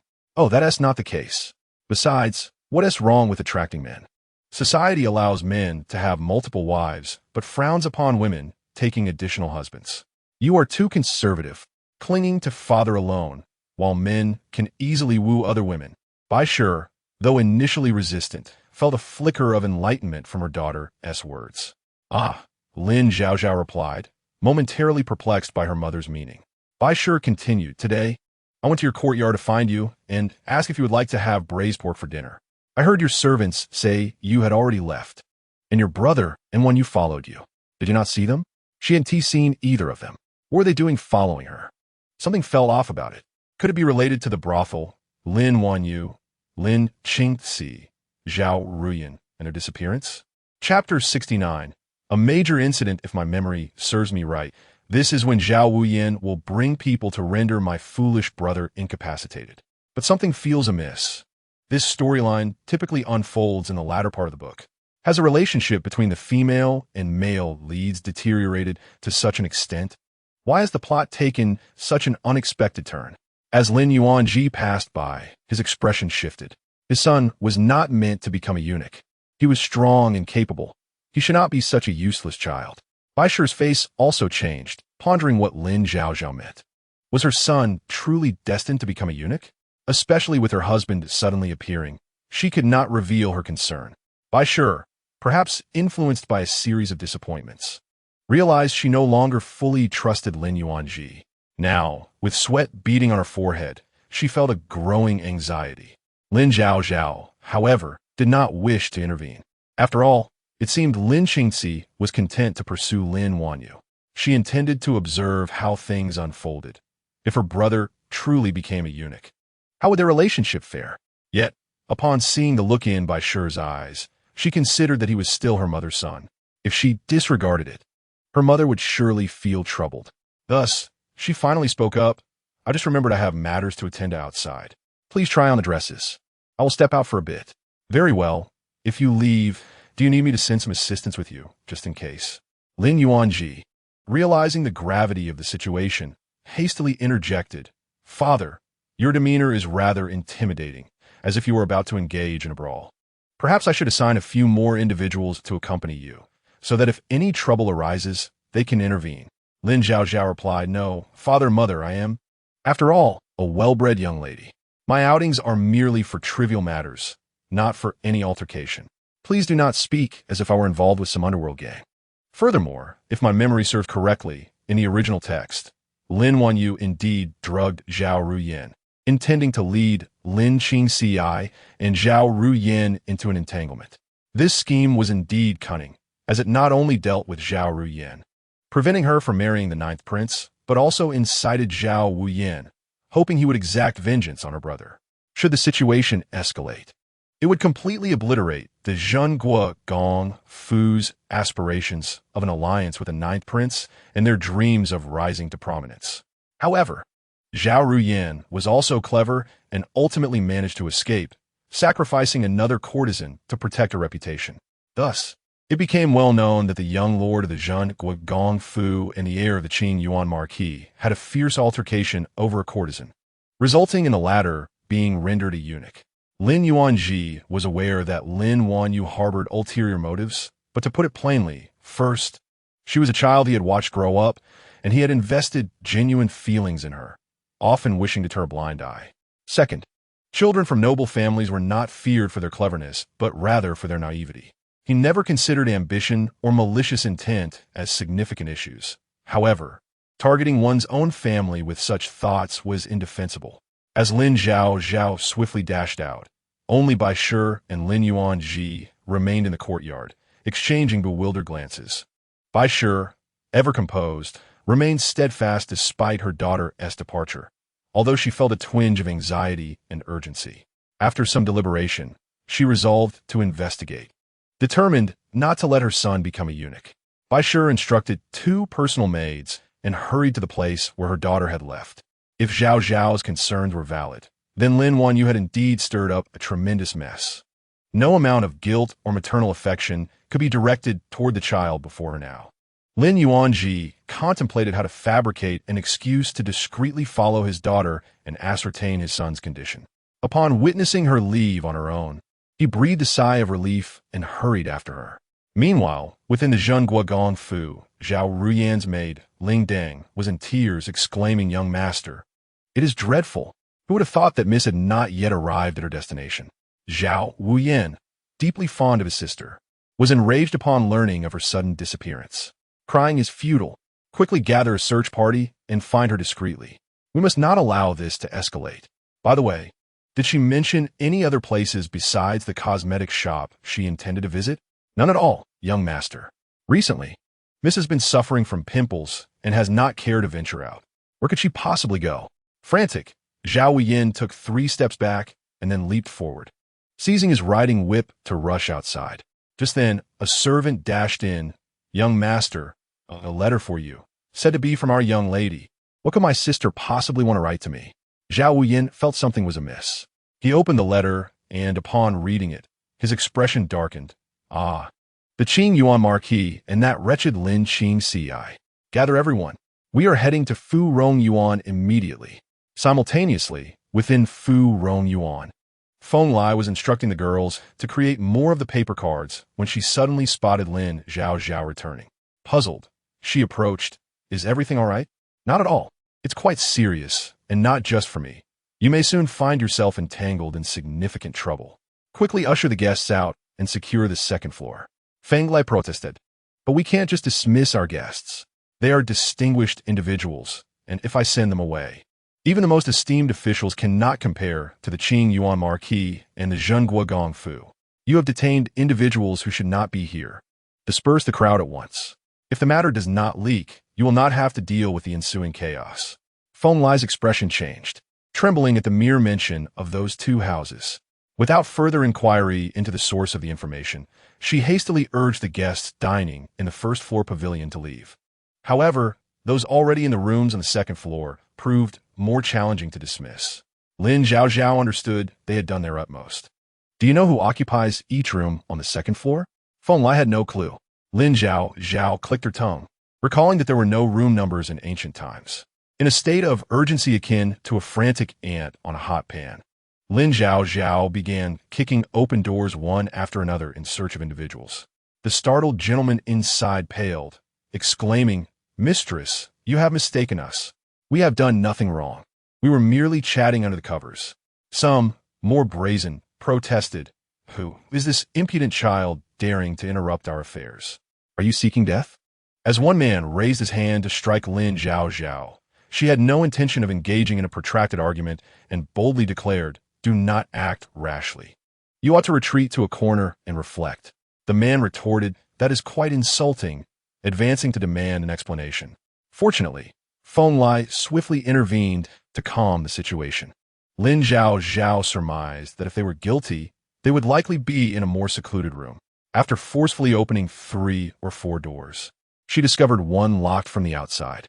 Inside, she could hear a woman sobbing. "Is this the one?" Feng Lai inquired, and upon hearing the voice, she added anxiously, "It sounds wrong. I will fetch a locksmith to open the door." "It is too late for that.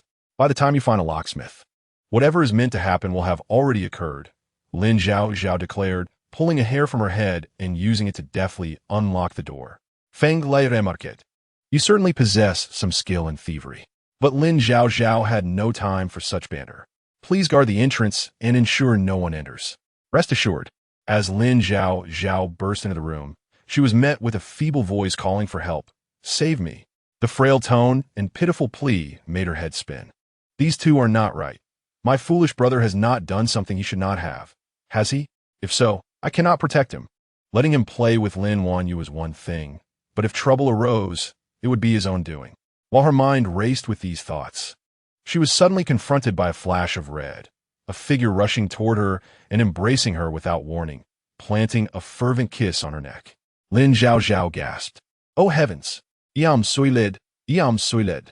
You uttered sweet nothings, yet I could scarcely discern who was showering me with affection. Before she lowered her gaze, I witnessed the person embracing her suddenly raise a hand and grasp her face with fervor. In that fleeting moment, as Lin Zhaozhao bent down toward Zhao Ruyin, I beheld the woman, under the influence of a drug, giggling foolishly and exclaiming, "What a beautiful young man! Those large eyes, that fair skin, those rosy lips, oh, how I wish to buy you a piece of land. How much for your unwavering heart?" Lin Zhaozhao interjected, "Sister, do not entertain thoughts of my unwavering heart until you recognize who I truly am, lest you awaken and regret your impulsive actions for a lifetime." Then came a voice from the corner, weeping intermittently, "Sister, where have you been? I've been searching for ages." Lin Zhaozhao looked up to see her younger brother, Lin Qingci, tightly clutching her and hiding within the wardrobe. His eyes were swollen from tears, as if he had encountered a great fright. "Sister, you finally arrived. You have no idea. Had you come even a moment later, I would have jumped into the Yellow River. It would not have washed away my fear." Lin Zhaozhao confessed, "To be honest, I had a plan upon my arrival, but the present circumstances leave me at a loss." Zhao Ruyin, seemingly enchanted, clung to Lin Zhaozhao and fervently kissed her. Lin Zhaozhao understood that some drugs, if left unaddressed, could be detrimental to one's health. She attempted to administer an injection to counteract the drug's effects, but Zhao Ruyin would not let go. Finally, she pushed Zhao Ruyin away with determination.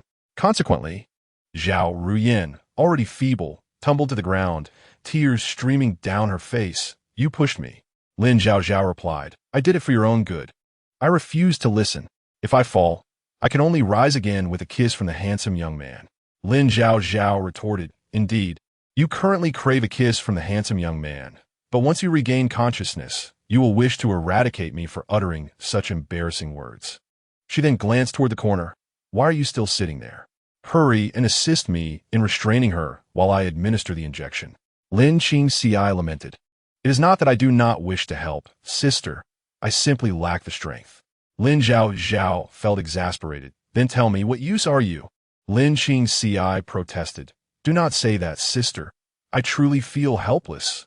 He had always thought his sister's remarks about becoming a eunuch were mere jest, never realizing the gravity of the situation until now. As Lin Zhaozhao watched him remain motionless, she took matters into her own hands and sat atop Zhao Ruyin. The sobbing girl suddenly blushed, leisurely loosening her collar. "Handsome young man, do you wish to kiss me?" Lin Zhaozhao was taken aback. Although the sight before her was a lovely young lady, their relationship was far from intimate. This dissonance startled her, prompting her to declare, "Behave yourself. I am here to administer an injection. I do not want to be proper. I am afraid. Please do not jab me with that needle."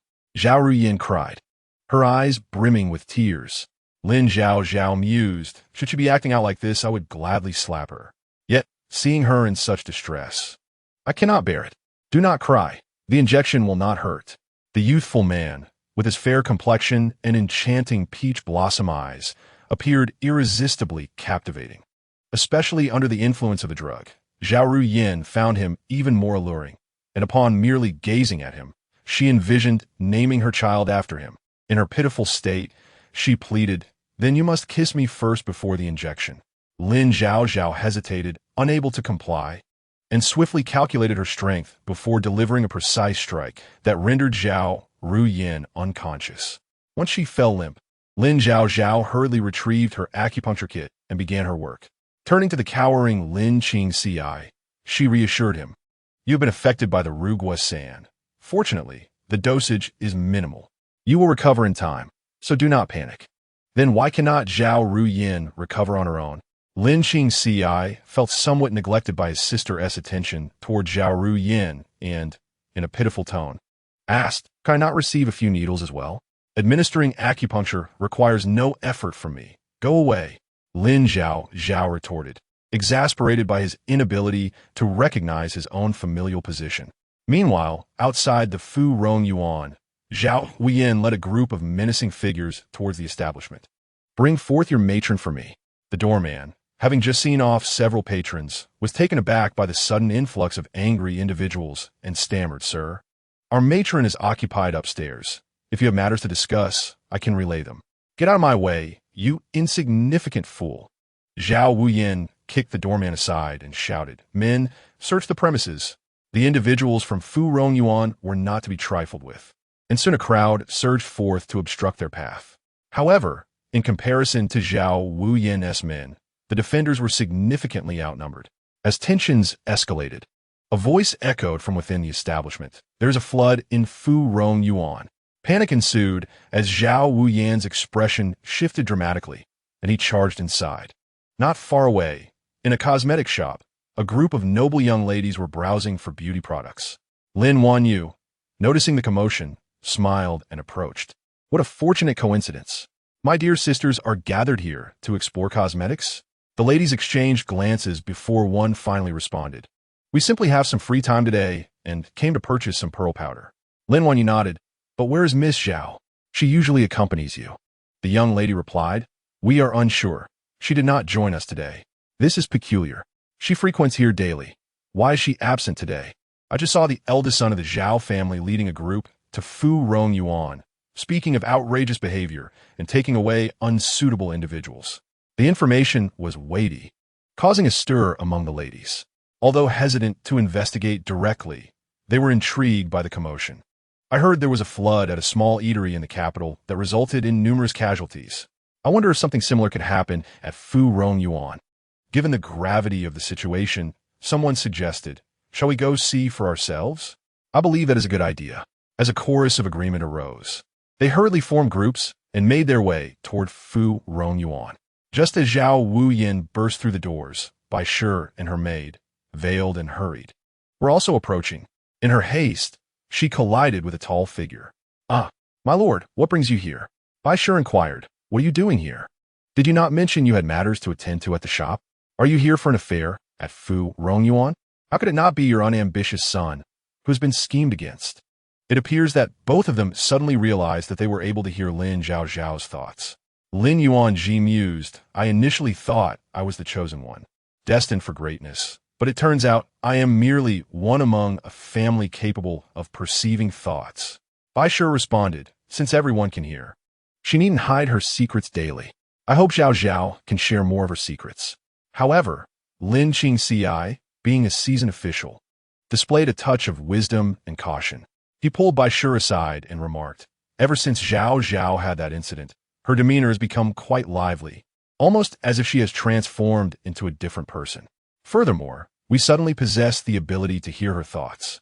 Could it be that?" Chapter 72. Unreasonable disturbance. What could it be? Bai Shi, who had been listening intently, suddenly raised her hand and slapped Lin Zhaozhao on the shoulder, exclaiming, "Are you suggesting that my daughter has turned into a monster, intent on burning people alive? I must inform you, that is utterly impossible. Zhaozhao is my daughter, and should you harbor such thoughts, do not blame me for being rude." Bai Shi had always maintained a gentle persona, yet her sudden outburst was astonishing, even daring to strike him, which completely subverted Lin Zhaozhao's perception of her. Initially taken aback, Bai Shi, upon realizing her words struck a chord, grew pale with anger. "You truly wish to burn your own flesh and blood? If so, I shall seek a divorce from you."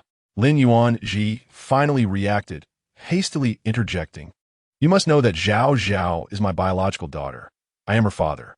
Not only is she not a monster, but even if she were, I could never betray my own child. A tiger does not eat its cubs. As long as you understand. Let me remind you, had it not been for Zhaozhao, you would have long since married your cousin Shuang, and I might have vanished from existence. Without Zhaozhao, your son would be barking like a dog, and the Qing Yuan Marquisate would not have produced a county princess. In summary, Zhaozhao is the celestial being sent by heaven to save our Qing Yuan Marquisate. Do you acknowledge my words?" Lin Zhaozhao replied, "Whether I acknowledge them or not is secondary. You have a hairpin pressed against my neck, drawing blood. How could I possibly disagree? I do acknowledge it. I merely ponder if Zhaozhao has awakened some divine ability bestowed upon her by heaven. I believe our ability to hear her thoughts may allow us to plan for the future. However, it seems Zhaozhao is unaware that we can hear her, and to prevent her from being frightened into silence, we should act as if we are oblivious to this matter." Bai Shi readily agreed, yet she harbored concerns. "Since you can hear her thoughts, I wonder if Qing Ci and the others can as well. Sometimes her thoughts are quite wild, and I fear that those with ill intentions might harm her. As a mother, my worries are only natural." Lin Zhaozhao reassured her, "Fear not. The notion of reading minds is absurd. If anyone were to speak of it, I doubt anyone would believe them. They might even be thought to be suffering from hysteria. Nevertheless, Zhaozhao does exhibit wild tendencies. As her mother, should you not invest effort in teaching her properly? How, might I ask, is this child solely my responsibility? You speak so lightly of it, as if merely by exchanging words we have produced so many children. When Zhaozhao excels, it is your doing. When she falters, it is my failure in raising her. It seems everything is subject to your judgment." Lin Zhaozhao protested, "But isn't your daughter always gentle in demeanor? How is it that her words have become so sharp, leaving me utterly stunned? Enough of this quarrel. It was I who spoke in error. Let's cease our bickering and proceed inside. If we delay, our son may truly become a eunuch. Despite his daughter's capabilities, a father cannot be seen as ineffectual." Zhao Wuyan, filled with rage, stormed in, intent on stopping the commotion. It mattered not if his son became a eunuch, for he had 3 other sons. Such a foolish and incompetent child could not possibly inherit good genes. However, if the other party were to lash out at his daughter, that would be disastrous. "Dear nephew." "Halt!" Lin Zhaozhao hastily stepped forward, grasping Zhao Wuyan's arm. Although Zhao Wuyan held a grudge against Lin Qing Ci, he could not resort to violence against an elder. He retorted, "Dear nephew, there is no need for such hostility. My temper may be fierce, but should anyone dare to harm my sister, do not blame me for turning into an ungrateful nephew. Ah, it is all a misunderstanding. Allow me to explain. What misunderstanding could there be? Just days ago, your children clashed with mine, and my sister, unable to bear it, sought retribution on your daughter. And today, as he rushed upstairs to find someone, he lowered his voice. Today, my sister has gone missing. The Qing Yuan Marquisate is indeed favored by His Majesty. Your son is truly impressive. Had it not been for this letter, I would have been unaware that my sister and your son had ended up in such a place. Dear nephew, you must think rationally. I too have only just learned of this news, but you must consider my son's character. I am well aware of it. He would never engage in such actions. Clearly, there is a misunderstanding, and we have been schemed against. The other party seeks to sow discord between us. Indeed, just 2 months ago, your father was reveling with your cousin by Xianin. I am fully aware of your son's character. As the saying goes, an unworthy tree produces crooked branches. You should prepare yourself for the possibility that your son has done something to my sister. Otherwise, rest assured, dear nephew, Lin Yuanji hastily assured, I promised my son would never. Before he could finish his sentence, they reached a corner and were met with an unsettling sound. Lin Yuanji's face turned pale, then flushed red, and finally became ashen. Dear nephew, this room. The guard outside the room, Feng Lai, upon seeing the crowd, also changed his expression and spoke. Young master, Zhao Wuyin, noticing the panic on their faces, pieced together the situation. You beasts! What more do you have to say? He kicked the door open and shouted, Sister, do not fear, brother is here. Upon entering, he beheld a pair of entangled figures on the floor. One was atop the other, attempting to kiss the other's neck, while the one beneath struggled futilely to break free. Lin Zhaozhao, you vile wretch! How dare you force my sister? He brandished a whip, aiming to strike the figure above. Yet, upon drawing closer, he was shocked to discover that the one on top was indeed his sister. Zhao Wuyan's anger surged. He lifted his hand to pull his sister away, preparing to lash out with the whip, only to see a face distinct from Lin Zhaozhao's. Enraged, he bellowed, Lin Zhaozhao, you beast! You dare force my sister upon another. Lin Yuanji and Bai Shi exchanged glances, unsure if they simply did not understand the youth of today, but they found Zhao Wuyan's behavior quite unreasonable. However, Zhao Wuyan felt helpless. If he were to face a penniless fool, it would be a humiliation beyond measure. Merely thinking about it was suffocating. Who are you, you impudent brat? Zhao Wuyan narrowed his eyes, preparing to drag the youth away and beat him senseless. Lin Zhaozhao could see through his intentions and was about to speak, only to be unexpectedly struck on the forehead by the still-dazed Zhao Ruyin, who exclaimed, Ugly creature, why are you being so fierce to my handsome brother? Apologize. Chapter 73. A stiffened backbone, Zhao Wuyin was taken aback. Sister, have you been drugged? I am indeed your elder brother. You expect me to apologize to this unknown child? I refer to you as Xianzi out of respect for the relationship between you and your father. Yet you must speak to my daughter with more decorum. What do you mean by wild child? In that instant, Lin Yuanji's demeanor shifted dramatically, and Zhao Zhao retreated behind her father. What do you mean by Zhao Zhao? Zhao Wuyin was somewhat puzzled, but upon closer inspection, the young gentleman before him, whose countenance was as refined as jade, seemed vaguely familiar. You are not male. I am your father's son. Lin Zhaozhao was utterly speechless at the commotion. Do not come here barking like a dog at El Dongbin, failing to recognize good intentions. Are you afraid that the world does not know your little sister has been abducted to a brothel? Should you not quietly escort her away? I am not leaving, Zhao Ruyin retorted, having caught only the tail end of the conversation. She insisted, I want to be with the handsome young gentleman.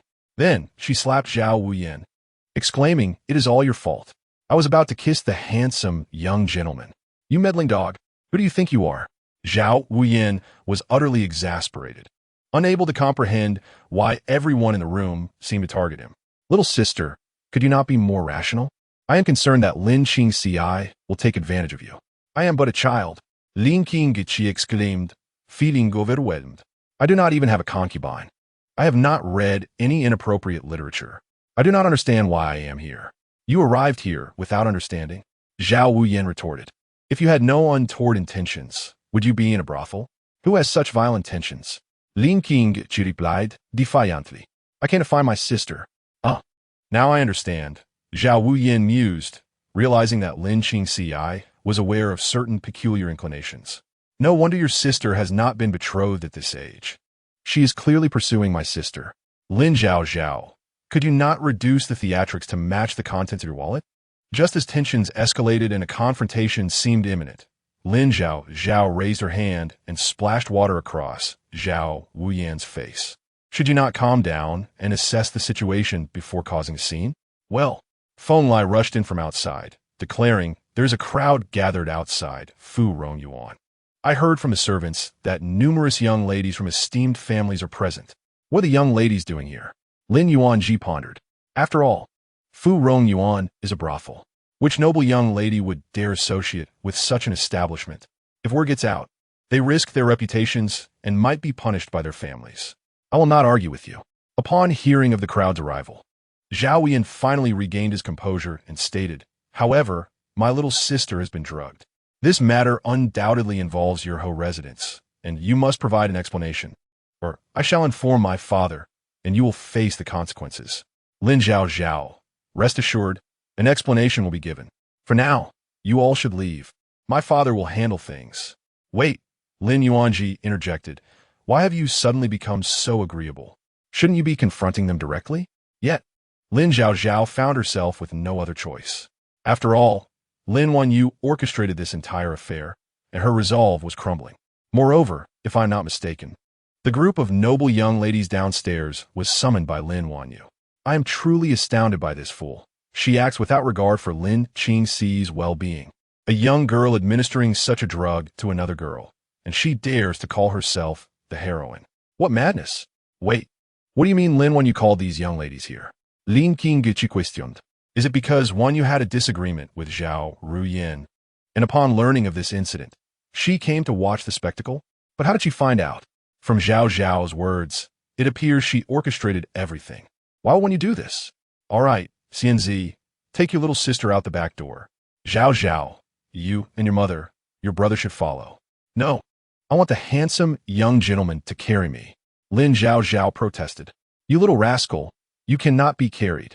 As for Lin Yuanji, he followed Feng Lai, contemplating how to explain Zhao Wuyan's presence. Should he say he came for pleasure? Given the boy's usual conduct in such matters, it seemed unlikely, yet he did not wish to tarnish the other's reputation. Perhaps he could say he came to play a game of Pai Gao, as Fu Rongyuan had recently introduced a new card game that was particularly entertaining. The commotion has subsided, and I thank you all for coming. You may disperse and enjoy the spectacle.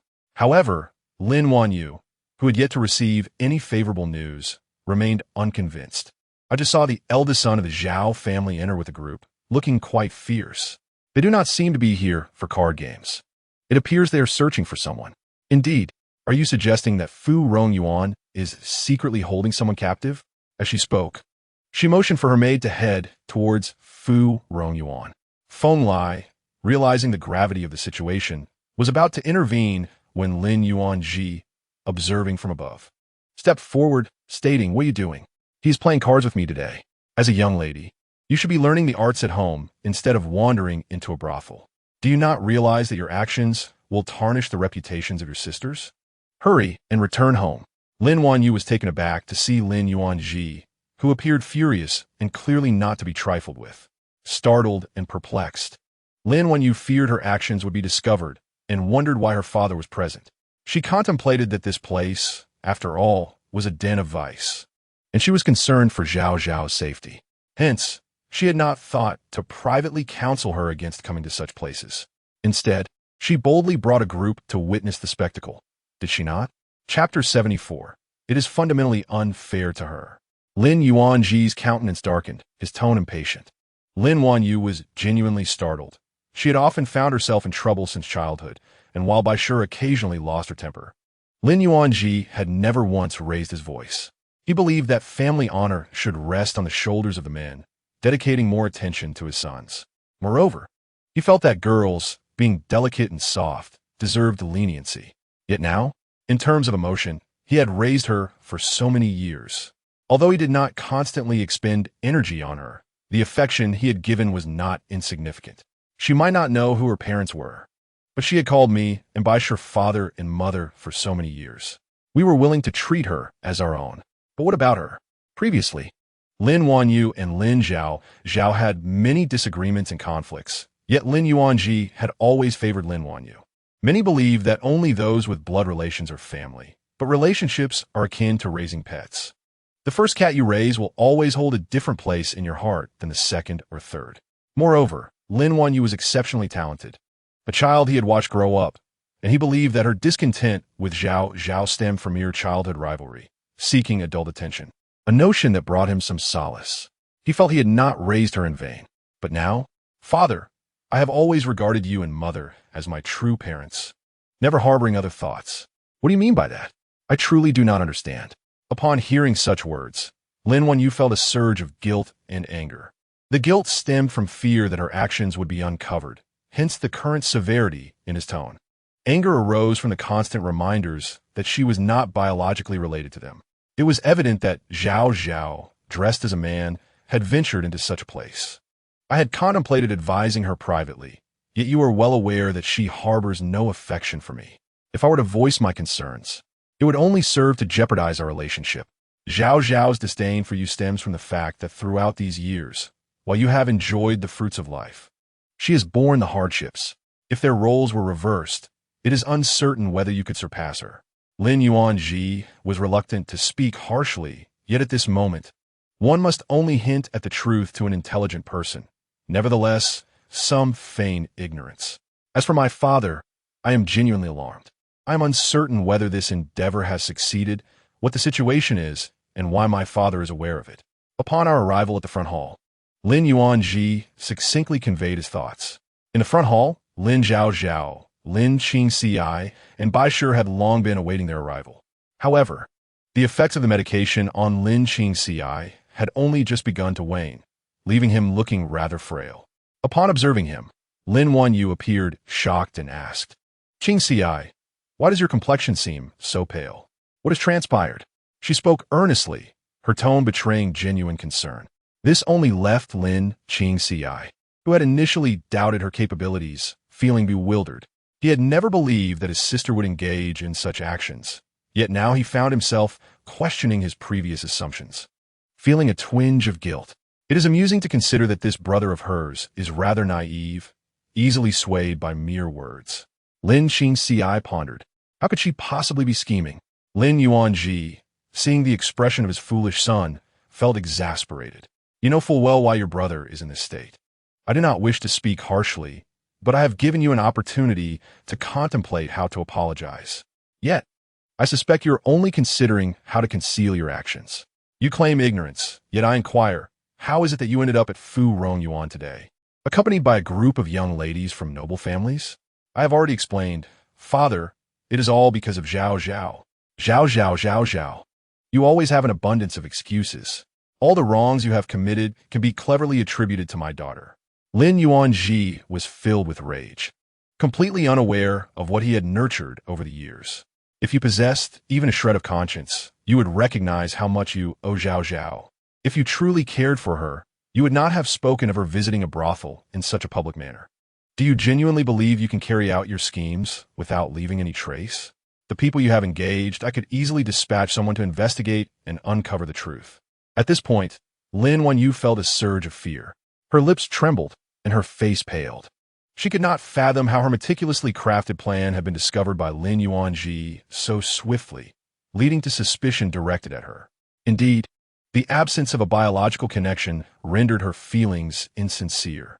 Despite her parents' claims that both she and Zhaozhao were their children and that they would show no favoritism, the reality was starkly different.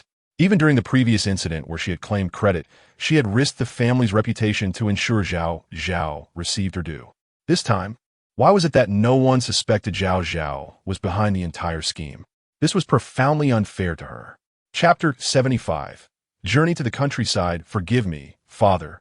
There is no point in arguing now, especially since they will not believe me. Lin Wanyu bit her lip and declared, I truly had no choice.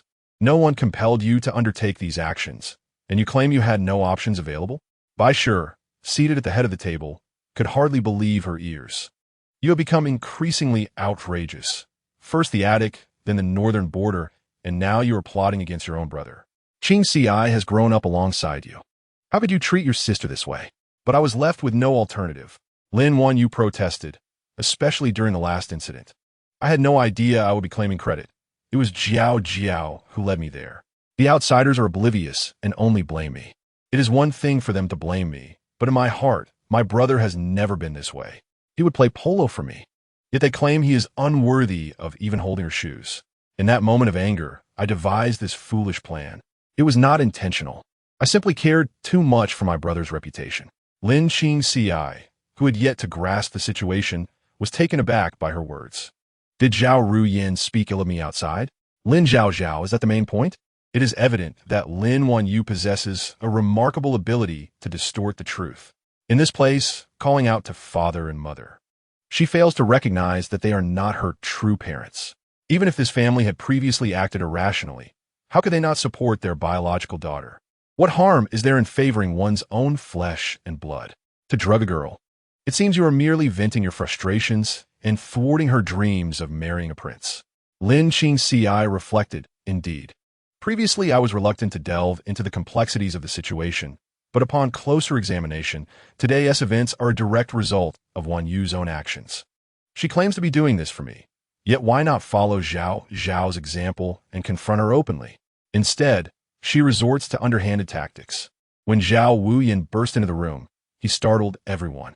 The saying goes, there are 3 unfilial acts, and the worst is to have no descendants. Lin Qingqiqi, a noble young master, nearly lost his manhood. Had it not been for Zhaozhao, he might have suffered irreparable consequences. How fortunate it is to have a true sister during critical moments, akin to being reborn. He resolved that if he were to have a son in the future, that son would call Zhao father. At this moment, Lin Zhaozhao was infuriated by Zhao's unrestrained rebuttal. Are you implying that I intentionally harmed my own brother? Are you not aware of your own heart? Lin Zhaozhao, I merely took a misguided path momentarily. Yes, I understand you were momentarily lost, but you have never been clear-headed. Lin Zhaozhao was no longer inclined to speak kindly. I shall tell you, Lin Zhaozhao, the matters concerning you, Zhao Ruyan, and the 9th prince are solely your own. I do not concern myself with how you handle things in private. However, if you proceed to involve Lin Zhaozhao and jeopardize the Qing Yuan Ho Fu, do not blame me for being ungracious. Wait, I am still here. Lin Qingqiqi exclaimed. You dare say that you have no objections to harming me in front of my very eyes? Fearful of being disregarded. Lin Zhaozhao felt a surge of anger. Although I felt discomfort when you did not assist me at the polo field, it was my own choice to help you. I have always regarded you as my sister. Yet you, in your displeasure, seek to harm me, completely disregarding my previous kindness. If that is the case, let's sever all ties. No, I did not. Lin Zhaozhao, realizing that her actions had led to this predicament, grew frantic. I acted to defend you, and you nearly faced dire consequences. You expressed gratitude for my defense, yet I am the one who nearly became a eunuch. I truly appreciate your efforts.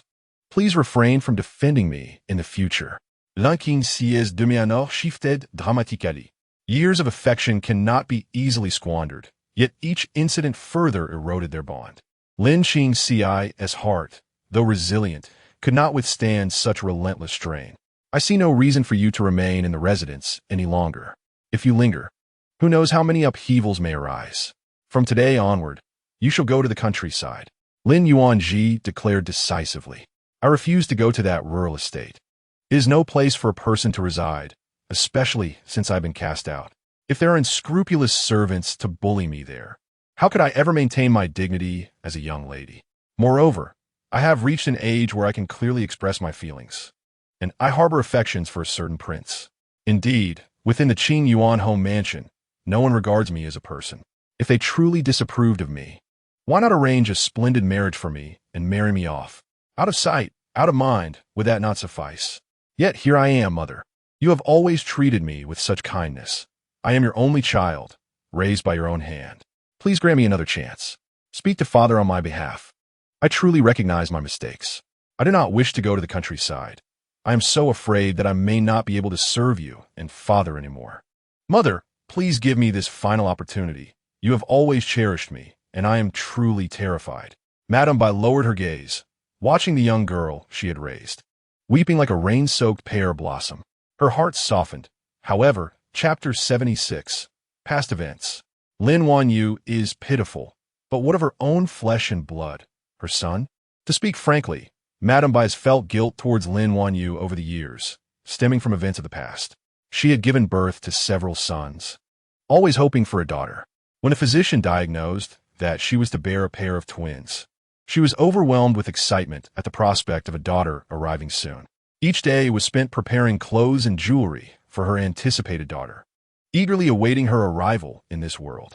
No one in the household was unaware of her expectations for this daughter. However, when the child was finally born, She was utterly exhausted and could only cast a fleeting glance at the infant. The little girl swaddled in her cradle looked exceedingly adorable, fair and plump like a small glutinous rice dumpling, albeit slightly wrinkled in the face. Fatigued, she succumbed to sleep, only to awaken later to find the entire household gathered around, cradling both children. She longed to gaze upon her daughter once more, but for reasons unknown. An inexplicable sense of aversion washed over her upon seeing the swaddled infant. Madame by herself was the favored child among her two elder brothers and was not the type of mother who preferred sons over daughters. Otherwise, she would not have so eagerly anticipated the arrival of a daughter. Yet, when the two children were brought to her by the wet nurse, her heart was solely drawn to Qing Si, and she could not muster a smile for Wanyu. It felt as though she lacked the essence of maternal love. As her anger subsided, she began to perceive that her actions were profoundly wrong. She could not fathom why she felt distant from this daughter, devoid of the overwhelming affection a mother should possess. Guilt and annoyance spiraled within her mind, causing her spirit to ache as if torn by a knife. She resolved to treat Wanyu with kindness. When the child turned 5, she took both to the temple to pray for blessings. But they encountered a band of mountain bandits. The servants of the mansion fought valiantly, falling one by one, as the bandits advanced with blades aimed at the two children. Her instinct was to shield Qing Si, inadvertently pushing Wanyu aside. Wanyu, a mere child, stumbled and fell toward the blade. Had the officials not arrived in time to apprehend the bandits, she might have perished. Madame Bai felt a profound debt towards Lin Wanyu. Indeed, she owed this child a great deal. After all, as a mother, in the face of danger, she had prioritized the protection of her son, allowing her daughter to be placed in peril. In terms of sentiment and reason, she was in the wrong. The thought of her mistreatment of this child consumed her, leading to a severe illness. She could not confront her daughter, nor could she meet her gaze, feeling that each time she faced Wanyu, it was as if the child was silently asking, "Why does mother love me less than my brother?" She even regretted not firmly declaring that Wanyu was not her child. Otherwise, her daughter would not have suffered so much. However, as Wanyu's mother, she had indeed been cold-hearted toward her. Particularly, she had pushed the child aside, nearly allowing the bandits to take her life. She felt she owed Wanyu a life debt. Yet, Zhaozhao was born after 10 months of pregnancy, and so was Qing Si. As a mother, her love for her own children was naturally profound. Wanyu, in your youth, I have wronged you, thus neglecting my responsibilities as your mother and failing to teach you how to be an upright person.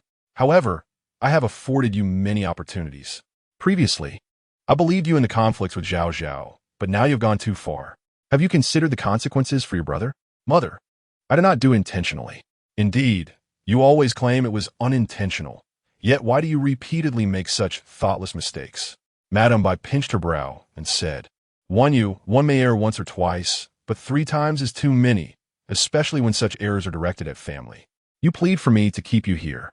Have you considered the saying, once bitten by a snake, one is afraid of the rope for 10 years? Can you truly amend your ways? Lin Wanyu cried out, I can, mother, I truly can. Brother, you must help me speak. I do not wish to go to the countryside. I genuinely cannot bear it. Her eyes were filled with dread, yet Lin Qing Si had already grown cold. At this juncture, his sister only thought of herself, failing to consider an apology, adamantly refusing to go to the countryside, while forgetting that his own sister had been raised in such a place. I cannot assist you. Even if the others humiliate you at the horse ranch, you only think of adjusting yourself and later assisting your 2 sisters in reconciling. But what have you gained? You nearly became a eunuch. Enough, take her away. Lin Yuanji, as the head of the family, though he has shown moments of softness, understands the situation better than anyone. A child's character is evident from a young age. He no longer holds any hope for Lin Wanyu's sense of familial duty. She has committed acts of fratricide and has made her misdeeds public, revealing her lack of intelligence, which will inevitably bring greater calamity to the family. Lin Wanyu, realizing she had called them father and mother for so many years, was genuinely being cast down. Showing weakness was futile. She exclaimed in exasperation, You all feign kindness towards me. Yet when faced with such a dilemma, your true concern lies solely with Lin Zhaozhao. Madame Bai was taken aback. At this moment, Lin Wanyu thought not of repentance, but of scolding, feeling both distressed and deeply betrayed. Do you truly comprehend that you have erred? You have offended the legitimate daughter of the Duke of Zhenghua, and sending you to the countryside is merely to provide an explanation. Otherwise, should they come to our doorstep, have you considered your own fate? Indeed, regarding the Duke of Zhenghua, you harbor so many reservations. When I took credit for your accomplishments, father, you risked the entire family's execution to return the credit to Lin Zhaozhao, simply because she is your biological daughter, while I am but an illegitimate child. Your family supports one another. Yet what of me? Lin Wanyu screamed in despair. Lin Qingci found her words absurd. It was clear she was in the wrong. Father and mother were acting in her best interest. What on earth are you saying? She is my biological sister. I have not isolated or excluded you. I merely hope you can coexist peacefully with her, yet you persist in severing ties. How can I consider your feelings? Your words are pleasing to the ear. Yet to put it plainly, your bias towards Lin Zhaozhao stems from the absence of shared blood between us. Enough is enough. Lin Yuan, she no longer wishes to endure her incessant ramblings. You may think what you will, but after all these years of being my daughter, sending you to the countryside is my final means of protection for you. You may harbor resentment towards me and the Bai family. Throughout, my biological daughter has owed you nothing. Instead, it is she who has suffered for many years due to the swap, whether you acknowledge it or not. Today you must go to the countryside. With that, he clapped his hands, and immediately someone dragged the sobbing Lin Wanyu away. Lin Zhaozhao wondered, can he truly harm me? To which the crowd responded, harm you? Not necessarily, but it is well known that Lin Qingju has always been close with Lin Wanyu. Naturally, he is quite lenient towards this sister. Lin Yuan, Ji, turned his gaze to Lin Zhaozhao. As the head of this household, he seldom finds himself in a position of humility. Often, when he errs, he merely glosses over it, for in his eyes, it is beneath him to apologize to his own daughter. Especially after hearing this child's heartfelt sentiments, he knows full well that aside from her satisfaction with his appearance, she holds him in disdain. Yet he feels powerless. He lives not for himself, but for the entire Lin family. He cannot always indulge his own preferences, but must consider the feelings of those beneath him. The swapping of children is a scandalous affair, should it escalate. The ridicule directed at the Qing Yuan Hofu for failing to manage their children is a minor concern compared to the derogatory tales that could emerge about his daughter's plight after years of wandering. At that point, it would be more than mere country bumpkin insults. Even slanderous accusations could be levied. Initially, he claimed that she and Wanyu were biological sisters, partly because he had raised Wanyu for many years and could not bear to part with her, and partly for the sake of his own biological daughter. He never believed his decisions to be flawed. Yet now, reflecting upon it, he sees that among his 3 sons, aside from the second son who is unwell and distant from the family, the others have always favored Wanyu. He had never noticed his own bias, nor that of his sons until now. His favored daughter accuses him of never considering her feelings, which is indeed disheartening. The guilt he feels towards Lin Zhaozhao is genuine. A daughter raised under his roof, ignorant of right and wrong. Contrast sharply with the daughter left to face the elements outside, who understands the truth. Zhaozhao, many things stem from my mistakes. I apologize for my bias and neglect of your feelings. It is important to recognize that this apology, though it may seem simple, is often what many children long for throughout their lives, yet seldom hear. They frequently hear, I only did this for your benefit, implying that their existence itself is a burden. Lin Zhaozhao fell silent for a moment. Father understands that he has often failed to consider your perspective. Had he been in your shoes, he might have acted differently. He did not contemplate your cautiousness upon entering this family, nor did he consider the hardships you endured in the countryside, demanding that you be as obedient and understanding as Wanyu. As when you grew up under my watch, he assumed she would not be the type to act unreasonably or to conspire against you. There are many matters I have not verified. I apologize for that. Lin Zhaozhao regarded the towering figure of her father, who bowed his head, eyes reddened, his sincerity palpable. She felt something within her stir, as though the remnants of her original soul were resonating with her. A faint sob escaped her, and then it seemed as if she had come to a realization, gradually detaching from this body. Yet, Lin Zhaozhao found herself unable to utter forgiving words. However, She understood that the original soul was not seeking revenge against the Qing Yuanhofu. In that moment, she grasped that what the original child had always desired was her parents' acknowledgement and an apology for their wrongs. Thus, she spoke, "It is all in the past." Indeed, it is all in the past.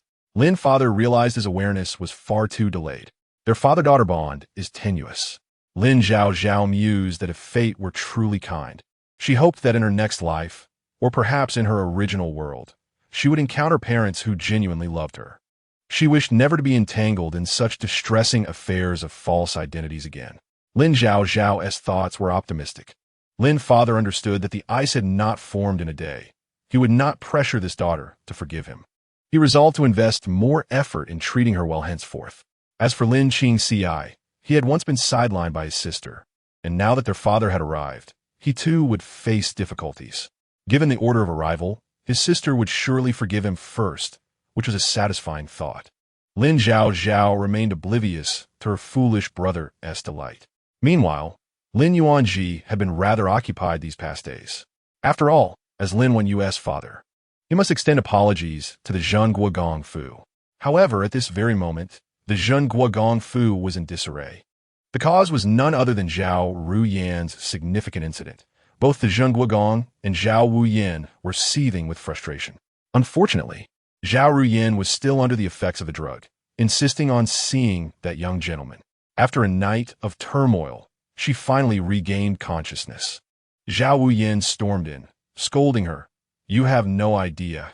That wretched Lin Wanyu not only committed the heinous act of claiming credit, but after you simply stated the truth, she dared to have you drugged and taken to such a place." Their father, too, was at fault. Observing the attitude of the apologies and claiming not to want to blow things out of proportion for fear of impacting her reputation, thereby silencing the other party. He simply sent Lin Wanyu to the countryside and accepted a small compensation, thus burying the matter. Had it been me, I would have demanded that he bring his daughter here and give her a sound thrashing to settle the score. Zhao Wuyan was beside himself with rage. Under normal circumstances, Zhao Ruyan would have certainly protested vehemently. After all, having been raised in luxury, it was her first time out only to be drugged and sent to such a place. It was a petty trick that should not go unavenged. How could a young lady of her stature endure such malice? Such a heartless wretch is unworthy of loving the ninth prince. Sister, you need not feel troubled. After all, only a few of us know about this. You merely had a brief encounter with that someone. It wasn't a loss of propriety. You do fancy the ninth prince, do you not? Now he has no chance to compete with you." Zhao Wuyan exclaimed, but his words were barely heard by Zhao Ruyan. The young lady seemed to ponder something, her ears turning crimson, a rosy hue blooming on her cheeks. After a moment, she grasped her handkerchief and said, "Brother, what is it?" He replied, taken aback. Since waking up yesterday, she had scarcely spoken a word. Zhao Wuyan presumed that the sudden upheaval had frightened her, so he hurried to offer comfort. Who could have imagined that his sister would shyly confess, I mentioned yesterday that I accidentally bumped into a fair-skinned young man. I meant no offense. I simply brushed against him. After all, propriety dictates that men and women maintain distance. If he demands that I take responsibility, you know how unreasonable men can be, especially one who appears less affluent. If it comes to that, could you inquire if he would consider being a son-in-law? Of course, I do not have any affection for him. I merely think he is pitiable. Ah, Zhao Wuyan responded, bewildered. Sister, what are you saying? Perhaps Zhao Wuyan's astonishment was too pronounced, causing Zhao Ruyan, who already harbored some secret thoughts, to instantly feel exposed, as if her innermost feelings had been laid bare before him.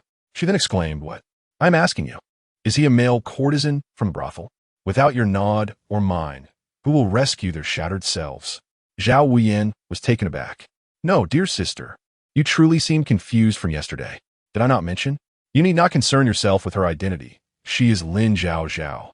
The Marquis of Qingyuan had repeatedly assured that he would not allow his daughter to venture out and speak indiscriminately. What? Zhao Ruyan's complexion changed. Who did you say she is? Lin Zhaozhao. Impossible, absolutely impossible. Zhao Ruyan retorted without a moment's thought. The young lad from yesterday, with his rosy lips and white teeth, exuded an aura of cleanliness and nobility, speaking in a gentle tone, undeniably a male voice. How could that Lin Zhaozhao, A country girl? Possibly be the same person? Speak the truth to me. Who was that youth from yesterday? Must I investigate on my own? Why would I deceive you? Dear sister, Zhao Wuyin, still in disbelief, lowered his voice. It is indeed that voice. If you're not Lin Zhaozhao, I would have long since silenced him. Zhao Wuyin's expression was so sincere that Zhao Ruyin's face darkened, a look of despair washing over her. How could it possibly be Lin Zhaozhao? Zhao Ruyin could not comprehend. Yet, Zhao Wuyin had watched his sister grow up, and a sudden thought arose in his mind. Sister, you wouldn't be. No, I like the ninth prince. I merely inquired about who he truly is, fearing for my own reputation. It's laughable. I don't really like her. Moreover, that young lady disguising herself as a man to visit the brothel is utterly pretentious. Zhao Wuyin interjected. Though you say so, your expression seems to contradict your words. Lin Zhaozhao, however, remained oblivious to his thoughts. For these past days, she had been occupied with studying court etiquette and memorizing texts. After all, attending the palace to study as the sixth princess's companion was a decree from His Majesty. Yet, without a certain level of education, one would truly be at a disadvantage. Unexpectedly, upon learning that Lin Wanyu had been sent to a rural estate, Su Jiaojiao was immensely displeased. She promptly wrote a letter to the sixth princess. You are merely seeking pleasure in the palace, disappointing the emperor's expectations and showing contempt for the royal family. A punishment of 40 strikes awaits. Do not think that just because you are a young lady from a wealthy family, you will escape hardship. Even a seasoned soldier would face trials. Upon hearing this, Baishi's expression changed drastically. When the emperor allowed Zhao Zhao to enter the palace for study, he did not impose such stringent requirements. The palace was filled with esteemed scholars, and many princes were also studying there. The highest level of education was not easily attained, even for princes who had been educated there since childhood. How could Zhao Zhao, who was utterly ignorant, hope to pass the examinations? Wasn't this tantamount to inviting punishment? Lin Yuanji was also worried. The sixth princess, usually gentle and reasonable, why was she suddenly speaking in such a manner, seemingly intent on making things difficult? Furthermore, if it was merely to assess individual capabilities, it would be acceptable. If she truly aimed to create obstacles, would his daughter not suffer exclusion in the palace? This would not do. Lin Yuanji pondered that they must enter the palace to speak with the emperor and disrupt the situation. Others might view their daughter's entrance into the palace as a tremendous honor, but given her penchant for trouble, it would likely result in deep animosity. Yet, ideals are often grand, while reality is stark. Just as Lin Yuanji was about to voice his thoughts, he encountered the emperor's refusal. The emperor replied, "Had you mentioned this earlier, we might have had a discussion. Just half an hour ago, my daughter approached me, stating that though she is unfamiliar with this companion study arrangement, since it was decided by me, she has chosen Lin Zhaozhao, alongside the daughter of the Minister of Rights. A royal princess cannot have only one companion. As the saying goes, both thunder and rain are bestowed by the sovereign." Since the emperor expressed his daughter's desire for Lin Zhaozhao, the Marquis of Qingyuan could not be so ungrateful as to declare that his daughter refused to accompany the emperor's choice. "However, Your Majesty, I mean no disrespect, but my daughter has been raised in the countryside. I fear she may not meet the standards for the entrance examination." "Do not jest, my dear minister," the emperor replied, fully aware that his daughter's statement was somewhat unreasonable. However, given that she represented the royal family's dignity, if he contradicted her words, how would she stand in the palace thereafter? Lin Yuanji wished to speak again, but the emperor waved him away, signaling for him to leave. "Do not worry, father. Isn't it just memorizing texts?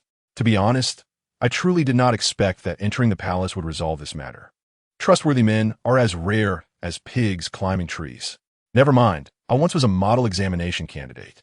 Now that I have a new perspective, I doubt my mind is rusted. A little memorization, and who knows, I may just achieve a top grade." Lin Yuanji thought, "Whether you believe me or the current emperor is inconsequential." Since his daughter was confident, he did not wish to discourage her further. He reasoned that with 3 or 4 days of study remaining, if the examination truly went awry, he could simply present himself before the princess to take the blame for his daughter's misfortunes. As for Baishi, she naturally felt her husband was unreliable, and her daughter's intellect seemed equally questionable.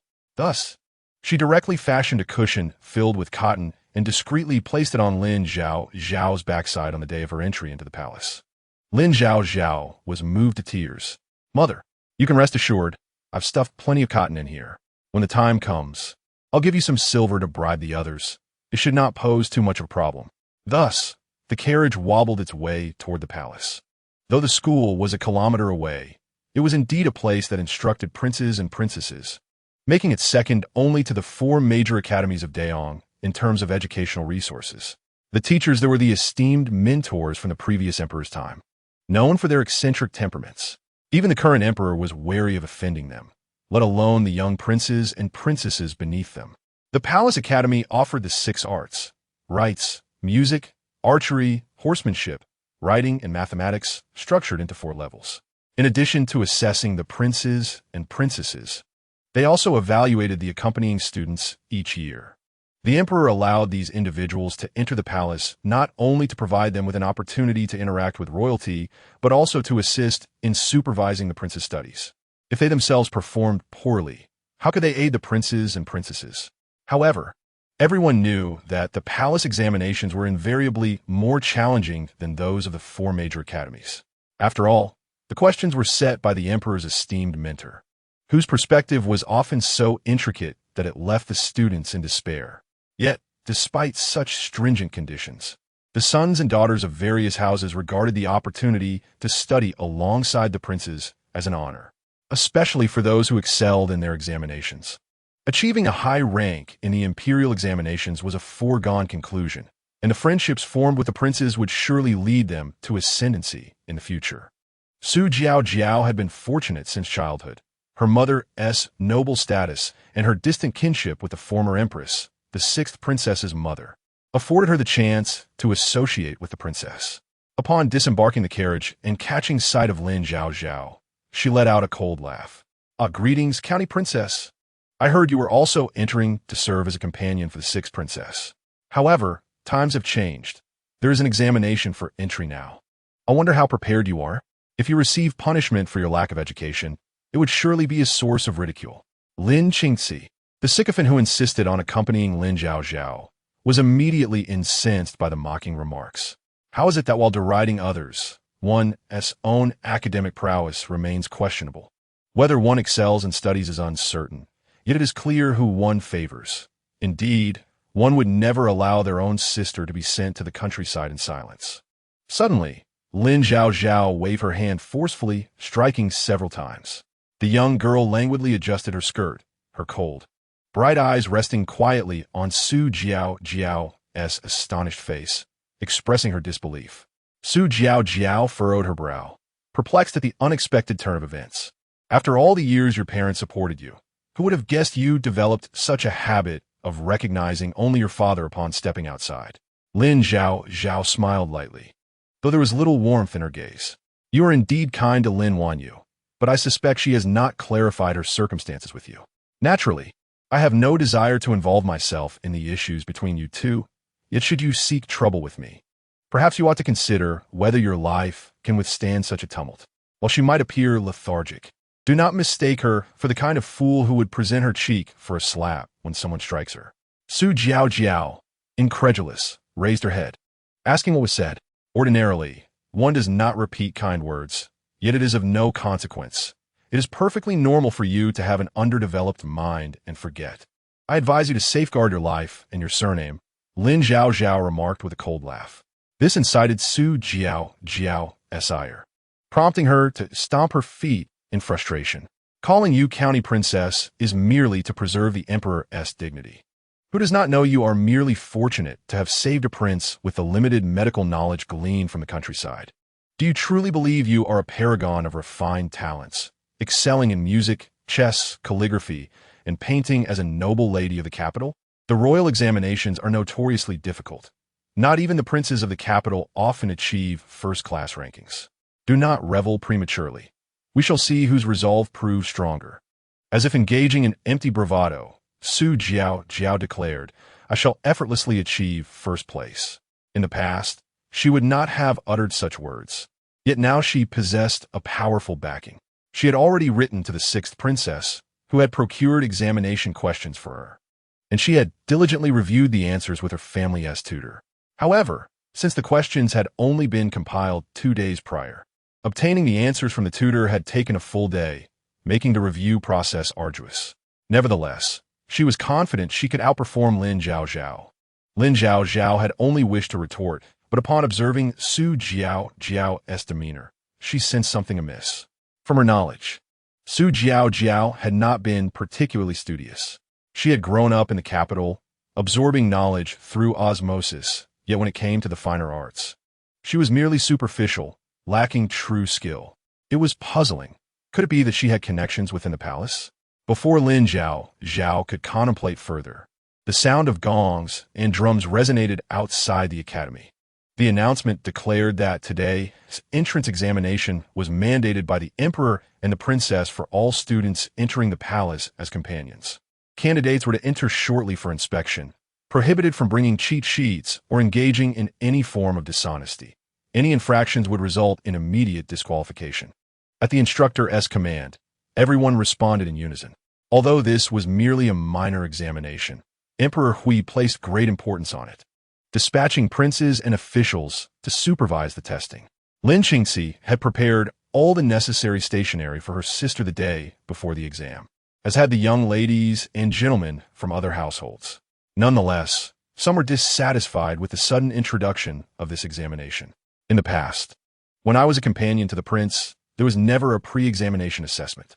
I can tell you, this unexpected test is likely due to the disfavor of certain noble individuals toward the current companion, which has inadvertently affected us all. Some individuals are utterly oblivious to their standing. Knowing full well they are disliked, they still eagerly approach the palace, believing their meager abilities could secure them first place. I have heard she has been raised in the countryside, lacking any scholarly refinement, far inferior to her sister.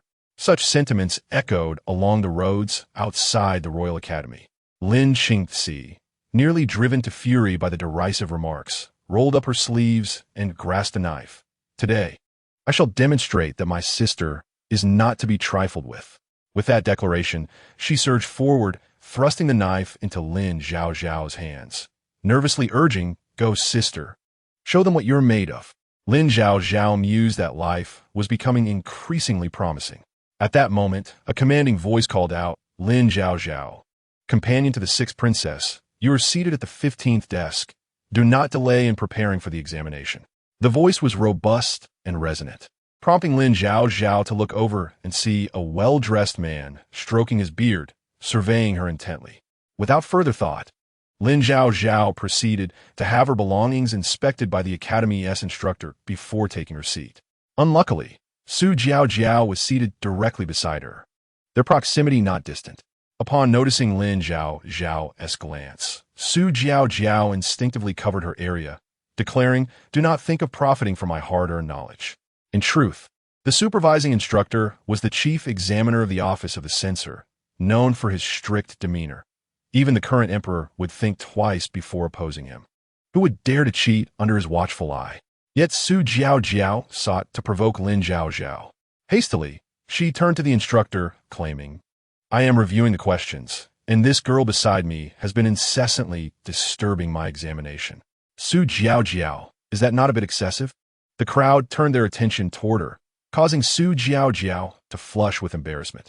Just then, the chief examiner approached, hearing the commotion, his ruler striking Su Zhaozhao's shoulder. "This is a sacred examination hall. Bow your head and focus on your answers. No chatter allowed." Su Zhaozhao, fell silent, feeling disgruntled yet cautious. Since this was merely an entrance examination and not the usual imperial examination, the examiners had deliberately streamlined the questions, aiming to complete the assessments in one morning across various subjects, including law, arithmetic, calligraphy, literature, and political discourse. The first subject to be tested was Mingjing, which involved recitation. Candidates were required to select any of the 4 books or 5 classics, randomly open a page, write the first half of a line, and then provide the continuation. Additionally, they would be asked to interpret the meaning of a selected phrase. To pass this subject, one must rely not only on luck, but also on thorough memorization of the texts. Lin Zhaozhao scanned the examination paper from beginning to end, revealing a wry smile. What a stroke of misfortune. The questions were not those she had anticipated, and the material was beyond her grasp. She felt utterly disoriented, her expression a mixture of confusion and despair. Yet what a submitting a blank paper. Given Su Zhaozhao as proximity, she observed how the latter hardly moved her arms, prompting a smile to break across Lin Zhaozhao's face. Thus, the first round concluded, followed promptly by the arithmetic section. After reviewing the questions, Lin Zhaozhao immediately set to work, writing furiously. She knew her strengths lay in mathematics, armed with multiplication tables and various tricks. She employed every method at her disposal to tackle the problems.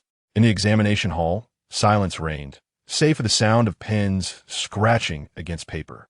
In the midst of the examination, the 9th prince and the 3rd prince made their presence known, both seated in the prominent positions, their expressions unperturbed. Only the Zhongqing of the imperial censor, burdened with responsibility, paced back and forth, his gaze sharp, compelling the assembly to refrain from any semblance of misconduct. Time slipped away, moment by moment.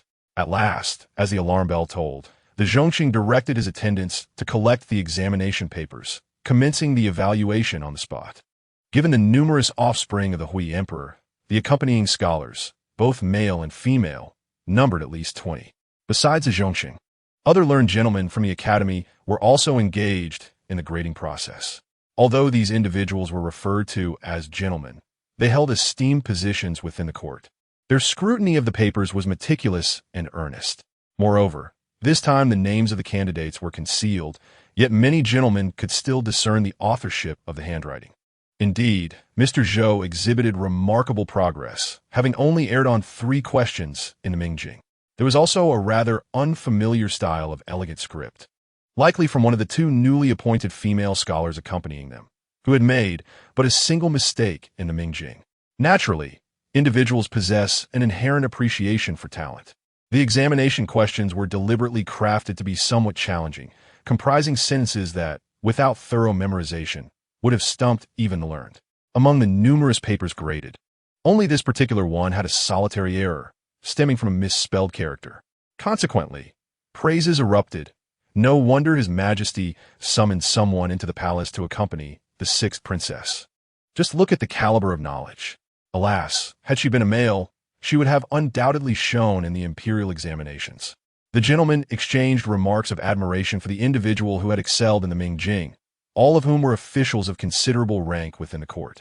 Curiosity arose regarding the identity of this exceptional student. Lin Zhaozhao. I just heard her claim before the examination that she would achieve the highest honors. Good heavens! Is she not merely a village girl? Could she truly be in contention for the top spot?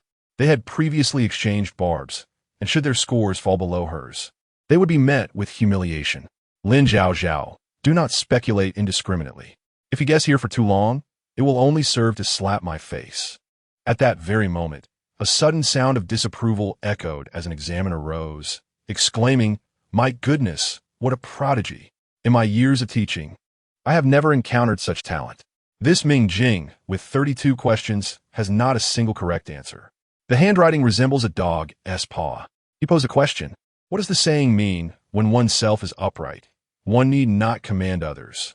When oneself is not upright, even if commanded, they will not follow. This prodigy responded, when one's body is not upright, it is inconvenient to walk. When one's body is upright, one can walk even without desire. It instructs us to maintain our health and seek treatment when ill. Come and see this. Who among you has produced such a student? Certainly it was not I. Lin Zhaozhao protested. Sir, you ought to focus on grading. If you disapprove, simply harbor your thoughts. The room erupted in murmurs. This is certainly not a student of mine. A bewildering exchange ensued. You claim you have never taught such a student, yet I have never taught one with such atrocious handwriting.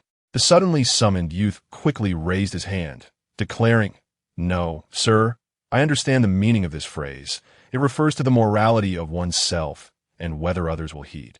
Ah, the mystery is unraveled. If it is not one of our students, it must be one of the accompanying young ladies. Suzia. I wrote in the style of elegant script. Lin Zhaozhao retorted. Did they inquire of you? All eyes in the assembly turned to Lin Zhaozhao. The previously bored Jun Wuhen lifted his hand, requesting to see the paper. The Zhongqing, not daring to resist, handed it over.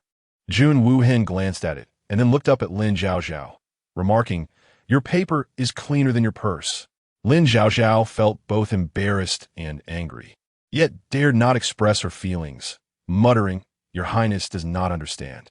How can a small bird comprehend the ambitions of a swan? Though I may not excel in reciting such texts, I possess some understanding in other areas," she replied. "Ah, how charmingly you speak. Who does not know that this examination concerns the 4 books and 5 classics, the simplest of tasks, merely requiring memorization without the need for contemplation? However, arithmetic and strategy essays are entirely different, demanding innate talent and critical thinking. Especially in arithmetic, the result is paramount. Any misstep in the process yields no credit. This year's arithmetic was exceptionally challenging. Even Su Zhaozhao, who had prior knowledge of the questions, could not derive all the answers from her scholars. Moreover, her memory faltered under the weight of information. Just as the crowd prepared to mock Lin Zhaozhao, an examiner suddenly announced, "Wait, this handwriting again. Yet the arithmetic is flawless." This year, the arithmetic problems were crafted with great difficulty, and upon reviewing the earlier papers, the best responses had only completed half, with 2 errors. "But this paper, let me see." The Zhongqing's eyes gleamed with excitement. "Excellent. Who would have thought we would unearth a genius in arithmetic? This year, in the inter-academy competition with neighboring nations, we shall not suffer in this discipline." The so-called inter-academy competition was an annual event, as many powerful nations beyond Yong existed. These great nations, unable to engage in direct conflict, resorted to literary contests to assert their superiority. In previous years, each nation sent teams of 16 to compete in various disciplines, including rites, music, archery, horsemanship, and literature, a focal point for all in the court, as no one wished for their nation to be belittled and ridiculed for a year. While the Yong could hold its own in poetry and prose, it had consistently faltered in arithmetic. It was not an exaggeration to say that the Yin had always excelled in arithmetic, humiliating the Yong time and again. This had long been a source of frustration for the people of the Yong. Thus, the annual competition became a spectacle, eagerly watched by ministers, their families, and even ordinary citizens. Some, driven by curiosity, even set up betting pools, leading to fortunes lost and gained in the fray. Each year, de Jong participated in these contests, suffering greatly in arithmetic while excelling in other areas. After all, de Jong had risen on horseback, and in the literary realm, its depths were not as profound as those of other nations. Nonetheless, due to their comprehensive military prowess, there was a tendency for bias among judges. This year's arithmetic problems were personally crafted by the Crown Prince's tutor, a man particularly enamored with mathematics. His intent was not to deliberately challenge anyone, but rather a reflection of his usual style. Who could have anticipated such a delightful surprise? The esteemed Yusher Zhongqing was in high spirits, prompting the teacher, who graded the papers, to smile as well. Initially, I found the handwriting quite exasperating, suspecting that yet another fool had presented themselves. However, to my surprise, it turned out that truly talented individuals possess a handwriting character as free-spirited as their intellect. It is indeed an honor for our academy to have such students this year. When the competition arrives, they shall undoubtedly bring glory to our Daeong.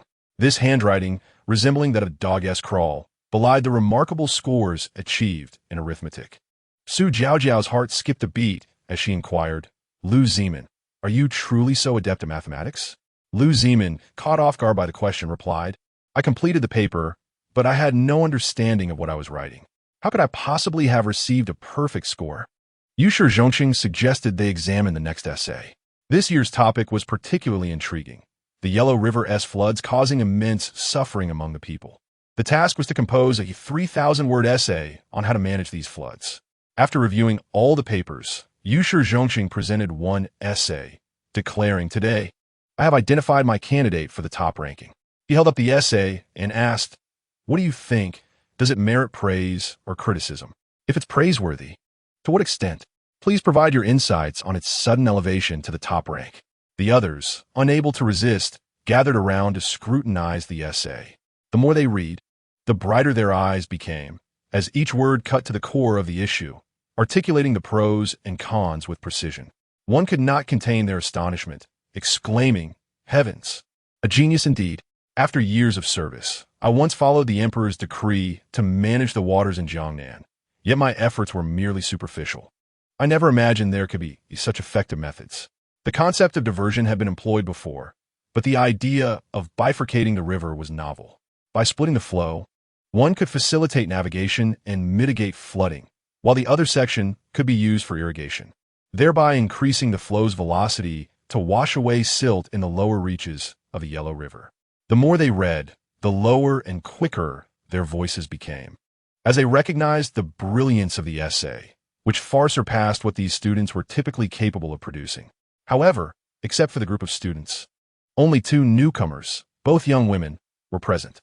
It was evident that today's top honor belonged to one of them. Their excitement left the other students astonished, particularly Eldest Brother. After observing the group, snatched the essay and handed it to Jun Wuhin and Jun Wuchen, saying, "Your Highness the third prince, and Your Highness the ninth prince. I believe this individual deserves the top rank today. Please decide and reveal the name before announcing the results." As the essay was presented to the two princes, they simultaneously leaned forward to read, their admiration growing with each line. However, Jun Wuchen remarked, "While the strategy is commendable, this individual submitted a blank for the Mingjing exam. If we declare them the top rank, will it not be problematic? If she were to be named first, it would be well-deserved, as her overall score exceeded the second place by a significant margin." Jun Wuhin tore open the names section, raising an eyebrow, and said, "Then let us announce the results." Despite Eldest Zhongqing's usual fearlessness, he felt a twinge of trepidation before the esteemed Prince Chun, for the prosperous era of Daong was largely attributed to him and General Mei. When it came time to announce the results, Su Zhaozhao stood tall.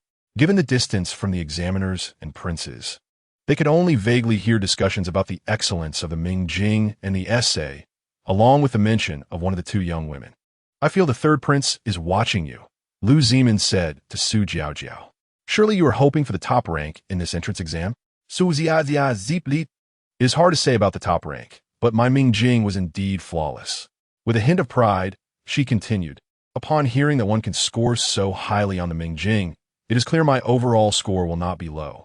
Approaching her, an elder praised, "This is the daughter of the Minister of Rights. Her intellect certainly surpasses ours.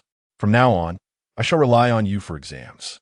Su Zhaozhao basked in the adoration of her peers, but she recalled that some had claimed they would secure the top rank. Now that the results were out, why were they silent? Was it due to their blank Mingjing? Someone couldn't help but chuckle, saying, "I could bring my little brother, who is just a few months old, and he would answer at least 2 questions." Understanding the situation, they commented, "After all, not everyone grows up in the capital and studies extensively. Perhaps she simply has the fortune to accompany the 6th princess." At that moment, Jun Wuhin rose from his seat, fixing his gaze on the proudly beaming Su Zhaozhao. He spoke clearly. "The top rank for this entrance exam is." He raised his hand, an action that suggested Su Zhaozhao was indeed the top candidate, prompting her to step forward. However, as she prepared for praise, he stepped past her, declaring, "Su Zhaozhao, for this entrance examination, it is Lin Zhaozhao who receives the top rank." The crowd erupted in disbelief, exclaiming, "Unfair. This cannot be right. It must be a mistake. My Mingjing was universally acknowledged as correct. Why is she the top rank?" Jun Wuhin cast a glance at her, stating, "Are you questioning my judgment?" Su Zhaozhao quickly clarified, "That is not my intention. I merely wish to understand why my Mingjing was correct, yet I am not the top rank. It is perplexing." She acknowledged the talent present in the academy, but felt compelled to question Lin Zhao's qualifications, considering her rural upbringing and limited education. It is widely known that today's exam was organized at the behest of the 6th princess due to her disfavor towards Lin Zhao, with a leading figure among us. It is only natural that others speak up to appease the princess. The assembly murmured in agreement, suggesting that Lin Zhao may have seen Su Zhaozhao's answers and copied them. Jun Wuhin then turned to Lin Zhao, who remained composed, asking, "Do you have anything to say?" Lin Zhao replied, "What could I possibly say? I find myself somewhat perplexed by their insinuations. Are they suggesting that I, the one who secured first place, resorted to copying the answers of a second-place student who scored a mere 10 points less than I did. Furthermore, I did so while deliberately omitting the answers to the Ming-Jing exam, resulting in my first-place finish. Lin Zhaozhao pointed to her head, questioning whether the students at Yongyi Academy employ such reasoning in their studies. Her expression was excessively serious, and her genuine confusion caused Jun Wuhen to stifle a laugh. He turned to the crowd and remarked, "The county princess is inquiring about your thoughts. Did you not hear her ask how she managed to copy the second-place answers?" The onlookers had indeed heard her, but they had merely been playfully provoking one another. Little did they know that this trouble could be so effortlessly dispelled with a few words. Yes, this only serves to prove that Lin Zhaozhao did not copy the answers of her peers in the examination hall. Yet it does not absolve her of the possibility of having acquired the exam questions beforehand, Zhaozhao stated. Thus, it stands to reason that the burden of proof lies on the accuser. Since you initiated the claim, I need not fall into the trap of self-incrimination. Merely present your evidence. However, given that this matter is fabricated from thin air, I find your obstinate insistence rather tedious. You may either present the exam questions here and now, or have these gentlemen do so. Should I answer them all correctly, then you are obliged to kneel before me and apologize. Lin Zhaozhao's nonchalant demeanor seemed to unnerve Zhaozhao. As Zhaozhao pondered the repercussions of her actions, an authoritative voice suddenly interjected, declaring, "There shall be no instances of cheating in this examination. Even I would require 2 days to solve these arithmetic problems, which I only drafted yesterday." The crowd turned to see none other than the dean of Yongyi Academy approaching, his beard stroking as he noted the significant dark circles under his eyes. He glanced at the strategy paper again and mused, "The methods for water management have been utilized by our predecessors. Yet there are also concepts here that I have never encountered before. It is truly remarkable that the individual who composed this strategy possesses such talent. Why not directly present these methods to His Majesty? Such an act would surely merit rewards and titles." Conversely, the strategy put forth by Miss X appeared rather familiar. "It seems I have seen it written by one of my students before." Upon hearing these words, Zhaozhao was taken aback and hastily retorted, "If he possesses such capability, why wouldn't he report it to His Majesty? Perhaps he lacks the opportunity to meet the emperor." Additionally, Lin Zhaozhao is the legitimate daughter of the Qing Yuan Marquis, and one cannot discount the possibility that she promised him some extraordinary benefit, or perhaps even offered inducements before contemplating silencing him. The dean shook his head, stating, had the late emperor still been alive, such opportunities might have existed. However, since His Majesty's ascension, in pursuit of attracting the talents of the realm, Yongyi Academy was established. The princes who float in the air are often outside the palace, and on the 15th of each month, numerous scholars arrive, whether to compose poetry or present their strategies. Those who articulate well are granted an audience. Thus, in my view, rather than assuming this piece was written for her with financial compensation, one might more reasonably assert it is her own work. The Qing Yuan Marquis' influence does not surpass that of His Majesty, and there is simply no need for such unnecessary actions. Upon hearing this, Lin Zhaozhao immediately gave a thumbs up, exclaiming, "Dean, you're truly a paragon of justice in this world." Jun Wuhen, taken aback, noted her earlier courtesy toward him, and now, as he spoke on her behalf, she seemed oblivious to his artistic essence, instead flattering an outsider. He pursed his lips, reluctant to engage further with Lin Zhaozhao. Yet Zhaozhao was flustered by the unexpected defense of Lin Zhaozhao, perspiring profusely. "Dean, you make a valid point, yet some individuals' actions defy rational explanation. Setting aside the merits of others' arguments, I have clearly seen this strategy before," Dean Liu stated emphatically. "Today, as you enter the palace as a fellow student, you will soon join my ranks at Yongyi Academy. Speak honestly to me. Did you write this strategy?" Zhaozhao had originally aimed to undermine Lin Zhaozhao, yet found herself ensnared. Understanding all too well that admitting the strategy was not her own would be utterly humiliating. Gritting her teeth, she declared, "This strategy is indeed my own. From the moment I entered the examination room until now, I have neither had a cheat sheet nor have I observed anyone else's work. The invigilating teachers can attest to this. I can attest to that, the deputy imperial censor nodded. How fortunate. You claim the strategy is yours, yet 6 days ago, at Yongyi Academy, an 18-year-old youth proposed precisely the same water management concept. I found it labor-intensive and ultimately ineffective in addressing the water crisis. Upon realizing he would not have an audience with His Majesty, he left in a fit of anger. Dean Liu continued, producing the strategy from his pocket. Everyone here may examine these two strategies to discern the differences. At first glance, they appeared identical, but upon closer examination, subtle differences emerged. This was clearly a scheme orchestrated by a noble young lady. The onlookers, hesitant to voice their opinions, contemplated the situation, and one astute individual handed both strategies to Jun Wu-hin, suggesting, "Your Highness, perhaps you could share your insights?" Yun Wu-hin lowered his gaze, agreeing with the previous speaker, and upon closer inspection, recognized that the two strategies indeed differed. XG Aji O felt a sense of relief wash over her. Just as she prepared to lift her head, the next word from the crowd extinguished her hope. XG Aji O. Lin Zhaozhao chuckled, "Ah? The tension in my heart has been completely extinguished." Jun Wu-hin glanced at Lin Zhaozhao, unsure of the meaning behind her words. What was this talk of a roast? He found himself confused, but understood that the young lady harbored her own eccentric thoughts. Today, she had not behaved as if they were familiar, nor had she shown much fondness for him. He felt little inclination to engage with her further. Lin Zhaozhao, however, clicked her tongue, exclaiming, yes, that's the expression I was looking for." Jun Wu-hin considered. He did not regard her with disdain. Although he felt a twinge of dissatisfaction, he did not intend to humiliate her. Reflecting on whether to clarify his stance, he was interrupted by Lin Zhao's continued commentary. What a refreshing feeling, being looked down upon by someone high and mighty, especially when that person possesses beauty, wealth, and status. It's simply irresistible. Jun Wu-hin pondered the implications of her thoughts, realizing her attraction was purely physical. Such base desires. Nevertheless, Lin Zhaozhao mused, after all, I might be feeling a bit crazy, but if he were to approach me, I would surely give him a piece of my mind. As Jun Wu-hin contemplated the depths of a woman's heart, Dean Liu delivered his final ultimatum.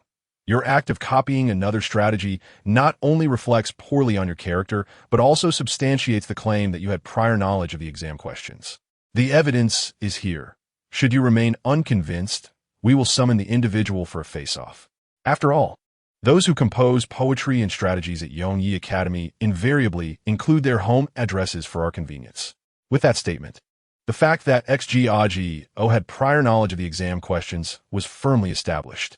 Su Jiao, despite her eagerness to defend herself, found herself at a disadvantage as the opposing party sought witnesses with ease. Her eyes turned red with emotion as she implored, "This is not the case, Director Liu. Please allow me to explain." Director Liu responded, "All right, I am listening. Please proceed with your explanation." However, it seemed unreasonable for anyone to grant her the opportunity to clarify, given that a normal person would have dismissed her outright. The sudden willingness to hear her out left her at a loss, particularly since her arguments were poorly constructed. As Su Jiao struggled to articulate her thoughts, the onlookers quickly grasped the situation. It was rather amusing to see her, who had cast doubts upon others, now revealed as the one who had cheated. Did she not feel embarrassed? Having prior knowledge of the exam questions, what was the point of participating alongside us? No wonder Ming Jing could answer all questions correctly. I had just praised her intelligence and suggested relying on her for future exams. Yet she boldly accepted without a hint of humility. It was understandable, after all, as she associated with Lin Wanyu, one adept at claiming others' achievements while engaging in deceitful practices during exams. What was there to comprehend? Director Liu had already given her a chance to confess whether she had written the answers herself, yet she stubbornly refused to acknowledge her wrongdoing. The crowd exchanged words of disdain regarding Su Jiao's behavior. It was one thing to glance at the answers of those seated nearby during the exam, which could be deemed a skill in itself. Admiration could be warranted for obtaining the exam questions. However, one cannot flaunt their superiority simply because they had memorized the answers in advance. Su Jiao had never faced such scorn before, and tears streamed down her cheeks. Director Liu, It was not my intention. I was merely afraid of being punished by the princess for not achieving a first-class result in this exam, which led me down this misguided path. Before Director Liu could propose any punitive measures, Su Zhaozhao hastily concocted an excuse. After all, a punishment as severe as 40 lashes would be unbearable, even for a man, let alone delicate young women like herself, thus making her reasoning somewhat justifiable. Director Liu, a man of letters, had always been fascinated by arithmetic, and his compassionate nature led him to consider this a one-time offense. However, Jun Wuhen was not one to be easily swayed. Despite his own fears, he had not sought to better prepare himself with additional study, but instead chose to tread down a treacherous path. If everyone were to emulate such behavior, the institution's integrity would surely deteriorate, warranting a swift response. Third brother, Su Zhaozhao, is merely a girl. Must you defend her? Upon hearing this, Jun Wuhen smirked, for it was no wonder that the scholars in court regarded the ninth prince as the most benevolent, righteous, and just. Since you care so much for Su Zhaozhao's well-being, why not take her as your disciple and impart the knowledge of right and wrong? Jun Wuchun, recognizing the influence of Su Zhaozhao's father, the Minister of Rights, hesitated, for entangling himself with such matters could hinder his pursuit of other noble ladies. He waved dismissively. Third brother, your words are utterly ridiculous. Such actions are untenable. Jun Wuhen, speaking rather bluntly, had never been one to mince words. Naturally, Jun Wuchun was displeased with his brother's remarks. Nonetheless, he refrained from retorting, aware of his brother's military authority and volatile temper. It was entirely reasonable for him to express ire, even to the point of striking him. The question was, why would he refrain from retaliating? The answer was simple. Jun Wuchun, today, decided he would adopt a persona of unpredictability, rather than endure the humiliation of the present. In any case, with the sixth princess absent, Su Zhaozhao was swiftly dragged away to receive her punishment of 40 lashes, her cries echoing in agony. Director Liu had no time to dwell on her plight and instead approached Lin Zhaozhao, exclaiming, "Young lady, your remarkable aptitude for arithmetic is truly rare. You managed to answer all my questions correctly in such a short span of time. Henceforth, you shall be my disciple, and I will consult you for any challenging arithmetic problems. Together, we shall shine in the next literary competition among the nations." Lin Zhaozhao, surprised, questioned, "Are you implying that I will teach you arithmetic?" "Oh, come now, you need not be so literal," Director Liu replied with a chuckle. "Given my advanced age, it seems inappropriate for me to become your student, does it not? Let us see if you can solve this. What is 135,896 plus 1368? All right, she replied. Director Liu observed Lin Zhaozhao, considering her proficiency in arithmetic, and thought it prudent to invite her to his quarters for a more thorough discussion. Just then, a guard rushed forward to the third prince, breathless and urgent. "Your Highness, there is trouble." He hesitated, glancing around at the crowd before lowering his voice to convey his message discreetly to Jun Wuhen. Jun Wuhen raised an eyebrow. Director Liu, sensing the urgency, suggested, "If there are matters to attend to, Your Highness, you may leave." Jun Wuhen nodded. "There has been a disturbance in the military. I must depart." After taking a few steps, he turned back towards Lin Zhaozhao, commanding, "You will accompany me." Lin Zhaozhao pointed at herself, bewildered. "Me? What do you need with me?" Feeling a bit intimidated under the scrutiny of so many eyes, she added, "Director Liu, did you not just express a desire to engage in academic discourse with me?" "That was then. This is now," Director Liu lamented. Unable to resist Jun Wuhen's call, he reluctantly conceded, "Since His Highness requires your presence, you must go." Lin Zhaozhao protested, "If I leave, the journey is long and fraught with uncertainty." She then perked up. "Your Highness, where are we headed?" "I recall you mentioning your knowledge of medicine," he replied succinctly. "I possess a basic understanding." "Then you must be capable of treating most ailments?" Chapter 87.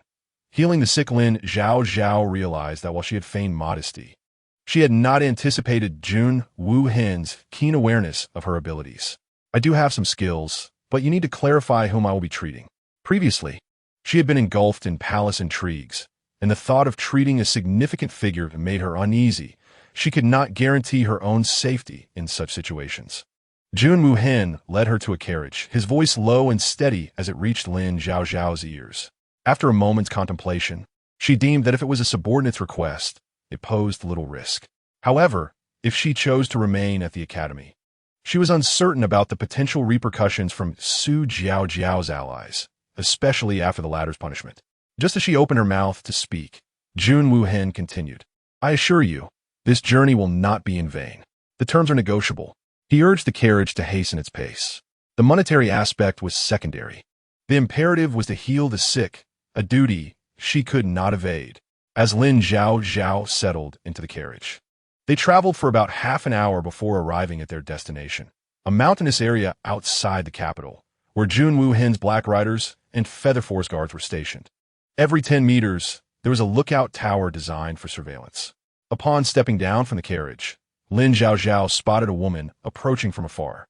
Clad in striking red riding attire, she exuded an air of confidence. Upon catching sight of Jun Woo-hin, her eyes narrowed playfully, and she strode forward with a smile. "Your Highness, you have finally arrived. You have no idea, Heifeng." Before she could finish, her gaze shifted to Lin Zhaozhao, and her demeanor became cautious. "Your Highness, may I inquire who this is?" Jun Woo-hin assured her, "She is one of us. There is no need for concern." Upon hearing this, Ing Ji's expression shifted. "What constitutes a true ally? Over the years, the subordinates have been by your Highness's side. Yet I have never seen such a new maidservant accompanying you. She does not strike me as one skilled in martial arts, and it is rather unusual for her to disembark from the carriage after your Highness. Perhaps it would be prudent for your Highness to entrust her to me for training before we proceed." As Inge was speaking, Jun Woo-hin cast her a mere glance, his expression revealing a palpable impatience despite his silence. Ing Ji's heart quivered.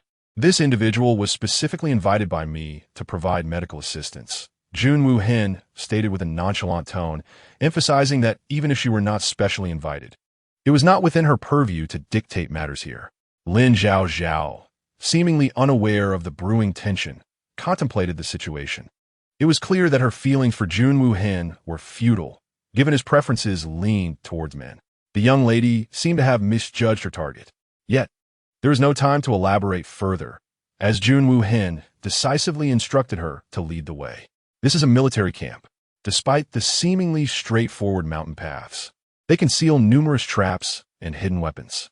A guide is essential. Otherwise, we risk being mistaken for intruders and sustaining injuries. The outer perimeter featured a watchtower every 10 meters, and within the inner circle lay numerous tents, with several hidden guards stationed at the innermost area. Inge parted the tent's curtain, announcing, "Your Highness, this is the place." Inside stood 2 military doctors. Although they had treated numerous infections over the years, they lacked experience with complex ailments and were at a loss regarding Heifeng's condition, sweating profusely as they hesitated to admit their limitations. "What is the current state of the patient?" Jun Woo-hin inquired as he entered. "We have already sent for the army physician," Inge interjected, eager to respond. "However, he is of advanced age and has been unwell for the past few days. Resting outside. If all goes well, he should be arriving shortly." As she spoke, she cast a discreet glance towards Lin Zhaozhao, her brow furrowing. "Perhaps your Highness should wait a moment. After all, healing is no trifling matter. If we were to allow an inexperienced outsider to intervene recklessly, we could jeopardize the crucial leads we have painstakingly secured." The matter was serious. For years, your Highness had suffered from poor health, initially believed to be due to childhood sabotage, only to later discover that someone had poisoned him. An investigation was underway, but only a select few trusted confidants were privy to this information. Lin Zhaozhao's gaze remained fixed on the man lying on the sickbed. As a practitioner of traditional Chinese medicine, she understood the importance of observation, inquiry, and diagnosis. After a brief assessment, she had formed a preliminary understanding, but chose to deliberate silently. Jun Woo-hin leaned down and asked, "Can he be treated?" Heifeng was his most exceptional shadow guard, executing tasks on his behalf for years. This time, after a sudden absence of 5 days, they found him in a deep coma, and the urgency of the situation was palpable. "Your Highness, I must be candid. This illness is quite complicated," Lin Zhaozhao began, but Inge, unable to contain herself, scoffed derisively, feigning an apology. "Forgive me, Your Highness, I seem to have a toothache." Feeding that's a Buchen vom Unwuhint. Inge deflected the conversation while her gaze remained fixed on Lin Zhaozhao. The latter's attire suggested she hailed from a noble family. Yet her actions, venturing into a military camp filled with men, seemed questionable. Many women had sought to win the prince's favor through unique means. Yet this one dared to feign medical expertise in such a setting.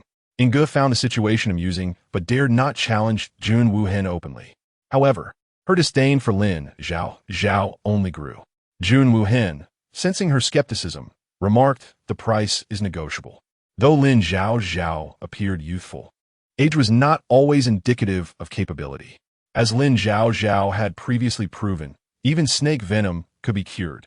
A fact unknown to many who assumed fatality was inevitable upon a snakebite. Inge, however, viewed Lin Zhaozhao with hostility, partly due to her affection for Jun Wuhen and partly because of her long-standing camaraderie with Heifeng. Trusting an unknown woman with the life of a comrade was fraught with peril. The tension in the tent was palpable, with Jun Wuhen shadow guards sharing similar sentiments. Everyone was eager for the army physician's arrival, prompting Inge to question the two accompanying doctors. "How much longer must we wait? Have you found a treatment?" "We cannot offer any solution," they replied. "Heifeng's situation is critical. I can only afford to stall for half an hour." "Miss Inge, we are but humble practitioners. We genuinely lack the means to treat him. This affliction is beyond our knowledge." Ingji's expression darkened further at their helplessness. Just then, a voice called from outside the camp, "Your Highness, the army physician has arrived." At this announcement, the previously distressed military doctors brightened, gazing eagerly towards the entrance where a man with an ethereal demeanor stood, radiating calm and relief, as if he were a savior. The newcomer appeared to be in his 50s. Given the harsher conditions of ancient life, most individuals at that age exhibited the vitality of modern individuals in their 60s or 70s. Having accompanied the military for years, the army physician had aged more rapidly than others, yet his profession lent him a healthy glow. Truly, our army physician is remarkable, exuding an extraordinary presence. It is said that his medical skills rival those of the Zhou family, akin to the legendary Hua Ta, capable of reviving the seemingly lifeless. Having traversed countless terrains and treated more patients than they had grains of rice, the presence of the army physician instilled hope that Heifeng's ailment could be remedied, alleviating their fears. The name army physician held a prestige second only to the Zhou family among them. As the flattery poured forth, he remained impassive, stroking his beard with an air of arrogance as he entered. The two military doctors who had been attending to Heifeng quickly stepped aside, allowing him space to perform his examination. "Army physician, we heard you were unwell and resting at home these past few days. Thank you for making this journey. You know that Heifeng is our comrade and a trusted confidant of the prince. If you can save him, we are willing to offer additional compensation." Inge earnestly addressed the army physician. Chapter 89. The inheritance of aristocratic families. The army physician nodded, stating that Miss Inge need not be so formal. For the current peace and prosperity of the Yong is entirely reliant on the valor displayed by individuals like her on the battlefield. Miss Inge, a remarkable woman, should rest assured that providing medical aid is my solemn duty. I require no external accolades and will exert every effort to restore Heifeng's health. There exists no need for such accolades. Yet the allure of silver coins cannot be dismissed, for it elevates one's reputation in the eyes of the onlookers. With a subtle glance towards Lin Zhaozhao, Miss Inge invited the army physician forward. However, given that the prince was present, she felt compelled to maintain decorum. Gesturing gracefully towards Lin Zhaozhao, the army physician approached and took a serious look at the man lying unconscious on the couch, his complexion a ghastly purple, cheekbones protruding, and dark circles under his eyes. "Such severity," he remarked. "Miss Inge, how long has Heifeng been in this condition?" Miss Inge replied, "We are uncertain of the precise duration. We only know that he lost contact with us 5 days ago. It was only yesterday that his family found him, and since his collapse, the surrounding army doctors have examined him but could not discern the cause. Has he truly contracted such a peculiar ailment?" The army physician pondered. Although the two accompanying army doctors were not as skilled as he, they had traveled extensively, and if they could not uncover any clues, it was evident that this illness was not easily treatable. The army physician licked his lips, while he held absolute confidence in his abilities, faced with such an unknown malady. He dared not assert that he could guarantee a cure. Yet his two fervent junior doctors urged him on, proclaiming, "Rest assured, with the army physician's intervention, no illness is beyond remedy." The army physician felt somewhat at a loss, musing that not all ailments in the world possess a remedy. Just as he was about to take the man's pulse, Jun Wuhan interjected, "Do you not understand this king's words? I have stated that it is Lin Zhaozhao who shall treat this illness." However, Miss Inga, in her urgency, raised her voice slightly. "As you know, the army physician's talents are renowned. If Haifeng's condition were entrusted to him, the chances of recovery would undoubtedly be greater." "Indeed, Your Highness," echoed the subordinates. "We have followed you for many years and fear not death. However, having finally traced the whereabouts of this individual, should Haifeng suffer any misfortune, we risk losing all leads. Your Highness, please reconsider," implored the subordinates, kneeling one after another, with the leading figure, Su Minglang, appearing somewhat familiar. He was Jun Wuhan's personal guard. The army physician, hearing these words, felt warmth in his heart and spoke, "Please trust me, Your Highness. Although his condition is somewhat challenging, I shall exert every effort. There remains a possibility for recovery. As the saying goes, one ailment should not be treated by two physicians. If given the opportunity," the army physician was known for his irascibility. He would typically turn to leave if anyone brought him such trivial matters. Yet before him stood this youth, famed as the living Yama of De Yong, having performed many benevolent deeds for the common folk, and thus he refrained from expressing anger. Jun Wuhan replied, "That opportunity cannot be granted." The army physician, perplexed, retorted, "I've been quite accommodating, yet you deny me the chance? If you cannot grant me an opportunity, why summon me here?" With that, he dramatically waved his sleeve and declared, "Very well, if that is your stance, I shall take my leave." Only when Lin Zhaozhao encounters a mishap while treating the patient will Jun Wuhan realize that his desire for beauty has caused him to miss the golden opportunity to save a life. Miss Inga and Su Minglang hastily intervened. "Army physician, our prince does not mean it this way. Haifeng's illness is fierce. If you depart, there will be no one capable of treating him. We cannot bear to imagine the pain of losing a comrade in arms. But it seems the prince does not wish for me to treat Haifeng. He appears to trust the skills of a girl whose name I have never heard." The army physician had always distinguished between matters and individuals. He did not intend to belittle Lin Zhaozhao. In his view, those in power bear the responsibility for decisions. Thus, should something go awry, it is their fault, and he need not concern himself with a mere girl. He covertly shot a glare at Jun Wuhan. Lin Zhaozhao spoke up.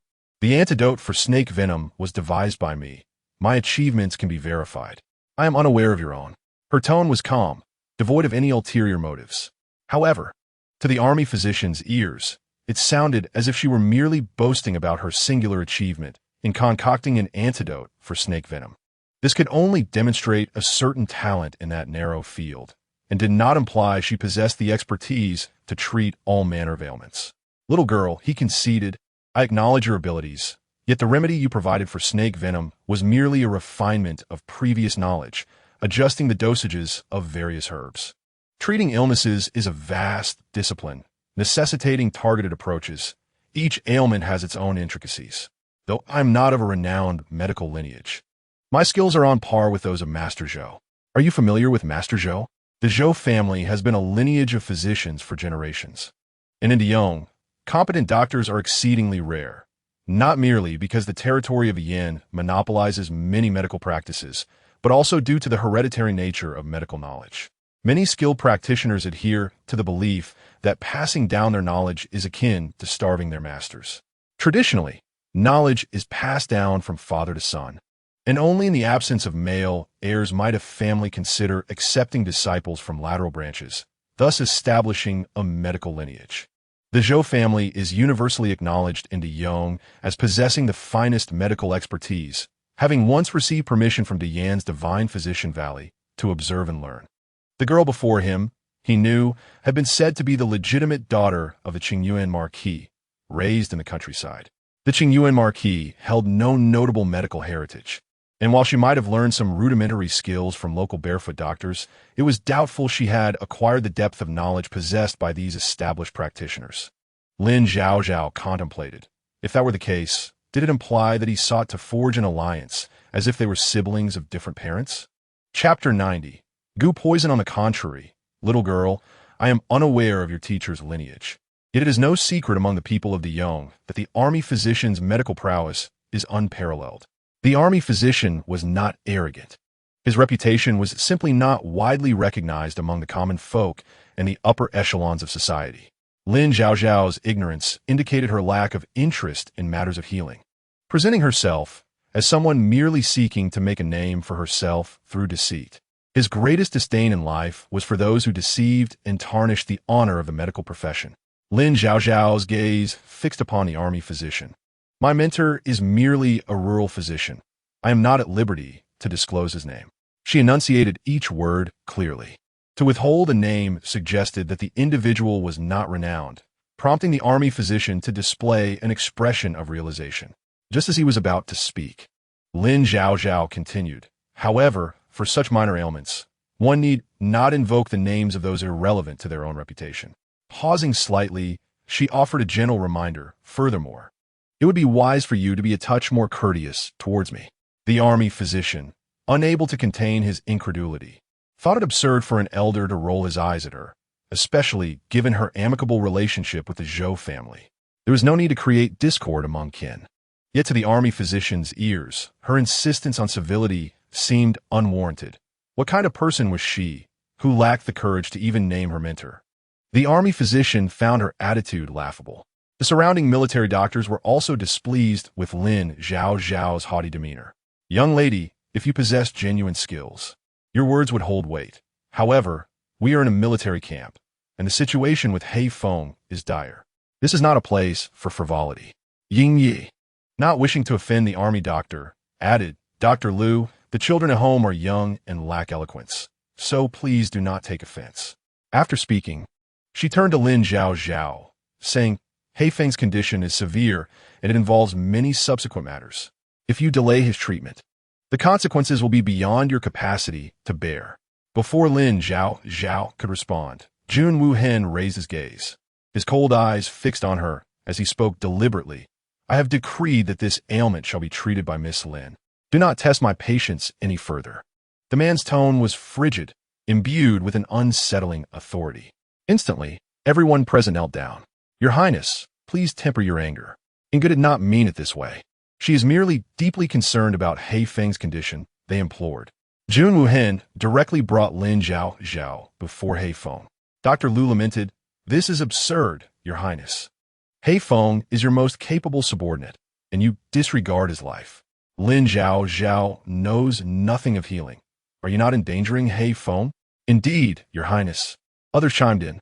Although Miss Lin has knowledge of treating snake venom, she is far too young and lacks sufficient experience.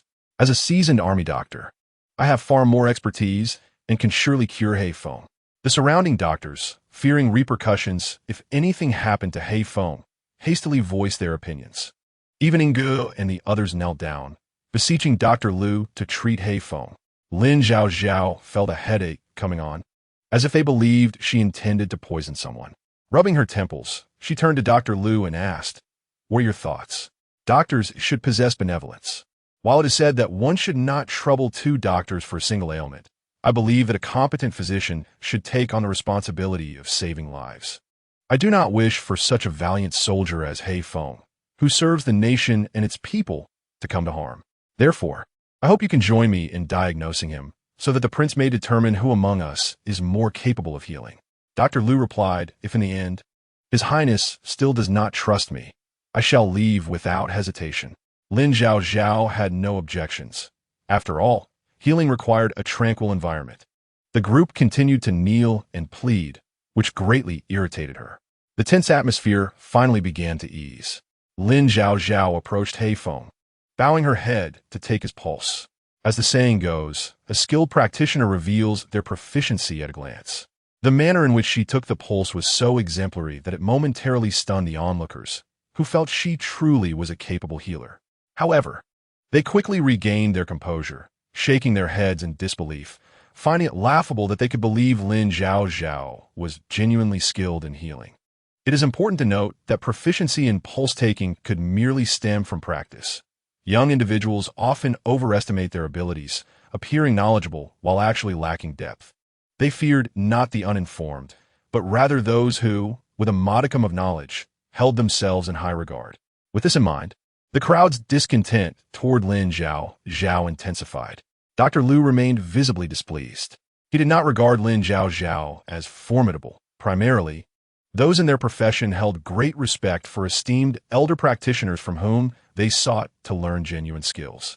Yet, Lin Zhaozhao's attitude toward him was quite dismissive. After observing her for some time, she finally grasped the situation and nodded at Jun Wuhan. Subsequently, Dr. Lu stepped forward to take the pulse. But fearing Lin Zhaozhao might preempt his conclusions, he suggested, "Miss Lin, why don't you share your diagnosis first?" Lin Zhaozhao, uninterested in his ulterior motives, stated, "The patient's pulse exhibits a fluctuating and slow rhythm, with a complexion of blue and purple. His right hand twitches incessantly. The illness stems from a spleen, caused by the accumulation of goo poison in the heart and lungs, which has led to his current state of unconsciousness." Jun Wuhen inquired, "Are you suggesting that Hei Feng has been afflicted by goo poison?" Records of goo exist in the Chunxiu Zhuan, and methods for creating goo poison are documented in the Tongji Lu Shu. Only those who have studied from a young age would employ such methods. Lin Zhaozhao nodded and continued, "When you found him, you must have noticed symptoms such as foaming at the mouth, body convulsions, and excessive sweating, correct? If a military doctor had assessed him initially, they would have detected the leaking roof pulse, which appears slowly during poisoning and is not easily discernible. The pulse beats akin to water dripping from an eave, particularly slow." One of the experienced military doctors remarked, "Indeed, I thought the initial pulse was exceedingly slow, but I had not considered the leaking roof pulse." Stop engaging with her in this back and forth. Dr. Lu interjected, unable to listen any longer. "While your words may sound convincing, they are ultimately nonsense.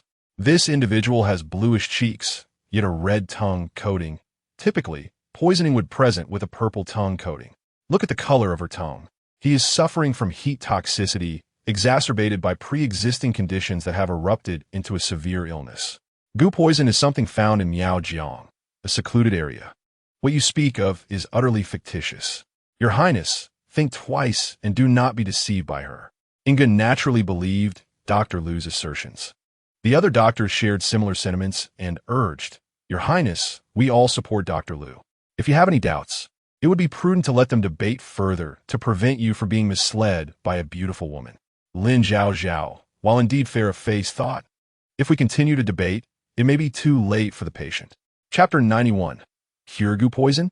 Lin Zhaozhao felt no inclination to engage with him. Goo poison comes in many varieties. You claim to treat illness, yet all you do is reference Qianjin Fong, relying heavily on bitter herbs such as Kushan, Qingseng, Ai, Jizi, Tingli, and Wu Mei for treatment, or perhaps ginseng to clear heat and dry dampness. However, such remedies do not address the root of the problem. What good would it do to consume them?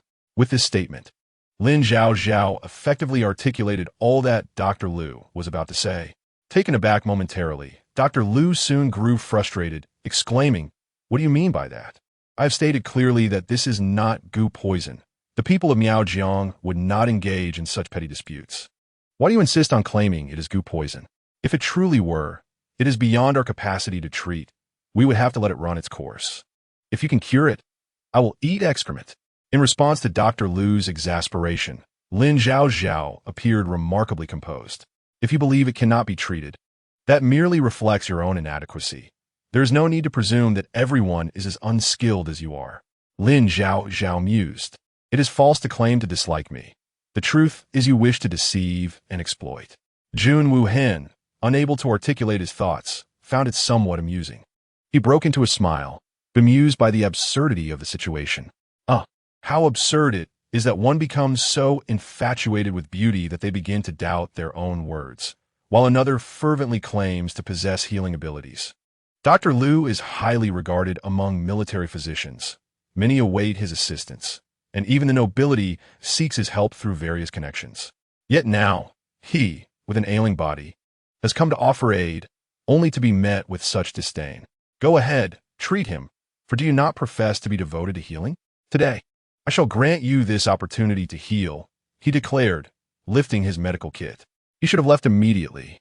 But considering that He Feng was a soldier who had served alongside the prince and contributed significantly to pacifying the borders, he could not simply stand by and watch a life slip away.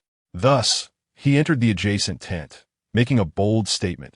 I shall await your failure to cure him, at which point you may come and plead with me.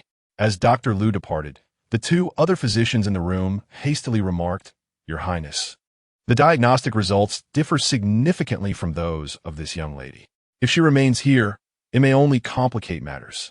In general, for such critical illnesses, several physicians should collaborate to devise a treatment plan and procure the necessary medicines.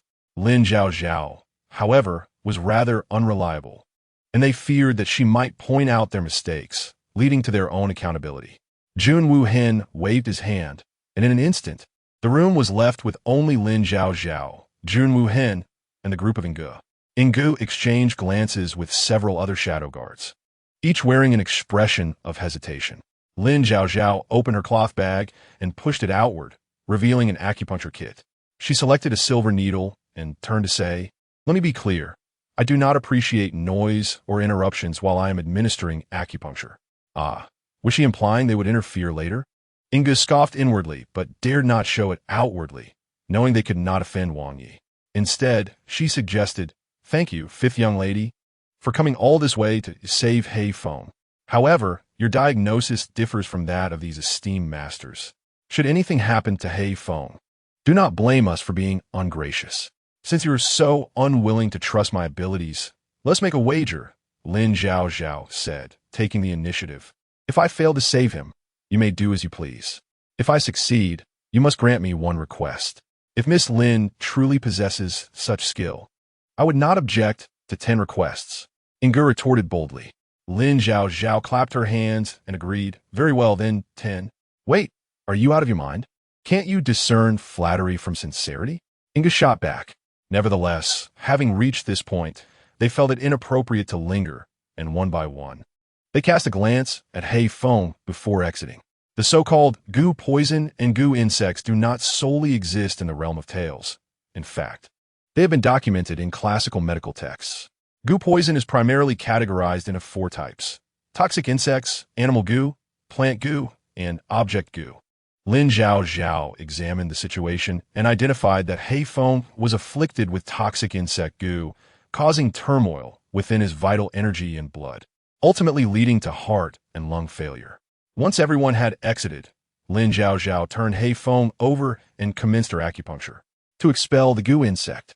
At least 2 sets of needles needed to be applied, and this first session would consume a considerable amount of time, testing the practitioner's stamina and skill. A misplaced needle could lead to fatal consequences. If her hands trembled from fatigue, it could compromise the effectiveness of the treatment. Lin Zhaozhao began with several acupoints on the Feng Qi and Yu Zhen, then moved to the Baxta, Ling Tai, Tianzong, and Cheng Feng points. Oh my heavens, her speed is astonishing. The military doctors peering through the tent's curtain observed Lin Zhao's technique, growing increasingly apprehensive. Even at their age, they needed to contemplate, as the human body's acupoints are numerous and closely situated. A mere misstep could result in grave accidents. Yet Lin Zhaozhao seemed to require little thought while needling. Chapter 92. Genuine admiration with just a few needles. The atmosphere became so tense that no one dared to breathe. What they had deemed the capable county princess for treating snake bites appeared rather reckless, as if unaware of the potential consequences of her actions. Naturally, they kept these thoughts to themselves, but their furrowed brows betrayed their anxiety. After another half hour had passed, Inga noticed that the previously pained expression on He Feng's face had eased during the treatment. One of the military doctors remarked, Miss Lin seems not to have struck any incorrect acupoints. The shadow guards, who had maintained a good rapport with He Feng, finally sighed in relief. They did not expect her to cure him. As long as she did not cause his demise, there was still hope when seeking aid from the army doctor later. After a session, Lin Zhaozhao wiped her brow, massaged her aching fingers, and withdrew the needles, proceeding to 10 additional acupoints on hay foam. Ying Ji's relief turned back to tension. Why was she continuing? The military doctors could not ascertain whether this continued needling would save him or seal his fate. They could only remark, "We cannot assist in taking Hei Feng's pulse at the moment, but judging by his expression, it seems the acupuncture has brought him some relief." I have encountered many skilled doctors, but in comparison to this young lady's technique, it appears her speed is excessive. Is this a contest of speed? Inga frowned. This is about healing, not a race. No matter how swift her actions, what matters is that Hei Feng survives. Inga, do not be hasty. Several shadow guards urged her to calm down. They recognized the trust Wang Yi placed in this woman. If Inga were to utter anything inappropriate and incur Wang Ye's wrath, it would be unwise. However, as those words were spoken, Hei Feng's upper body was nearly covered in silver needles, causing considerable alarm among the onlookers, especially when Lin Zhaozhao suddenly produced a small knife and made a cross incision on his wrist. Subsequently, as she manipulated the silver needles, they trembled within Hei Feng's body. Inga took a step forward, intending to rush in. This was absurd. She had witnessed countless doctors administer acupuncture, but never had she seen needles quiver within a patient's body. Was she intent on taking Hei Feng's life? No, regardless of whether Wang Yi would blame her. She could not allow this treatment to persist.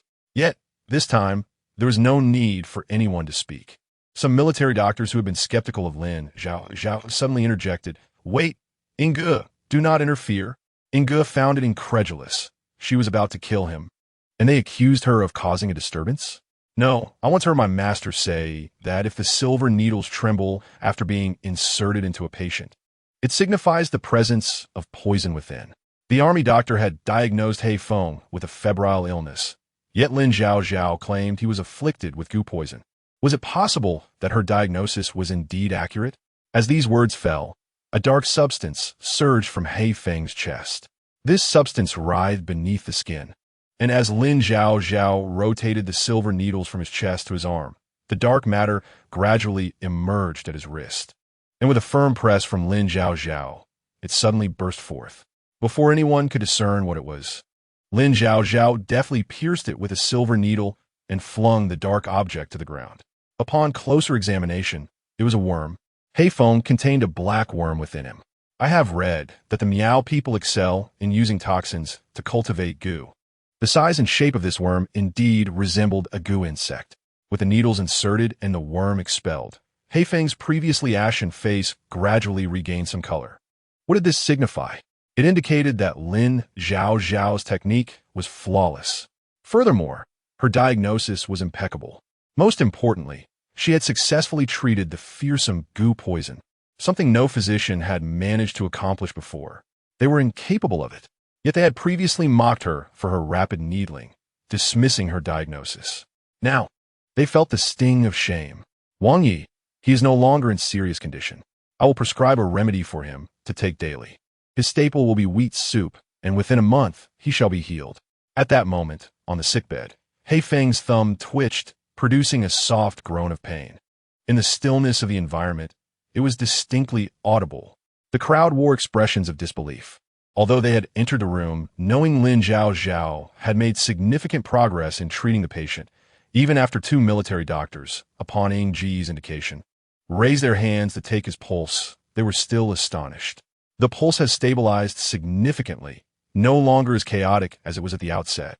It is evident that the condition has indeed become stable. We must apologize for our previous lack of respect towards you. A doctor, by nature, embodies the benevolence of a healer, dedicated to the art of healing and saving lives. During the treatment process, differing opinions may arise and mild grievances exchanged, especially given your young age, which led us to doubt your reliability. It is common knowledge that in the medical profession, experience is valued, and practitioners with age are often more esteemed. However, if you possess genuine skill, admiration will naturally follow. Yet, the expression on Ying Ji's face is far more complex. Emotionally, she certainly wishes for her companion in the space battle to recover, But the one who has been healed turns out to be a young girl brought by the prince. Should something go awry, she could find herself in a precarious situation. In summary, Lin Zhaozhao's actions leave her emotions in turmoil. What troubles her further is that after wiping her hands, the girl looks at her and states, Chapter 93, Settlement of Silver. You should calculate how much silver you have earned over the years and give me 1/3. After all, one cannot bite the hand that feeds them. Lin Zhaozhao is not the type to boldly demand payment. Thus, when she speaks, she places her hands together in front of her, making a gesture of invitation. Healing and saving lives is indeed exhausting. Thanks to the boss for precise poverty alleviation. I wish the boss great success in the enterprise of the Dark Guard. May it flourish like a tiger and soar like a phoenix. In essence, 1/3 of the wealth will not impoverish you nor enrich me. You agreed to 9 matters. And for now, I will only mention this one. We shall discuss the remaining 9 later. No, I am referring to those 10 matters. Yet typically, do not such matters involve you doing something for me? For instance, procuring something like the black wind, killing liquid, or enticing others into perilous situations. Rarely does one outright demand silver from another. However, Lin Zhaozhao seems to revel in such pursuits. She would not resort to killing unless absolutely necessary. It is not that she is overly virtuous. Rather, she has been raised on the principles of the party. Would you expect a university student to commit murder? Lin Zhaozhao gazes at the paladin Gu and asserts, I did not coerce you regarding the matters you promised in front of everyone. You wouldn't be trying to renege on your agreement, would you? Ingu, truth be told, is indeed contemplating defaulting.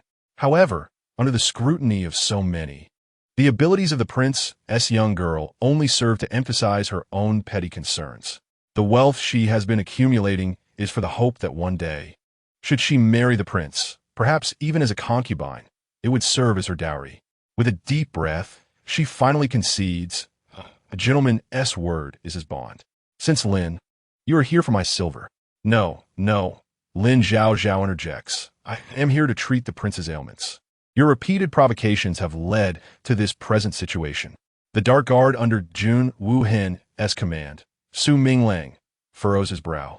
Pondering Lin Zhaozhao's status as a young lady from a prominent family, surely she wouldn't be lacking in silver. Yet today, she is so assertive. Ingji's earlier words were out of concern for the health of Black Wind. After all, it is only natural for others to question a young woman's abilities. Why should she be held to a different standard than other physicians? Of course, he cannot voice these thoughts, for the prince is nearby, enchanted by this young woman. The more he speaks, the less impact his words will have against the whispered charms of a beloved. Ingu takes a deep breath, casting a somewhat aggrieved glance at Jun Wuhen. The delicate flutter of her eyelashes is such that not only Lin Zhaozhao, but any man in the realm would find it hard to resist. Alas, Jun Wuhen merely glances at her and frowns. She is asking you for silver. Why do you blink? If you're cramping, go treat someone. Ingu, unable to comprehend his intentions, thinks, am I not enticing you, brother? Lin Zhaozhao observes, indeed, such beauty wasted on not being seen. What a pity for one who can also cook. Jun Wuhen questions, how did you discern that she can cook? In any case, once Ingu hands over the silver to Lin Zhaozhao, a profound silence envelopes the room until Black Wind stirs back to consciousness. At that moment, the Dark Guards who had fought alongside Black Wind gather around him. Among them is a burly figure, Black Wind's brother, who had initially doubted Lin Zhaozhao's capabilities. Nevertheless, they serve the prince and believe in his decisions. Thus, their initial opposition was not vehement. He kneels before Lin Zhaozhao, exclaiming, so we must follow protocol then? However, I am merely fulfilling my role. You only need to provide me with the diagnostic fee. Upon hearing this, the counterpart's eyes brim with tears. What a remarkable young lady, possessing such great talent at such a tender age. If it were anyone else, they would be boasting about their abilities, demanding favors. Yet she seeks only a modest payment. Truly, she is unambitious and noble. The prince has a keen eye. Such skill and beauty should lead to her union with him. He nods. Rest assured, no matter the sum, I shall provide it. That is not necessary, Lin Zhaozhao replies, accepting 500 taels of silver. And should you require further assistance, feel free to seek me out. The fee shall remain consistent. For referrals, a 10% commission can be arranged. The crowd collectively wonders. You are here to heal, not to conduct business. Meanwhile, on the other side, an hour has passed without any news from Lin Zhaozhao. Surely, the girl has not made a grave mistake and caused a life to slip away. He cannot bear to witness a life lost, especially that of a soldier who has shed blood for the young, due to improper treatment. The army physician, deciding to act, opens the tent flap to seek her out, only to collide with the horse doctor rushing towards him. The horse doctor, exhausted from his hurried pace, struggles to catch his breath, let alone articulate a coherent sentence. This is absurd. He finally exclaims, "What nonsense! There are no issues with the treatment. Black Wind has recovered. I just checked his pulse, and it is remarkably steady. I am aware of that," the army physician responds. "That is why Wait a moment." The horse doctor's words abruptly halt as he realizes something, turning rigidly to ask, "What did you say? Black Wind has recovered? Could it be that this young girl has actually healed him?" Chapter 94. Because I am compassionate. Indeed, she has healed him. It took her merely an hour. At first, I thought she might inadvertently endanger him. You cannot imagine how swiftly her needles flew. Who could have guessed that not only did Black Wind survive, but a goo worm was expelled from his body as well? It is quite remarkable. One would think that the secluded Miao Jiang would not be involved, yet it proves that appearances can be deceiving. Some young ladies may appear ordinary, yet possess such formidable skills. In summary, we just conducted a thorough examination of Black Wind, and miraculously, he is free of all ailments. It feels like a dream. The army physician's face pales. It is not that he is displeased with Lin Zhaozhao's success, but rather, he is shocked by his own diagnostic error. He did not anticipate that Black Wind had attracted the attention of Miao Jiang, and his limited understanding of their goo techniques led to a misdiagnosis. Yet, for one so young as Lin Zhaozhao to so accurately identify the underlying issue only highlights the inadequacies of his own esteemed medical prowess. How embarrassing, especially in front of so many witnesses. It is likely that the prince will no longer wish to see him, perhaps even impose consequences. The occurrence of such a near-fatal incident sends a chill down my spine. I feel utterly inadequate, realizing that even a young girl who has never studied medicine surpasses me. I am ashamed to face the elders of Jiangdong. The army doctor sits despondently on the ground, his eyes devoid of life. After all, she can write prescriptions for snake venom, and it is only natural that we fall short in comparison. Moreover, observing her acupuncture skills, if we maintain a good relationship with her, we might learn a thing or two. We have not offended her directly, and the speaking military doctor is much wiser in this regard. Upon hearing this, the army doctor also acknowledged that if one lacks skill, it is a sign to learn from others. Adjusting his mindset, he smiled warmly and went straight into the room, bowing to Lin Zhaozhao repeatedly, expressing awe. "We have had no grievances in the past, nor do we have enmity today. Although I have taken your business and made quite a profit, you cannot bow to send me to hell, can you?" Lin Zhaozhao raised her hand to stop him, adding, moreover, "I do have some connection with the Zhou family you mentioned." "Oh, then that is indeed convenient," the army doctor replied. "Miss Lin, since I have ties with the Zhou family, we can be considered close friends. Look at today's situation. It's akin to a flood disrupting the Dragon King's temple. We are all family who do not recognize each other." The army doctor is flexible and resourceful. This left Lin Zhaozhao speechless, questioning the validity of his reasoning. How can that be construed as family? "I know you serve our prince." The army doctor lowered his voice and winked at Lin Zhaozhao, our prince's reputation, like a fiery demon who does not fear his name. Your willingness to travel such a distance indicates your interest in our prince. Once you become a princess, and I work under you, wouldn't that make us family? His voice was hushed, yet among these martial artists, no sound could escape their keen ears. Yun Wuhin, on the other hand, had initially held significant reservations about the chaotic treatments being performed. However, upon hearing those words, he had never considered marrying Lin Zhaozhao. After all, she seemed to be attracted to his status and was flattering him with ulterior motives. He had not truly liked any woman before. Observing Lin Zhaozhao's fondness for wealth, he thought about a grand wedding procession and the lavish dowries. Oh, and he had acquired a few Nanhai night pearls during his campaign against the southern tribes years ago. He wondered if she would appreciate them. Yun Wu Hin is Lahots wandeth. Lin Zhaozhao, no, please don't speak carelessly. I serve the prince because I am capable. What do you mean by becoming a princess? The two could only be considered allies in the same formation, as it was evident that she preferred men. What reason did she have to marry? Hearing this, Ingo was nearly infuriated, her eyes reddening. It's merely healing the sick, yet you demanded so much silver.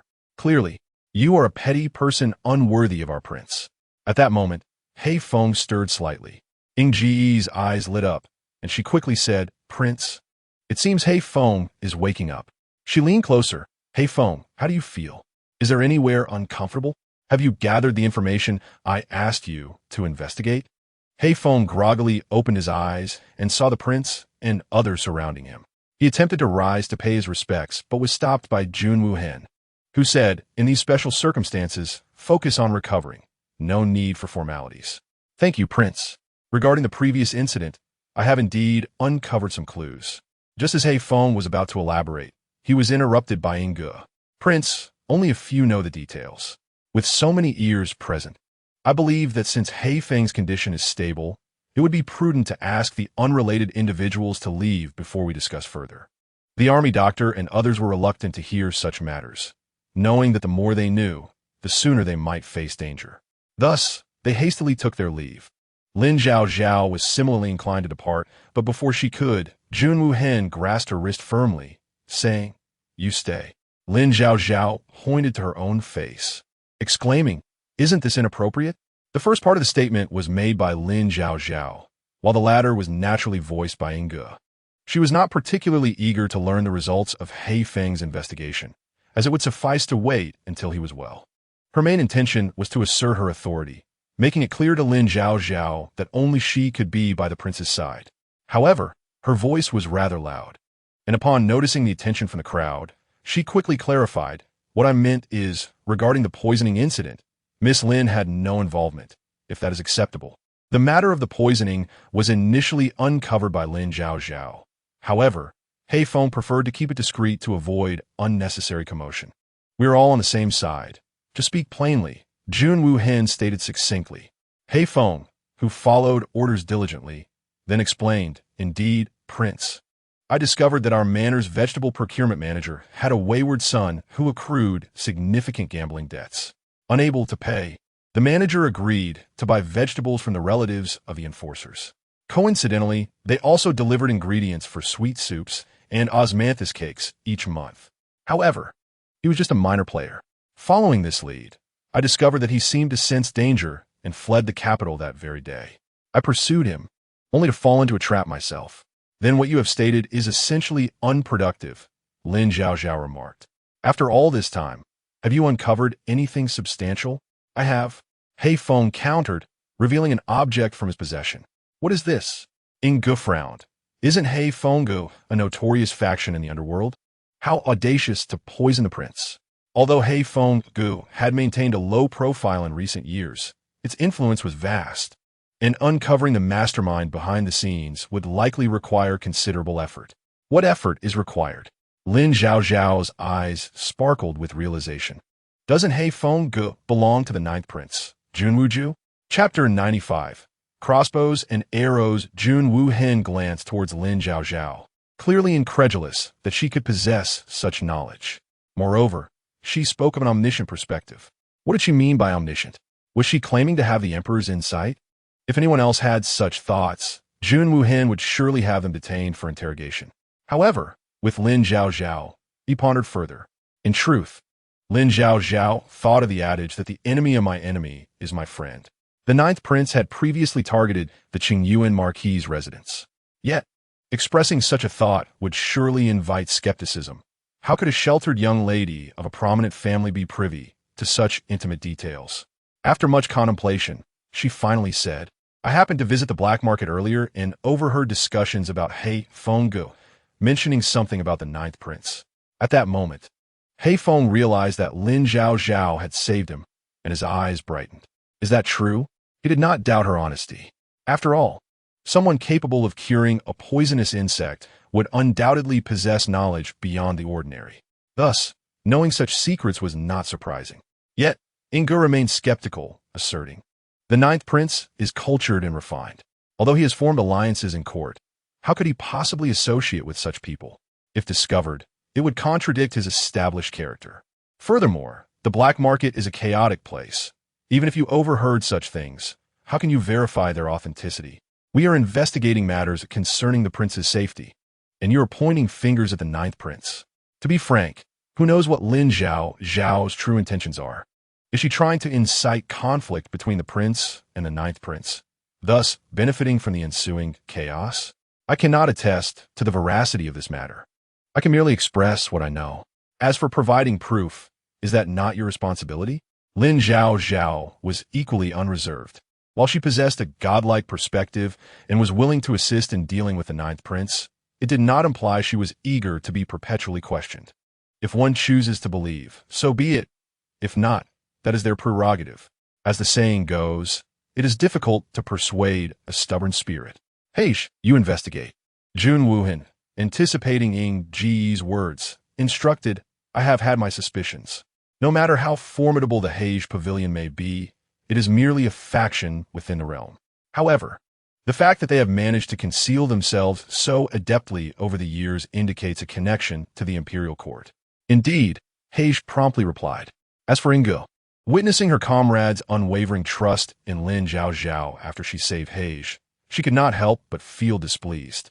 Besides this matter, she had urgent news to report. My lord, regarding the Xiongnu's crossbow issue you previously instructed me to investigate, I have made some progress. The conflict between Daong and the Xiongnu had recently intensified, and with winter approaching, the Xiongnu populace would soon face starvation and exposure, prompting them to launch aggressive incursions and plunder. What concept does this parallel? A standard crossbow possesses formidable lethality. If wielded proficiently on the battlefield, it can embody the might of a single warrior holding back 1,000. Although their weapon designs are not as impressive as those of the Great Goose, they can achieve a rapid succession of shots. Thus, subduing nearby smaller nations would be effortless. However, the circumstances have evidently shifted. From their end, they have managed to create a crossbow capable of firing 30 shots consecutively. Given the immense destructive power of such a weapon, the losses sustained by the prince's subordinates during their assault on the Xiongnu were considerable. If only their soldiers suffered losses, it would be bearable. Yet should they falter before the Xiongnu, the latter would inevitably turn their aggression upon the defenseless citizens along the border. Which commander would wish to witness such a scene? Naturally, Jun Wuhan was no exception. He turned to Inge to speak. His voice, rich and melodious, bore an alluring timbre accentuated by the overcast atmosphere. Finally garnering his attention, Inge felt a sense of relief and began, My lord, our spies in the Xiongnu have uncovered that they crafted this crossbow due to having rescued a member of the Gongsun family. Consequently, the Gongsun family designed this crossbow specifically for them, with the design plans held by the Xiongnu royal family. My subordinates risked their lives to obtain a portion of these plans, which I examined and based on which I have developed a crossbow capable of firing 18 shots in succession. What? 18 shots in succession? Su Minglang and the others were immediately captivated. It was known that their most skilled weaponsmith had only recently managed to create a 10-shot crossbow. It was astounding that Inge could devise a crossbow capable of 18 shots based on only fragmentary designs. If the prince possesses Ying Ji's design plans, we can produce and test the crossbow. If successful, I am willing to lead troops against the Xiongnu, Su Minglang declared, kneeling. Heish was equally eager, asserting, This young lady is indeed clever. If the prince can truly develop such a crossbow, I too would gladly lead troops to support and vanquish the Xiongnu. Inge, you speak too humbly. Our Daong has countless individuals. Even creating a crossbow capable of 11 or 12 shots would be a formidable challenge. Your achievement is indeed remarkable. Indeed, look at the countless noble ladies in the capital. Most of them merely engage in trivial pursuits, such as music and arts, of little practical use. If they were to design a crossbow for battle, they would likely be overwhelmed with fear. The praises for Inge flowed in abundance. As for Lin Zhaozhao, who lacked proficiency in music and arts, she could not help but feel slightly offended. After all, if others were deemed useless, did that not imply she was the epitome of ineptitude? Nevertheless, being a guardian of the nation, she refrained from voicing her discontent. It was during this moment that she recalled a conversation with a friend who had mentioned a historical figure who supposedly created a crossbow capable of firing 48 times. She had found it remarkable, considering modern firearms only achieve a few shots in succession. The crossbow, being large and cumbersome, seemed unlikely to achieve such a feat without igniting friction. Yet her friend had insisted on the brilliance of ancient wisdom and even sketched a design for her. Yun Wuhan, however, remarked, "Since the Xiongnu can produce a 30-shot crossbow, I shall seek a design capable of 30 shots or more." Upon hearing this, Ingji's expression soured considerably, not out of resentment towards Jun Wuhan, but due to the embarrassment of being addressed in front of Lin Zhaozhao. Jun Wuhan waved his hand, signaling for the others to depart. As Lin Zhaozhao considered the departure of the others, she knew it was time to proceed with acupuncture to expel the toxins from his body. Outside, Ingu emerged with reddened eyes. Su Minglang consoled her. "The prince does not harbor any ill will towards you. You know how seriously he takes all matters. Designing a crossbow is inherently challenging. Otherwise, Daong would not have gone so long without anyone capable of crafting a crossbow capable of 15 or 16 shots. I understand the prince is not angry with me, but I am unable to fulfill his request for a crossbow design, which leaves me feeling somewhat disheartened. I shall ponder how to achieve a design capable of more than 30 shots." With that, Su Minglang refrained from further comments. He glanced at Lin Zhaozhao within the room, frowning, evidently displeased with the young lady. After all, while their prince may have been enamored with women, there were matters she should hear and others she ought to avoid. Ultimately, after treating Jun Wuhan, Lin Zhaozhao felt it prudent to depart, primarily to avoid association with him. After all, his reputation in Daong was far from favorable. Being linked to him might lead to her being categorized within factions, and should she attract unwanted attention, it could spell trouble. Little did she know, greater troubles awaited her at home. Meanwhile, in the Fugua Gongfu, Lin Wanyu's actions had resulted in Lin Yuan Ji sending her to the countryside. He vented his frustration. "Father, I shall refrain from discussing other matters. But who was that person?" "That is my sister, whom I have watched grow. Although she is not your biological daughter, does that mean our bond over the years is meaningless? How can you allow her to be sent away without a second thought?" The youth, frail and clad in a blue long robe, emanated the gentility of a scholar. Yet now, incensed, his previously weary visage bore a hint of color. Lin Qing had not anticipated such a turn of events, but his instinct to defend Lin Wanyu had become second nature. What a powerful rhetoric. "You have come all this way, and it is the new year. She is but a child. Do not hold it against her. Is it so wrong for her to be momentarily fragile in the face of adversity? I have endured countless trials in the countryside. Why did you not extend me the same understanding? Is it because you now think yourself exceptionally handsome?" Lin Qingying's voice suddenly rang out. Who spoke? Realizing something was amiss, he turned to find Lin Zhaozhao standing silently behind him. So, it was this little girl who had spoken? But how could that be? The other party had not uttered a word. Lin Qingying confirmed it. Even in silence, he could hear the unspoken thoughts of the other party. Yet, how could he possibly discern her inner voice? Could it be that Lin Zhaozhao was a supernatural being? Indeed, otherwise, how could she have caused Wanyu to be harmed? As for you, although you are my biological sister, you should not take advantage of my affection. You wouldn't dare to imply that I am spoiled, would you? Lin Zhaozhao let out a cold laugh. Truly, she was deserving of being a commendable student of the Guozijian. No wonder she had spent all these years studying without achieving a distinguished title.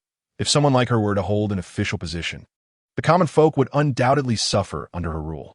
You must be mad. Lin Qingying could hardly believe such words were uttered by Lin Zhaozhao. Have you been possessed by a ghost? Previously, when he was studying, Lin Zhaozhao had often worried about him exhausting himself during the harsh winter, frequently sewing knee pads for him and bringing him pastries when he seemed drowsy from studying. In Lin Qingying's eyes, Lin Zhaozhao had always played the role of someone who sought to please him. Never before had she been so unrelenting. Lin Zhaozhao felt exasperated. Am I mad simply because I do not align with your words? Just because I do not cater to your desires, I am deemed insane? All right, Bai Shi nodded. Zhaozhao, you should rest now. Lin Qingying seemed taken aback by the absurdity of his words. Wanyu is your sister.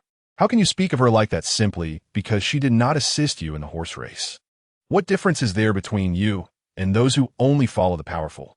Lin Zhaozhao, feeling somewhat frustrated, retorted, "It's not that I'm disheartened by her refusal to help with the race. Rather, I sense that her feelings towards me have lost their innocence. You always believe that Wan Yu has become sensitive, suspicious, and fragile due to her loss of status. But have you ever considered who has truly suffered over the years?" So what? Lin Qingying was unwilling to delve into such matters. "I only know that since our Wang Fu decided to care for Wan Yu, it would be inappropriate to send her to the countryside, where life is harsh and difficult. What if something were to happen to Wan Yu?" To be frank, over the years, as Lin Zhaozhao had mentioned, he had studied diligently, yet failed to obtain a good title. His grandfather was disappointed in him, and many mocked his mother. His father held strict expectations, insisting that he must excel in his studies to secure a promising future, leading him to endure years of hardship. However, his true passion lay not in studying, but in martial arts. He aspired to carve out a space for himself through his skills. Yet, no one supported him. His mother even punished him for not focusing on his studies, except for Lin Wanyu. Only Wanyu would discreetly take him out to play when he grew weary of his books, buying him crickets and letting him engage in cockfighting. He had never felt profound love within this family. Each member wished for him to become what they desired. Only Lin Wanyu allowed him to be himself. Thus, his feelings for this sister ran deeper than for anyone else in the family. Upon learning that she was not his biological sister, he had worried about Lin Zhaozhao bullying her. Initially, the family had favored Wanyu, unlike now, when they seemed enchanted. If anything were to occur, it would be his fate. They had done all they could. He need not concern himself with external matters. The emperor had already decreed that this year's imperial examination was imminent. He should prepare earnestly and not let unrelated individuals affect his future. Lin Yuanji had spoken his piece. However, Lin Qingying felt an overwhelming anger. He believed that the family had been deceived by Lin Zhaozhao's gentle demeanor. This young girl spoke one way but thought another, her true nature hidden beneath a fade of compliance. Although Wanyu had erred, she was not a saint. Who among them was without fault? If Lin Zhaozhao were present, she would surely mock him for being unreasonable. Why did the family always punish him? The truth was that it was because Lin Wanyu frequently took her out to play. If not for Wanyu, why would the family impose such strict academic expectations on him? In the end, he chose to remain silent, not addressing Lin Wanyu or himself, but instead directing his frustration at the family. Lin Zhaozhao could not comprehend this, nor did she wish to. In her past life, she had dabbled in clever contraptions, so sketching the bow and arrow design was relatively simple. After some time spent drawing and revising, she finally completed the sketch and tucked it into her textbook. Although Jun Wuhan had been relatively kind to her, she hesitated to present him with the sketch directly, uncertain of the monetary value it might hold. Thus, she opted for sleep instead. Meanwhile, within the palace, the sixth princess was also in a fury. The reason was simple. She maintained a good relationship with Su Jiaojiao. This time, when Lin Zhaozhao entered the palace to study, she had repeatedly instructed her subordinates to care for Jiaojiao and give Lin Zhaozhao a lesson. However, the results were disappointing. The subordinates were nothing but foolish individuals who took their pay without fulfilling their duties. What of her third brother? Did he not know that Jiaojiao was under her protection? How could he assist Lin Zhaozhao, an outsider, in bullying her close friend? The sixth princess felt dissatisfaction brewing within her. Yet out of respect for Jun Wuhan's authority, she did not dare voice her grievances. The maidservants, noticing her distress, comforted her, saying, "Do not be angry, Your Highness. She is merely a daughter of a minor, noble family. If the subordinates are foolish, what does it matter? When she is within your sight, you can punish her as you see fit." Upon hearing this, the sixth princess's eyes brightened. "You are indeed clever." The maidservant smiled faintly. Those in service must be astute to please their masters. Otherwise, a single word from their lord could cost them their lives. The maidservant continued, "By the way, Your Highness, I have noticed that the scar on your shoulder blade seems to have faded somewhat. It appears that the young master we encountered in the black market possesses some skill." Jun Wuyo gazed at the scar on her shoulder in the mirror. Once a dark, purplish mark resembling a centipede, it had now lightened to a brown hue thanks to the ointment's effects. This scar had accompanied her through her youth, resisting the efforts of numerous esteemed physicians. Yet now it was healing remarkably quickly. You should prepare some silver. Although the young master is indifferent to fame and fortune, he has aided me greatly. I must extend my gratitude to him during our next visit to the black market. The maidservant nodded, adding, I have also noticed that your skin has become much fairer. When you next meet the prince, he will surely be enamored with you. Do not speak nonsense. Jun Wuyo's cheeks flushed. Our father is merely arranging a marriage for us. We are both unmarried. Though she said this, who did not know that the sixth princess was smitten with the current top scholar, Pei Hualing? Their first meeting was when he was just an unknown figure, heading to the capital for the examination, coinciding with a splendid fireworks display in the city. Jun Wuyo had finally persuaded her father to let her out of the palace, and it was there that she crossed paths with Pei Hualing, a youthful man in worn white garments, exuding a remarkable charm and presence despite modest means. In her youthful infatuation, Jun Wuyo had inevitably fallen for him. However, at that time, Pei Hualing, who was preparing for the imperial examination in the capital, was the most ordinary among the masses. Coincidentally, Emperor Hui intended to select a suitor for his daughter. Yet, Jun Wuyo had taken a liking to someone and stubbornly refused to be engaged to the noble families chosen by Emperor Hui. The emperor ordered his subordinates to inquire repeatedly, and it was finally discovered that his beloved daughter had already given her heart to another. As the pampered daughter of the palace, desiring to marry a young man from a humble background, the emperor was reluctant, yet, seeing her genuine affection and the young man's modest talents, he exceptionally awarded him the title of top scholar during the palace examination and graciously arranged their marriage for the following autumn. Although the royal maidservants admired Jun Wuyo, Pei Gige had never commented on the scar on her shoulder, yet the occasional hesitant glances from him made her feel inferior. Thus, when she finally had the chance to remove the scar, she was overjoyed. Tomorrow, that Lin Zhaozhao is coming to study, right? Take my hairpin. Jun Wuyo whispered to her maid. As she spoke, the maid's eyes brightened with excitement. Lin Zhaozhao, however, was oblivious to the happenings in the palace. Who would have thought that at dawn, her mother would awaken her from bed, insisting she attend the palace for her studies? Lin Zhaozhao, who understands the struggles of a family. Previously, in modern times, I lacked the means, rising early as a white-collar worker to study for exams. Now, having wealth and status as a young lady of a grand household, I still must study. Indeed, navigating through life in this world, achieving true freedom is a daunting endeavor. She muddled through her days, indulging in food and drink. Lin Qingying scoffed, unable to tolerate her demeanor. Even if you go to the palace in such a manner, you will only bring trouble to the Lin family. Lin Qingying furrowed her brows. Is that how you speak to your sister? Am I wrong? On your first day at the palace, if the sixth princess dislikes you, and I were her, I would have stayed obediently at home rather than shamelessly crowding into the academy. Lin Qingying sneered. If you wish to ingratiate yourself, you must first consider whom you seek to please. Do they even desire your flattery? Yes, the emperor summoned me to the academy. You advise me against going?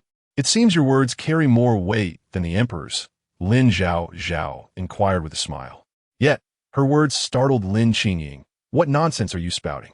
When did I claim my words hold more weight than the emperor's? If such talk spreads, it could lead to accusations of treason. Do you think you can still aspire to be the top scholar this year? Since you know your words lack weight, refrain from chattering here. I do not wish to attend, yet the emperor commanded it. What can I do? You fancy Lin Wanyue, don't you? Lin Zhaozhao retorted coldly. If her memory served her right, in the original narrative, Lin Qingying had a passion for painting and music, but was forced by the family to pursue studies. Initially struggling to focus, his mind wandering elsewhere, yet he indeed inherited Lin Yuanji's talent for academics. At that time, Jun Wuxian had a retainer, seemingly the son of a wealthy merchant from Jiangnan. His father had bestowed a considerable sum upon Jun Wuxian, for the political arena often required more than the meager allowances from the court to provide for one's family. This money could help Jun Wuxian gather retainers. Moreover, the secret guards and military provisions also required funding. As the chief examiner for the upcoming imperial examination, Jun Wuxian had sold some questions. If Lin Zhaozhao remembered correctly, Lin Qingying was close to that landowner's foolish son who sought to curry favor with him by suggesting the purchase of questions. Your father is Lin Yuanji. and your elder brother has made a name in the Ministry of Rights. While many claim that the family's fortunes have been declining in recent years, a withered camel is still larger than a horse. As long as the children perform well in examinations, a bright future is not an issue. Yet, Lin Qingying firmly asserted, in these years of diligent study, I rely on true talent and knowledge. Cheating in any examination is unacceptable. We aspire to serve the people. And if those of us from privileged backgrounds engage in corruption, it is profoundly unfair to those who have risen from humble origins. I know not where you obtained your answers, or from which examiner you purchased them, but your actions are treacherous. My studies of the sages do not permit such disgraceful conduct. If you wish, accompany me to the authorities to confess your wrongdoing. Your punishment will be moderate. Otherwise, should this matter come to light, do not expect to gain fame or fortune. Your entire family will suffer. The young master of the Fong family, seeking allies, had not anticipated Lin Qingying's steadfastness. His expression shifted as he retorted, Lin, your words are overly severe. This has nothing to do with cheating. Even if we do not use these answers, do you think the examiners will not have their biases when grading? Why do these students from humble origins seek to study under others? Is it not to gain assistance, hoping their teachers will support them? You think that by blotting out our names on the paper, they cannot deduce whose examination it is and award top score? The world operates thus. Just because the world functions this way, does that make it right? Should we conform to this? Lin Qingying shook her head. Since I'm aware of this, I cannot pretend ignorance. I grant you half a month to contemplate. If you do not confess, do not blame me for sounding the alarm. The young master, seeing Lin Qingying's steadfastness, sought out Jun Wuxian. I merely hoped to gain another ally for the prince. Who knew Lin Qingying would be so obstinate? He even forced me to confess to the authorities. If I went alone, I would not fear the consequences. My concern lies in the possibility of implicating the crown prince. Jun Wuxian's expression darkened. Historically, the imperial examinations have always been a lucrative venture. Firstly, as the chief examiner, all the students this year could be considered his pupils, granting him greater influence. Secondly, those wishing for high scores would inevitably shower him with gifts, allowing him to strengthen his connections and form factions within the court. Having served as an examiner for 4 years, he was well versed in this practice. Emperor Hui, his father, cherished talent. During the late emperor's reign, only students from noble families were permitted to participate in the examinations, while merchant sons were excluded. Under Emperor Hui, however, the monopoly of noble families was abolished, allowing talent to flourish. Should an investigation commence, Emperor Hui would not spare him. Jun Wuxian summoned Lin Qingying to his estate, attempting to appeal to his emotions and reason. Yet the latter remained unmoved. Left with no options, Jun Wuxian, adhering to the philosophy of better to die poor than betray a friend, colluded with the story's heroine to frame Lin Qingying for examination fraud, thereby tarnishing his reputation. In the capital, Lin Qingying found himself unable to hold his head high, thus lacked the strength to report others for cheating.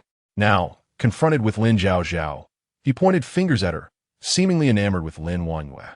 Lin Zhaozhao scoffed, for he had never endured the hardships Lin Wanyue had caused him. Human nature is such that unless one feels the sting of the blade, one cannot comprehend the pain. However, Lin Zhaozhao was too lazy to offer further reminders. So what if the 6th princess disliked her?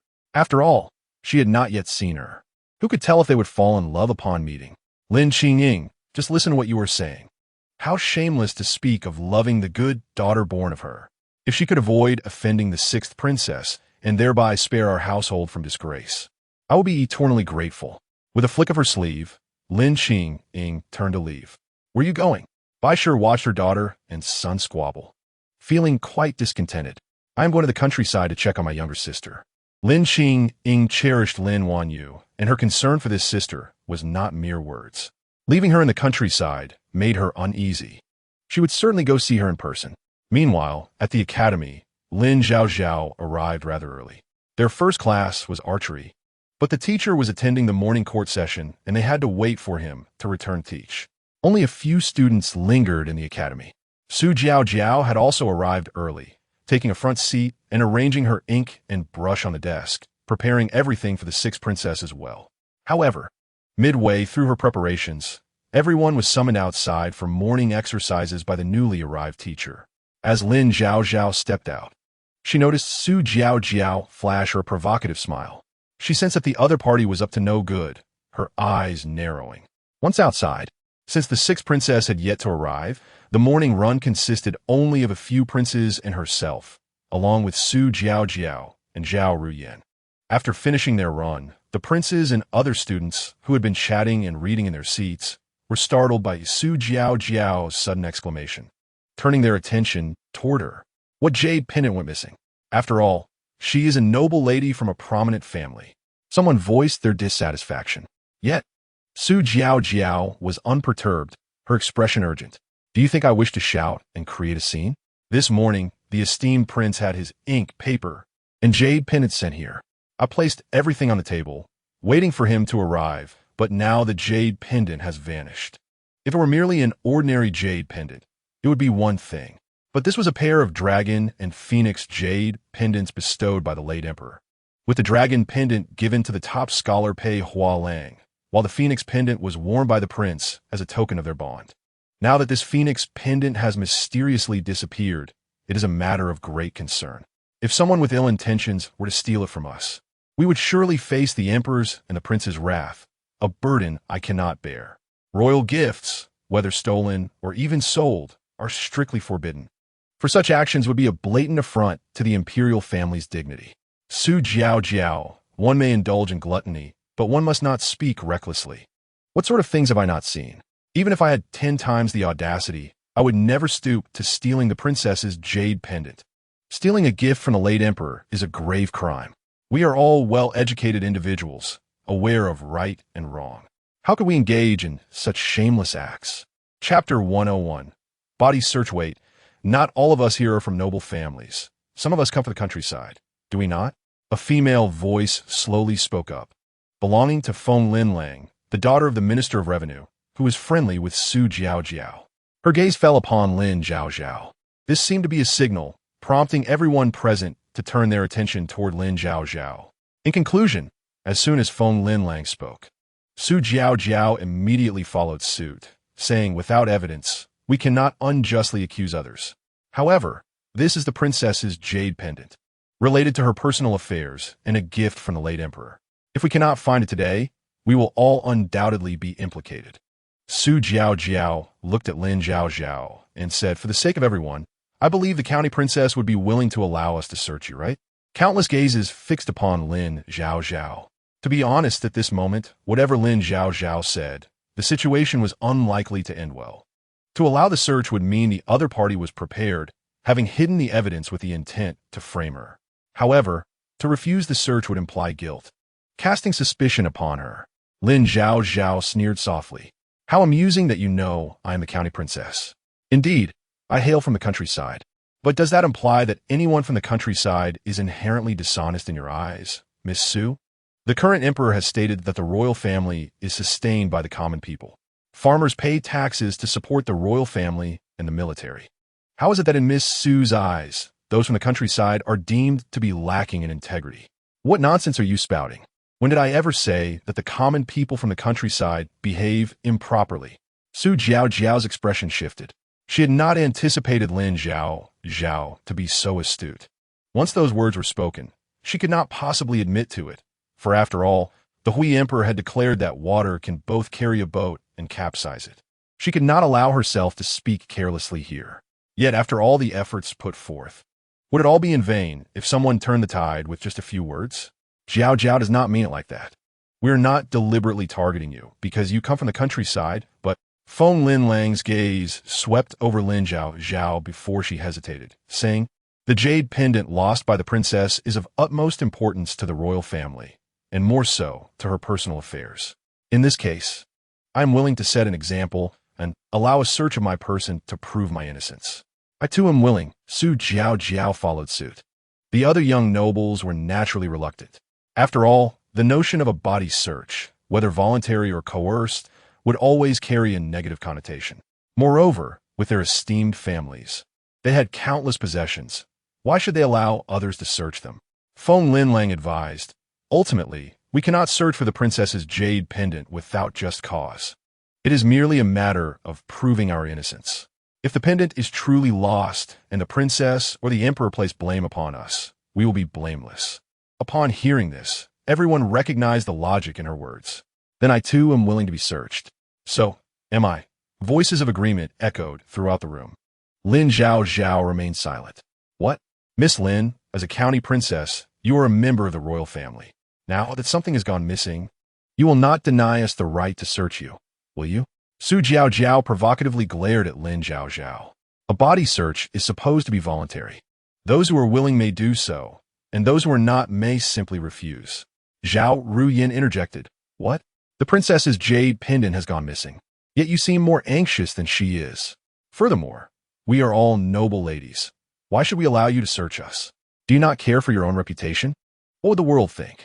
Su Zhaozhao appeared taken aback that Zhao Ruyin would speak in favor of Lin Zhaozhao. Everyone knew that Zhao Ruyin and Lin Wanyu were not on good terms, and thus she had harbored a dislike for Lin Zhaozhao as well. The two families had clearly established enmity at the last horse racing event. However, she had not anticipated that her scheme against Lin Zhaozhao would backfire. In a fit of rage, Su Zhaozhao retorted, "Who are you calling shameless?" As she prepared to retort, Feng Linlang intervened, taking a step back to advance. Miss Zhao is correct. We all believe that the county princess would not act in such a manner. A search is not necessary. I have already sent someone to report to the princess. She should arrive shortly. We shall prove our innocence, and should any rumors arise, it will be beyond our control. While the statement appeared reasonable, it subtly implied that if Lin Zhaozhao did not allow herself to be searched and the pendant was not found on her, it could only mean she was the thief. Lin Zhaozhao sneered once more. Although she knew these individuals were well prepared, the current situation was not merely about allowing a search. She would inevitably be accused of theft. At that moment, the damage to her reputation was trivial. She cared little for her fame. However, it was inevitable that a punishment would be administered.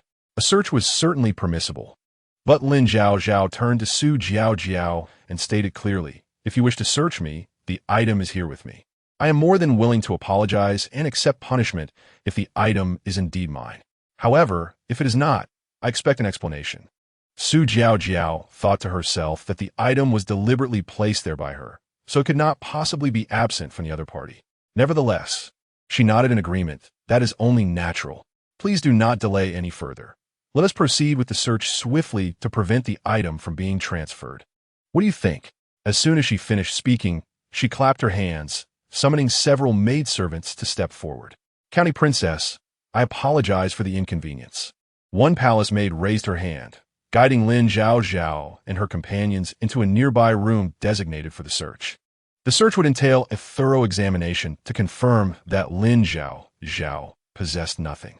Zhao Ruyin unexpectedly exhaled in relief, remarking sarcastically, "At least she is the legitimate daughter of the Yuanhou residence. Even if the Qing Yuanhou residence has fallen from grace, it is unlikely she would stoop to stealing within the palace, thus bringing disgrace upon herself."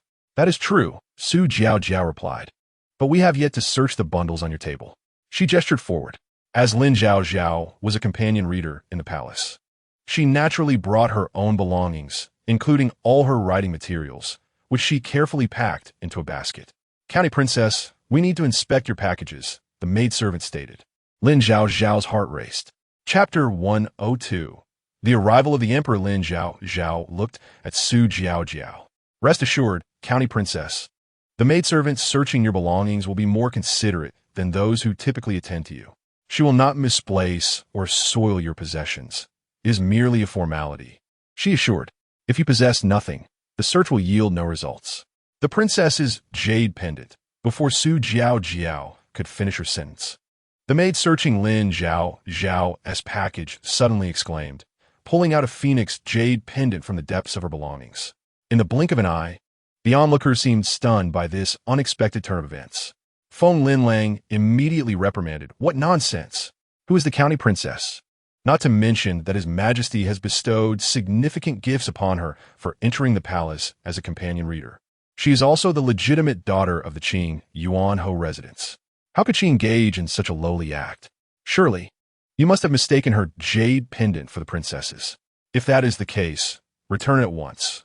Otherwise, you will tarnish the county princess's reputation, and we cannot protect you. Miss Feng, you are mistaken. I have been with the princess since childhood, and I have seen the phoenix jade pendant on numerous occasions. How could I possibly be wrong? The maid continued. The pendant has been shattered and turned to dust. It is undeniable that this county princess has stolen the princess's pendant. Feng Linlang now found herself in a difficult position, glancing at Lin Zhaozhao. Could there be a misunderstanding? Perhaps you did not properly secure the pendant. Lin Lang, I understand your reluctance to offend the county princess or oppose the Qing Yuanhou residents, but your reasoning is absurd. Are you suggesting that the princess's maidservant carelessly placed the pendant on the princess's table, and it then fortuitously fell into Lin Zhaozhao's belongings from several meters away? Su Xiao Xiao Lauget? That seems rather improbable, does it not? Others echoed in agreement. Indeed, we cannot believe that such coincidences exist. Miss Feng, you do not wish to offend Miss Lin, but let us not forget that the lives of these maidservants are at stake. Should they bear the brunt of the county princess's mistakes? The conversation continued, each voice contributing to the growing tension. The pendant was clearly taken from Lin Zhaozhao's belongings. Theft is theft, especially when it concerns the treasured item of the late emperor. The thought of sharing the same studies with such a person for years fills me with unease, as others may suspect that I too am a thief. Wait, the pendant has been found, but I fear I may have lost something as well. I must check my belongings first. If anything is missing, we'll have to search the county princess too. The dialogue escalated, everyone asserting their opinions. After all, they had witnessed the pendant being extracted from Lin Zhaozhao's belongings. The stain of theft would undoubtedly linger upon her. Zhao Ruyin, unusually anxious, remarked, "This is intriguing. You claim she stole the pendant, and it was indeed found among her belongings. Yet in the presence of so many witnesses, who can be certain it was not a deliberate slander? Miss Zhao, I do not understand why you repeatedly defend Miss Lin. Yet here we are, among individuals with no past grievances, who would deliberately seek to harm her. Feng Lin Lang counteth. How could there be no intent to harm?" Zhao Ruyin retorted, "If I recall correctly, Su Jiao, your relationship with Lin Zhaozhao is far from amicable. Zhao Ruyin, cease your attempts to shift blame. Since the pendant has been recovered, we should promptly punish Lin Zhaozhao with 50 lashes and expel her from the palace, forbidding her from ever serving the princess again. That would suffice. I am unaware of when you attained such authority to decide the princess's punishments." Zhao Ruyin shot back. As the two prepared to quarrel, a sharp voice rang out from behind the crowd. "His Majesty has arrived. The Empress Dowager is here." At the sound of this announcement, everyone hurriedly knelt. "We greet your Majesty and your Highness." After the morning court session, Emperor Hui intended to rest briefly with the Empress Dowager, but just as he settled in, a maid from the Empress's palace rushed in. "We have just received news from the study that the phoenix jade pendant gifted for the princess's betrothal has gone missing. This pendant was bestowed by the late emperor and held great significance for the princess's marriage arrangements. As the maternal aunt of the princess, the Empress Dowager had cared for her since childhood. After the princess's mother passed away during childbirth, leaving the little sixth princess without a mother, the Empress Dowager had taken on the role of protector for her niece. Although the late emperor's marriage was politically motivated, over time, he developed a sense of gratitude towards her. Thus, the Empress Dowager was deeply devoted to the sixth princess, treating her as her own daughter. Consequently, when news of the sixth princess's jade pendant being stolen reached her, she naturally felt a surge of displeasure and followed Emperor Hui to the study. Zhao hurriedly stepped forward to elucidate the sequence of events. The young lady professed her ignorance regarding how the phoenix jade pendant came to be in the county princess's belongings. However, she swore that from the moment she arrived in the study until the moment the gentleman instructed her to go for a morning run, she had been in the company of Jingyang, who could vouch for her. Zhao genuinely lacked both the time and the opportunity to secretly place the pendant into the county princess's package. Although there had been some discord between Jingyang and the county princess, Jingyang had previously confided in Zhao that her mother had admonished her, emphasizing that past grievances were her own fault, urging her to amend her ways. The veracity of this claim remained uncertain. Yet, as for the county princess, By the arrival of night, her innocence would be proven. F-ing-L-N-L-ing-S words were intriguing. First, she absolved XG of suspicion, only to then cast the accusation of theft squarely upon Lin Zhaozhao. This was precisely the moment Zhaozhao seized to assert that with both witnesses and material evidence at hand, Your Majesty must discern the truth. We have not stolen the princess's jade pendant. It is likely the work of a troublemaker who has sullied our reputation. Zhaozhao expressed his confusion, questioning why he was being glared at, as he was merely defending her. After all, the last encounter with Lin Zhaozhao had ended with him receiving a beating, and the subsequent actions of Lin had nearly tarnished his sister's reputation. Had it not been for his father's intervention, the consequences could have been catastrophic. Now, his sister seemed to be in a predicament. Was she truly siding with the Q and Marquis's estate? Lin was indeed her romantic rival. Regardless of whether Lin Zhaozhao was being falsely accused or had genuinely committed theft, the enmity between their families had long been established. Thus, this was an opportune moment to strike. Zhao exchanged glances with Zhaozhao, signaling him to recognize the current circumstances.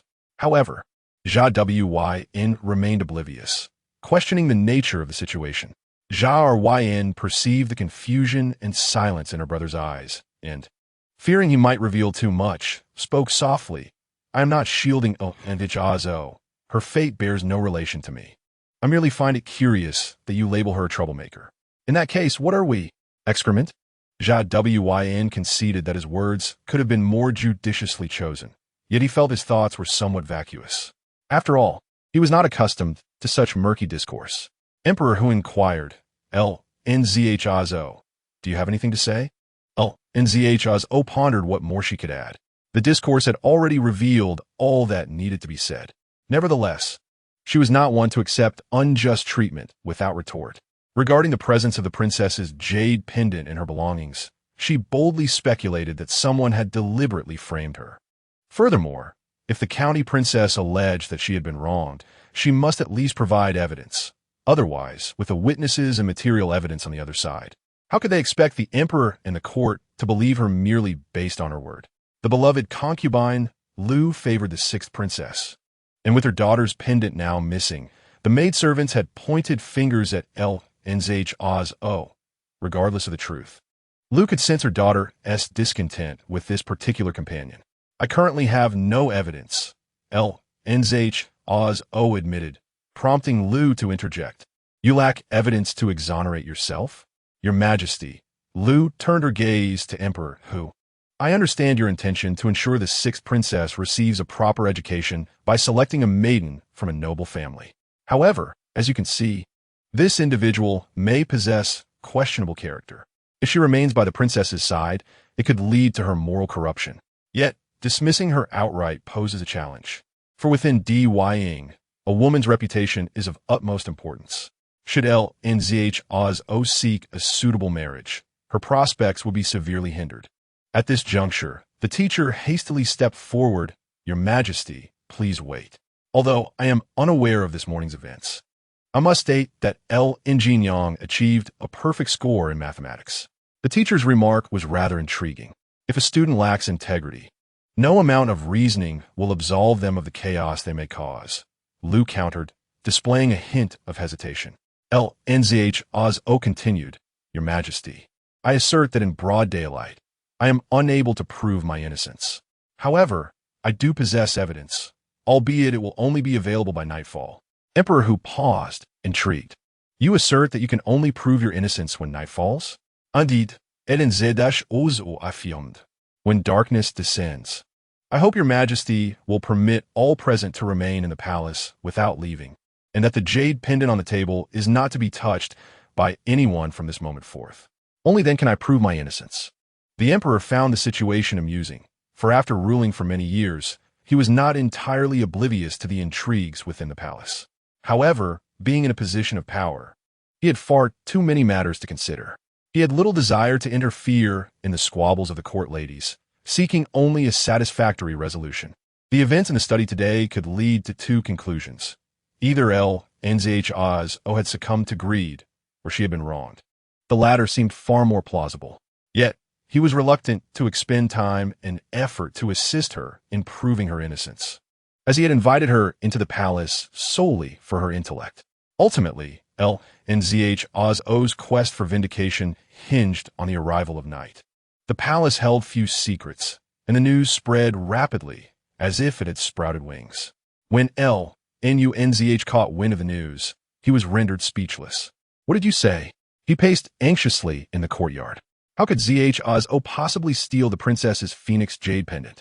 She was utterly unaware of its existence. She had always favored gold. If she were to steal something, it would be gold, not that pendant. Lin Zhaozhao felt compelled to assert that she would never commit such an act.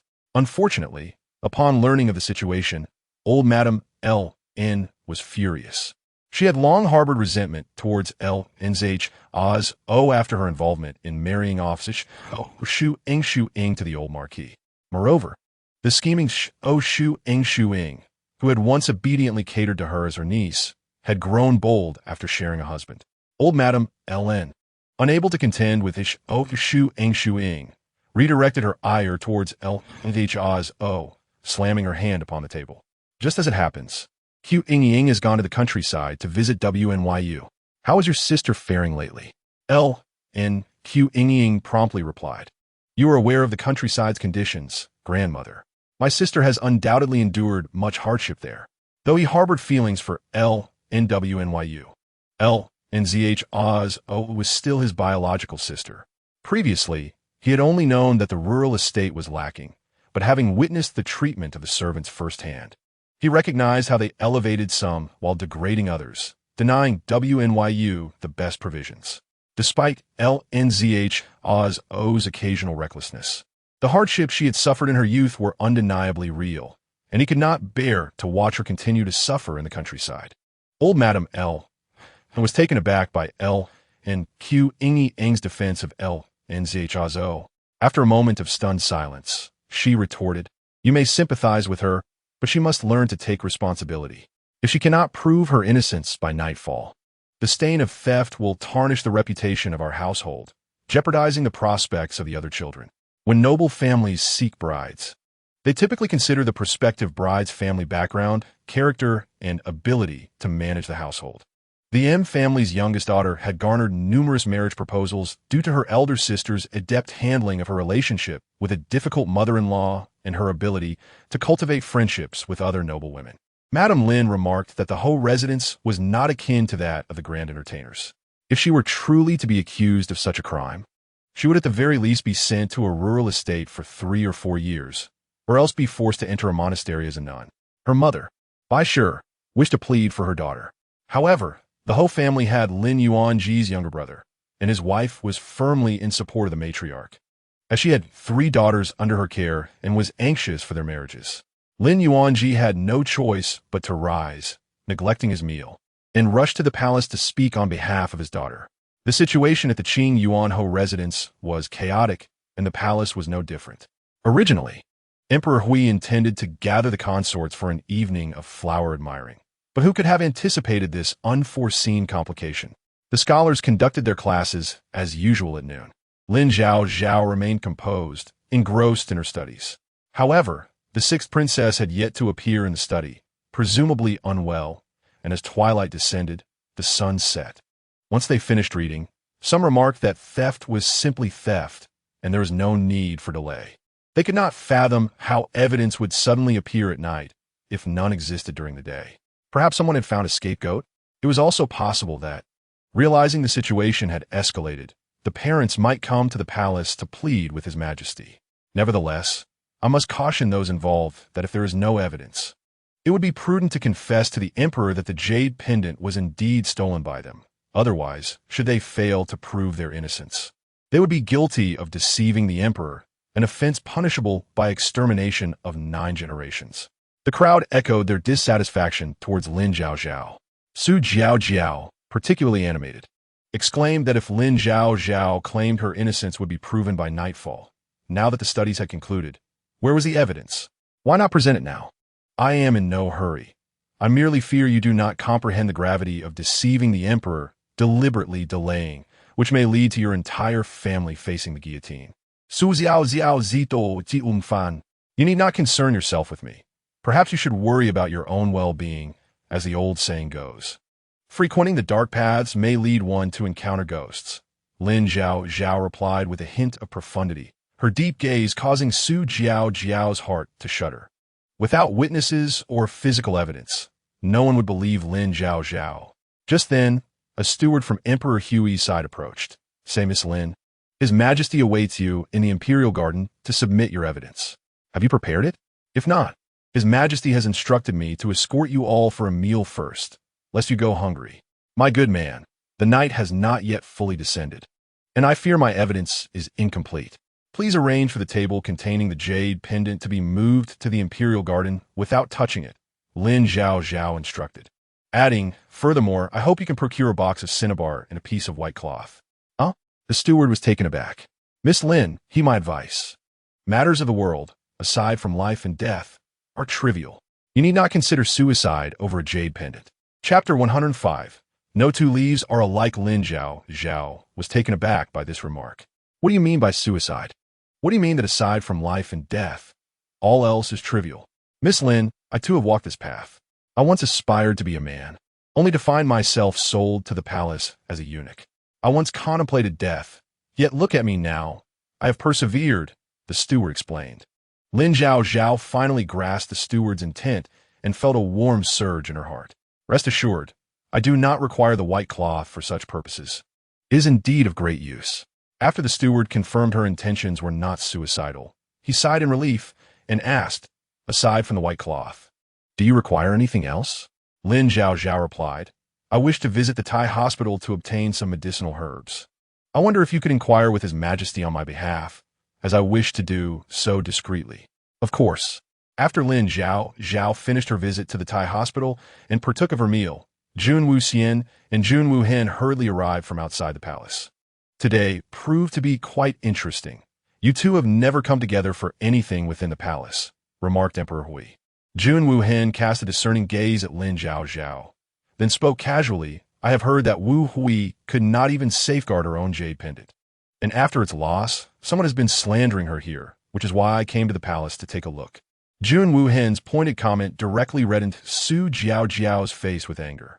Your Highness, I did not slander anyone here. I have ample evidence and witnesses. I have said that you are slandering others. Your eagerness to defend yourself only makes me more curious, Jun Wuhen countered, turning his attention to Su Zhaozhao. Su Zhaozhao may not have directly accused her of slander, but everyone present knew whom she was referring to. Jun Wuxian interjected, Elder Brother, that is not accurate. Miss Su is merely concerned about Wu Hui's lost pendant. As night fell, and Wu Hui had not yet made an appearance, it was evident that the loss of the pendant was of little consequence to her, yet others were worried for her, which was rather amusing. Yun Wu hinted. In my view, the loss of the pendant was due to her negligence, if one does not take care of their belongings. Who knows if it was carelessly tossed into someone else's possession to frame them? This matter should end here. Jun Wuxian retorted, Elder Brother, your statement is flawed. If you believe Miss Lin was framed, does that not imply that everyone else in the study is also a suspect? You have cleared Miss Lin's name while implicating others, which is quite unfair. The cause of this turmoil is known to those present. As the two princes prepared to escalate their argument, Emperor Hui slammed the table and declared, Enough. Today, I have invited both of you to dine together. If you continue to bicker, you may as well leave my presence. He then turned to Lin Zhaozhao and said, Night has fallen, and you claim to have a method to prove your innocence. Proceed swiftly, for you know well that the crime of deceiving the emperor is not one you can bear. Yet everyone held their breath for her. Frankly speaking, no one believed she truly had a solution. They merely suspected she was stalling for time to summon assistance. Although Jun Wuhen, who appeared to be on her side, had arrived, Emperor Hui remained unyielding, and even Lu Guifei regarded her with displeasure. Lin Zhaozhao responded, Your Majesty, proving my innocence is quite simple. All that is required is for everyone present to place their palms and fingers upon the cinnabar and then press them onto the white cloth. This will suffice to demonstrate my innocence. Oh, Emperor Hui was somewhat perplexed, but placing one's hand on the cinnabar and then on the white cloth will prove one's innocence. This was the first time Emperor Hui had heard of such a method. Yet Lin Zhaozhao spoke with conviction and was the first to place her hand on the cinnabar, then imprint it upon the white cloth. Subsequently, she instructed the palace eunuchs to unfold 2 pieces of white cloth in a dimly lit area far from them, and lit a candle over a meter away. Soon, through the flickering candlelight, Lin Zhaozhao's palm print appeared upon the fabric. The vivid crimson of her palm startled Lu Guifei, who then expressed her discontent, saying, "Your Majesty has asked you to find evidence to prove your innocence, not to engage in these nonsensical displays that disturb others' peace of mind. The appearance of this bloody handprint in the palace is considered ominous. Do you understand, Lin Zhaozhao?" She clapped her hands, commanding, "Come. Quickly remove this sinister object along with Lin Zhaozhao from my sight." "Wait," Jun Wuhen interjected. "Cinnabar has traditionally been used for warding off evil. It cannot be deemed sinister." "Your Highness, please do not take offense," Lin Zhaozhao said, then had Zhao Ruyin and Zhao Wuyin, who were closest to her, also placed their handprints upon the cloth. "The reason I, Chen Nu, used the vibrant red of Zhush to stamp this handprint is to convey a significant truth. In this world, no 2 leaves are entirely identical, and similarly, no 2 individuals possess the same fingerprint." "Your Highness, I sense your confusion. How can it be that no 2 leaves are alike? If we disregard distant examples, this imperial garden is filled with leaves, and one could easily find numerous pairs that are exactly the same. However, I refer not to their shapes, but to their unique patterns." As a modern individual, Lin Zhaozhao earnestly elucidated that while our palms may exhibit similar sizes and shapes, each person's fingerprints are distinct. She pointed to her own fingerprint alongside those of Zhao Ruyin and others, which were cast upon the white cloth. Lin Zhaozhao's assertion was as firm as a nail, evoking curiosity among all present, including the Emperor Hui. Each person extended their palms, applying Zhush to the cloth. They had previously overlooked this detail, realizing that each individual's fingerprint was indeed remarkably different. Yet, I couldn't help but notice that the 9th prince's fingertip pattern seemed identical to His Majesty's fingerprint. "Identical?" they exclaimed, observing that while there appeared to be similarities, a closer inspection revealed that the patterns diverged distinctly. Lin Zhaozhao then suggested that if His Majesty harbored doubts, he could invite the palace maids and eunuchs present to imprint their fingerprints for comparison, thus validating her statement. The emperor waved his hand, ordering nearly 200 palace attendants to press their fingerprints onto the cloth. "You may verify for yourselves, should you find your fingerprint identical to another's. I shall reward you with 1,000 taels of silver." This proclamation ignited excitement among the palace maids and eunuchs, who eagerly gathered around the cloth for examination. However, regardless of how they scrutinized the prints, none were found to be identical. Su Jiao interjected, "Lin Zhaozhao, do not confuse the issue. His Majesty seeks proof of your innocence, not a lecture on fingerprint patterns." Lin Zhaozhao countered, "I merely wish to establish a principle. Since there are no identical fingerprints, the individual who handled the phoenix jade pendant must have left their mark upon it. By shining a light on the pendant, one can easily reveal the fingerprints of the person who touched it, allowing for comparison with those present in the study, thus proving my innocence." Her reasoning was compelling, and even Emperor Hui found himself nodding in agreement. However, Feng Linlang expressed her skepticism, stating, "Your Majesty, while I am delighted that Miss Lin may find evidence to prove her innocence, the matter of fingerprints remains unclear to us. Only she truly comprehends it. If she did not touch the pendant, how can she prove anything? I have studied for many years, and never have I heard a teacher mention fingerprints. How is it that you are so well informed?" Lin Zhaozhao dismissed their remarks, asserting that the truth would be uncovered through the comparison of fingerprints in the study. She glanced around at everyone present, acknowledging that her predicament had inadvertently caused a stir among her peers. Yet, she emphasized that if the true culprit was not identified today, her suffering would be in vain, and they too might face similar accusations in the future. Lu Ziman chimed in, "Miss Lin, fret not. Regardless of whether we may face accusations in the future, I have always believed in your integrity. This situation allows us to prove not only your innocence, but also our own, which is a fortunate outcome. Only those who seek to harm others would consider this an unnecessary endeavor. They continued, united in their desire to support Lin Zhaozhao, understanding that failure to identify the culprit would only embolden further deceit. Here is the wash water I ordered from Gong Gong Jinbao for everyone to cleanse the zhoosh from your hands, Lin Zhaozhao announced as everyone prepared to wash. Once they had cleaned their hands, Lin Zhaozhao carefully examined the handprints on the cloth, confirming that everyone had indeed pressed their marks. Of course, Lu Ziman replied, "We have not stolen anything, so we have no reason to withhold our fingerprints." Yet, Jun Wuxian remarked, "You claim the pendant will reveal fingerprints, but from a distance. The patterns appear unclear. How can we compare them? Will the light truly enhance their clarity?" Lin Zhaozhao shook her head. Even with light, clarity is not guaranteed. While it may reveal the fingerprints on the pendant, I cannot be certain if the individual left a complete print, especially considering that a maid may have touched it afterward, potentially obscuring the original marks. Emperor Hui turned to Lin Zhaozhao. "So, you suggest that after expending all this time and energy, you possess no evidence?" Su Jiaojiao, feeling triumphant, whispered, "You spoke of a method earlier, yet now you claim none exists. In essence, this amounts to treason against the crown." "Your Majesty, I assure you I possess evidence," Lin Zhaozhao asserted.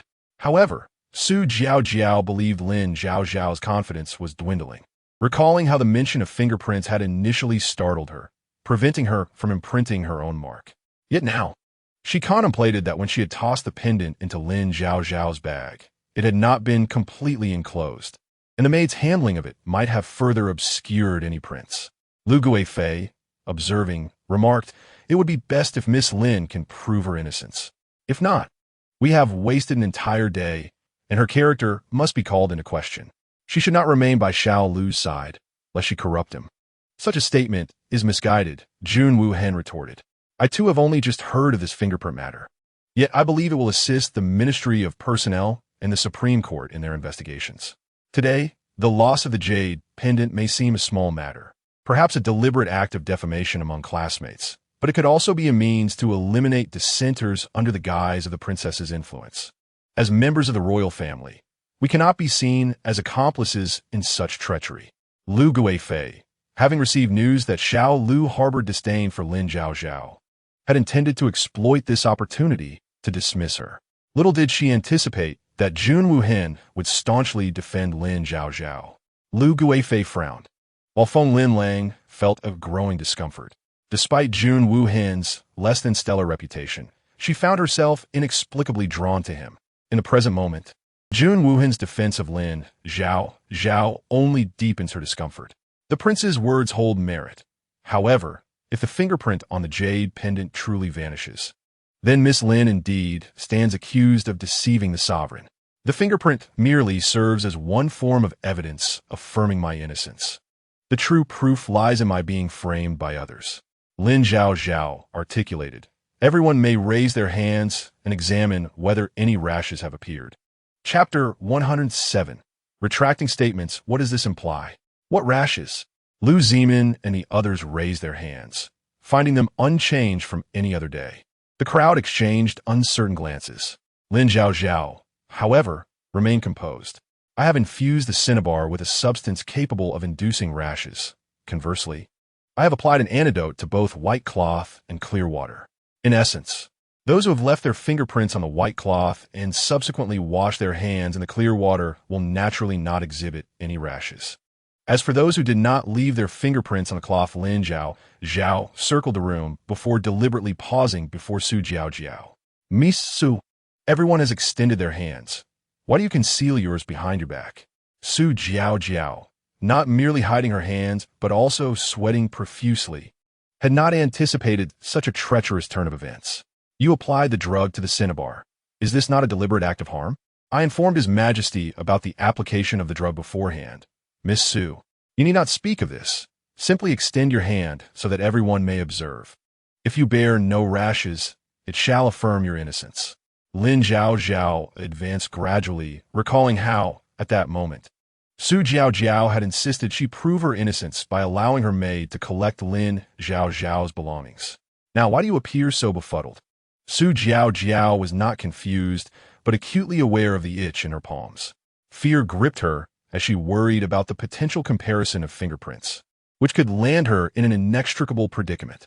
Little did she know that the fingerprints on the jade pendant were indeed invisible, and her moment of apprehension had prevented her from placing her own fingerprints on the white cloth. Zhaozhao hesitated to reveal her hands. With a determined glance at Jinbao Gonggong, he stepped forward, apologizing to Zhaozhao. He then seized her hand from behind her back, revealing a sight that confirmed suspicions. Her once fair and delicate fingers were now speckled with crimson rashes. Perhaps due to the itching she instinctively scratched, only exacerbating the frightful appearance. My heavens! The crowd gasped in disbelief. What these rashes, Zhaozhao? What else is there to say? We trusted you wholeheartedly, and when you claimed the princess's jade pendant was lost, we assisted you in the search. Who knew this was all a meticulously orchestrated act? Enough with the accusations against Zhaozhao. What of Feng Gunyang? I assert that she too has been deceived. Deceived? Just moments ago, Feng Linlang stated they had been together the entire time, leaving no opportunity for theft. What say you now? Your Majesty, forgive me. Zhaozhao knelt down, tearfully proclaiming, I did not steal the jade pendant. I am unaware of why my palms have reacted this way. Perhaps I have consumed something ill. But I recall, Miss Su, that at the banquet you consumed naught but a few sips of water, Lin Zhaozhao interjected. It seems my antidote has taken effect. Should you wish to persist in your denial, perhaps you should rub your palms against the white cloth. The rashes will soon dissipate. Zhaozhao's resentment towards Lin Zhaozhao intensified. She knew full well that her rashes were the result of foul play. Yet to admit such would expose her as a thief. I did not leave my fingerprints on the white cloth, but I felt frightened. The palm print seemed ominous. I would rather now place my print to prove my innocence. How amusing, Miss Su, Lin Zhaozhao replied. When I asserted that the jade pendant bore fingerprints to affirm my innocence, you refused to leave your print. Yet now, when you deem the fingerprints unclear, you are suddenly willing. Jun Wuhan regarded Zhaozhao, questioning, is this how the Minister of Rights instructs his daughter? Indeed, we had thought you gentle and kind. Yet you reveal yourself to be so treacherous, another chimed in. Previously, you accused Lin Zhaozhao of cheating in the exam, only to be revealed as the true culprit yourself. Your animosity towards her is quite illuminating. The crowd chimed in, leaving Zhaozhao's eyes brimming with tears as she stammered. I am not. What are you not? Your Majesty grants you one final opportunity. Did you steal the jade pendant and frame another? You have been with Zhaozhao the entire time. Did you witness Lin Zhaozhao steal the pendant? Chapter 108. The arrival of the sixth princess, the maid stammered. I saw a figure dressed in white. Indeed, Zhaozhao wore an entirely white outfit today, did she not? Lu Zimin remarked. These two resemble one another so closely in attire and height. Why then did you so resolutely accuse Lin Zhaozhao of theft?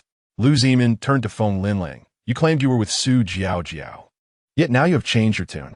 Your previous statements were nothing but fabrications. If not for Lin Zhaozhao's evidence proving her innocence, would you not have sullied her reputation irreparably? That is not the case. Feng Linlang realized the gravity of the situation. She was unwilling to admit to targeting Lin Zhaozhao, caught between her disdain for Zhaozhao and her feelings for Jun Wuhan, while sensing an inexplicable connection between him and Lin Zhaozhao. In the presence of the emperor, she hastily knelt and proclaimed, Your Majesty. I assure you I did not assist Miss Su in slandering Lin Zhaozhao. It was merely that Miss Su claimed she felt unwell and had to relieve herself. I thought this matter too private to disclose, never anticipating it would escalate to such proportions. Feng Linlang then turned to Lin Zhaozhao. You must know, I never believed you would steal the jade pendant and have always defended you. Lin Zhaozhao pondered. You may have defended me, but who knows if your defense was genuine or merely an attempt to cast blame upon me. The maid, tears streaming down her face, knelt before Emperor Hui, pleading, Your Majesty, I did not intentionally slander anyone. I merely saw a shadow that resembled Lin Zhaozhao. Now that the truth is revealed, I wish to apologize to her. Lin Zhaozhao could not bear the sight of another kneeling before her. Although she had been slandered, she was not inclined to act as a benevolent figure. having been raised in an environment that espoused equality and harmony. Please rise. I fear this may shorten my lifespan, she urged. Emperor Hui turned to Su Zhaozhao. What more is there for you to say? Seeing the situation escalate, Su Zhaozhao could only choke out, Your Majesty, I did not mean to slander Lin Zhaozhao. I merely thought, having felt resentment for the times she bullied Wan Yu, that I might play a prank to teach her a small lesson, never anticipating it would spiral into this calamity. She dared not mention that the sixth princess had a hand in today's events, for after all, they were blood relations. And to speak ill of the sixth princess would invite her own downfall. Hui Di was well aware of this matter. His daughter had a hand in it as well. Otherwise, how could the maid have so confidently accused Lin Zhaozhao of theft? It was likely that his daughter had instigated it. After pinching the ring on his finger, the maid was dragged away to receive 50 lashes and was sentenced to serve in the Shunxing Sea. As for the Feng family, regardless of the circumstances, though you acted without malice, you nonetheless led others to misunderstand Lin Zhaozhao. I decree that you shall reflect on your actions in the manner for 3 days. Thank you, Your Majesty. As the saying goes, both thunder and rain are the Emperor's grace. Moreover, this punishment is not excessively harsh. Feng Lin Lang quickly knelt and bowed her head, feeling a sense of relief. Being confined for 3 days in the manor meant her parents would provide for her well, and she would not suffer any corporal punishment. Your Majesty's words of unintentionality would not tarnish her reputation. Such sharp words were not accompanied by physical punishment, likely due to the fact that the other party did not reveal his daughter's involvement. However, Jun Wuhen was unwilling to let this matter slide. Father, Miss Su has slandered her classmate. To downplay this is merely a minor conflict among young women. Yet, in this study filled with princes and noble sons, should we allow this trivial matter to escalate, tomorrow they might imitate it, and in the future, when they enter the court as officials, they could resort to similar treachery against their peers. That would not be a trivial matter at all. Su Zhaozhao looked at Jun Wuhen in disbelief, nearly infuriated. Your Highness, this accusation is far too serious. I have already recognized my mistakes and hope my classmates will not err again. You have repeatedly acknowledged your wrongdoings. Yet you previously disrespected the county princess, cheated on an exam, and today, even after being punished, you remain unrepentant. Jun Wuhen pronounced each word deliberately. Father, in my opinion, the prior punishment of Miss Su was too lenient, leading her to believe that the imperial family's authority could be easily disregarded. I propose that she be taken away to receive 30 lashes and sent to a monastery to diligently transcribe Buddhist scriptures and purify her heart. Lin Zhaozhao. What a remarkable figure Jun Wuhen was. With both looks and a physique to match, he was a cold-faced young gentleman, often intimidating others into submission. In the past, there had been some fear. Now, witnessing him discipline others, one could not help but feel exhilarated. Could such a person not quickly become my husband? The sense of security he exuded was unparalleled. Jun Wuhen remarked upon the young lady, whose thoughts seemed consumed not by diligent study, but rather by how to make him her husband. Such shamelessness. Hui Di had hesitated, but as his son spoke, he was prepared to nod in agreement. Unexpectedly, a bold voice rang out from the crowd. Hold on, father. I too have something to say. This matter concerning the jade pendant was merely a test to see if Lin Zhaozhao possessed any wit. Zhaozhao has been made a scapegoat. It appears that Lin Zhaozhao is not only clever, but also quite scheming. I do not wish for such a person to remain by my side. If you were to dismiss Zhaozhao, I would rather abandon my studies at the academy. With those few words, Jun Wu Hui's disdain for Lin Zhaozhao was crystal clear to all present. Indeed, Hui Di and Lu Guifei had always favored this daughter. The motive behind bringing someone to accompany the princess was simple. Jun Wu Hui had never been inclined toward domestic arts. Hui Di considered that, as a princess, she need not learn such skills and could simply find a suitable husband without the need for servitude in the kitchen.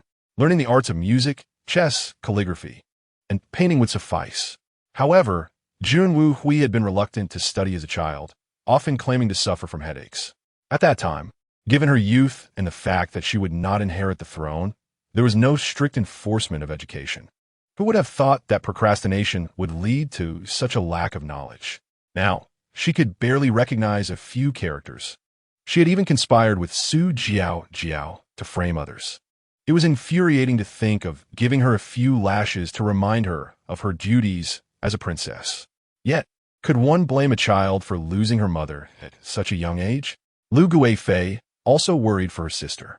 In a moment's glance, they came to a mutual understanding. Uidi, maintaining a stern facade, exclaimed, "Nonsense. I personally chose your companion for you. How can you simply refuse?" Chapter 109. Hold on. That voice sounded so familiar.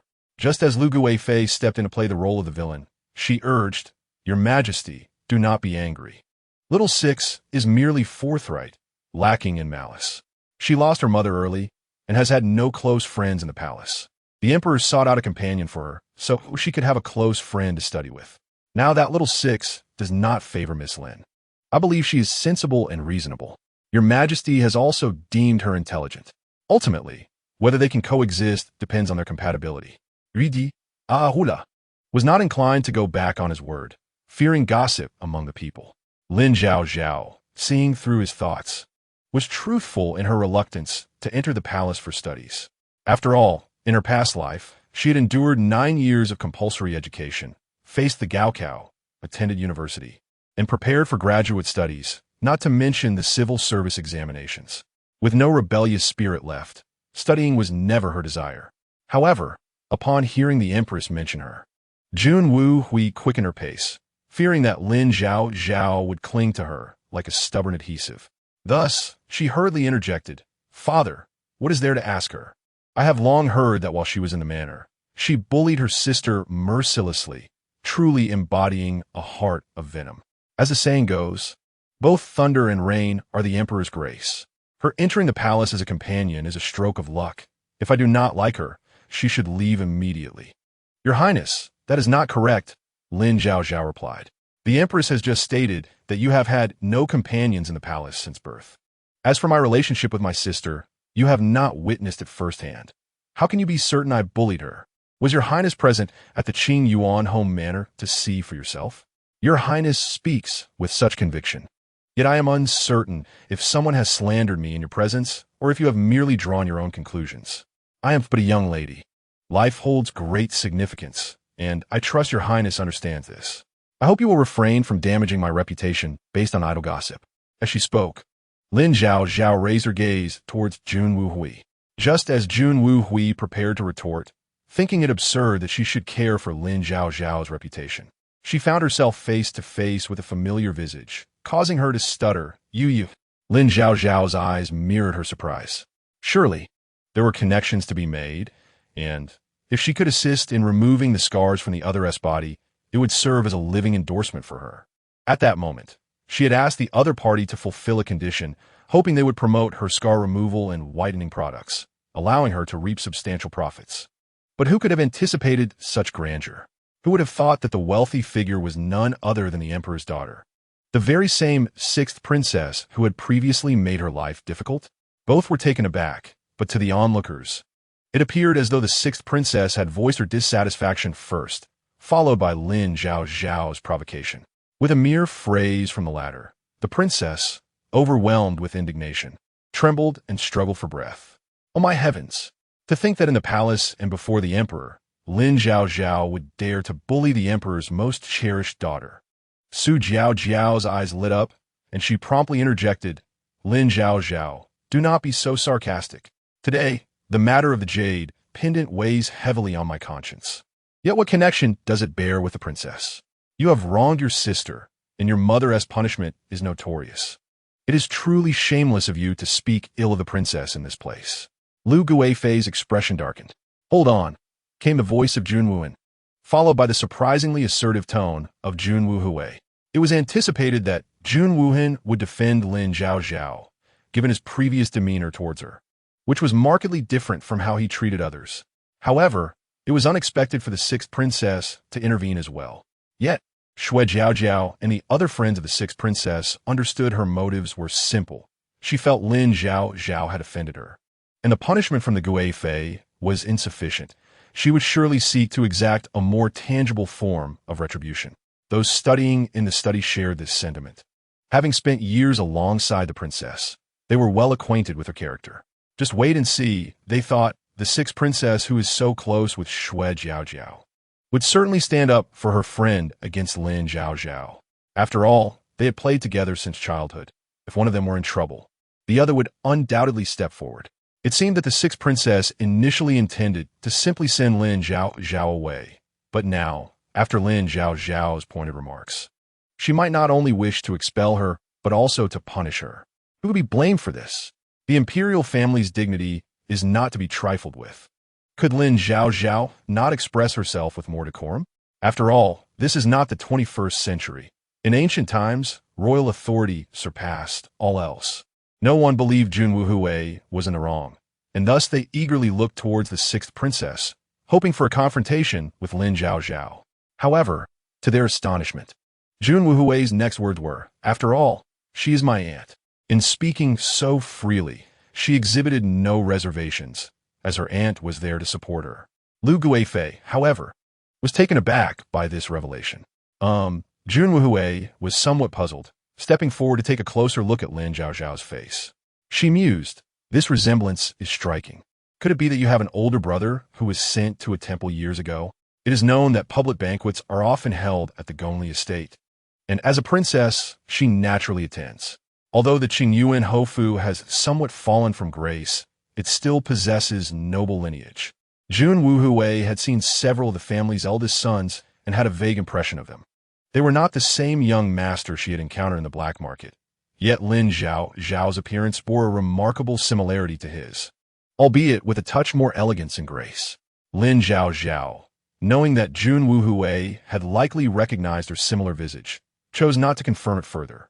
After all, she had practiced her skills in disguise in the modern world, requiring a careful application of makeup to alter her features. Thus, it was entirely reasonable that Jun Wuhui could not definitively identify her. She then inquired, "Your Highness, how is the scar on your body healing?" With that single question, Jun Wuhui immediately recognized her. A broad smile spread across her face. "I must tell you, the ointment you provided has worked wonders. My scars have faded significantly. But I never knew you were the legitimate daughter of the Qingyuan Hofu. Why did you not mention it when we last met?" Lin Zhaozhao responded, "It was not convenient. Oh, I had thought you were merely a young master. Had you disclosed your true identity as a young lady, I would certainly have requested my father to bring you to the palace to accompany me," Jun Wuhui exclaimed, her eyes sparkling with excitement. The onlookers, including Lu Guifei, were left in a state of shock, utterly perplexed by the conversation regarding scars and the identity of a young master. Lu Guifei muttered, "What scars? What young master? What are you talking about?" "Dear aunt, do you not recall?" Yun Wuhui reminded her. "I previously mentioned that the person who provided me with the ointment had sneaked out to the black market. Of course, it should not be made a public affair. However, she had confided in me about the incident, and upon hearing Lu Guifei's words, she quickly grasped the situation. Initially, Lu Guifei had thought her niece had encountered fraud, especially since the palace's physicians had treated her, yet her scars had not improved. At that time, she had been reluctant for Wu Hui to use the ointment. But to her surprise, after Wu Hui secretly applied it, her scars had markedly faded, and her complexion had improved. "Are you saying this ointment was given to you by Miss Lin?" Lu Guifei remarked, bewildered. "So she possesses the ability to heal?" "It is merely a modest skill I picked up while in the capital.